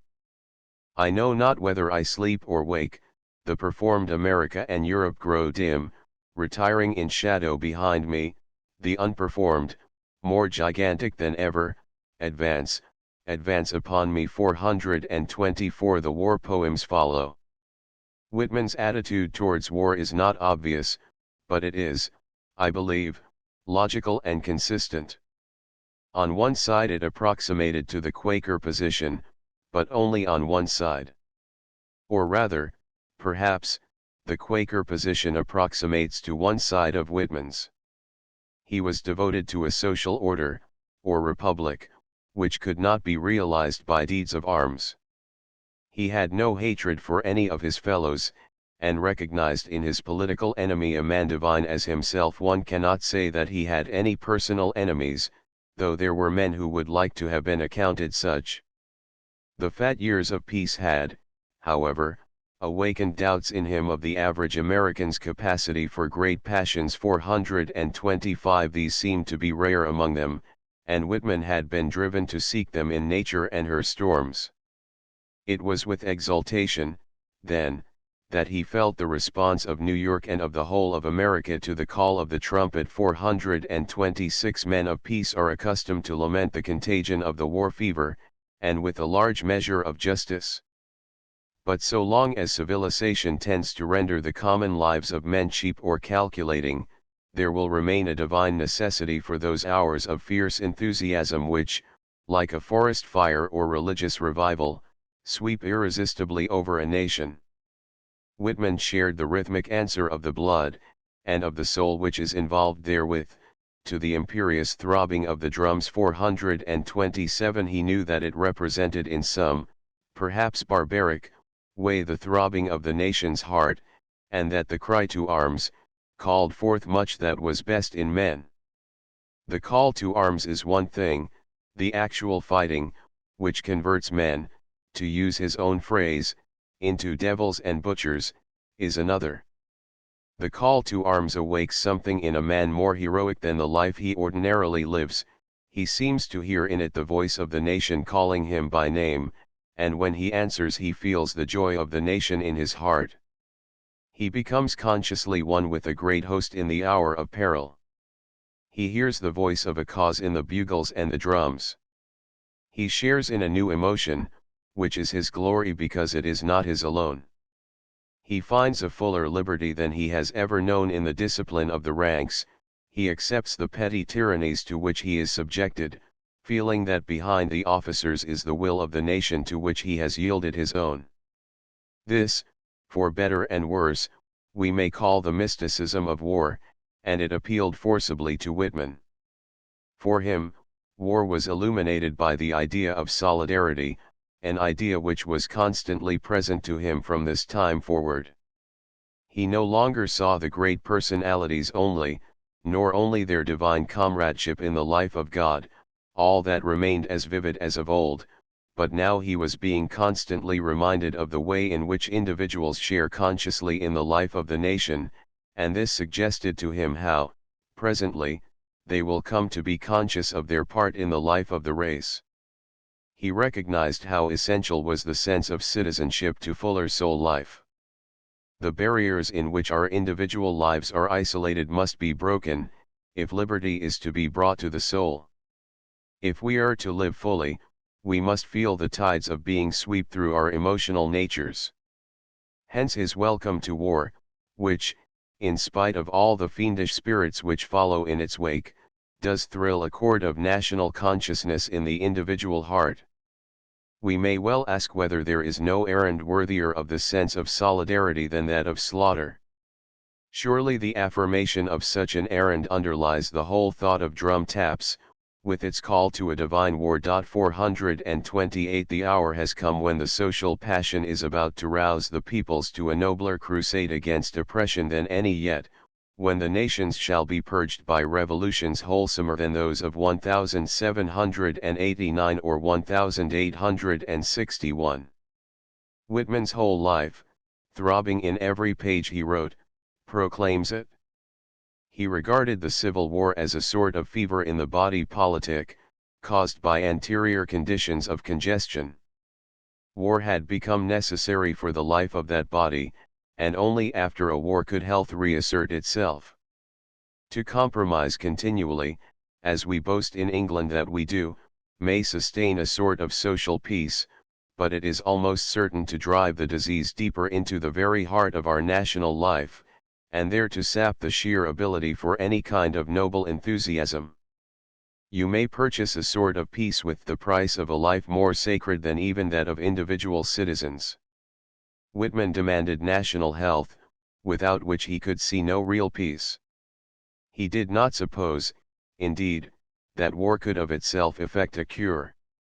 Health could only return in so far as the aroused conscience of the nation which had lived in its soldiers and in the wives and families who had shared in their devotion was carried forward into the civil life. Peace itself must be rendered sentient of that heroic national purpose which had for a moment flashed across the fields of battle. 429 Peace, indeed, is only priceless when it has become more truly and wisely heroical than war, when it has become affirmative where war is cruelly negative, when it creates where war destroys, quickening the heart of each citizen to fulfill a sacred duty. Whitman well knew that in order to have such a peace we must set before the peoples a mission, a sublime national task. What party is there today, either in England or America, which dares to hold up for achievement any program of heroism? Read in this light, and only so, I believe, will Drum Taps yield up its essential meaning. It is a song of the broad axe, not a scream of the war eagle. 430 In alluding to drum taps, I have somewhat anticipated the natural course of the story, to which we must now return. Even at home on furlough, Whitman could not wholly relinquish the occupation which he had assumed, and became a frequent visitor at the hospitals of Brooklyn and New York. Early in December, 1864, he was back again at his post, suffering from the added anxiety for his brother's welfare, for George was a prisoner in the hands of the Confederates, enduring the almost inconceivable horrors of a winter imprisonment at Danville. At the beginning of February, Walt made an application to General Grant, through a friend in the office of the New York Times 431 for the release of his brother, together with another officer of the 51st New York Volunteers, alleging, as an urgent reason, the deep distress of his aged mother whose health was breaking. The application appears to have been successful, and George, who had been captured early in the preceding summer, and upon whom fever, starvation, exposure, and cold had wreaked their worst for many months, returned alive to Brooklyn, his excellent constitution triumphant over all hardships. In the same month Whitman obtained a clerkship in the Indian Bureau of the Department of the Interior, and thoroughly enjoyed the contact into which he was thus brought with the aboriginal Americans. They on their side appear to have distinguished him as a real man among the host of colorless officials, and to have responded to his advances. 432 This was the early spring of Lincoln's death, and Walt was at the President's last levee. 433 He looked in also at the inauguration ball held in the Patent Office, strangely converted from its recent uses as a hospital. There he remarked the worn and weary expression of the beloved brown face, for still the great tragedy dragged on.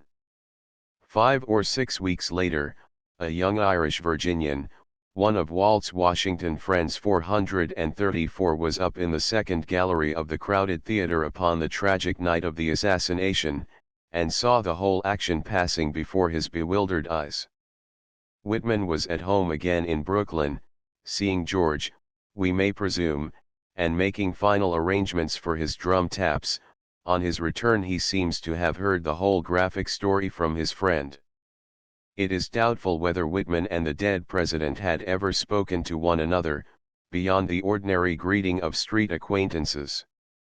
They had met perhaps a score of times, and it is recorded that once, when Walt passed the president's window, Lincoln had remarked significantly, "Well, he looks like a man." 435 It seems possible that at first Whitman may have felt something of the public uncertainty about the character of the new president. 436 How deep-rooted in the average American mind was the distrust or dislike of his policy is seen in the fact that, only 6 months before the death that was mourned by the whole nation, the opposition to his re-election was represented by a formidable popular vote. The South was in revolt, and therefore of course disfranchised, but even so, McClellan polled as large a total as had the president at the previous election, though Lincoln himself increased his former vote by a little more than 1/5. So strong ran popular feeling against the whole policy of interference with the seceding states even in the 4th year of the war. But Lincoln's death revealed his true worth to America. And the sense of the almost sacramental nature of that death, as sealing forever the million others of the war, and finally consecrating the re-established union of North and South, grew upon Whitman, who long before had realized that Lincoln was the father of his country and the captain of her course. A sense of some impending tragedy seems to have accompanied Whitman upon his walks at the time of the assassination.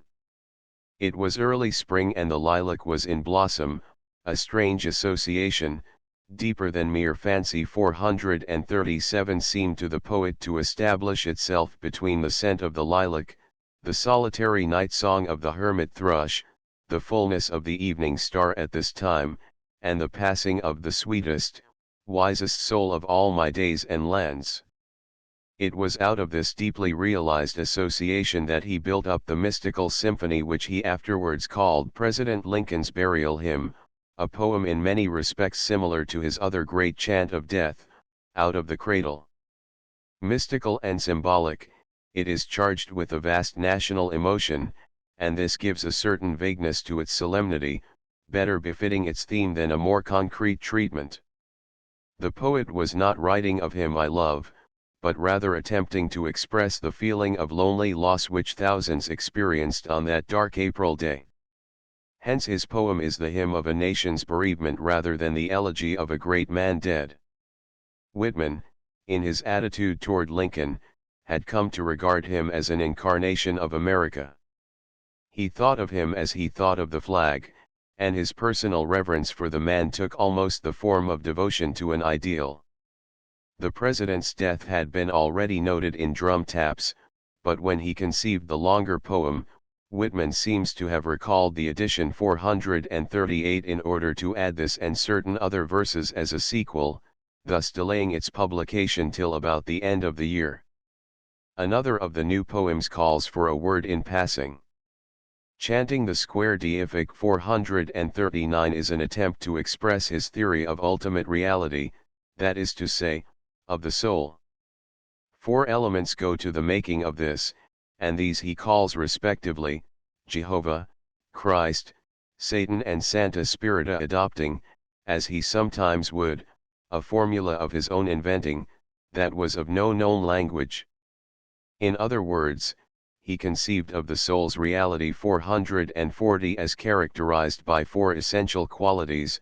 First, its obedience to the remorseless general laws of being; second, its capacity for attraction to and absorption into others, its love quality; third, its lawless defiance of everything but its own will; fourth, its sense of identity with the whole.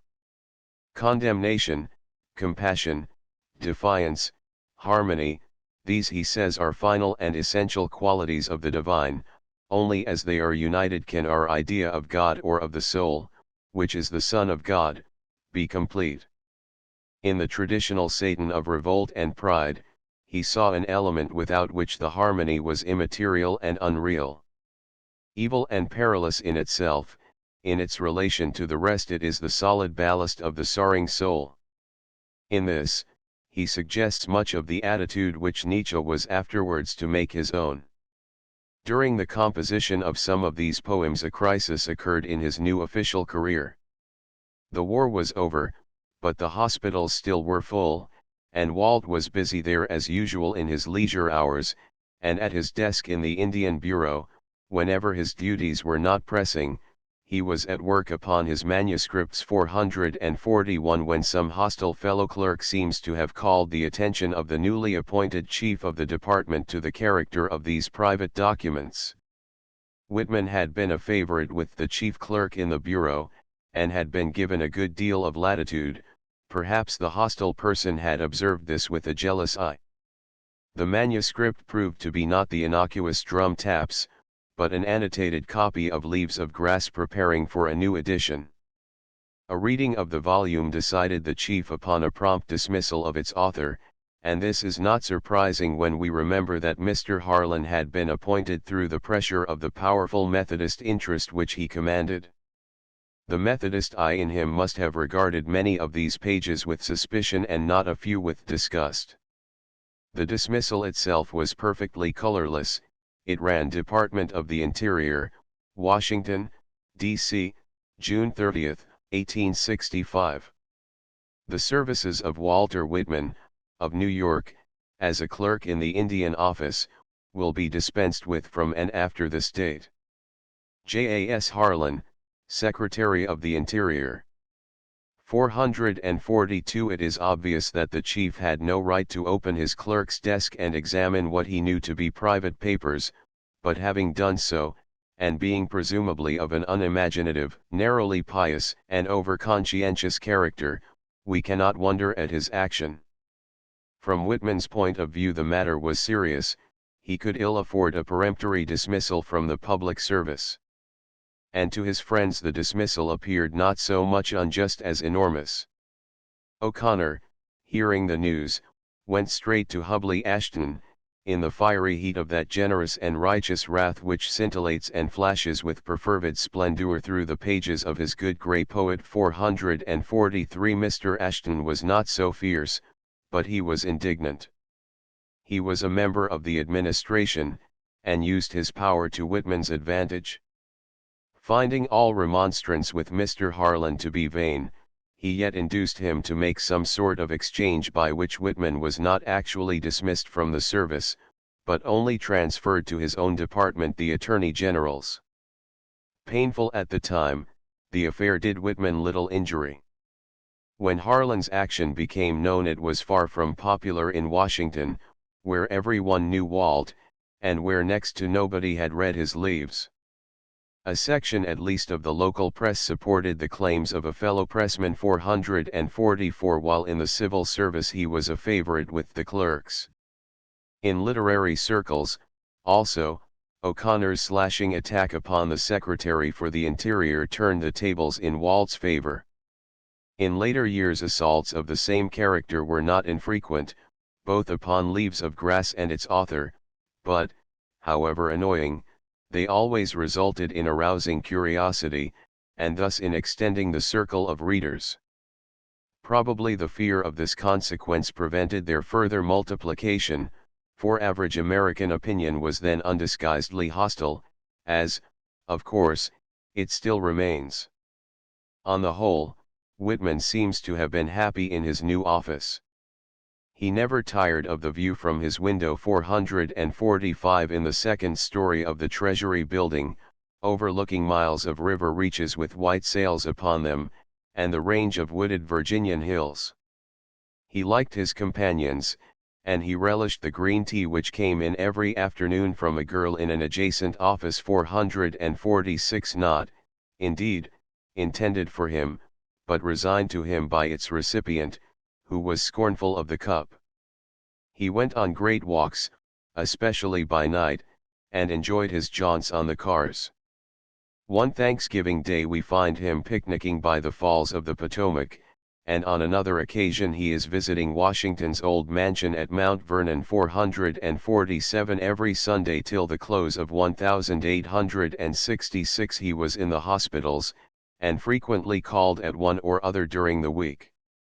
He was a regular visitor at the homes of several friends, and his acquaintance with Mr. Peter Doyle, which seems to have begun during the last winter of the war, had ripened into a close comradeship. Mr. and Mrs. Burroughs had always to keep Sunday breakfast waiting for him. There was a regularity in his lateness 448 after a chat with them, and a glance through the Sunday papers.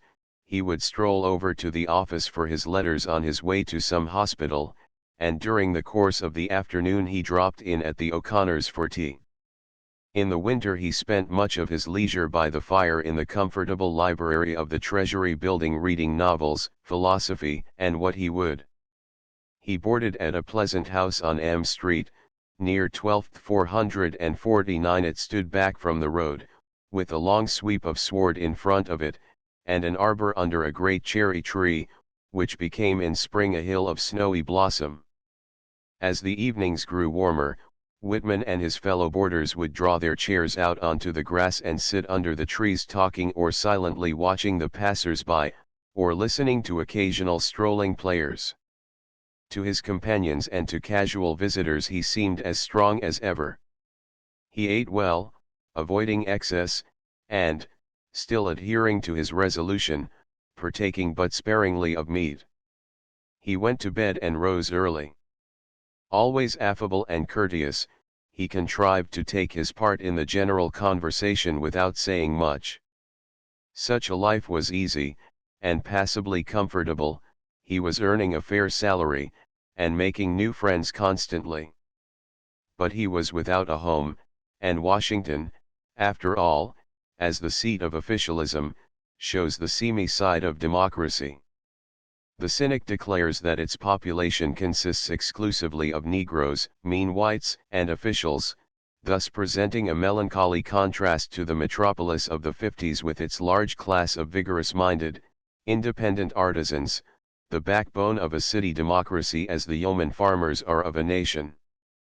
The routine also of the work he was doing must often have been irksome to him. 450. It is one of the enigmas of Whitman's life that he should have been content to continue in Washington 6 years at least after the hospitals had ceased to claim him, sitting before a government desk as third clerk and earning his regular pay of rather more than £300 a year. 451. How great the change from his old bohemian days! The question of truants: was Walt becoming respectable?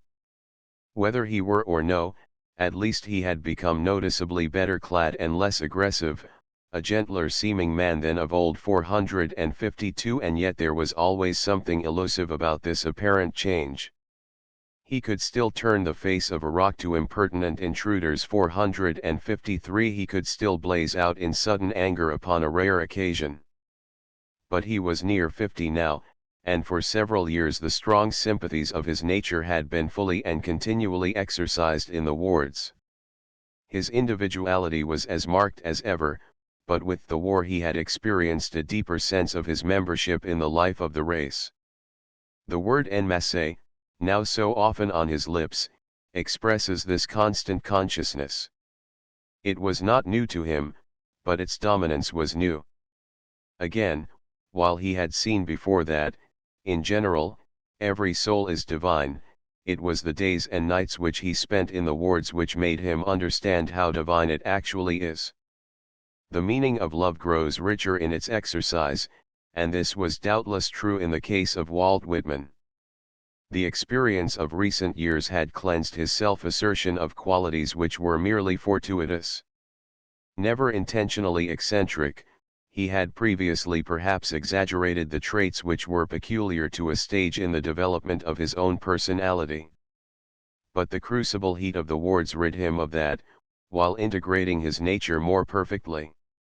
Living more intensely than ever, he was living more than ever in the lives of others, and this inevitably made him more Catholic. Other circumstances aided in the same direction. His manner of daily life had altered. He lived no longer among his own folk at home, but instead among professional men and clerks, at a middle-class Washington boarding house. He worked now with a pen, not a hammer, and his book, written for the young American artisan, was being read and appreciated, not at all by him, but instead by students in Old and New England. He lost nothing of himself by becoming one of this other class in which for the time he lived with his book. A smaller man might have been seriously affected by such a change in environment, but while it could not be without effect upon Whitman, it never made him less true to his essential self. In considering this period, I think we may say that the Whitman of the later 60s was still the large masculine man who wrote the first Leaves of Grass, but having in 1860 completed the first plan of the book, his task of self-assertion now became as it were a secondary matter. The suffering and sympathy of the war had developed the savior in him, so that some of his portraits, taken at the time, have almost the air of a gentle shepherd. His message became increasingly one of helpful love, newly adjusted to the individuals among whom he was thrown. And with the rise of a group of able young champions and admirers, it became more necessary that he should guard his message and himself from anything that could encourage that habit of personal imitation which would have created a group of little Whitmanites, whose variability must have limited the original inspiration which had bound them to him. Thus it was in a sense true that, after the publication of the volume of 1860, the first Whitman was, as he prophesied he would be, disembodied, triumphant, dead. So much on the matter of Whitman's increased respectability. As to his prolonged stay in Washington, something further must be said. It is evident that he was no longer the Titan of old days. In the spring of 1867 he writes home that he is well, but getting old 454, and every year he seemed to feel the extremes of the Washington climate more and more. This is further evidence of decreasing vitality. Had he returned to New York, it must probably have been to write for the press, and however physically robust he might suppose himself to be, something at least of the old force of initiative had left him. There was no longer any immediate need for his presence at home, for when Jeff went west to St. Louis, as engineer to the city waterworks, his brother George was there to take his place as the mother's main support. Walt was, moreover, earning a sufficient income in an easy fashion. The work itself was light, he was trusted, and little supervised. His chief seems to have recognized that he had spent himself unsparingly for America in the hospitals, without immediate reward, and now, in consequence, allowed him to arrange his duties as suited him best. He spent but little of his income upon himself, though the penurious simplicity and discomfort of the early days was no longer desirable. He always sent something to his mother, and seems to have divided the remainder between any of his hospital boys who still lingered, the beggars whom he never refused, his friends, and the savings bank. But one suspects that Whitman really stayed on in Washington for the same reason that he had previously remained in New York. He took root wherever he stood, and it required the tug of duty to remove him. Wherever he was, his life was full of incident and material for thought. Outward occupation or adventure counted for comparatively little in his experience. His present circumstances favored the steady progress of his own writing and the prosecution of his friendships. Not that he ever forgot his friends in the metropolis, or grew indifferent to the claims of his family. He contrived to spend at least a month every summer in his old haunts, living at home and making daily expeditions on the bay, bathing from the Coney Island beach, and sauntering along Broadway 455. He often had business at the printers, for he was now again his own publisher. The Leaves had been out of print since the failure of his Boston friends, and in 1867 he was working on a new edition, completing the very copy which had roused the wrath of Mr. Harlan.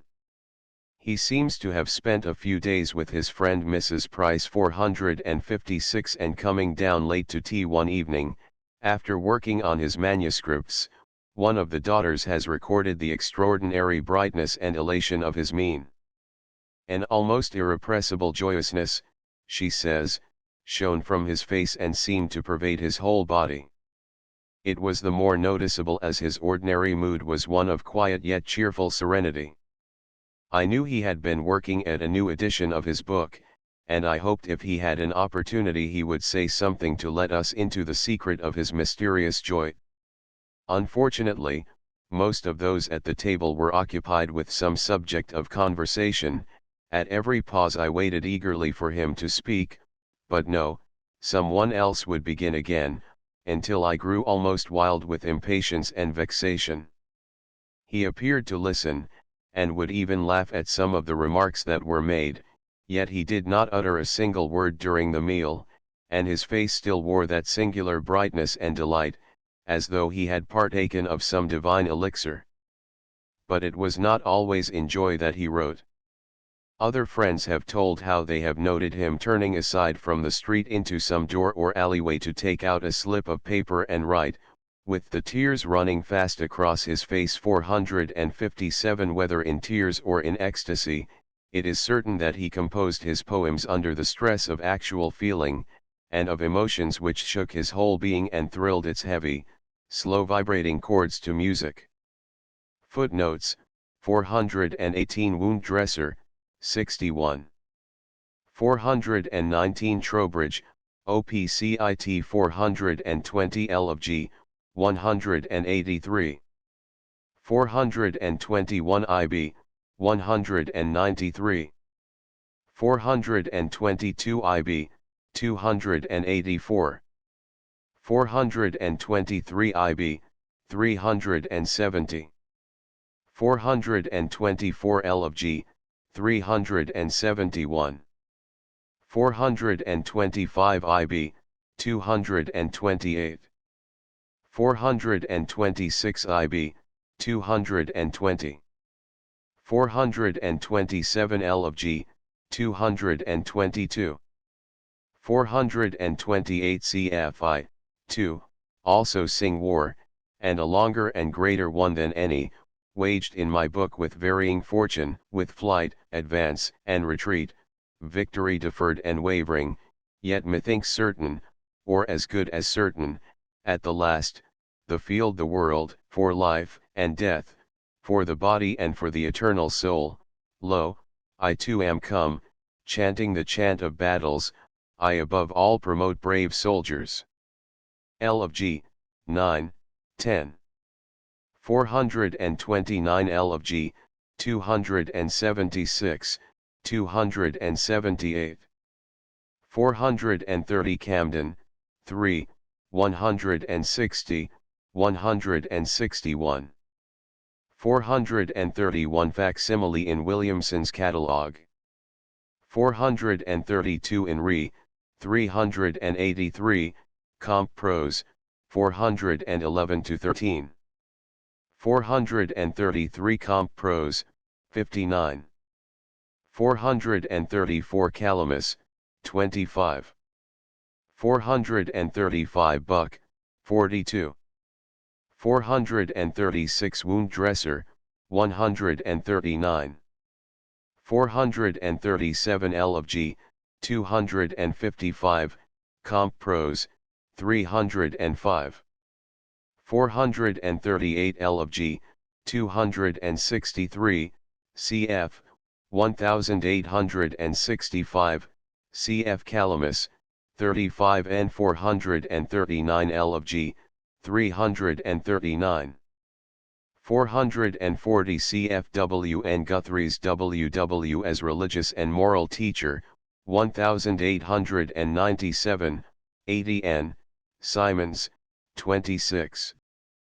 441 Buck, 40-42, 73. 442 Manuscripts Traubel, for a further attack see Burroughs, 2, 123. 443 included in Buck. 444 Potter, OPCIT, Buck, 19. 445 Camden, 8, 188-91, etc. 446 IB 447 IB 448 Johnston, 130-40, cf. Camden, 8, 220. 449 Potter. 450 Camden, 8, 175. 451 IB, 184. 452 Potter, Rossetti Papers, 492. 453 Calamus, 22. 454 Camden, 8. 455 C. Calamus. 456 Buck, 32, Miss Price gives date as 1866, the new ed. Appeared late in 1867. 457 Buck, 171. Chapter 14 Friends and Fame in October, 1867, the new volume appeared. It was intended to replace the former final edition of 1860, and in itself was now regarded as final. Whitman wrote home to his mother that at last he had finished his rearrangings and corrections, for good 458, but he was mistaken, for because the book was a whole, every page which he added to it in succeeding years entailed a new revision of the rest. Each new note affects the old sequence, which thus requires to be ordered anew.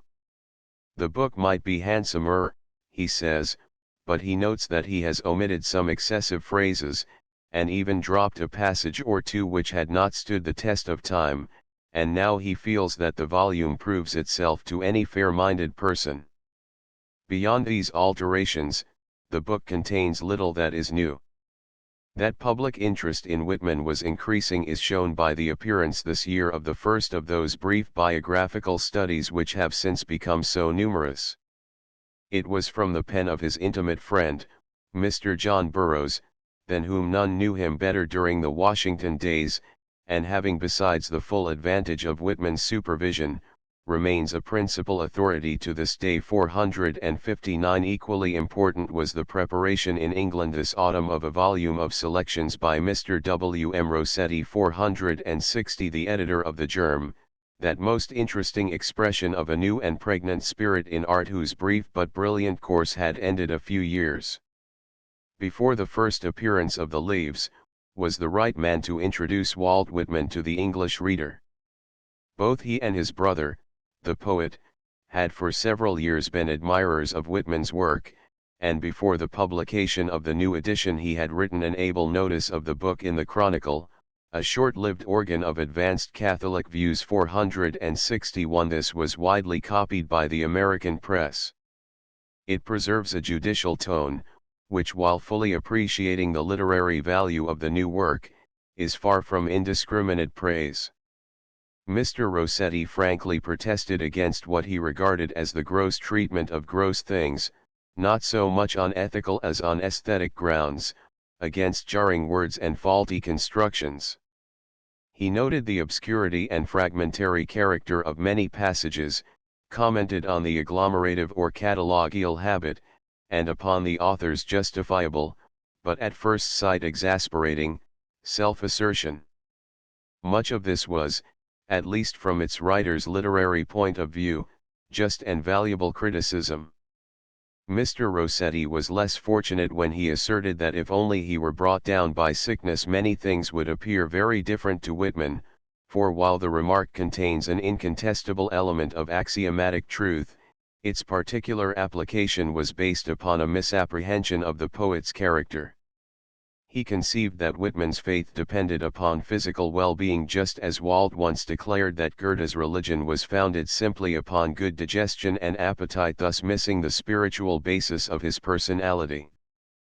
But if Rossetti's literary criticisms are searching and upon the whole just, his praises are not less notable. Leaves of Grass he describes as by far the largest poetical performance of our period, and while acclaiming him the founder of American poetry, he foresees that its author's voice will one day be potential and magisterial wherever the English language is spoken. The criticism was followed by the compilation of a volume of selections containing nearly one half of the current Leaves of Grass, and a large part of the original preface of 1855.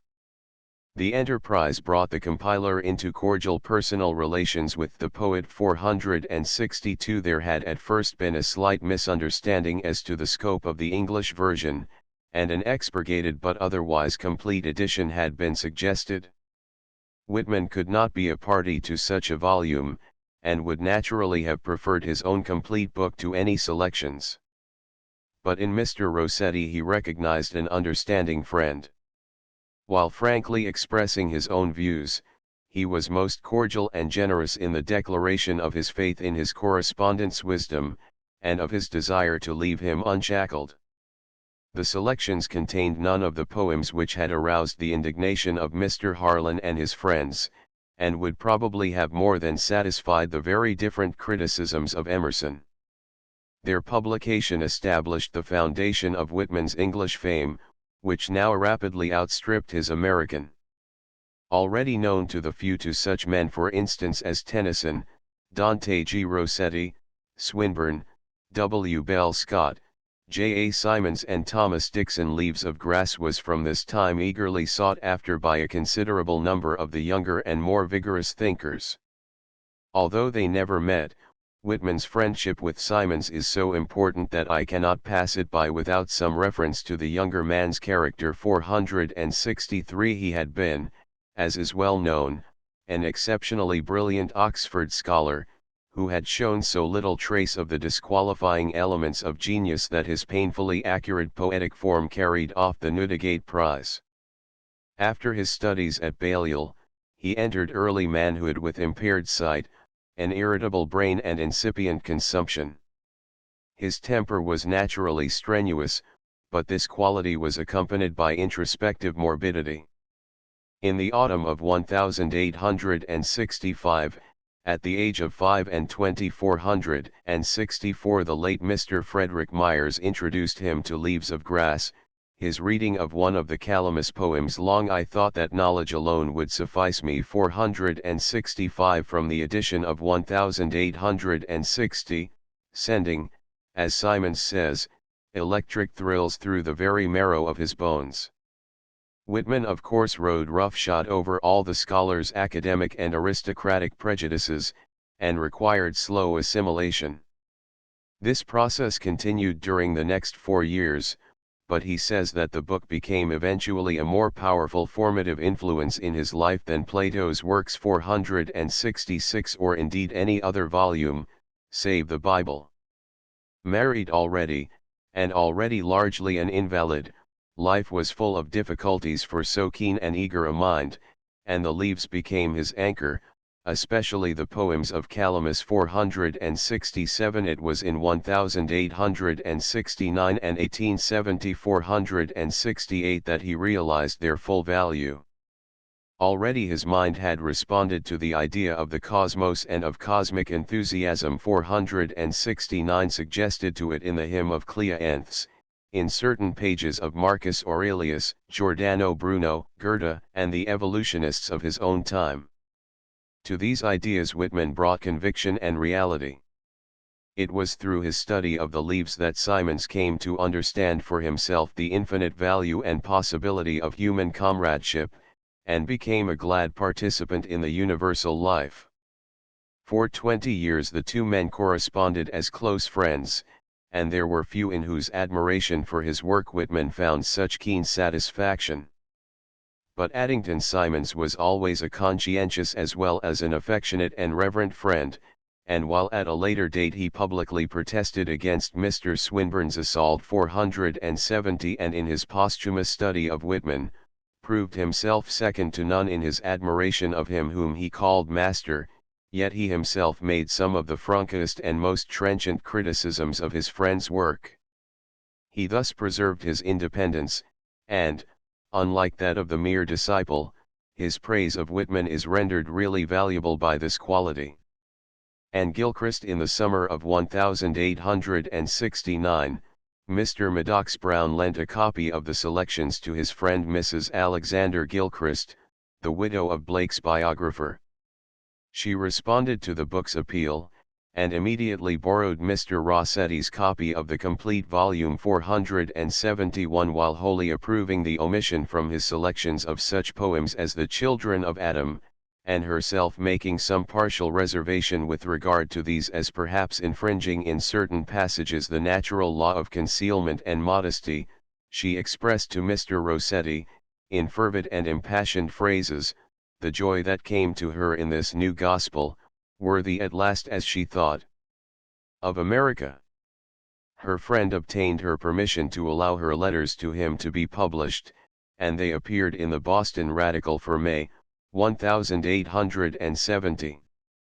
Her words of womanly understanding stirred Whitman too deeply for much outward expression. 472 He hardly regarded them as a declaration of individual friendship, showing himself at the time even a little indifferent. 473 To the personality of their writer. They were, he knew, a testimony not so much to him as to his Leaves of Grass, which were a half impersonal utterance, and as such he received them with gratitude. 474 Nothing, not even O'Connor's brilliant vindication, had so justified the poems to their maker. Whitman has been roundly abused by Mr. Swinburne 475 and others, because, as they say, he lacks the romantic attitude toward woman. Mr. Meredith has shown in his own inimitable way the fiends that mask themselves too often under this romantic mien, and one is not always sure whether Whitman's honesty is not in itself a little distasteful to some of his critics. It is true that he has addressed woman as the mother or the equal mate of man, rather than as the mate unwed, as though his thought of sex transcended the limits usually assigned to it. I am persuaded that the explanation of this is to be found in the fact that Whitman's mystic consciousness had broken many of the barriers which have constricted the passion of sex too narrowly during past centuries. He heard all the deeps of life calling to one another and responding with passionate avowals of life's unity. The soul of the lover, as all the poets have been telling us since Dante's day, discovers its true self in the beloved person, but the soul of Whitman discovered itself as surely and as passionately in the beloved world. The expression is so novel that it sounds well nigh absurd to ears that do not hear. But for those who can hear, Whitman's voice is all surcharged with the lover's passion, not less intense but larger in its sanity than the voices of other poets. Again, we may justly urge that, in general, it was woman as Madonna, rather than as Venus, whom he contemplated. Or shall we say he saw the Madonna in Venus, as Botticelli did? His love, when he wrote, was that of a man of middle life, in whom the yearning tenderness of fatherhood mingled with the other currents of passion. His vision beheld the divine child, without whom love itself is incomplete.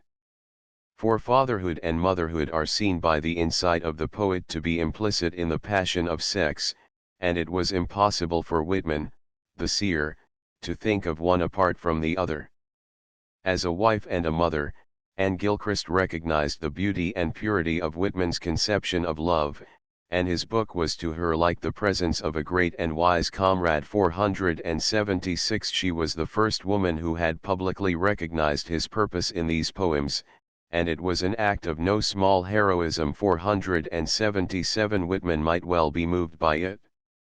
Whitman at about 50. The selections had appeared in 1868, a year which also saw the publication 478 of O'Connor's tale, The Carpenter, in whose pages commences that legendary element in Whitman's story, which follows the advent of the more striking personalities. Here Whitman is confused with Christ, somewhat as was Francis by his followers, more than 6 centuries before. That such a thing should have been possible in the Whitman circle requires a few words of explanation. I have already described the poem in which he himself claims comradeship with the crucified. 479 The further assertion of such a claim inevitably fell to O'Connor, whose work was always marked by an element of vehemence and even of excess.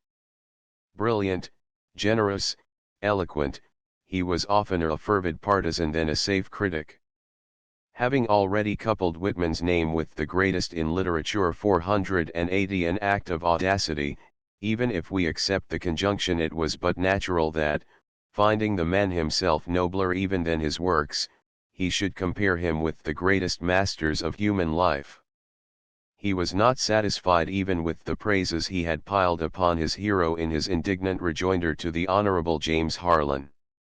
O'Connor's tale is of no great value, but it reminds us that there was in Walt something which bewildered those who knew him best, something Jove-like, says 481, something that, judged by ordinary standards, was superhuman, alike in its calm breadth of view and its capacity for love.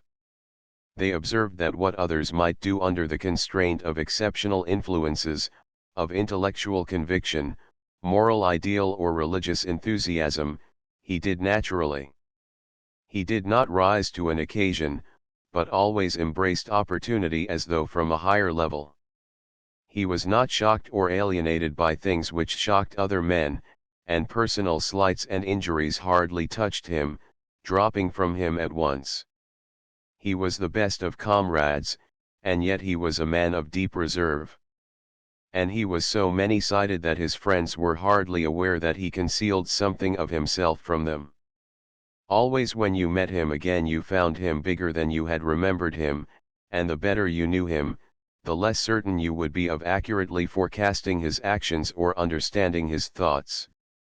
If, however, we call him superhuman, it must be by an unusual manner of speech, for he was, as we know, the most human of men, seeming to be personally familiar and at home with every fragment of humanity.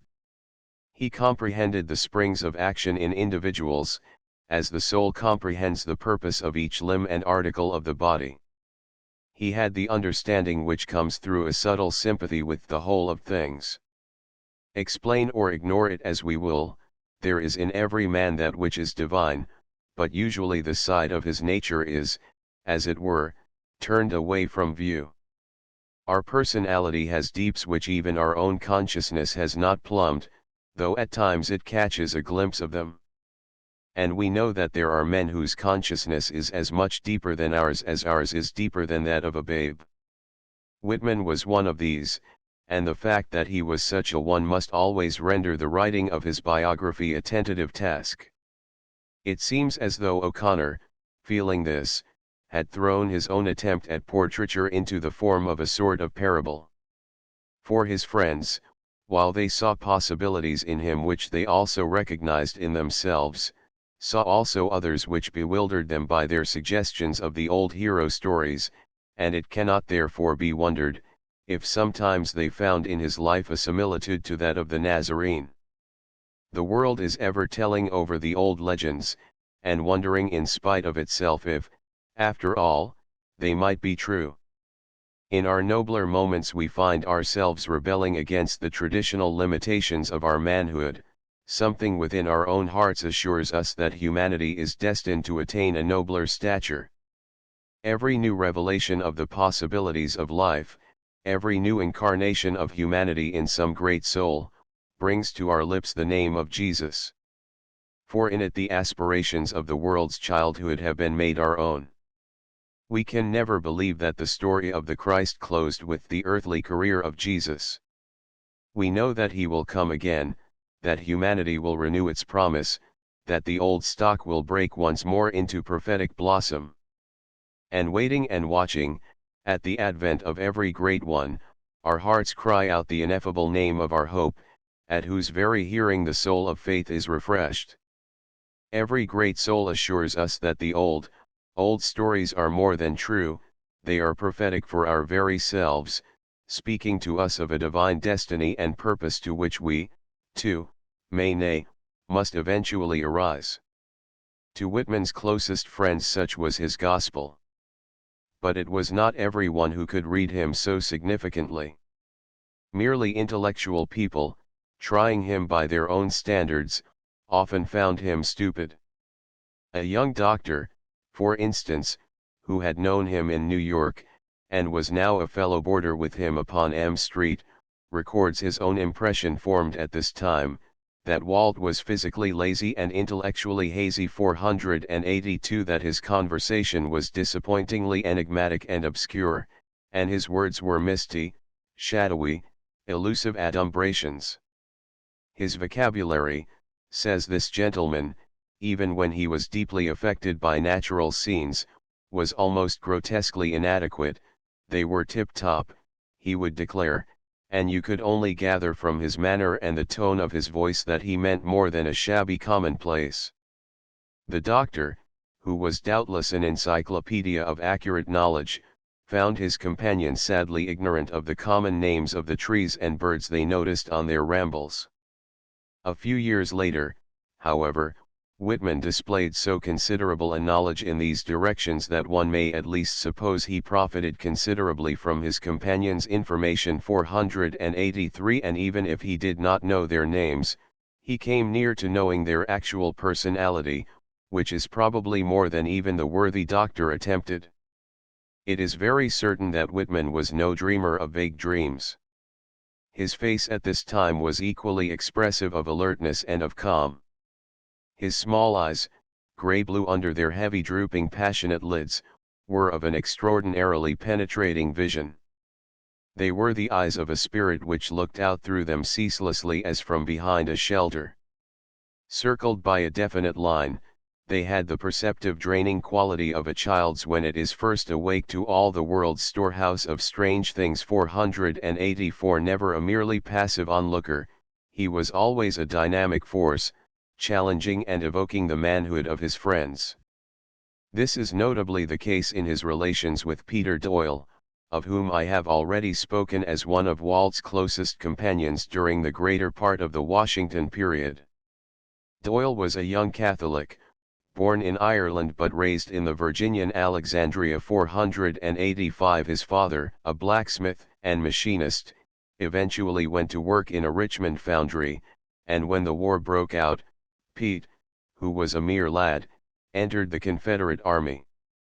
Soon after, he was wounded and made a prisoner, and being carried to Washington, he obtained during his convalescence. 486 The post of conductor on one of the tramcars running upon Pennsylvania Avenue. It was a course of some 4 miles, from Georgetown, by the White House and Treasury and near to Armory Square, up the hill by the Capitol and down again to near the Navy Yard on the Anacostia River. And in such a course he was bound sooner or later to make the acquaintance of Whitman. Doyle at 22 and Whitman at 50. Their meeting occurred one wild stormy night, perhaps in the winter of 1864-65. 487 when Pete was about 18. Walt had been out to see John Burroughs, and was returning wrapped around in his great blanket rug, the only passenger in the car. Pete was cold and lonely, something about the big red-faced man within promised fellowship and warmth. So he entered the car and put his hand impulsively on Walt's knee. Walt was pleased, they seemed to understand one another at once, and instead of descending at his destination, the older man rode an extra 4 miles that night for friendship's sake. 488 Pete was a fair well-built lad, with a warm Irish heart, and in Walt, who was old enough to have been his father, the fraternal and paternal qualities alike were very strong. Separated from his own children, and his own younger brothers whom he had dearly loved, his heart's tenderness expended itself upon other lads, and upon none more than upon Pete. There are few ties stronger than those which bind together the man or woman of middle life whose sympathies are still natural and warm, and the adolescent lad or maiden upon life's threshold. Whitman did not appear merely as a good fellow to his young comrade, his affection ran too deep for that. This is well illustrated by an incident in their relationship. 489 In a passing fit of despondency Pete declared that life was no longer worth living, and that he had more than half a mind to end it. Walt answered him sharply, he was very angry and not a little shocked. This occurred upon the evening of his departure for Brooklyn for one of his visits home, and the two separated somewhat coldly. Walt arrived really ill, suffering from a sort of partial and temporary paralysis, which seems to have attacked him at times during the latter part of his residence in Washington. As soon as he was sufficiently recovered, he wrote his friend a letter full of loving reproaches, of affectionate calls to duty, and promises of assistance. The unmanly folly of Pete's words had, he says, repelled him, but afterwards the sense of his indestructible love for the lad had returned again in fuller measure than ever, and he became certain that it was not the real Pete, my darling boy, my young and loving brother, who had spoken those wicked words. He adjures him, by his love for his widowed mother and for Walt his comrade, to be a man. Many of the letters to Pete, during the vacations in Brooklyn from 1868 to 1872, are marked by a sort of paternal anxiety for the young man's welfare. Pete was impulsive and emotional, he was not one to whom study or thrift was naturally easy. Walt aided him all he could in both directions.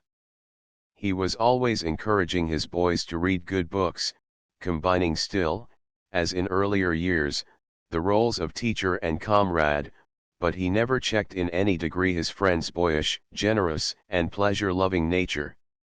And his love was returned with the whole-hearted loyal devotion of the true Celt. Peter G. Doyle at 57. This friendship with Doyle was only one among many 490, and the fact that Pete was a Catholic and had been a Confederate soldier, shows how far such relations transcended any mere similarity of opinion. Indeed, there is nothing more notable in the circle of Whitman's friends than their extraordinary dissimilarity one from another. Day after day, Pete would come to the Treasury building after his work was done, and wait sleepily there till Walt was free, when they would start off upon a stroll, which often extended itself for many miles into the country. Walt frequently had other companions upon these rambles.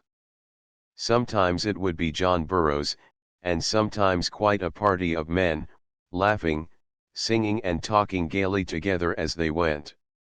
Whitman was the heart of good fellowship, he was the oldest of them in years, but in years only. One wonders sometimes whether he himself realized that all these men were so much his juniors. There was no comrade, either man or woman, who had grown up beside him, learning with him the lessons of life. His mother was the great link with his own boyhood, and the letters which he wrote to her from Washington 491 show how strong was his attachment to her, and how great his capacity for home love. It is, then, not a little tragic that he had no home to call his own. In a sense he was a solitary man. In the midst of his all-embracing love and his self-revealing poems, Walt Whitman lived his life apart and kept many secrets. In spirit he was as solitary as Thoreau, nay, even more than he, for, though his fellowship was with the life universal, his consciousness of it seemed unique. His self-reliant, masculine nature was attractive to women, with whom he had, as one of his friends phrased it, a good way. With them and with children he was natural and happy. Vague and anonymous figures of women move from time to time across his story. In 1863 it is with a lady that he first remarks the president's sadness. 492 In 1868 he has great talks and jolly times with the girls he meets on a trip in New England. 493 And he writes of his particular women friends in New York. In 1869 he declares laughingly, he is quite a ladies' man again as in the old days. 494 Women trusted him instinctively, and he repaid their trust by a remarkable silence as to his relations with them. He understood the hearts of women, for there was in him much of the maternal. This quality often finds quaint expression in his letters to Pete, who is dear baby 495 sometimes, and who found more than one kiss sent him upon the paper. As he became famous, Whitman had his queue of visitors. Now it is a spiritualistic woman, who breaks off her interview in order to converse with the spirit of Abraham Lincoln, and now a Mrs. McKnight 496 who would paint his portrait. Later, when he fell ill, Mary Cole came and ministered to him 497. Mrs. O'Connor, with Mrs. Burroughs and Mrs. Ashton, belonged to the circle of his friends. With women, as with men, he had his own frank way of expressing affection, and many a time he greeted them with a kiss, knowing it would not be misinterpreted. From 1868 to 1870 he was engaged upon a brief political treatise, apparently suggested to him by Carlyle's vehement assault upon democracy and all its ways, in Shooting Niagara. 498 Life in Washington during and after the war had made the shortcomings of democracy very evident to Whitman. The failure of President Johnson and his attempted impeachment had been followed by drastic measures for enforcing Republican ideas in the South by all the abominable methods known to corruption and carpetbag politicians. The year 1868 saw the election of Grant to the presidency, and under him corruption extended in every direction. Grant's real work was finished at Appomattox 499 and his 8 years of official life added nothing to his fame. But Whitman, sharing the national regard for a simple-minded, downright soldier, heartily approved his nomination, and urged his brothers to support him. For the carpetbag reconstruction of the South he had, of course, no sympathy. He longed for a union of hearts, and looked ardently forward to the day when the South, whom he loved so passionately, would realize again her inalienable part in the Union. Without her America was incomplete. And in the Magnet South 500 was much that was personally dearest to Whitman's heart. The more extreme abolitionist sentiment had combined with the exigency of party to create a position in the Southern states which was intolerable to all right feeling. The suffrage had been taken away from the rebellious whites and given instead to the Negroes. It was as though the management of the household affairs should be entrusted to wholly irresponsible children. One need hardly add that it was not the Negro who ruled, but the political agent who bought his vote and made a tool of him. Such a policy only exasperated the antagonism between North and South. And Whitman, though he hated slavery, saw that the Negro was not ready to exercise the full rights of citizenship. When the Negro vote in the capital became dominant in political elections, and the black population paraded the city in their thousands, armed and insolent, they seemed to him like so many wild brutes let loose. 501 It was upon this question of Negro citizenship that he quarreled with O'Connor. They had been arguing the subject, as O'Connor would insist on doing, and Walt, for the nonce, had the better of the bout. Thoughtlessly, and in the heat of the moment, he pressed his advantage too far. O'Connor lost his temper, perhaps Walt did the same, but when a moment later the older man returned to his usual good humor and held out his hand warmly to his friend, O'Connor's wrath was still hot, he was offended and refused the reconciliation. In spite of their friends, the sad estrangement continued for years. The political treatise appeared at last under the title of Democratic Vistas 502. It is the outcome of Whitman's experiences and meditations upon the purpose of social and national life, especially during the last decade in Washington. In many respects it is an enlargement of portions of the first preface. In these fragmentary political memoranda Whitman is seen as the antagonist of what is often supposed to be the American character. The book is a scathing attack upon American complacency, which is even more detestable to Whitman than it was to Carlyle. He recognizes the vulgarity and corruption that everywhere abound, the superficial smartness and alert commercial cunning which have taken the place of virtues in the current code of transatlantic morals. Flippant, infidel, unwholesome, mean-mannered, so he characterizes New York, his beloved city. As fiercely as Carlyle he detests all the shams and hypocrisies of democratic government, and he is as keen to discover the perils of universal suffrage. But withal he holds fast to faith, and offers a constructive ideal. The jottings are threaded together by the reiterated declaration that national life will never become illustrious without a national literature. It is precisely here, says he, that America is fatally deficient. Except upon the field of politics, what single thing of moral value has she originated? And what possible value has all her material development unless it be accompanied by a corresponding development of soul? There is something like an inconsistency of attitude in this book, for here, on the one hand, we have Whitman assuming the role of the moralist, denouncing, menacing, upbraiding, and generally allowing himself to employ the moralist's exaggerated, because partial, manner of speech.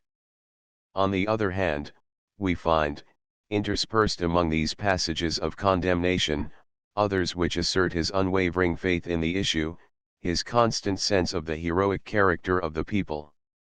Whitman never professed consistency, but his inconsistency is generally explicable enough.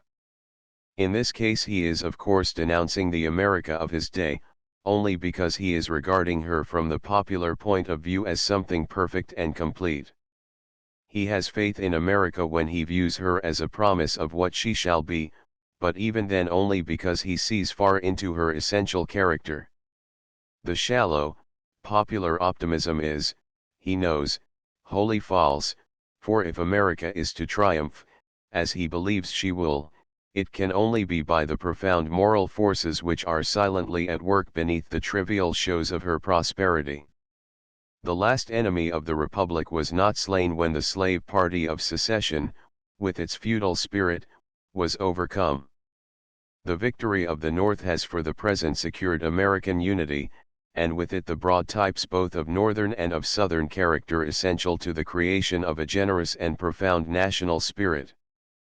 But America has set forth upon the most tremendous task ever conceived by man, a task indeed beyond the scope of any man's thought. Urged on by the inner destiny forces of the race, she is attempting to realize the race ideal of a true democracy. To accomplish her errand she must be nerved and vitalized by the highest and deepest of ideals, for hers is a world battle with all the relentless foes of progress.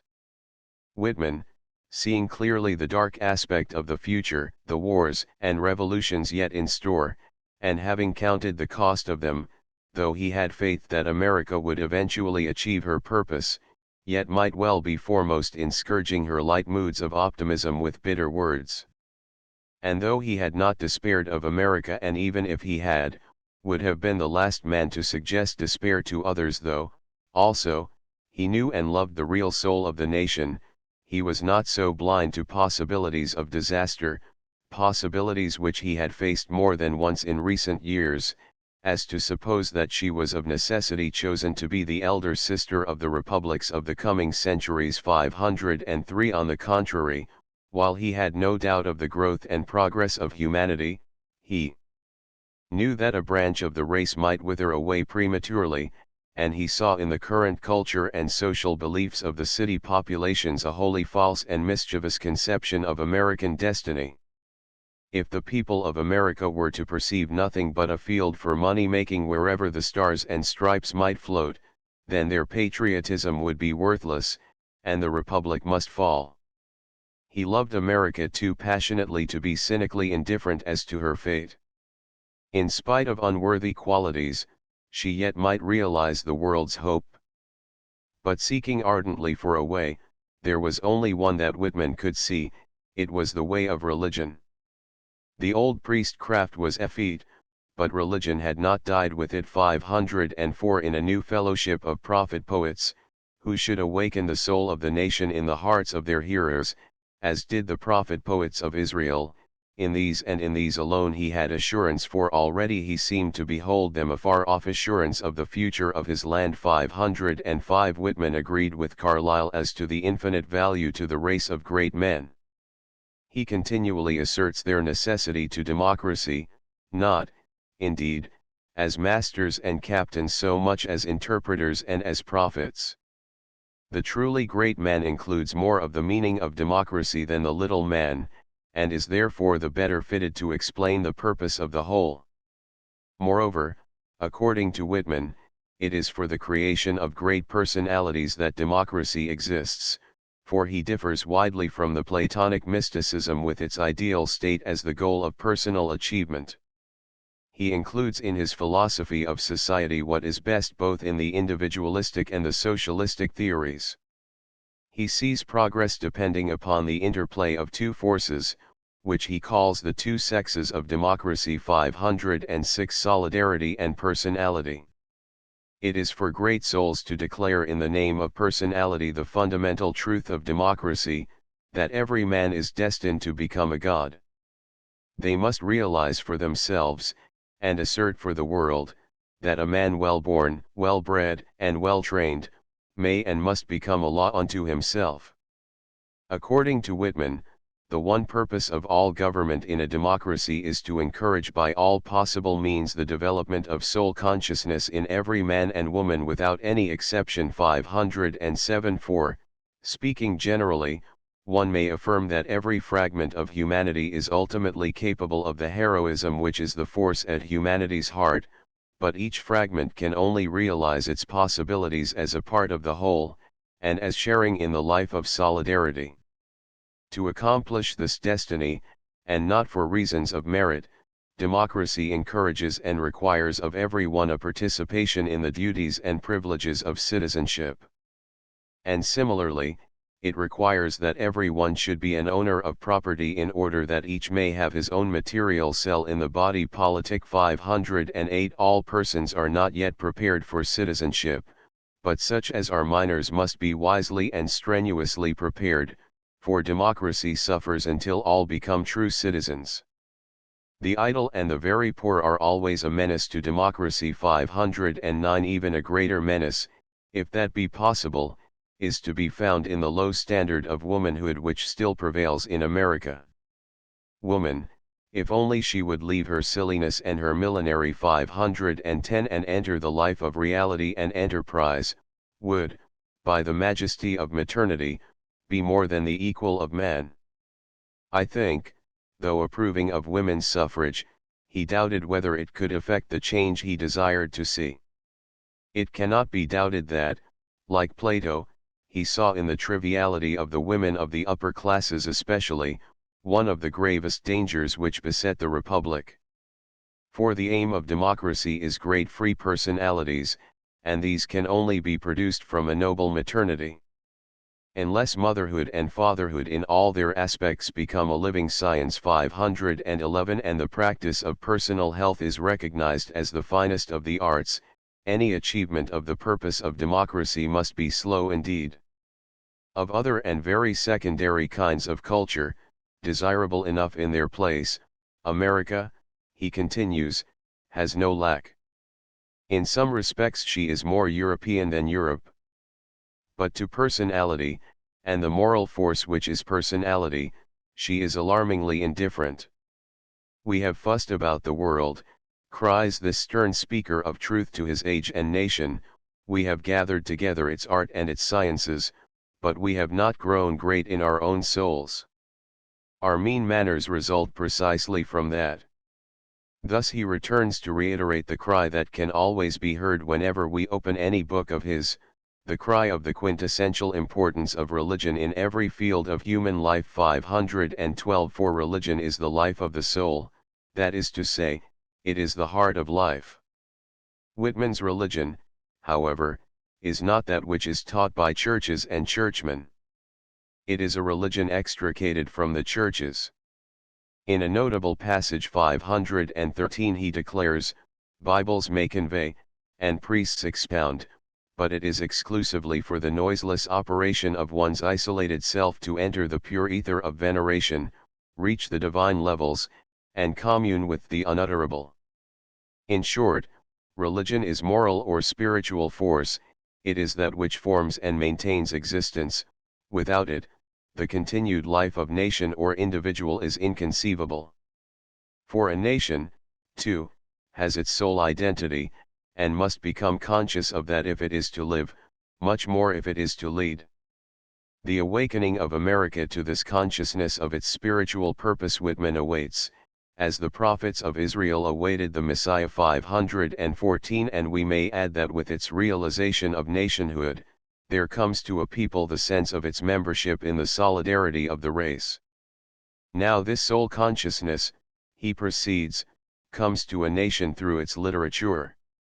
In its songs and in its great epics, a people tells and reads the secrets of its life.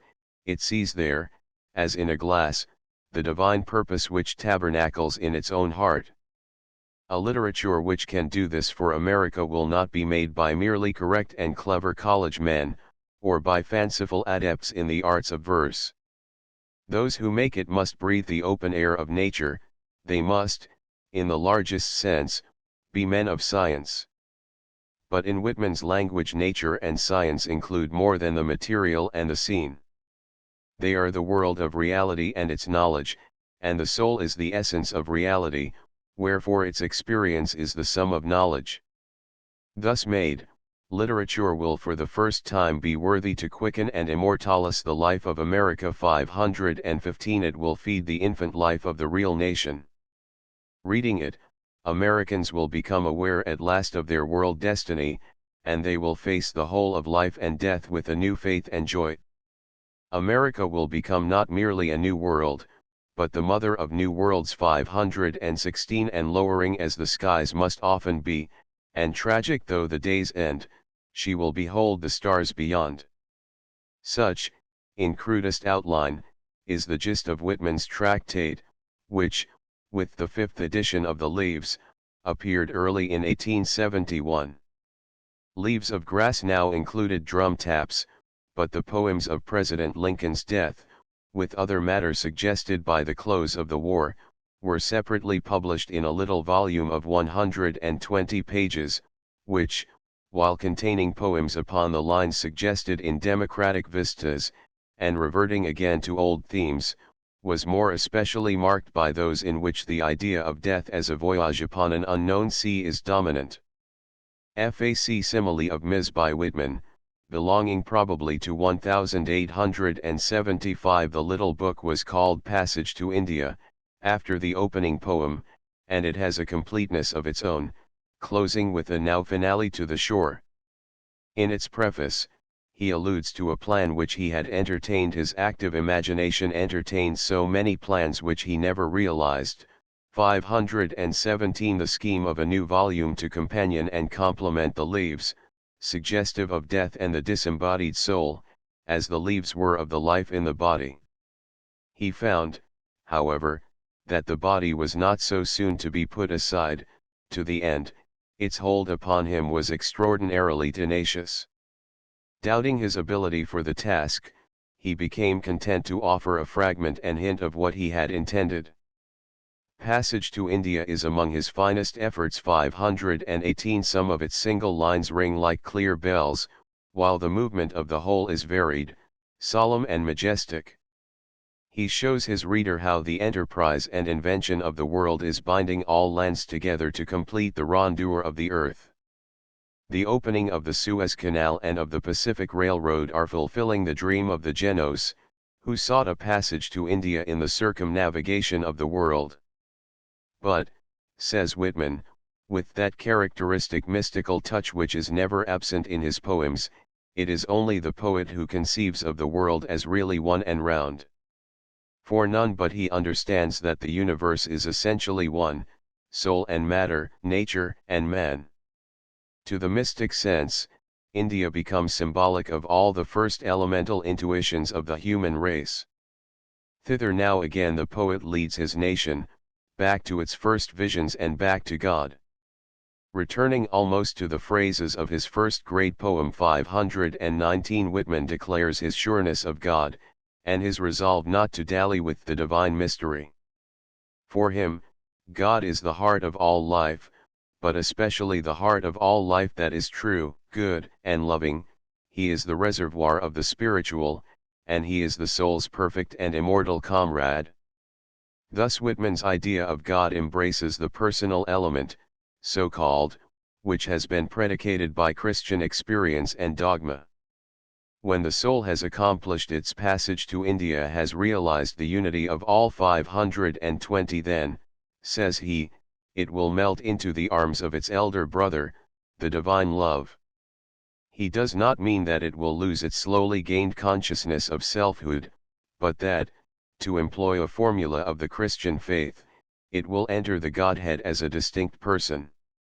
For the Godhead of Whitman's theology is the ultimate unity of ultimate personalities many in one, the God of love, the heart of communion or fellowship.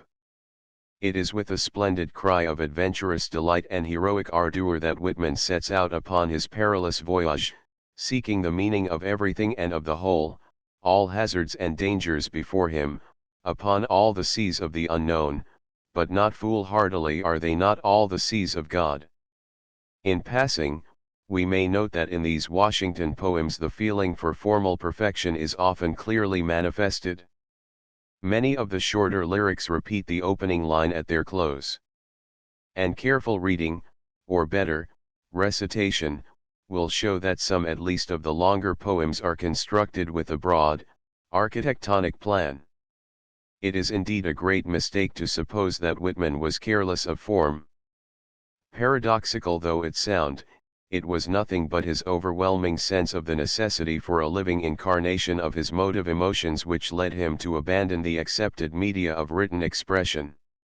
He probably labored as closely, deliberately, and long upon his loose-rhythmed verses as a more precious stylist upon his. Whether successful or no, he was most conscientious and self-exacting in his obedience to the creative impulse, and in his selection of such cadences and words as seemed to his ear the best to render its precise import. Probably the quiet life at Washington, and the intercourse there with studious and thoughtful men and women, helped his artistic sense.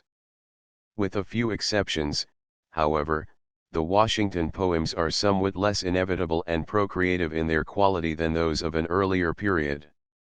They are not less interesting, but they are less elemental.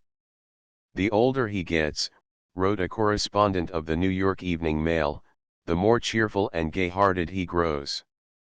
521 Though he was now beginning to wear glasses, his jolly voice as he sang blithely over his bath, and his thrush-like whistle 522 his hearty appetite and love of exercise, bore witness to vigor and good spirits. The circle of his friends grew daily wider, and a measure of international fame began to come to him.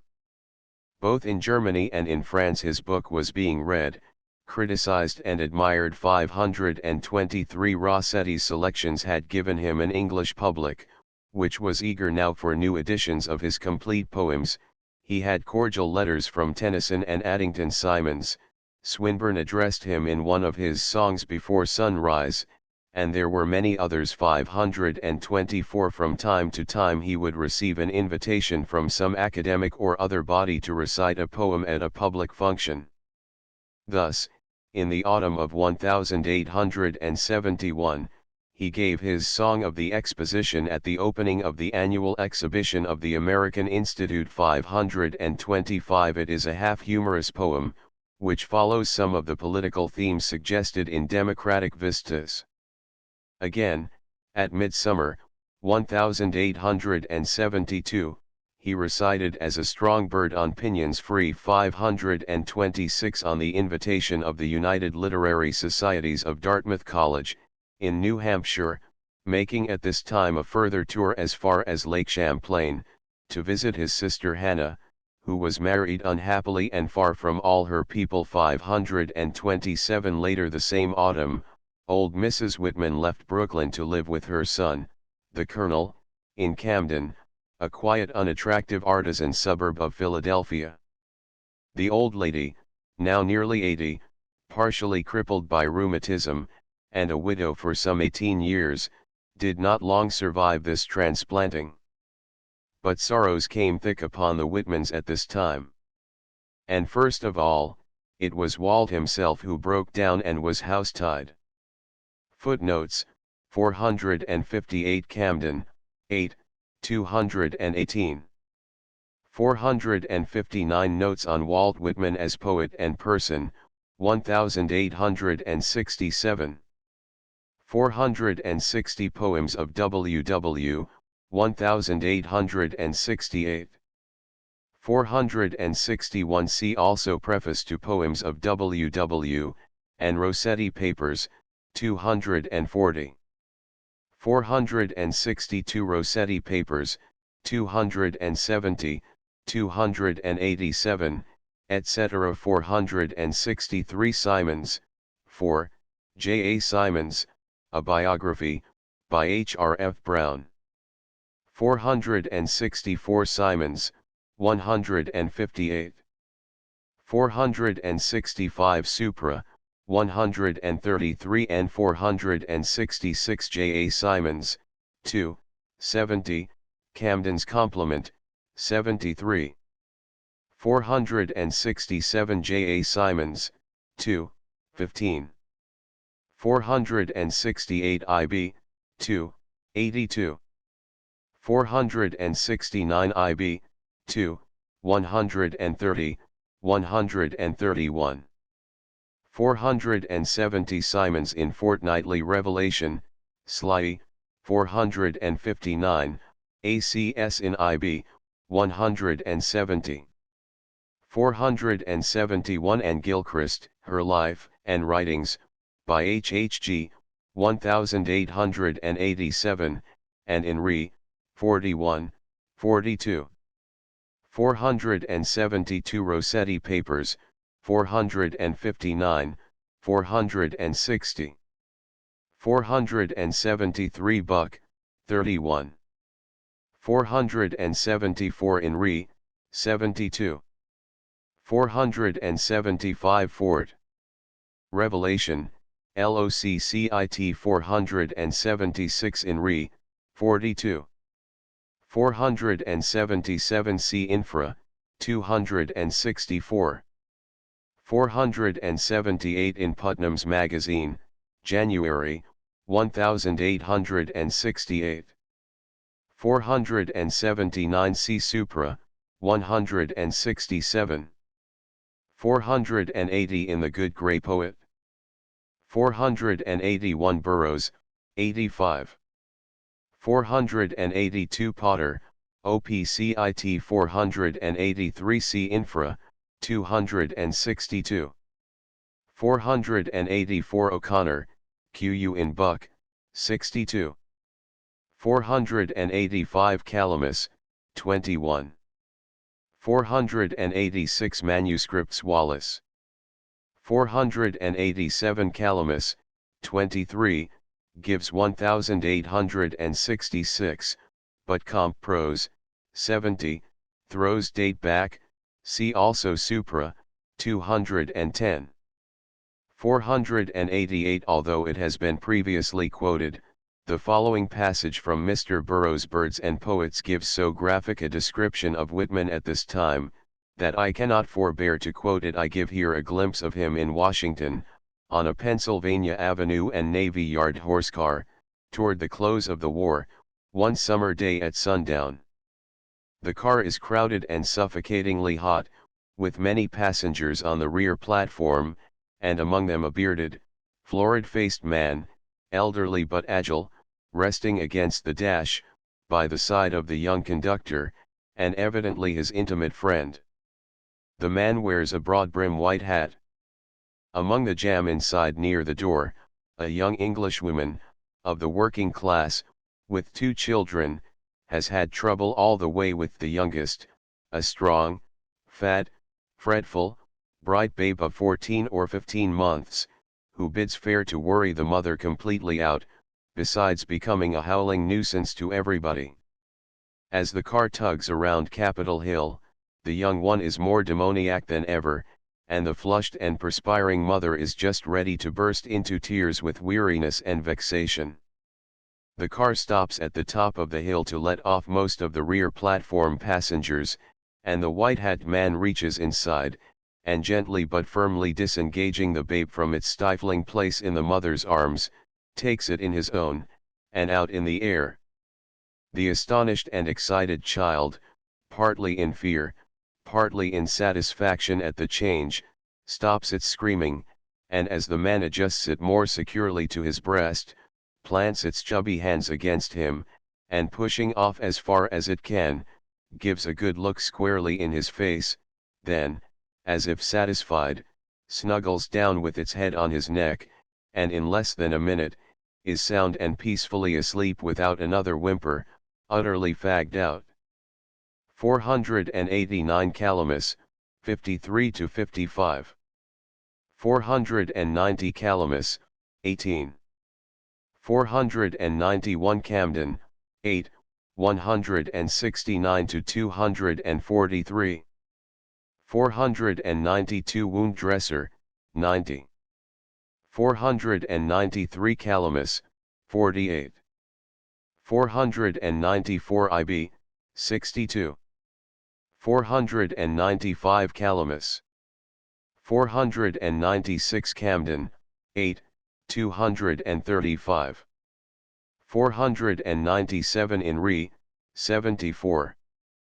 498 Comp Pros, 208, 209 and 499 Wisters Grant, 130. 500 L of G, 359.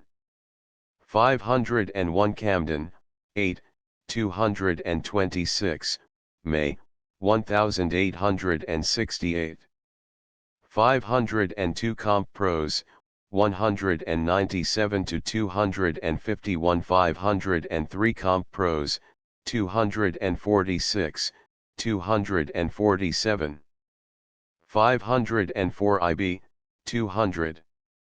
505 In a most characteristic passage, which may be quoted as a specimen of the style of this book, he writes of the need of powerful native philosophers and orators and bards, as rallying points to come in times of danger. For history is long, long, long. Shift and turn the combinations of the statement as we may, the problem of the future of America is in certain respects as dark as it is vast. Pride, competition, segregation, vicious willfulness, and license beyond example, brood already upon us. Flaunt it as we choose, athwart and over the roads of our progress, loom huge uncertainty, and dreadful, threatening gloom. It is useless to deny it. Democracy grows rankly up the thickest, noxious, deadliest plants and fruits of all, brings worse and worse invaders, needs newer, larger, stronger, keener compensations and compellers. Our lands embracing so much, embracing indeed the whole, rejecting none, hold in their breast that flame also which is capable of consuming themselves, consuming us all. We sail a dangerous sea of seething currents, cross and undercurrents, vortices all so dark, untried, and whither shall we turn?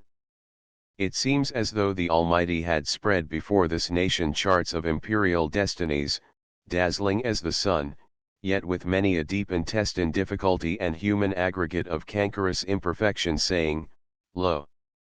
The roads, the only plans of development, long and varied with all terrible balks and ebullitions. Behold the cost, and already specimens of the cost. Thought you, greatness was to ripen for you like a pear? If you would have greatness, know that you must conquer it through ages, centuries must pay for it with a proportionate price. Yet I have dreamed, merged in that hidden tangled problem of our fate, whose long unraveling stretches mysteriously through time, a little or a larger band of brave and true, unprecedented yet armed and equipped at every point, the members separated, it may be, by different dates and states, but always one, compact in soul, conscience serving, God inculcating, inspired achievers, not only in literature the greatest art, but in all art a new, undying order, dynasty, from age to age. Transmitted a band, a class, at least as fit to cope with current years, our dangers, needs, as those who, for their times, so long, so well, in armor or in cowl, upheld and made illustrious that far back, feudal, priestly world. Comp Pros, 246 to 48, cf. also 202. 506 Comp Pros, 221, 207 and 507 Comp Pros, 212. 508 IB, 215. 509 IB, 211. 510 IB, 206. 511 Comp Pros, 225. 512 IB, 226. 513 IB, 227. 514 IB, 240, 241. 515 Comp Pros, 244. 516 IB, 250. 517 Comp Pros, 273 and 518 L of G, 315. 519 IB, 321, 76. 520 L of G, 322. 521 Buck, 44. 522 Burrows, 126. 523 Buck, 202, 203, 207 to 9. 524 in Re, 72. 525 L of G, 157, cf. 2 Rivulets, Song of Expos. 526 L of G, 346. 527 Calamus, 98. Chapter 15 Illness. At the opening of 1873 Whitman had been just 10 years in Washington, and was in the 54th of his age. Recent letters to his friends had told of more frequent spells of partially disabling sickness and lassitude. 528 On the evening of Thursday, January 23, he sat late over the fire in the library of the Treasury Building, reading Lord Lytton's What Will He Do With It? 529 As he left, the guard at the door remarked him looking ill. His room was close by, just across the street, and he went to bed as usual. Between 3 and 4 in the morning, he awoke to find that he could move neither arm nor leg on the left side. Presently he fell asleep again, and later, as he could not rise, lay on quietly, till some friends coming in raised the alarm and fetched a doctor. After some 6 or 7 years of preliminary symptoms, 530 Walt had now had a slight stroke of paralysis.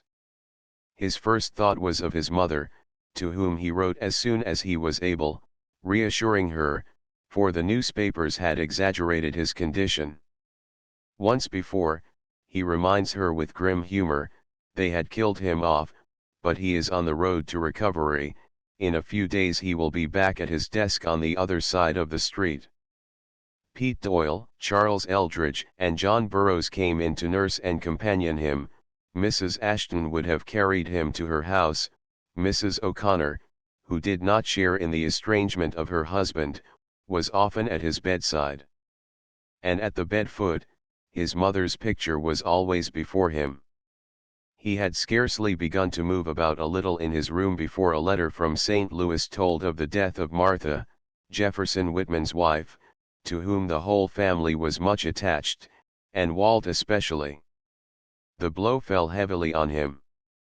On the last day of March 531 he crossed the street again to his work, and by the end of April he was having regular electrical treatment, and working for a couple of hours daily, with an occasional lapse.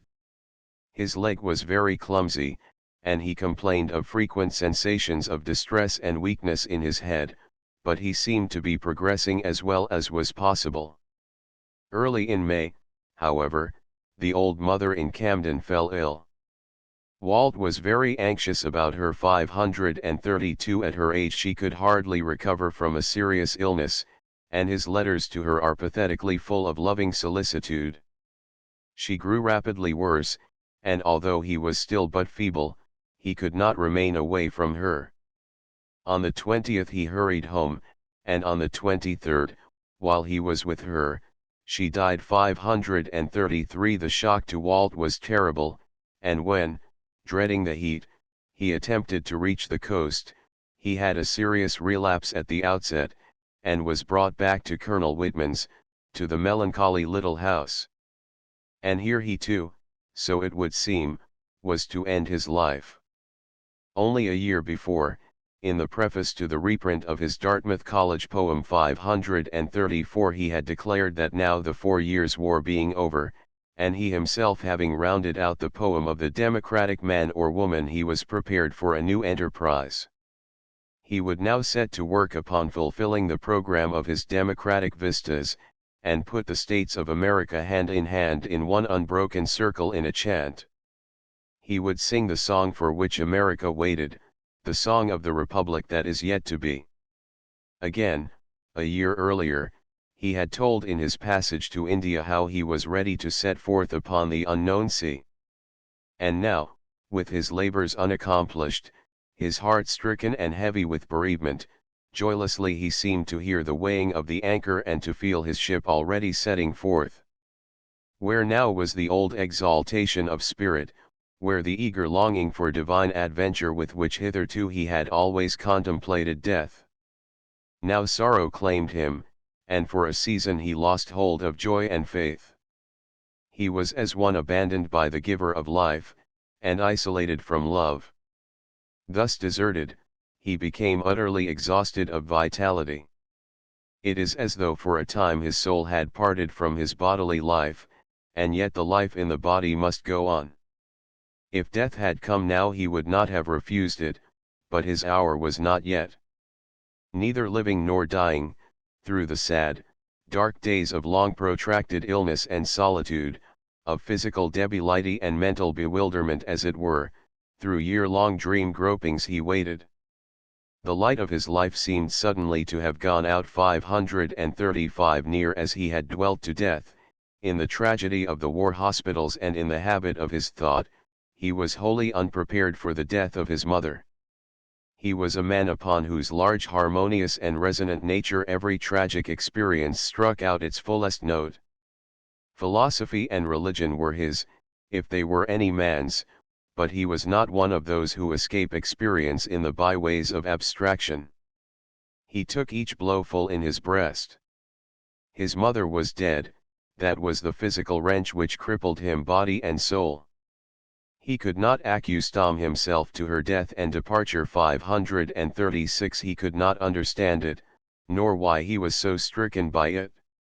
It seemed as though in her life his mother had given to her son something that was essential to that soul consciousness in which he had lived, and that her death had broken his own life asunder, so that it was no longer harmonious and triumphant. His mother was dead, and he was alone in Camden. Not perhaps actually alone, for his new sister, George's wife, was always kindly, and so, indeed, was George himself. But spiritually he was alone. He had lost something, it seems, of the spiritual companionship which had made the world a home to him wherever he went. And now the human comrades who had come so close were far away. Washington and New York were equally out of reach, and he had lost O'Connor. Letters, indeed, he had, but they did not make up to him for the daily magnetic contact with the men and women whom he loved. Touch and presence meant more to him than to others, and these he had lost. He was, then, very much alone, bereft at once, so it would seem, of the material and the spiritual consciousness of fellowship, standing wholly by himself, in the attitude of that live oak he had once wondered at in Louisiana, because it uttered joyous leaves of dark green though it stood solitary. 537 He was like a tree blasted by lightning, yet he too continued to put forth his leaves one and one, letters of cheery brief words to his old comrades, and especially to Pete. 538 He was an old campaigner worst at last, standing silently at bay, only determined, come what might, that he would not grumble or complain. His circumstances were not all gloomy. Through the summer of 1873, Whitman remained with his brother, at number 322, Stevens Street, in the pleasant room his mother had occupied upon the first floor. Around him were the old familiar objects dear to him from childhood. He was not wholly housetied.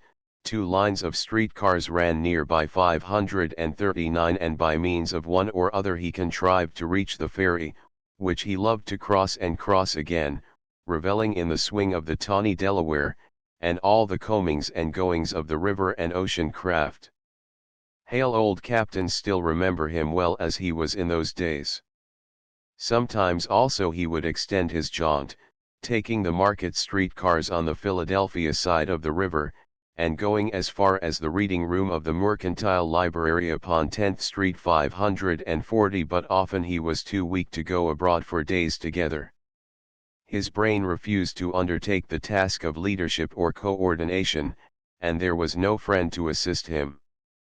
With his lame leg and his giddiness, he had at the best of times hard work to move about, but as he wrote to Pete, I put a bold face on, and my best foot foremost. 541 During bad days he sat solitary at home, trying to maintain a good heart, his whole vitality too depressed to do more.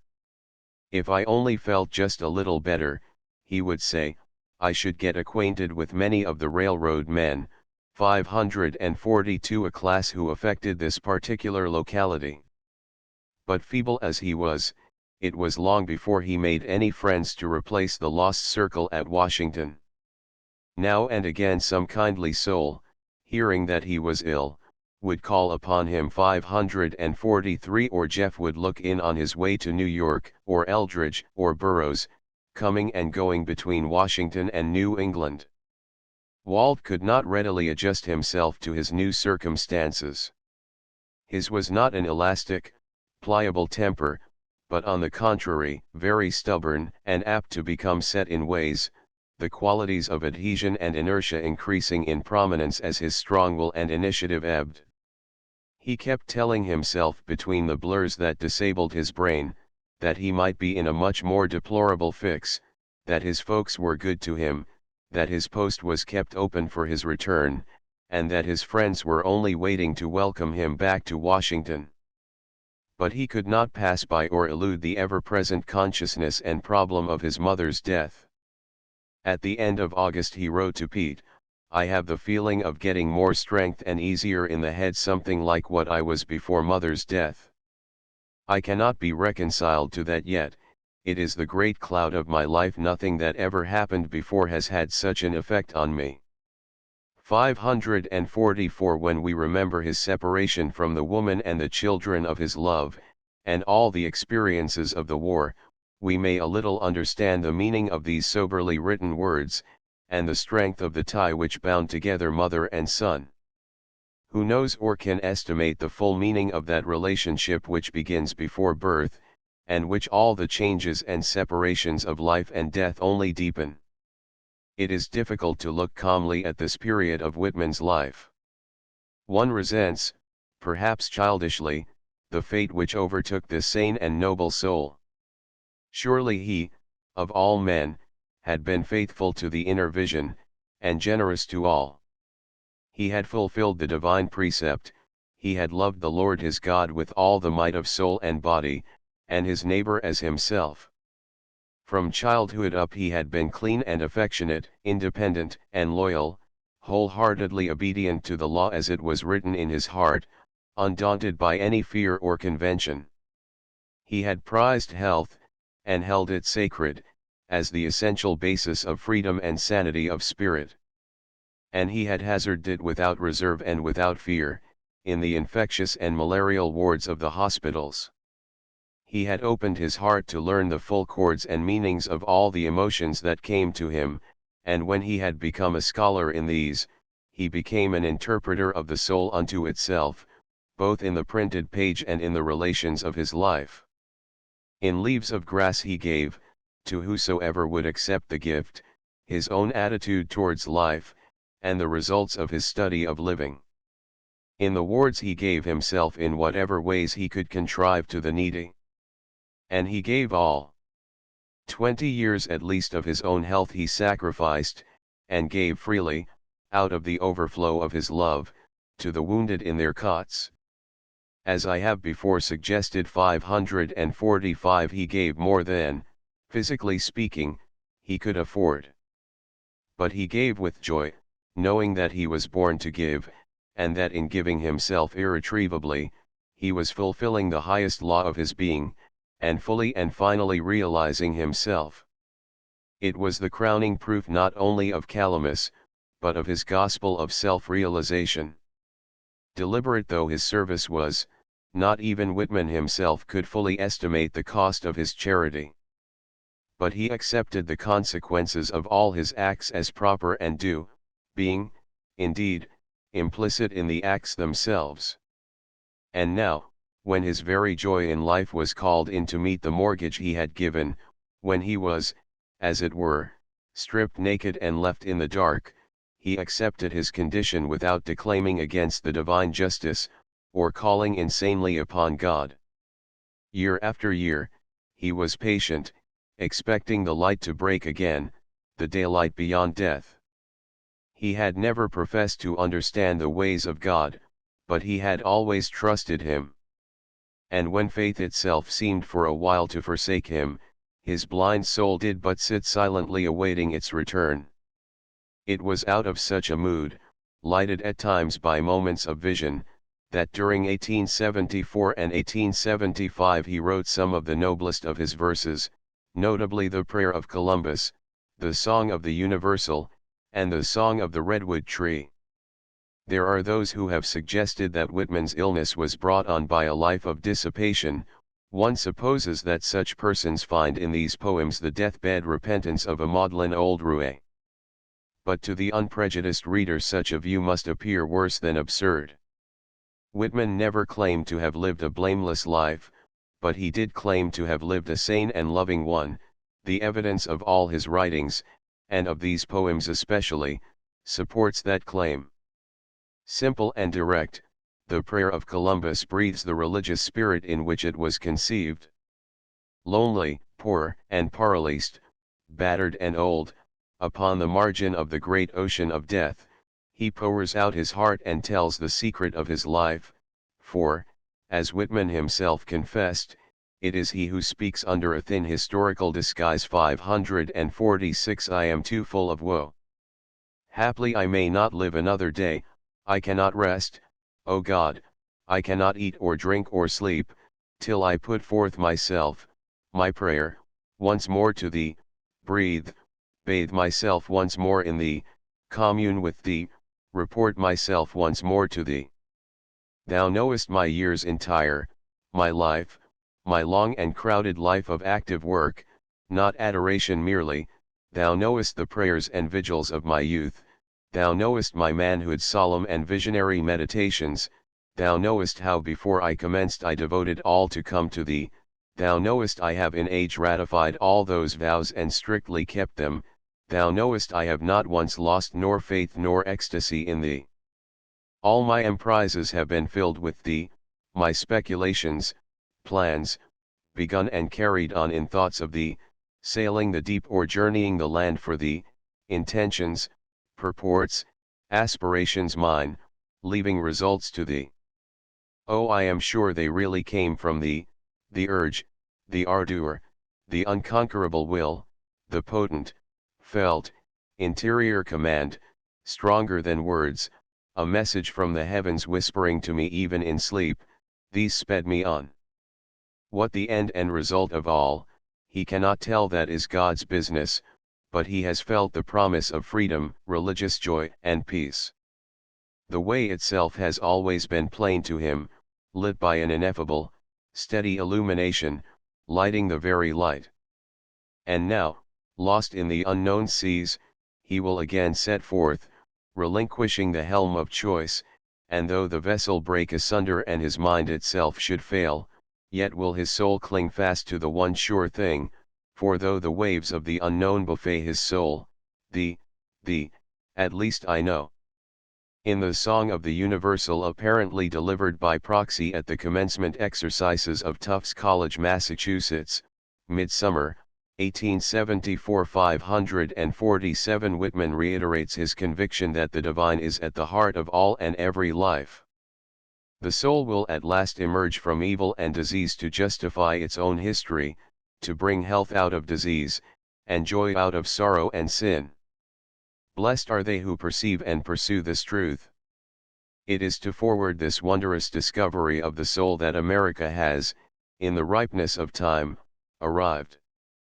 The measured faiths of other lands, the grandeurs of the past, are not for thee, but grandeurs of thine own, deific faiths and amplitudes, absorbing, comprehending all eligible to all. All for immortality, love like the light silently wrapping all, nature's amelioration blessing all, the blossoms, fruits of ages, orchards divine and certain, forms, objects, growths, humanities, to spiritual images ripening. Give me, O God, to sing that thought, give me, give him or her I love this quenchless faith, in thy ensemble, whatever else withhold not from us, belief in plan of thee enclosed in time and space, health, peace, salvation universal. Without this faith the world and life are but a dream. The Song of the Californian Redwood 548 still harps upon American destiny and upon the mystery of death. The giant of the dense forest, falling before the axes of the pioneers, declares the conscious soul that lives in all natural things.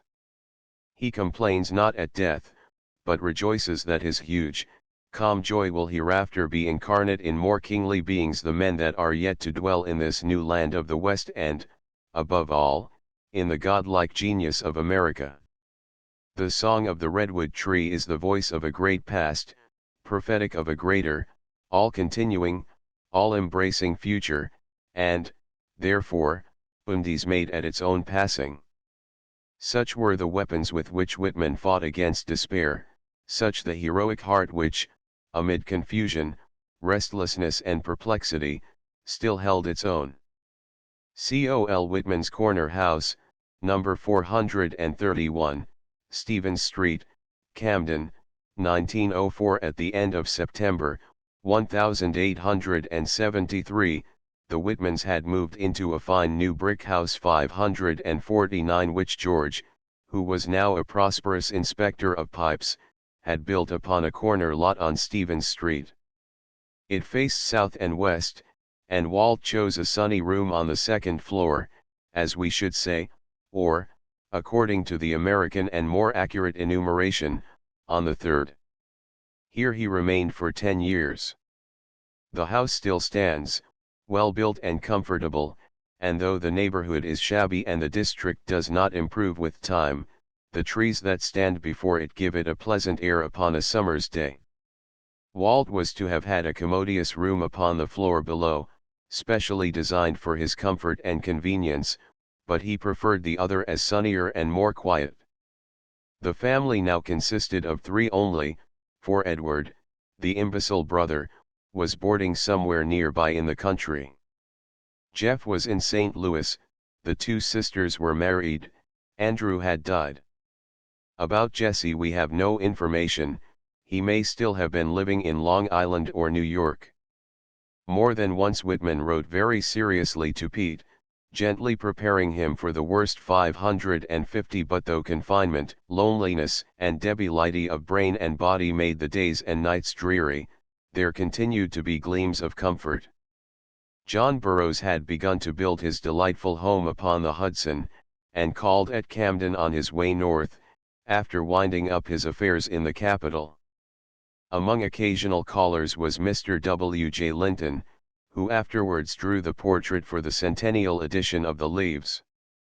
And Walt made the acquaintance of a jovial Colonel Johnston, at whose house he would often drink a cup of tea on Sunday afternoons. 551 Then, too, the young men at the ferry, and the drivers and conductors on the cars, came to know and like him, helping him as he hobbled to and fro. 552 He was often refreshed by the sunsets on the river, and by the winter crossings through the floating ice. 553 While the sound and sight of the railroad cars crossing West Street, less than a quarter of a mile away, reminded him constantly of Pete Doyle, now a baggage master on the Baltimore and Potomac. He had a companion, too, in his little dog 554 which came and went with him, and all these pleasant, homely little matters go to make his letters as cheerful as may be. If only he could be in his own quarters, and among his friends, he would be comparatively happy. It is the home feeling and affection that he craves all the time. Even a wood fire would help towards that, but alas, Brother George has installed an improved heater. About midsummer, 1874, a new Solicitor General discharged Whitman from his post at Washington. 555 Hitherto Walt had employed a substitute to carry on his work. But he had now been ill some 18 months, and the prospect of his return was becoming so remote that he could not feel he had been treated unjustly. From this time forward his financial position became precarious. The amount of his savings grew less and less, and his earnings were not large. Besides beginning to edit his hospital memoranda for publication, he wrote for the papers and magazines whenever his head allowed him to do so, and in England, as well as at home, there was still some demand for his book.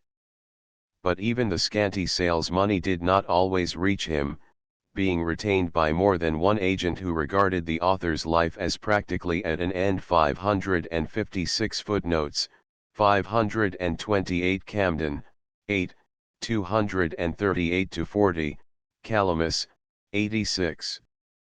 529 Buck, 46, in Re, 73.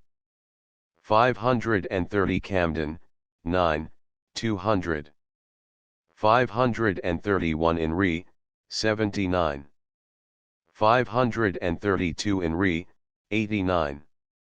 533 Calamus, 99, Buck, 46.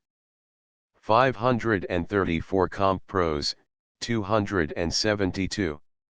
535 Comp Prose, 274 and 536 Calamus, 104, 109.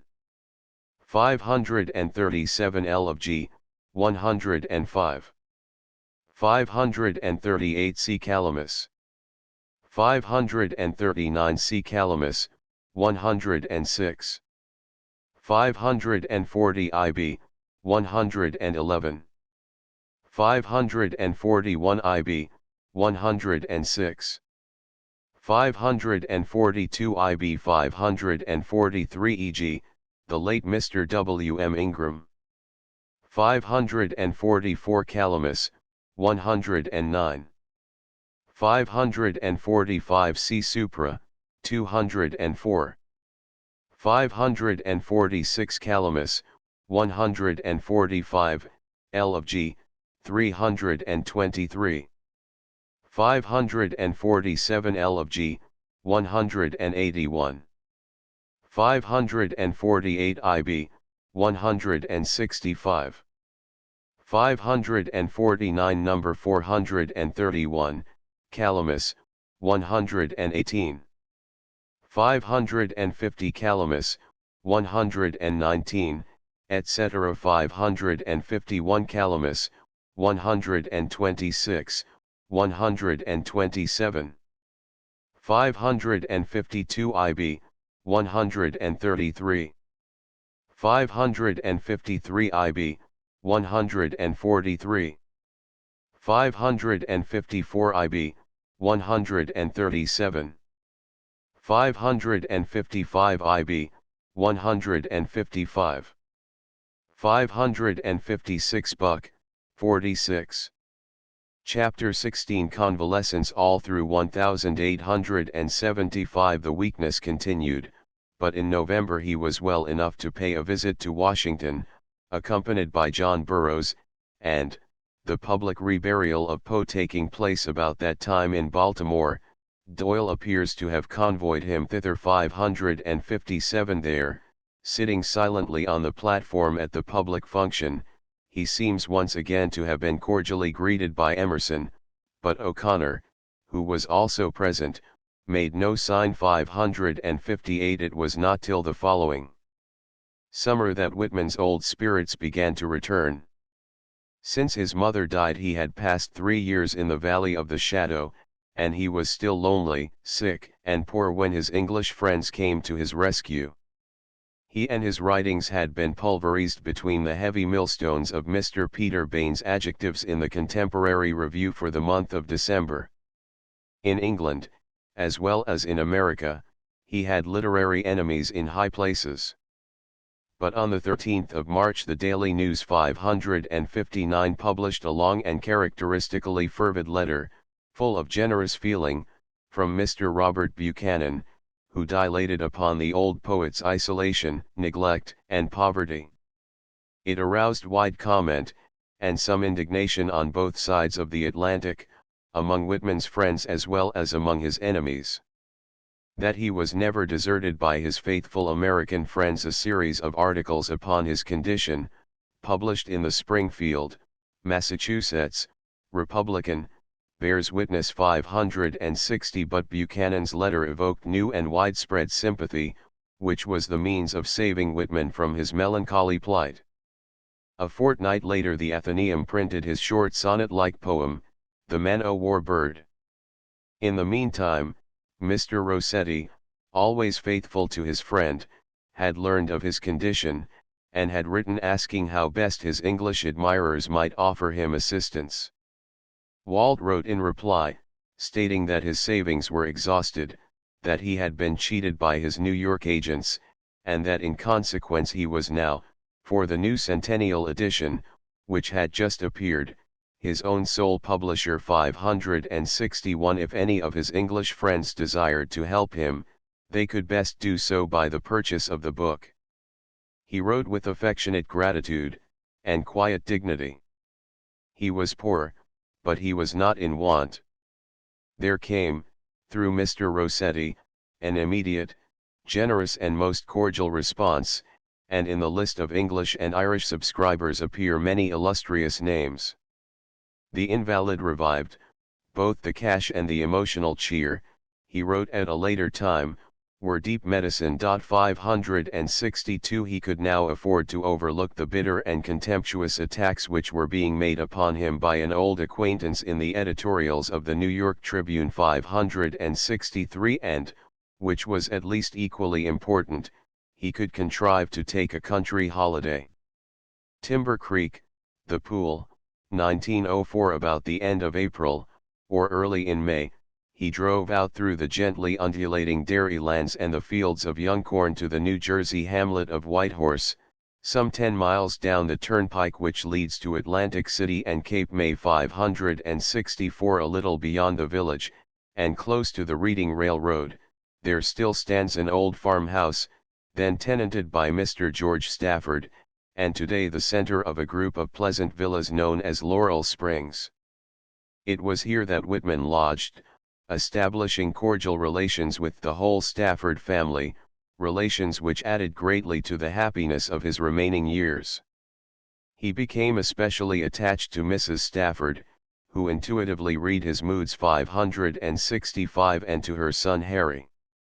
A short stroll down the Green Lane, which is now being rapidly civilized out of that delightful category, brings one to a wide woody hollow, where amid the trees a long creek or stream winds down to a large mill pool with boats and lily leaves floating upon it. Save for the boats and the people from the villas, the place has been but little changed by the quarter of a century which has elapsed since Whitman first visited it. 566 The walnut and the oak under which he used to sit among the meadow grass are older trees, of course, and the former is now circled with a wooden seat, but the keks and crickets, the shady nooks by the pool, the jewelweed and the great-winged tawny butterflies are there as of old. And with them much of the old, sweet, communicative quiet.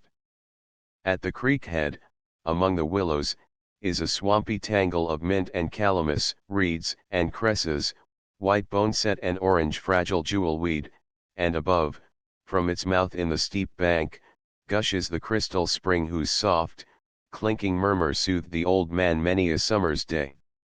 Here, early and late, he would sit or saunter through the glinting glimmering lights, and here Mother Nature took him, an orphan, to her breast. The baby and boyhood days in the lanes and fields at West Hills, and among the woods and orchards came back to him and blessed him with significant memories. To outward seeming an old man, and near 60 as years go, in heart he was still and always a child. And for the last 3 years a broken-hearted, motherless child. He had been starving to death for lack of the daily ministry of love. Timber Creek, Crystal Spring and the Old Marl Pit, 1904. At Timber Creek by the pool and in the lanes, the touch of that all-embracing love which pervades the universe was upon him.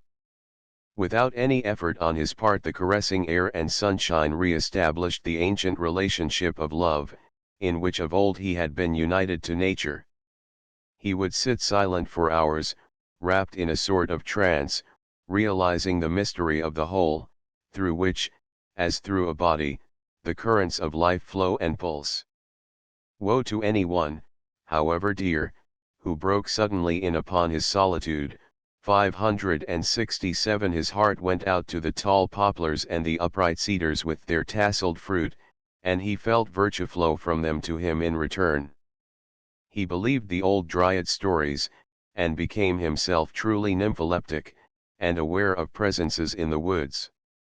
In August, 1877, he writes, "I have been almost 2 years, off and on, without drugs and medicines, and daily in the open air.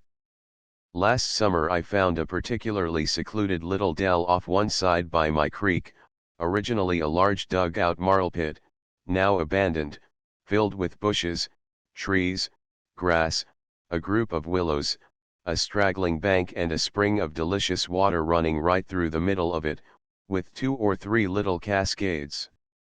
Here I retreated every hot day, and follow it up this summer. Here I realize the meaning of that old fellow who said he was seldom less alone than when alone.